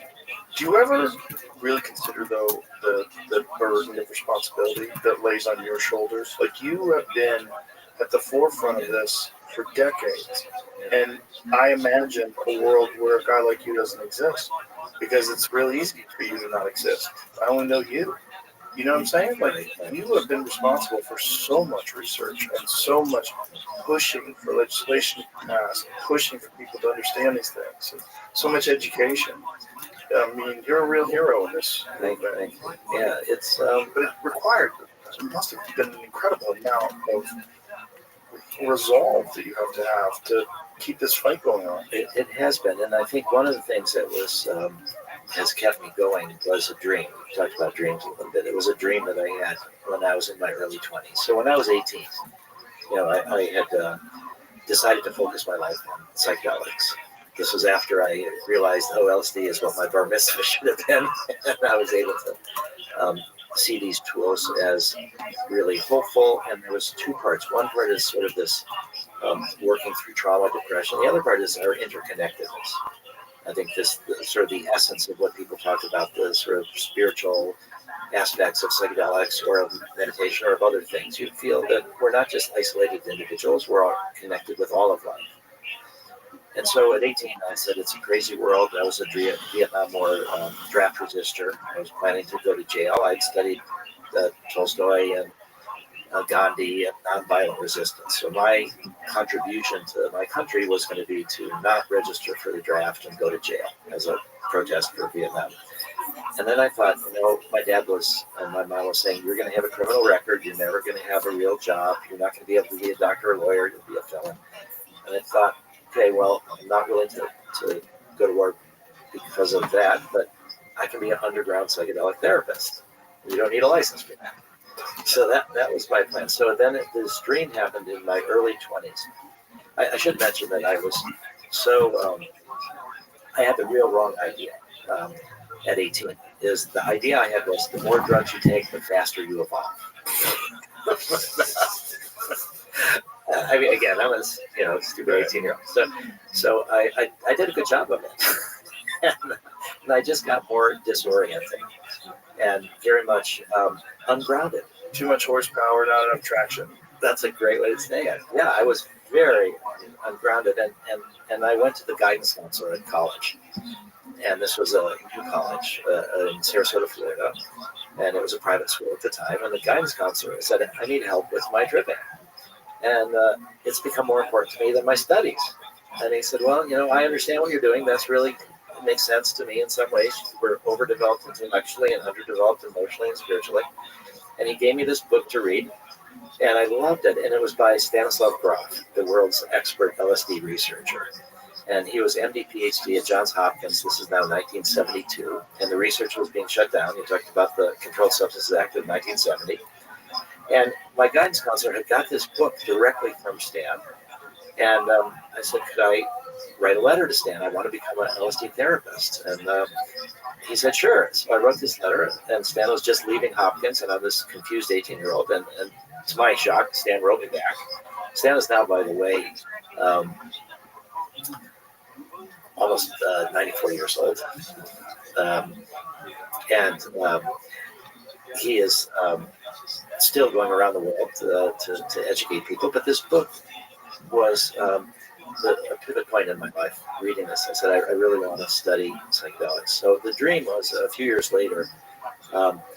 If people have seen the movie 2001 Space Odyssey, near the end of it, there's this scene where the astronaut is in this all-white room and he's on his deathbed.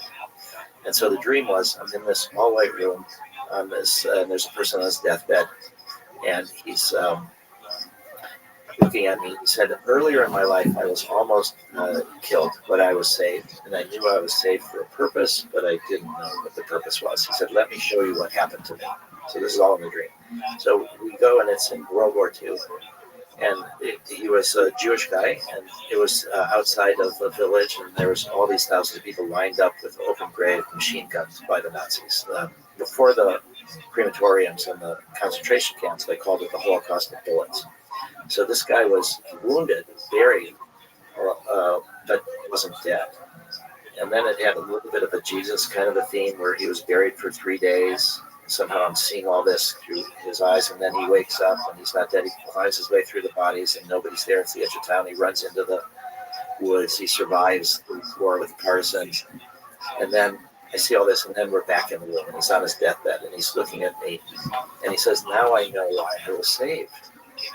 I'm like, oh, tell me, why were you saved? He said, it's to tell you to study psychedelics.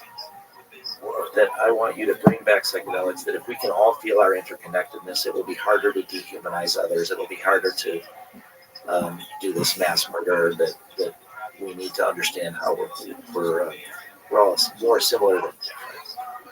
And at the, I said, in my mind again, at the dream, I said, I've already decided to do this. This is sort of reinforcing it. I will say yes, and you can die in peace. You will have carried this message. And then he dies in front of my arms, in front of my eyes. And then after he's done, he's dead. And what do I do next? And I walk out the room. And now I'm somehow or other on a stream. I'm sitting down watching the water go by. And then I notice that there's this young boy sitting next to me. And I look at him, and I realize I know him. In real life at the time, I had a big LSD stash, and I was worried about getting busted. And so his father was a friend of mine, and he stored my LSD stash at his house.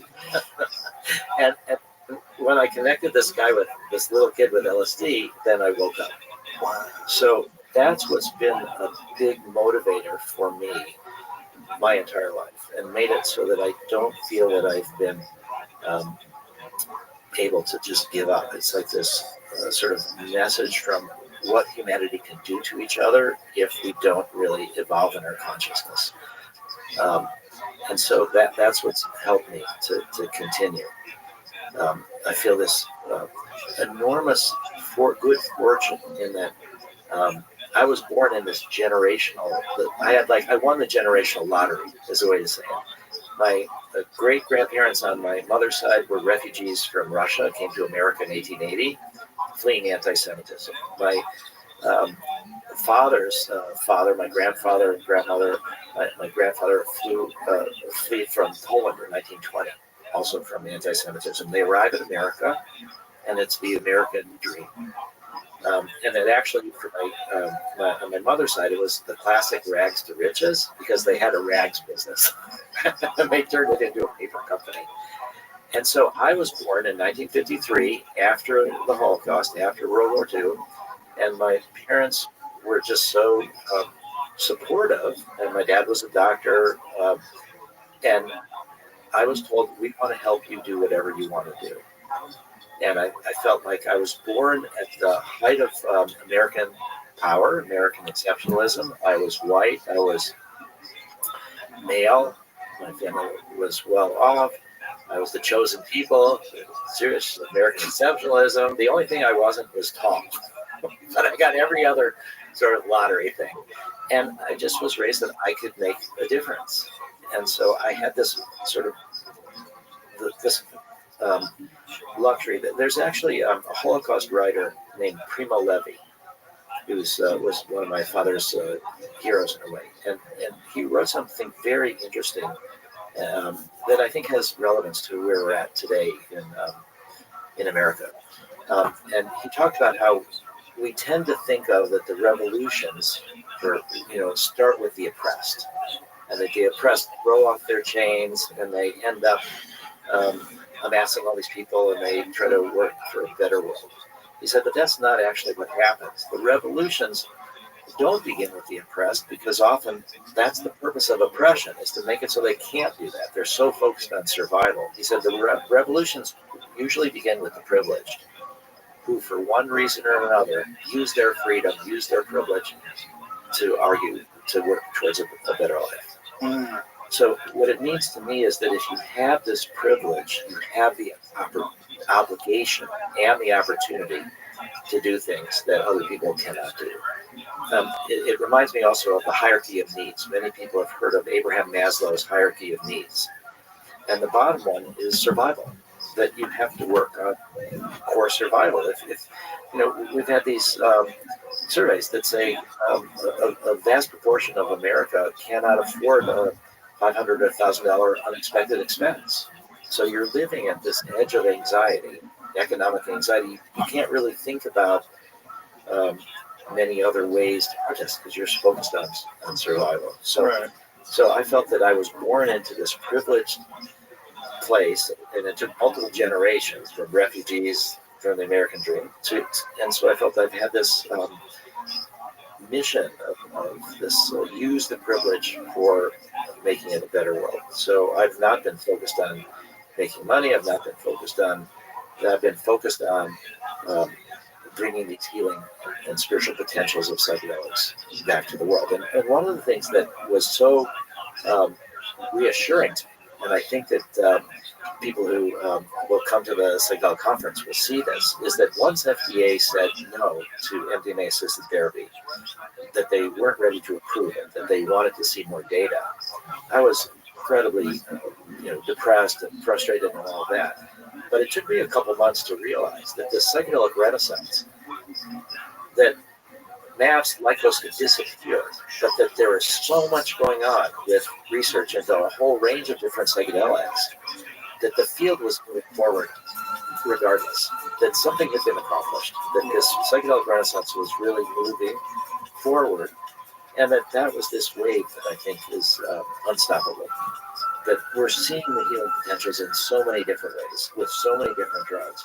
So that gave me this, it was kind of reassuring, that even though we were the first out of the gate, the FDA wasn't ready, things are moving forward in a great way. So you've got an amazing perspective considering how much work it's been. One of the things that you said that I think from the dream is to give people this understanding of interconnectedness, that we are all connected. And without that feeling, war is a normal thing. It's a part of, if you ask the average person, could you conceive of a time in your lifetime where there's no war? Would you be willing to bet on that? Most people are no. We're, unfortunately, I wish it was, but unfortunately, I think we're always going to have war. That's it. Let's imagine a world where there's no restrictions on psychedelics. Because I'm of the belief that it's probably responsible for a lot of religious experiences that we've documented. It's not an uncommon theme in many cultures. Kids do maybe charge from speakers outside to keep the homeless from sitting on tents. He says the landlord got complaints and the city told him to stop playing the annoying song. So landlorders from Camp 5 mostly clear skies tonight with lows around 60. Sunny, still warm tomorrow, highs in the mid-80s, 90 in the valleys, 80 and 90 and low 80s at the beaches. Then mostly sunny with mid-70s all the way through Memorial Day. From the Camp 5 24-hour newsroom, I'm Mark Roller. This report is sponsored by the brand new New York Pacific Resort in San Diego. Relax in swimsuits. Southern California's newest resort is now open. New York Pacific Resort, just 7 miles from downtown San Diego, has it all. Endless ocean views, club and private restaurants, and massive yard park made for fun. The weekend getaway at NewYorkPacific.com.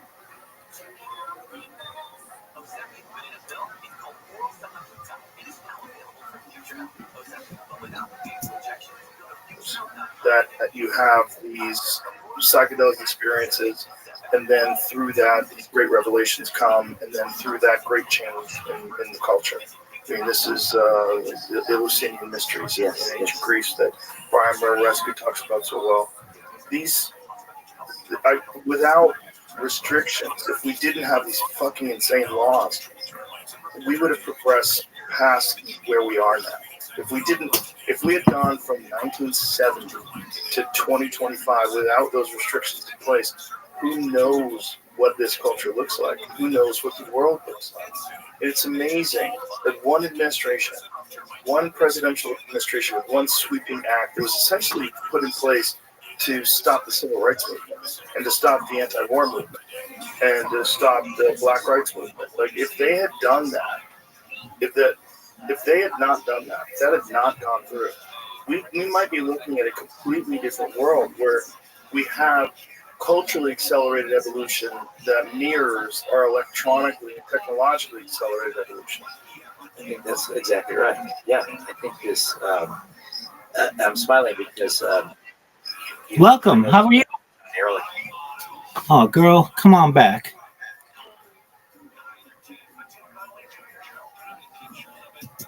He was Nixon's domestic policy advisor, and this came out at the end of the 1970s. He did an interview, and he said that the two main enemies of the Nixon White House were the civil rights movement and the hippies, the anti-war movement. And he said we couldn't stop them from protesting, but we could criminalize the drugs that they were using and use that to bust up their meetings, arrest their leaders.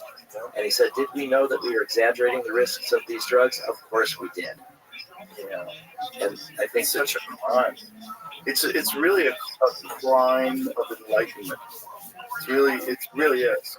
It is, and when you talk about Brian Murarescu and Immortality, which by the way is being made into a documentary, phenomenal. It's incredible. But the Eleusinian Mysteries is the longest running mystery ceremony that we know of in the history of the world, roughly 2,000 years. Yeah. It involved a psychedelic potion called Kikion. It's not exactly clear what was in it, but it was wiped out in 396 by the Catholic Church because psychedelics offer a direct experience of spirituality. And often religious systems want to be the intermediaries. Yeah. Exactly. They want to be the gatekeepers. And so when we think about the reintroduction of psychedelics, we talked about what happened in the Controlled Substances Act in 1970, but it really goes all the way back to the destruction of the Eleusinian Mysteries. And then we have a lot of the work in the Middle Ages where the women were mostly the plant medicine people. We have the burning of the witches. When the conquistadors started coming into Western civilization here, which was indigenous civilizations, the first people that they tried to kill were the shamans that did the work with the mushrooms or the work with the peyote, because they were the center of the communities. Now, these communities were not all, peace and love. They were often warring and killing each other. So there does need to be a lot more conscious evolution. But there's they were living in a very different time. Yeah. You had a bunch of different languages. You had tribal raiders. It was very common. There's, it's just a different world. They were living in a much more barbaric state. Yeah. It was essentially a window into prehistory. Yeah, there's a book that I recommend for people by Hermann Hesse, and it's called The Glass Bead Game. Magister Ludi, The Glass Bead Game, and it helped Hermann Hesse win the Nobel Prize for Literature, and he wrote it during World War II. And so there is these competitive energies that we have that often can lead to war. But the book was a post-apocalyptic culture that had decided to harness these competitive energies into what they called the Glass Bead Game, which was, it's a beautiful book, but the Glass Bead Game was about a competition using poetry, mathematics, music, and philosophy to try to describe the universe. And they would have this different kind of who would be the most eloquent and the most comprehensive. And this was kind of the antidote to the competitiveness that led to this apocalypse. And he's writing this during World War II as well as this sort of idealistic, hopeful thing. But the other part of the book was that this game itself becomes a little bit too abstract, and it no longer harnesses the passions of the common people. It became more of this elite, and the head of it, the Magister Ludi, decides that he has to leave. So that there has to be some way that we do compete with each other, but we have to do it in a way where nonviolence. And our tools of technology are getting ever more destructive. The nuclear proliferation is getting more. So I ended my TED Talk with this, which was 2019. And interestingly enough, it took 6 years until Nolan Williams gave a talk on the main stage of TED about ibogaine. So it took 6 years from my first, that was the only ever TED Talk on psychedelics in 2019. And then Nolan Williams talked about ibogaine just recently, and he'll also be at the psychedelic conference. But this idea, I ended up saying it's a race between consciousness and catastrophe. And catastrophe is very common. I mean, as you just talked about coming back from Ukraine, today, I don't know what's happening right now, but today, India and Pakistan started bombing each other. Yeah. Yeah. It's just terrifying. 2 nuclear powers are sending missiles into each other's country. Yeah. What's going on with Israel and Palestine. I just want to mention something. So there are small groups of Israelis and Palestinians that are doing ayahuasca and MDMA together. So that in a way to emphasize their common humanity, but also to work through their traumas. And one of the most, I think, inspiring and motivating groups in Israel and Palestine is a group called Combatants for Peace. And so these are Israeli soldiers, or what would be called Palestinian terrorists, or those that had used violence on both sides, and they've given up violence for nonviolence. So it's a group called Combatants for Peace. And the Palestinian has been invited to come speak at Psychedelic Science, and he was denied a visa. He cannot come to our conference. We're trying to see if we can work behind the scenes. I don't know if we can to get him a visa. But that this idea that we're just because he's Palestinian? I don't know the exact reasons why. He did have a violent past, because that is the whole point of Combatants for Peace. They were combatants. They're now leading this nonviolent approach to work together.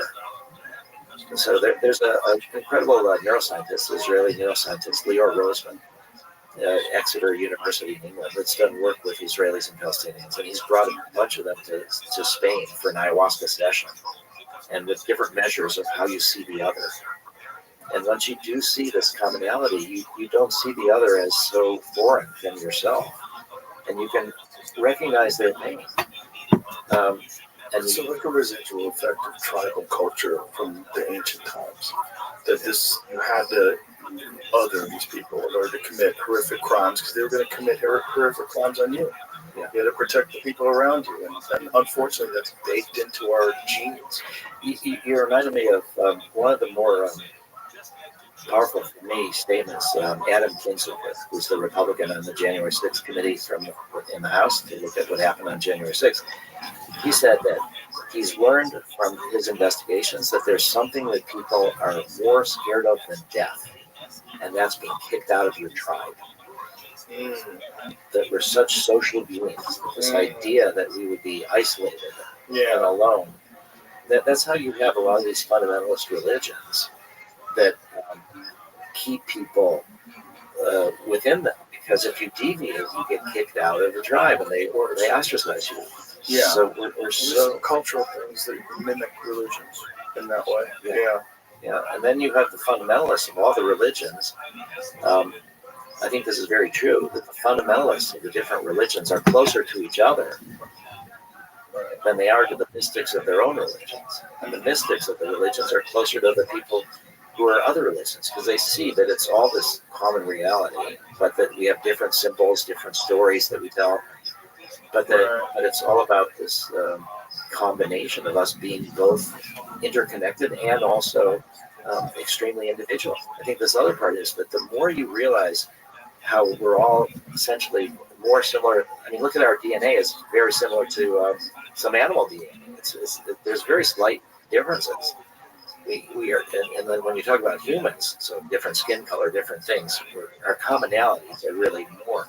But once you can kind of understand that, hopefully then you can be more willing to appreciate the differences. So it's this paradox thing where that the more you realize we're interconnected, the more you can appreciate the unique individuality of every person. Yeah.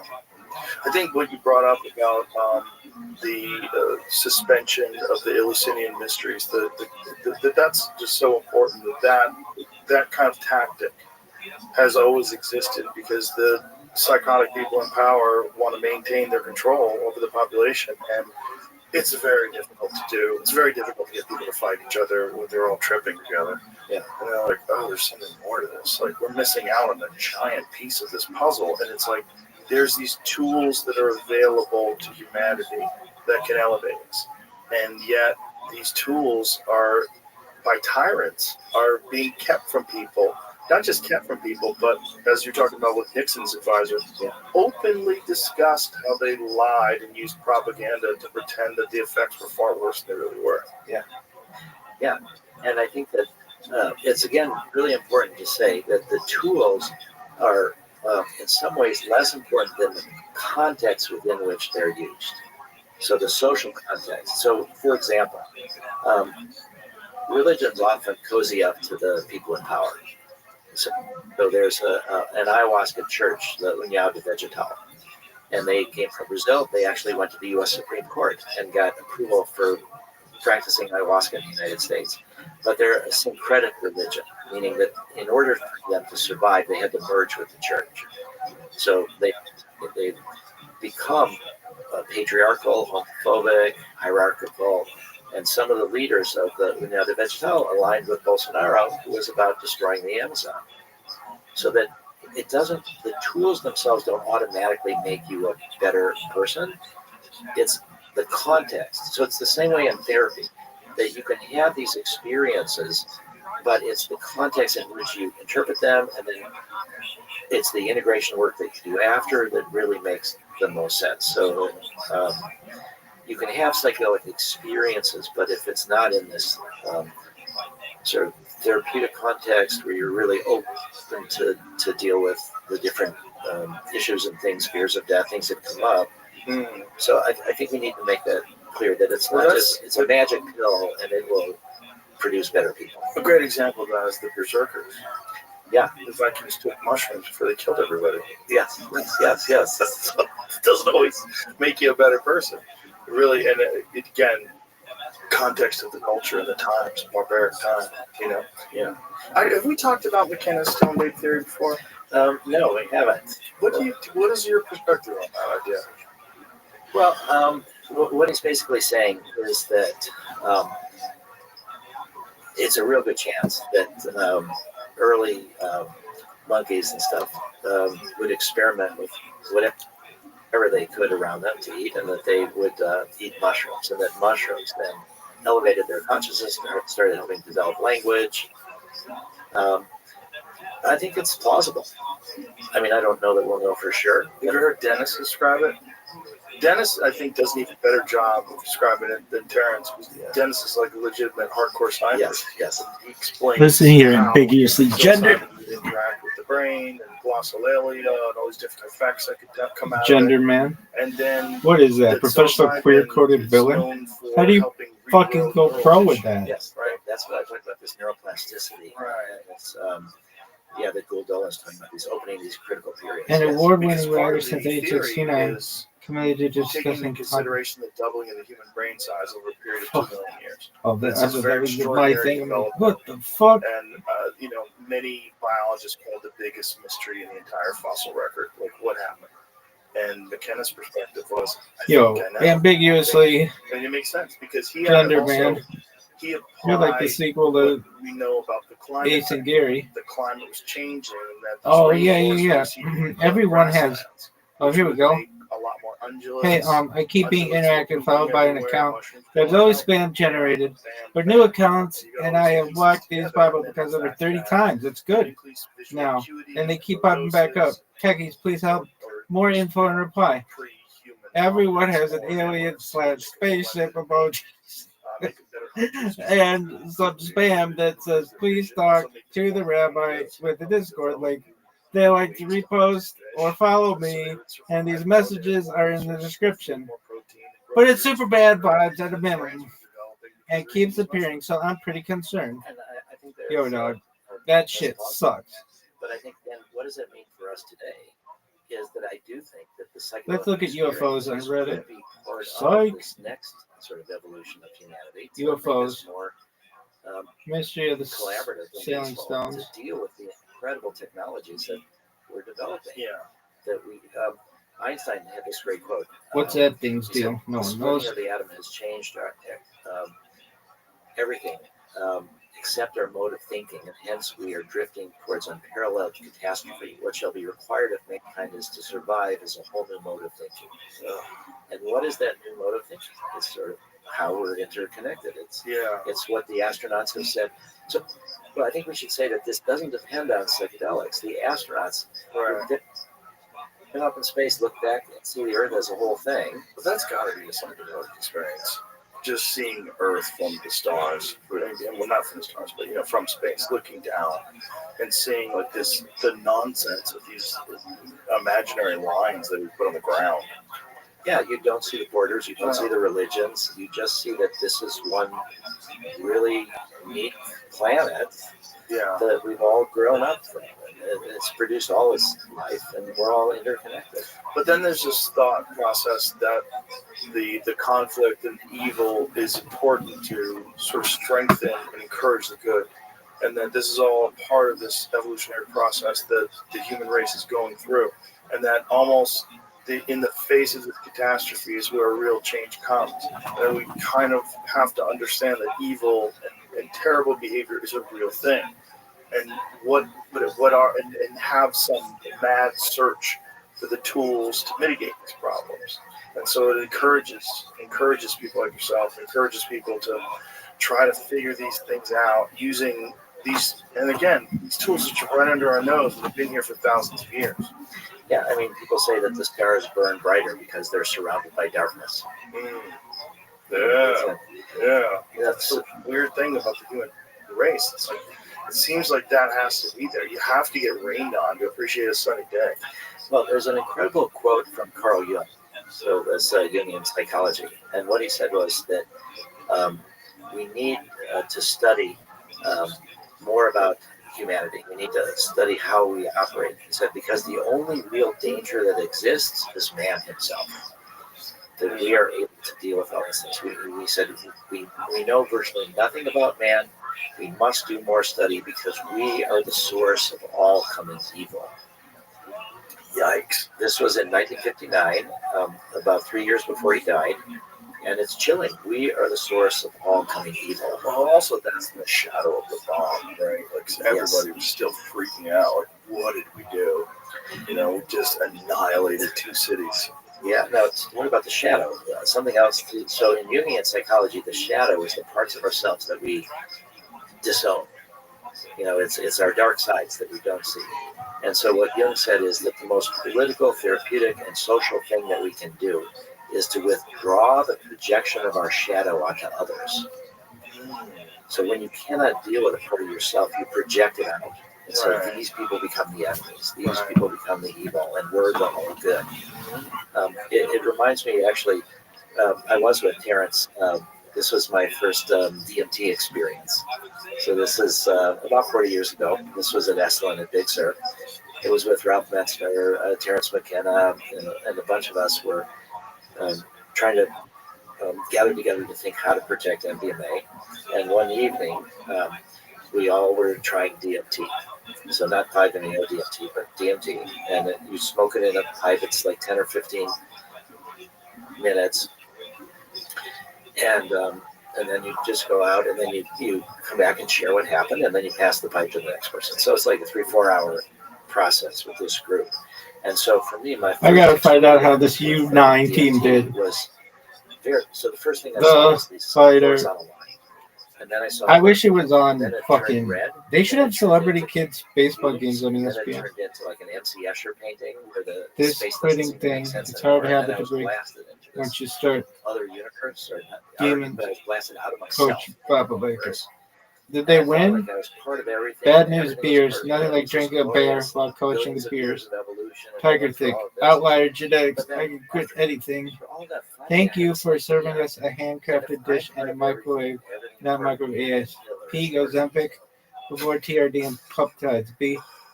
and it was Probably the shattering. shittiest he has ever looked. But it was Even true. worse than his Tiger You thick can't float days. claim We're entering the part of uncanny everything valley and or take set a facial difference. surgery stage.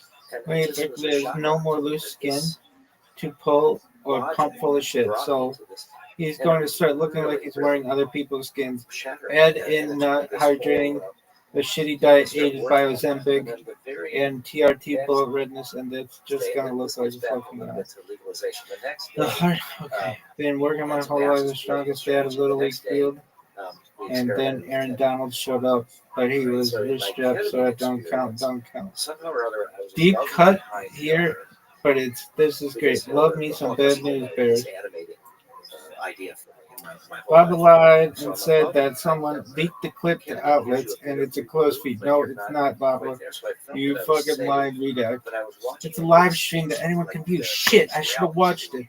the I haven't enormous clicked numbers on of Germans. when And I was thinking, how do I some get cat into his posted head the so he live doesn't feed and want to nobody murder leaked anybody, it to doesn't want outlets. Jews, doesn't want to Some have this cat war? posted the chip on How do I hair, get into his head? and then felt other this YouTube panic channels made rising. videos about Chang's dish, And it was like bubbles about the because Chang's dish. underwater. Once again, Baba completely butchers the whole narrative by trying to act like I'd have to look away. I couldn't deal with it. MSM And then I realized that are the and are beauty of rushing to ketamine report is on that this it BS doesn't because interfere with your he's such a respiration. huge draw in his So I own started mind, breathing but deeper, belows the which is a really attention, even important if way to it's kind of ground bad yourself attention, typical in narcissist difficult B. experiences of all Bad kinds, psychedelics call or not. one. So I started I give a really 9% chance. breathing, and then Okay, I was able did they to lose? go back and Of watch. course, And what I saw I was had to this pick a town get successful salute. athletic child. And then I saw everybody doing it back to him. And I got this sense, because Hitler was able to Talking help about people feel that they tobacco were all B. together in the Oh German man, did they lose? nation, that they were all part of something bigger. And so it felt like he's pushing this energy out with the Heil Hitler salute, and then everybody is pushing it back to him. Dog. So it felt like I the bet one that to the was. many and the many to the one. Not looking And then it was good. like vibrations going up New. and up and up, like this kind of unity between him and the people. And it just was Talking about terrifying. tobacco B. And then I realized Dude, that maybe there's they no way didn't I can lose. get into his head. Like you're saying, the psychopaths are often politicians. They're getting so much out of it. But it's the people giving away their power that I thought that's where the solution has to be. So MAPS is about mass mental health, about a spiritualized humanity. And so that led to this understanding for me that that safety for humanity is not just giving drugs to the leaders and having them wake up. You know, it's about anchoring mass mental health, and that the people that are giving away their power are getting less from it than the people that are amassing all this power. So that led to this idea: we need to medicalize, we need to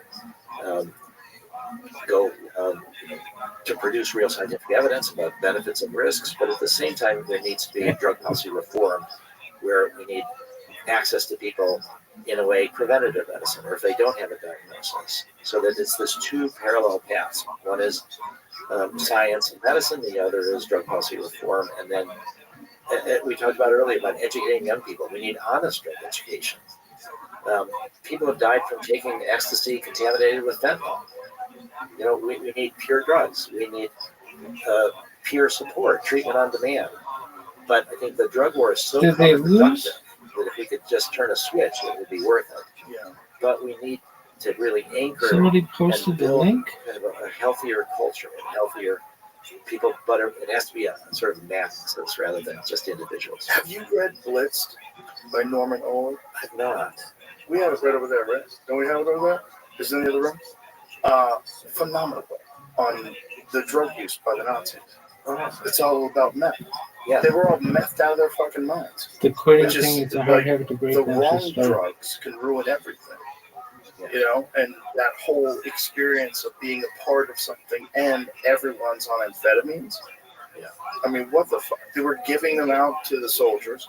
That's how they got them to go through Poland in 3 days. It's a phenomenal book, but just like crazy when you think about how history was changed, and a large part of the way it was accepted was because everybody was mad.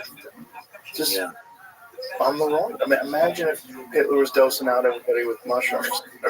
They'd have been like, "Hold on, like, what? Why are we in Poland? What the fuck are we doing? I'm not killing anybody.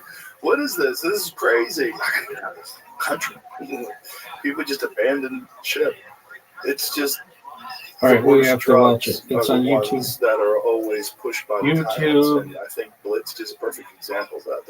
The Nazi administration, what the Nazi government was doing, giving their soldiers, giving the people in the tanks got the most meth because they had to be at the front lines. It's a crazy book, man. It just makes you think, like, what does that look like if no meth is there? Baseball Is this all shows up. worked out way in advance? Is this Oh, we have never to see the happened? whole play. Does the Holocaust never take place? What Dude, you can't. Yeah, it promotes aggression as well. Oh, yeah. Yeah, and they went to Poland 3 days before Just killing everybody. And then these French soldiers were all drinking. They were given like a liter of wine every day. So they're drunk and silly, and then the messed up Nazis show up. And like, what the fuck? Well, you talked about the berserkers. Yeah. But that's the crazy thing with berserkers is taking mushrooms, right? Well, Amanita. And the difference, did they also take psilocybin sometimes? Probably, I'm not sure. Yeah, I think that was part of the Nazi war, like the Viking war as well. The Viking war had. Did Vikings find that out? Did it just take? I'm gonna look at this, right? I'm really saying something about the Don't count. that is different, not just seasonally, but it is the effect differed genetically and geographically. They were different in different places. Sort of like, like a bad example, but all I have is if you grow certain tobaccos in Cuba, then it's the best cigars because the soil is like so rich. And if you get a cigar from, grown somewhere in America, it's not going to taste like a cigar grown in Cuba because there's something going on with different seeds. So I would imagine it's probably something about the nutrients in certain soil that would lead to the Amanita developing these properties in some places, but not others. Yeah, Amanita muscaria. No definitive evidence for specific mushrooms by being regularly consumed, but some scholars propose they may have used mushrooms for hallucinogenic purposes. Most cited examples fly agaric mushroom, Amanita muscaria. Some believe may have been the Vedic stoma, a sacred drink described in ancient texts. Also speculation about other hallucinogenic compounds like psilocybin cubensis or psilocybin mushrooms. So they might have as well. The Amanita muscaria is a weird one though, right? Yeah. Actually, in Ukraine, they had some people have developed Amanita and taken out some of the more toxins, and low doses they use it for sleep. Oh, wow. Amazing. Also, I've been in touch with some very well connected scientists in India, and they don't think that Amanita is actually solvent. What did it They don't know. Why do they not think it was Amanita? Because of the experiences that they've been able to sort of properly describe it, the way people have described it before. Well, there's probably a bunch of undiscovered psychedelics, right? Like from the past, at least. It very well could be. Well, we don't even actually know what was in the Kikian from the hallucinogens. We think that it might have something to do with ergot from LSD. I was told about it from Netflix about the show. I think talks about how the Amanita might have not actually made them berserkers and something else doing it. Then he walks away and says, like, well, it says, if anything, fly agaric would have made them particularly worthless warriors, since the side effects included drowsiness, vomiting, muscle spasms, and numbness in arms and legs. Rather, it's more like the individuals are getting high off anything. What is humbling? Actually, it was used in the Middle Ages by a lot of the witches. It's very, I think it's like, whoa, I must wonder how many I thought that was poison. the people on So The Amanita Muscaria one, though, I always go back to the Sacred Mushroom Cross, because that was what John Marco Allegro was the early days of Christianity. They were consuming that. But it's a very strange one that you don't hear about people having like breakthrough experiences with Amanita. And some of the side effects with drugs. Right. So that's what it relates to what they've done with low doses of Amanita for sleep. Yeah, makes sense. It's just I've always been puzzled by that one because it does appear in so many shamanic rituals. It appears in the old depictions of Christmas and Santa Claus, and all the Christmas used to have like the little elves and the Amanita. I always wonder, like, was the Amanita different back then? Like, what was going on? Like, what happened? I don't know how you find that out. I mean, you can probably do some genetic studies to see how long these genes that are in Amanita have persisted. I'm not sure. I mean, but it's pretty clear that, at least from a lot of these Indian scholars, that Amanita is not stolen, but they don't know where it is. Yeah, the ergot thing is really interesting, right? The ergot has similar effects to LSD. And so it was seen in history. I think it's only, right now, it's been confirmed from, I think it was just one or two vessels, two pottery vessels, they found traces of ergot. Yeah, I mean, that's like the biggest, again, it just illustrates how far advanced our science has become, way over the next spiritual and emotional development. You're able to look at thousands of year old vessels and get microscopic traces of what was in them. Crazy. Yeah. Well, at least it lets you know, okay, now it makes sense that that's how they figure out democracy.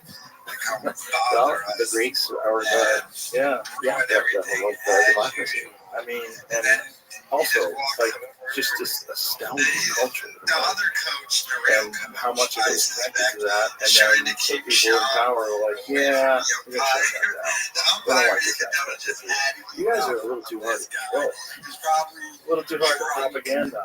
We don't need the intermediate.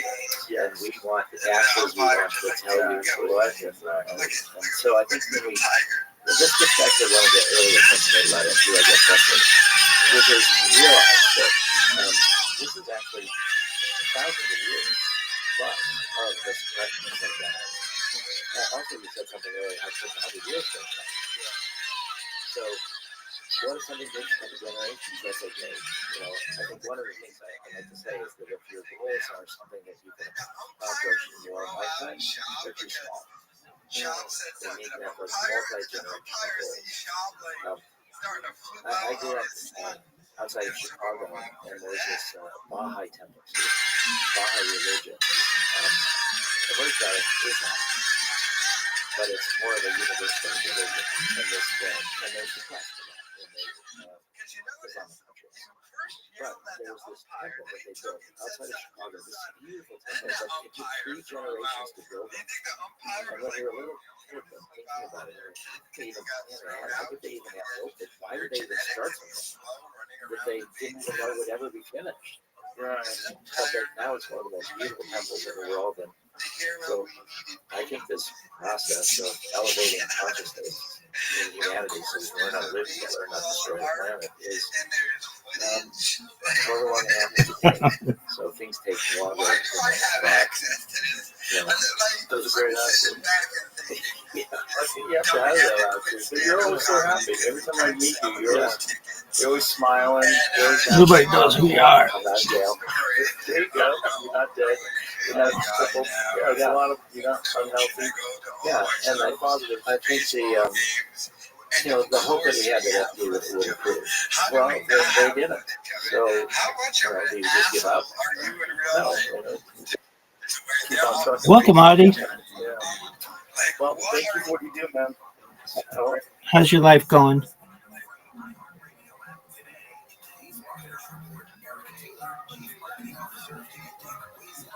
Hope you're doing well.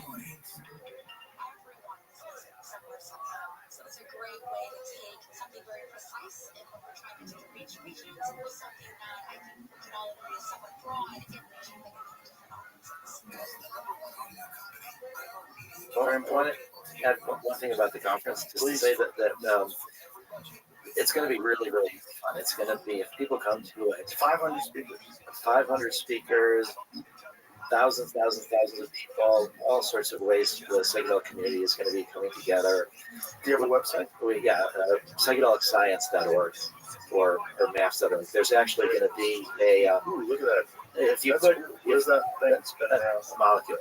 That's a molecule. But if you put Rogan in, when you want to register, there's a 15% discount to go to the conference. We also have this, we have 10 different stages. We have all different tracks for different kinds of interests. We also have this project called Music is the Bridge. And so this is, we have various people are coming up with the music that they would listen to during a psychedelic experience. Like Icaros. Icaros, very much. Yeah. Yeah. So there's going to be concerts, music, all sorts of things connected to this conference. It's also lots of opportunities for networking. Because again, for me, even though MAPS has been focused on MDMA, what it's really about is the psychedelic renaissance. So I don't see the psilocybin or the ibogaine or anything as competition. We want the psychedelic therapists of the future to be cross-trained in all the different drugs, and then to be able to customize the treatment for each person. And that's what we're hoping to develop. And one more time, what are the dates and where's this? It's June 16th to the 20th. It's coming up next month, and it's in Denver. It's at the Colorado Convention Center. We have, That's a big place. oh yeah, last time we did this is 2023. We had 12,400 people. Whoa! It was astonishing. It was, yeah. Must have been the nicest people too. Oh, it was so hopeful. It was magical. I think that this would be, if anybody wants to learn about the psychedelic community, this is where we gather together. This is where. How many feds do you think go to these things? Well, we want them to come. That's the point, is that we want them to come. Well, here's the other point, is that we work with police officers. When you think about what job is among the most traumatizing, it's being a police, or being a EMT, or being a prison guard. Yep. Or these, and they're trained sort of to suppress their feelings, to not talk about it. Right. And so we want vets to come. The more that they go, the more that they learn. We have trained police officers who are also therapists that have even got permission from their police chief to go through our protocol to get MDMA as part of their training. Wow. So really, it's healing for all. That's why I'm going to Beirut. That's why I just came from Ukraine. We've got a project in Somaliland, in Africa. We want to do work in Rwanda. So I think that Lycos is going to succeed. Whether it takes 6 months or 3.5 years or whatever, we will eventually, FDA will eventually approve MDMA assisted therapy for PTSD, then they'll approve psilocybin and other things. And so I'm just going around the world in sort of high trauma, low resource areas to try to globalize that. So, and I think that we're in a perilous time in America right now, and we could use more people dealing with their fears, dealing with their anxiety, withdrawing the projection of the shadows. Immigrants have actually made America stronger in a lot of ways. I mean, where did we all come from? I mean, what is the story of your family? Immigrants in the 1920s. From where? Italy and Ireland. Yeah. Well, this is the real melting pot of the world. And I know that there's a lot of prejudice against immigrants when they first show up. Mm-hmm. But now we don't think you're not an American. Right. Exactly. Yeah. I think the real fear that people have is cartel members and people coming across the border and terrorists coming across, and not having a secure border, which I think we should have a secure border, but I also think we should have path to citizenship. Yeah, totally. Yeah. I mean, this is a great place, and this is the reason why people are willing to walk across the river to try to get here with their children. They know that you can make something out of your life here. I just think we could do better with all the things that you said, and with a guy like you out there spreading the word, rather, it helps the world. So I appreciate you. Yeah, you're doing God's work. Thank you. So, really are. And look how miraculous it was that I'm here today with you. That you had a universe works like that. Incredible. Thank you, Duncan. I'm so sorry you had emergency root canal. Okay, that sucks. He'll be back. Okay. Well, thank you very much, Rick. It was awesome. Go to maps.org. Yeah, that's it. Thank you, Rick. Bye.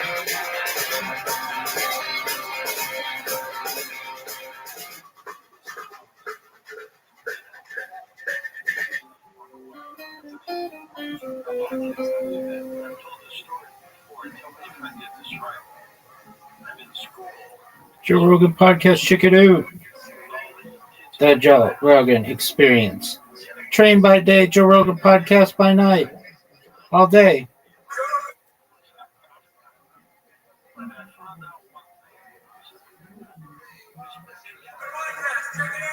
The Joe Rogan Experience. Train by day, Joe Rogan podcast by night, all day.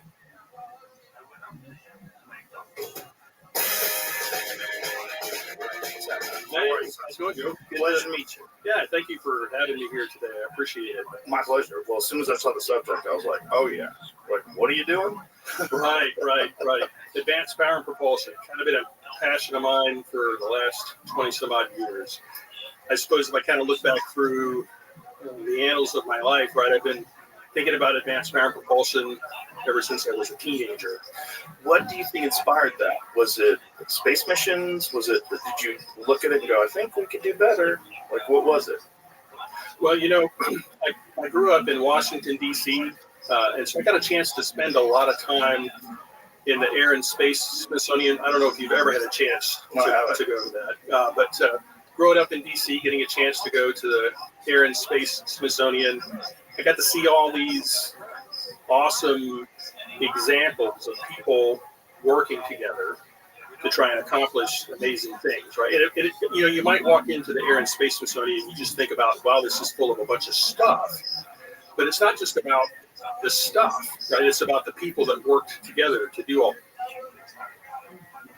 these amazing things, right? Like the Bell X-1 rocket. I mean, if you really want to go back, the Wright Flyer, right? That's something where two guys worked together that made bicycles for a living, that decided to go create something that flew. And then in less than 50, 60 years from when they flew that Wright Flyer, right, we're putting human beings on the surface of the moon. So all that really resonated with me as a kid, and I think tended to make me gravitate towards a technical field, although it wasn't a straight line, right?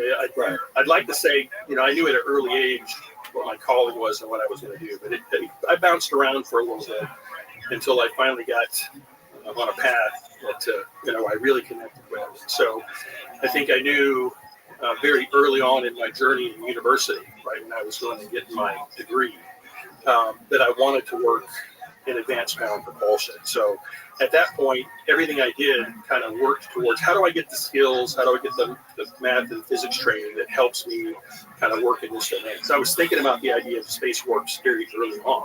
Right? It's amazing that you were so focused so early. What a great head start.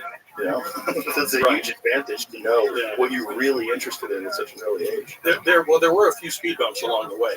We took a few detours, like any human, right? You're like, I don't know if I want to do this yet, right? So, yeah. Well, it is pretty extraordinary if you look at that number that you said, like from Orville Wright to space travel, like how quick that is. Yeah. I mean, and we think about in terms of ancient history, how long it took us to get to this point.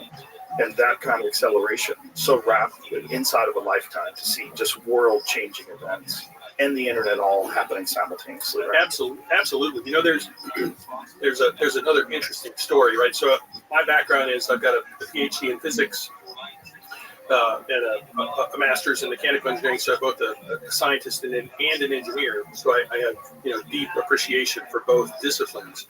But within the discipline of science, right? We just talked about the Wright Flyer and then going to the surface of the moon, and that's more of a kind of an engineering story. On the topic of science, think about E equals MC squared. You've probably heard that or saw it on a coffee cup. I don't really honestly know what it means. It's a theory of relativity. It's theory of relativity. I can say it to people like, come on, man. Right. E equals MC squared. Whatever. Right? What is the theory of relativity? So E equals MC squared, right, is an equation that relates energy to mass.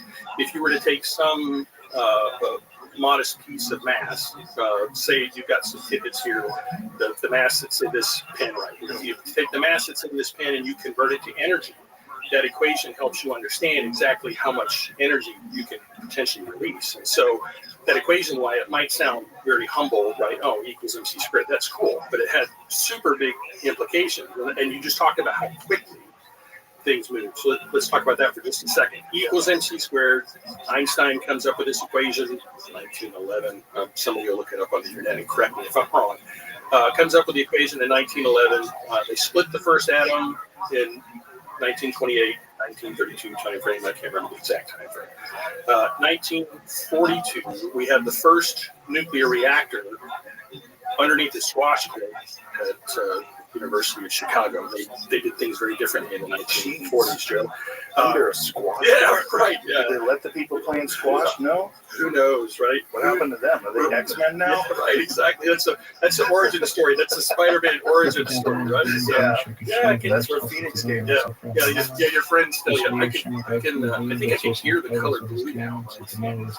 Yeah. So anyway, had the first nuclear reactor underneath the squash court in 1942, and then the Trinity test, it's the atomic bomb test, in 1945. And so in the span of just a few decades, we go from a cute coffee cup worthy equation to a paradigm shift in human existence, right? And that's without computers in the way we think of it. That's without machine learning and without AI. And so as we continue to move forward, right, we've got, think about everything we know in physics today. General relativity and quantum mechanics are kind of the two bookends of everything that we know. We're going to continue to expand our knowledge, and we will come up with new E equals MC squared kind of equations.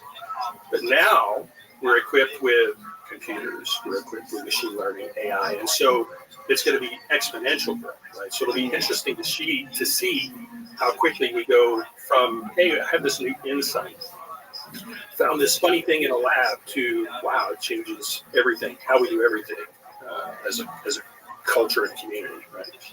So there's several problems with the current propulsion systems, right? The big one is like biological entities being able to absorb G-force, right? No matter if you're super hyper engineer something and have it really crazy, but the things that we're seeing in the sky, the things that people describe, like Commander David Fravor, when he described that Tic Tac, that vehicle, that thing, whatever it was, that went from above 50,000 feet to sea level in a second and shot off at insane rate speeds. Biological entities can't survive that kind of G-force, we think. Yeah, so I think in terms of a human ability to take G's. Yeah, I should say human, not like tardigrades can do. Right. Yeah, so a human being can, trained human beings can take potentially up to 9 G's. Have you ever done that before? I have not. I did it once with the Blue Angels. Yeah. I got to 7.5 G's. It was bananas. That's awesome. You have to. I bet that was an experience. I am so jealous. Mad respect for those guys. Mad respect for those guys. Yeah. First of all, the biggest thing when you go to that area, like these guys are jacked. They're in like insane shape. Because you're literally forcing blood into your brain to tolerate the G-force. Yeah. So they have to hold on to their stick, the joystick, and they're going, while they're flying, through the canyons. It's bananas, like extraordinary. So imagine a person being able to tolerate that on a regular basis and perform fine motor skill functions, like pointing and aiming and shooting. All the crazy stuff that those guys are capable of doing. Being able to think, and in some cases, if they're in combat, being able to make critical decisions. In some ways, what we're talking about, when you look at NASA's astronaut corps, right, as part of their regiment, have to go up and teach their mates on a regular basis to try and help train with the whole. How do you make decisions, right, when your life is on the line and the time is finite? Right? So there's a whole aspect of this that's kind of geared towards keeping those portions of the brain trained and sharp. Right, which is the best argument for AI taking over.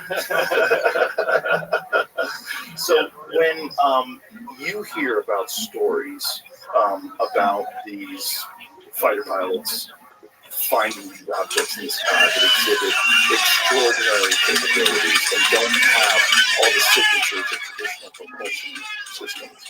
What is your thoughts? Generally, I tend to be agnostic to the topic. I have a lot of friends that are extremely interested in a lot of things that are out and about in the media and in the literature. But generally, I tend to be agnostic, and here's why. In everything that's currently out that people talk about and highlight, it's difficult for me to take the data and the evidence and then pull that into the work that we do in the lab with some of the different test devices we work with. We kind of explore the frontiers of where physics and propulsion intersect. It's hard to take that and turn that into some kind of an action plan. So I'm certainly aware, like David Fravor, the experience that he had with, he calls them Tic Tacs, right? An amazing account.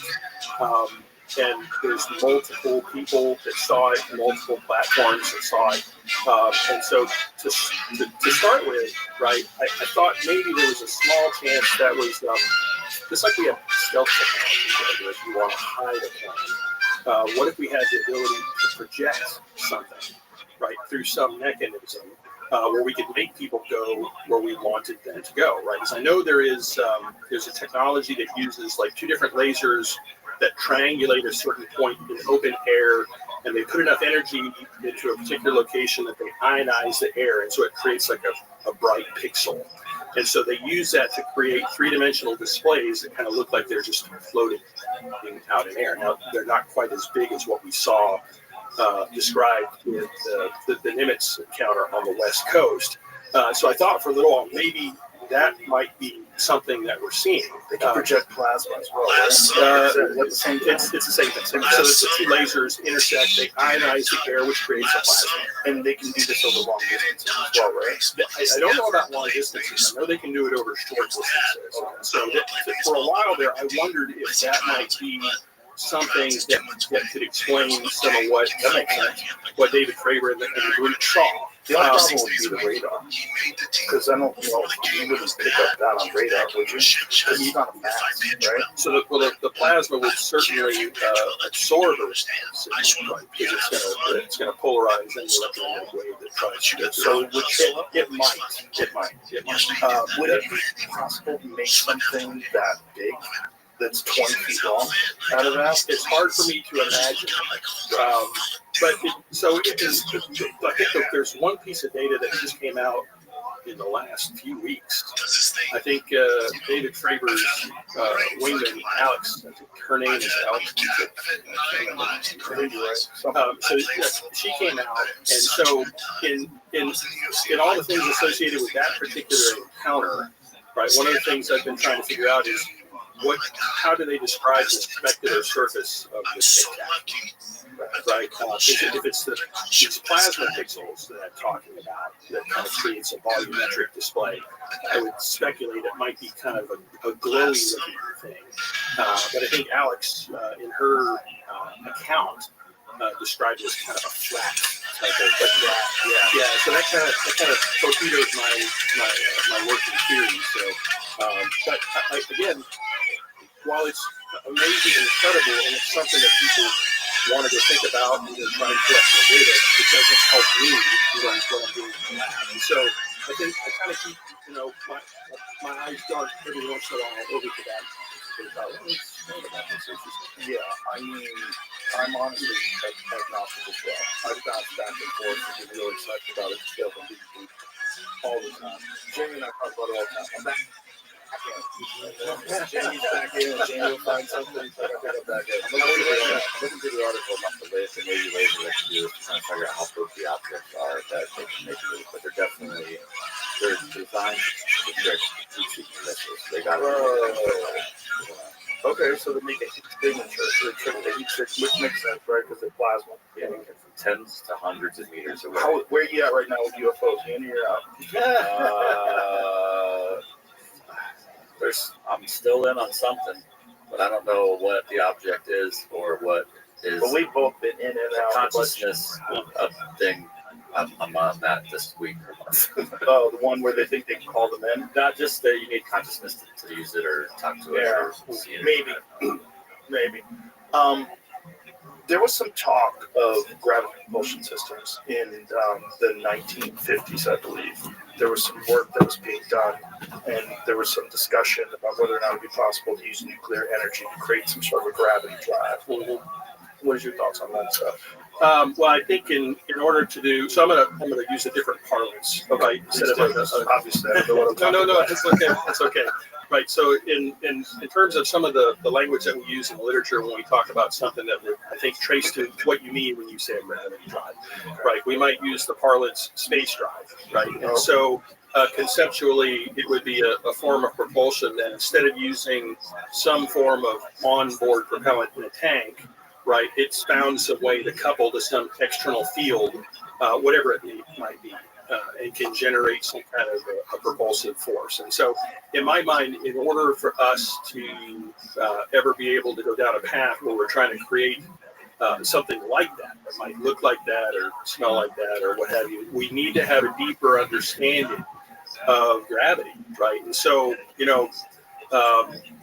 just talked about E equals MC squared, and so I'm going to back up just a minute.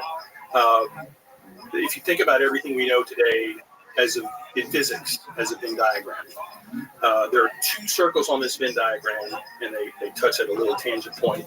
One of those circles is quantum mechanics that helps us understand how atoms behave, how light moves. And in the other circle, we have the words general relativity. So that helps us understand how the cosmos evolves, how stars move and galaxies move. And so those two circles touch at a single tangent point. They don't overlap. So what that says is gravity, we don't know how to connect gravity to quantum mechanics. We don't understand that. But in terms of all of our daily life, just that level of physics helps us every single day, right? The cell phone is only possible because of quantum mechanics, and GPS is only as accurate as it is because we use general relativity to correct the atomic clocks on the GPS satellites. But until we develop a better understanding of how gravity might connect to quantum mechanics, or alternately how quantum mechanics might connect to gravity, I don't know that we'll be able to make meaningful progress, right? And so we need more circles on the Venn diagram. Just those two aren't enough. There are a number of people that would speculate that quantum mechanics is incomplete, general relativity is incomplete, perhaps it's even emergent. I think you had Hal Puthoff on here a few days ago, right? And he talked about a physicist by the name of Sakharov who talked about the fact that I think he was one of the guys that first pioneered the thought process. Maybe gravity is simply an emergent phenomenon, and we'll develop a better understanding as we add more circles in and around the quantum mechanics circle, if you will. And so I think in order for us to be able to come up with a widget, some widget that generates a force in the form of a space drive, we're going to have more physics than what we currently have. So we'll have to have more of an understanding of what gravity actually is. Yes, what generates gravity. Yeah, and it's not just the gravity thing. It's quantum mechanics. Quantum mechanics by itself.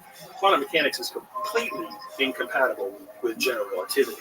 And so this is a big issue. And there are tons of people that spend their entire life trying to figure out how to unravel this mystery. It's a big conundrum. Well, it's so fascinating to me because if you were a scientist in the 1400s and you were having this discussion with those people, they would think you're a wizard.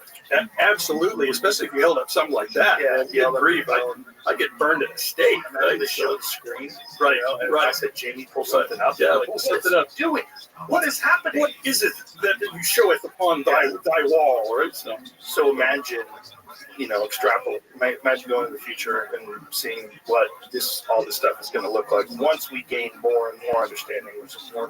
More scientists, more researchers piling on the discoveries, and then ultimately one day we'll be looking back on 2025 going with those barbarians. Oh my gosh, did you see that show with Sonny and Joe where they were talking about a bunch of maroons? They didn't even know what gravity was. Oh my gosh, yeah. It'd be like bloodletting. Yeah.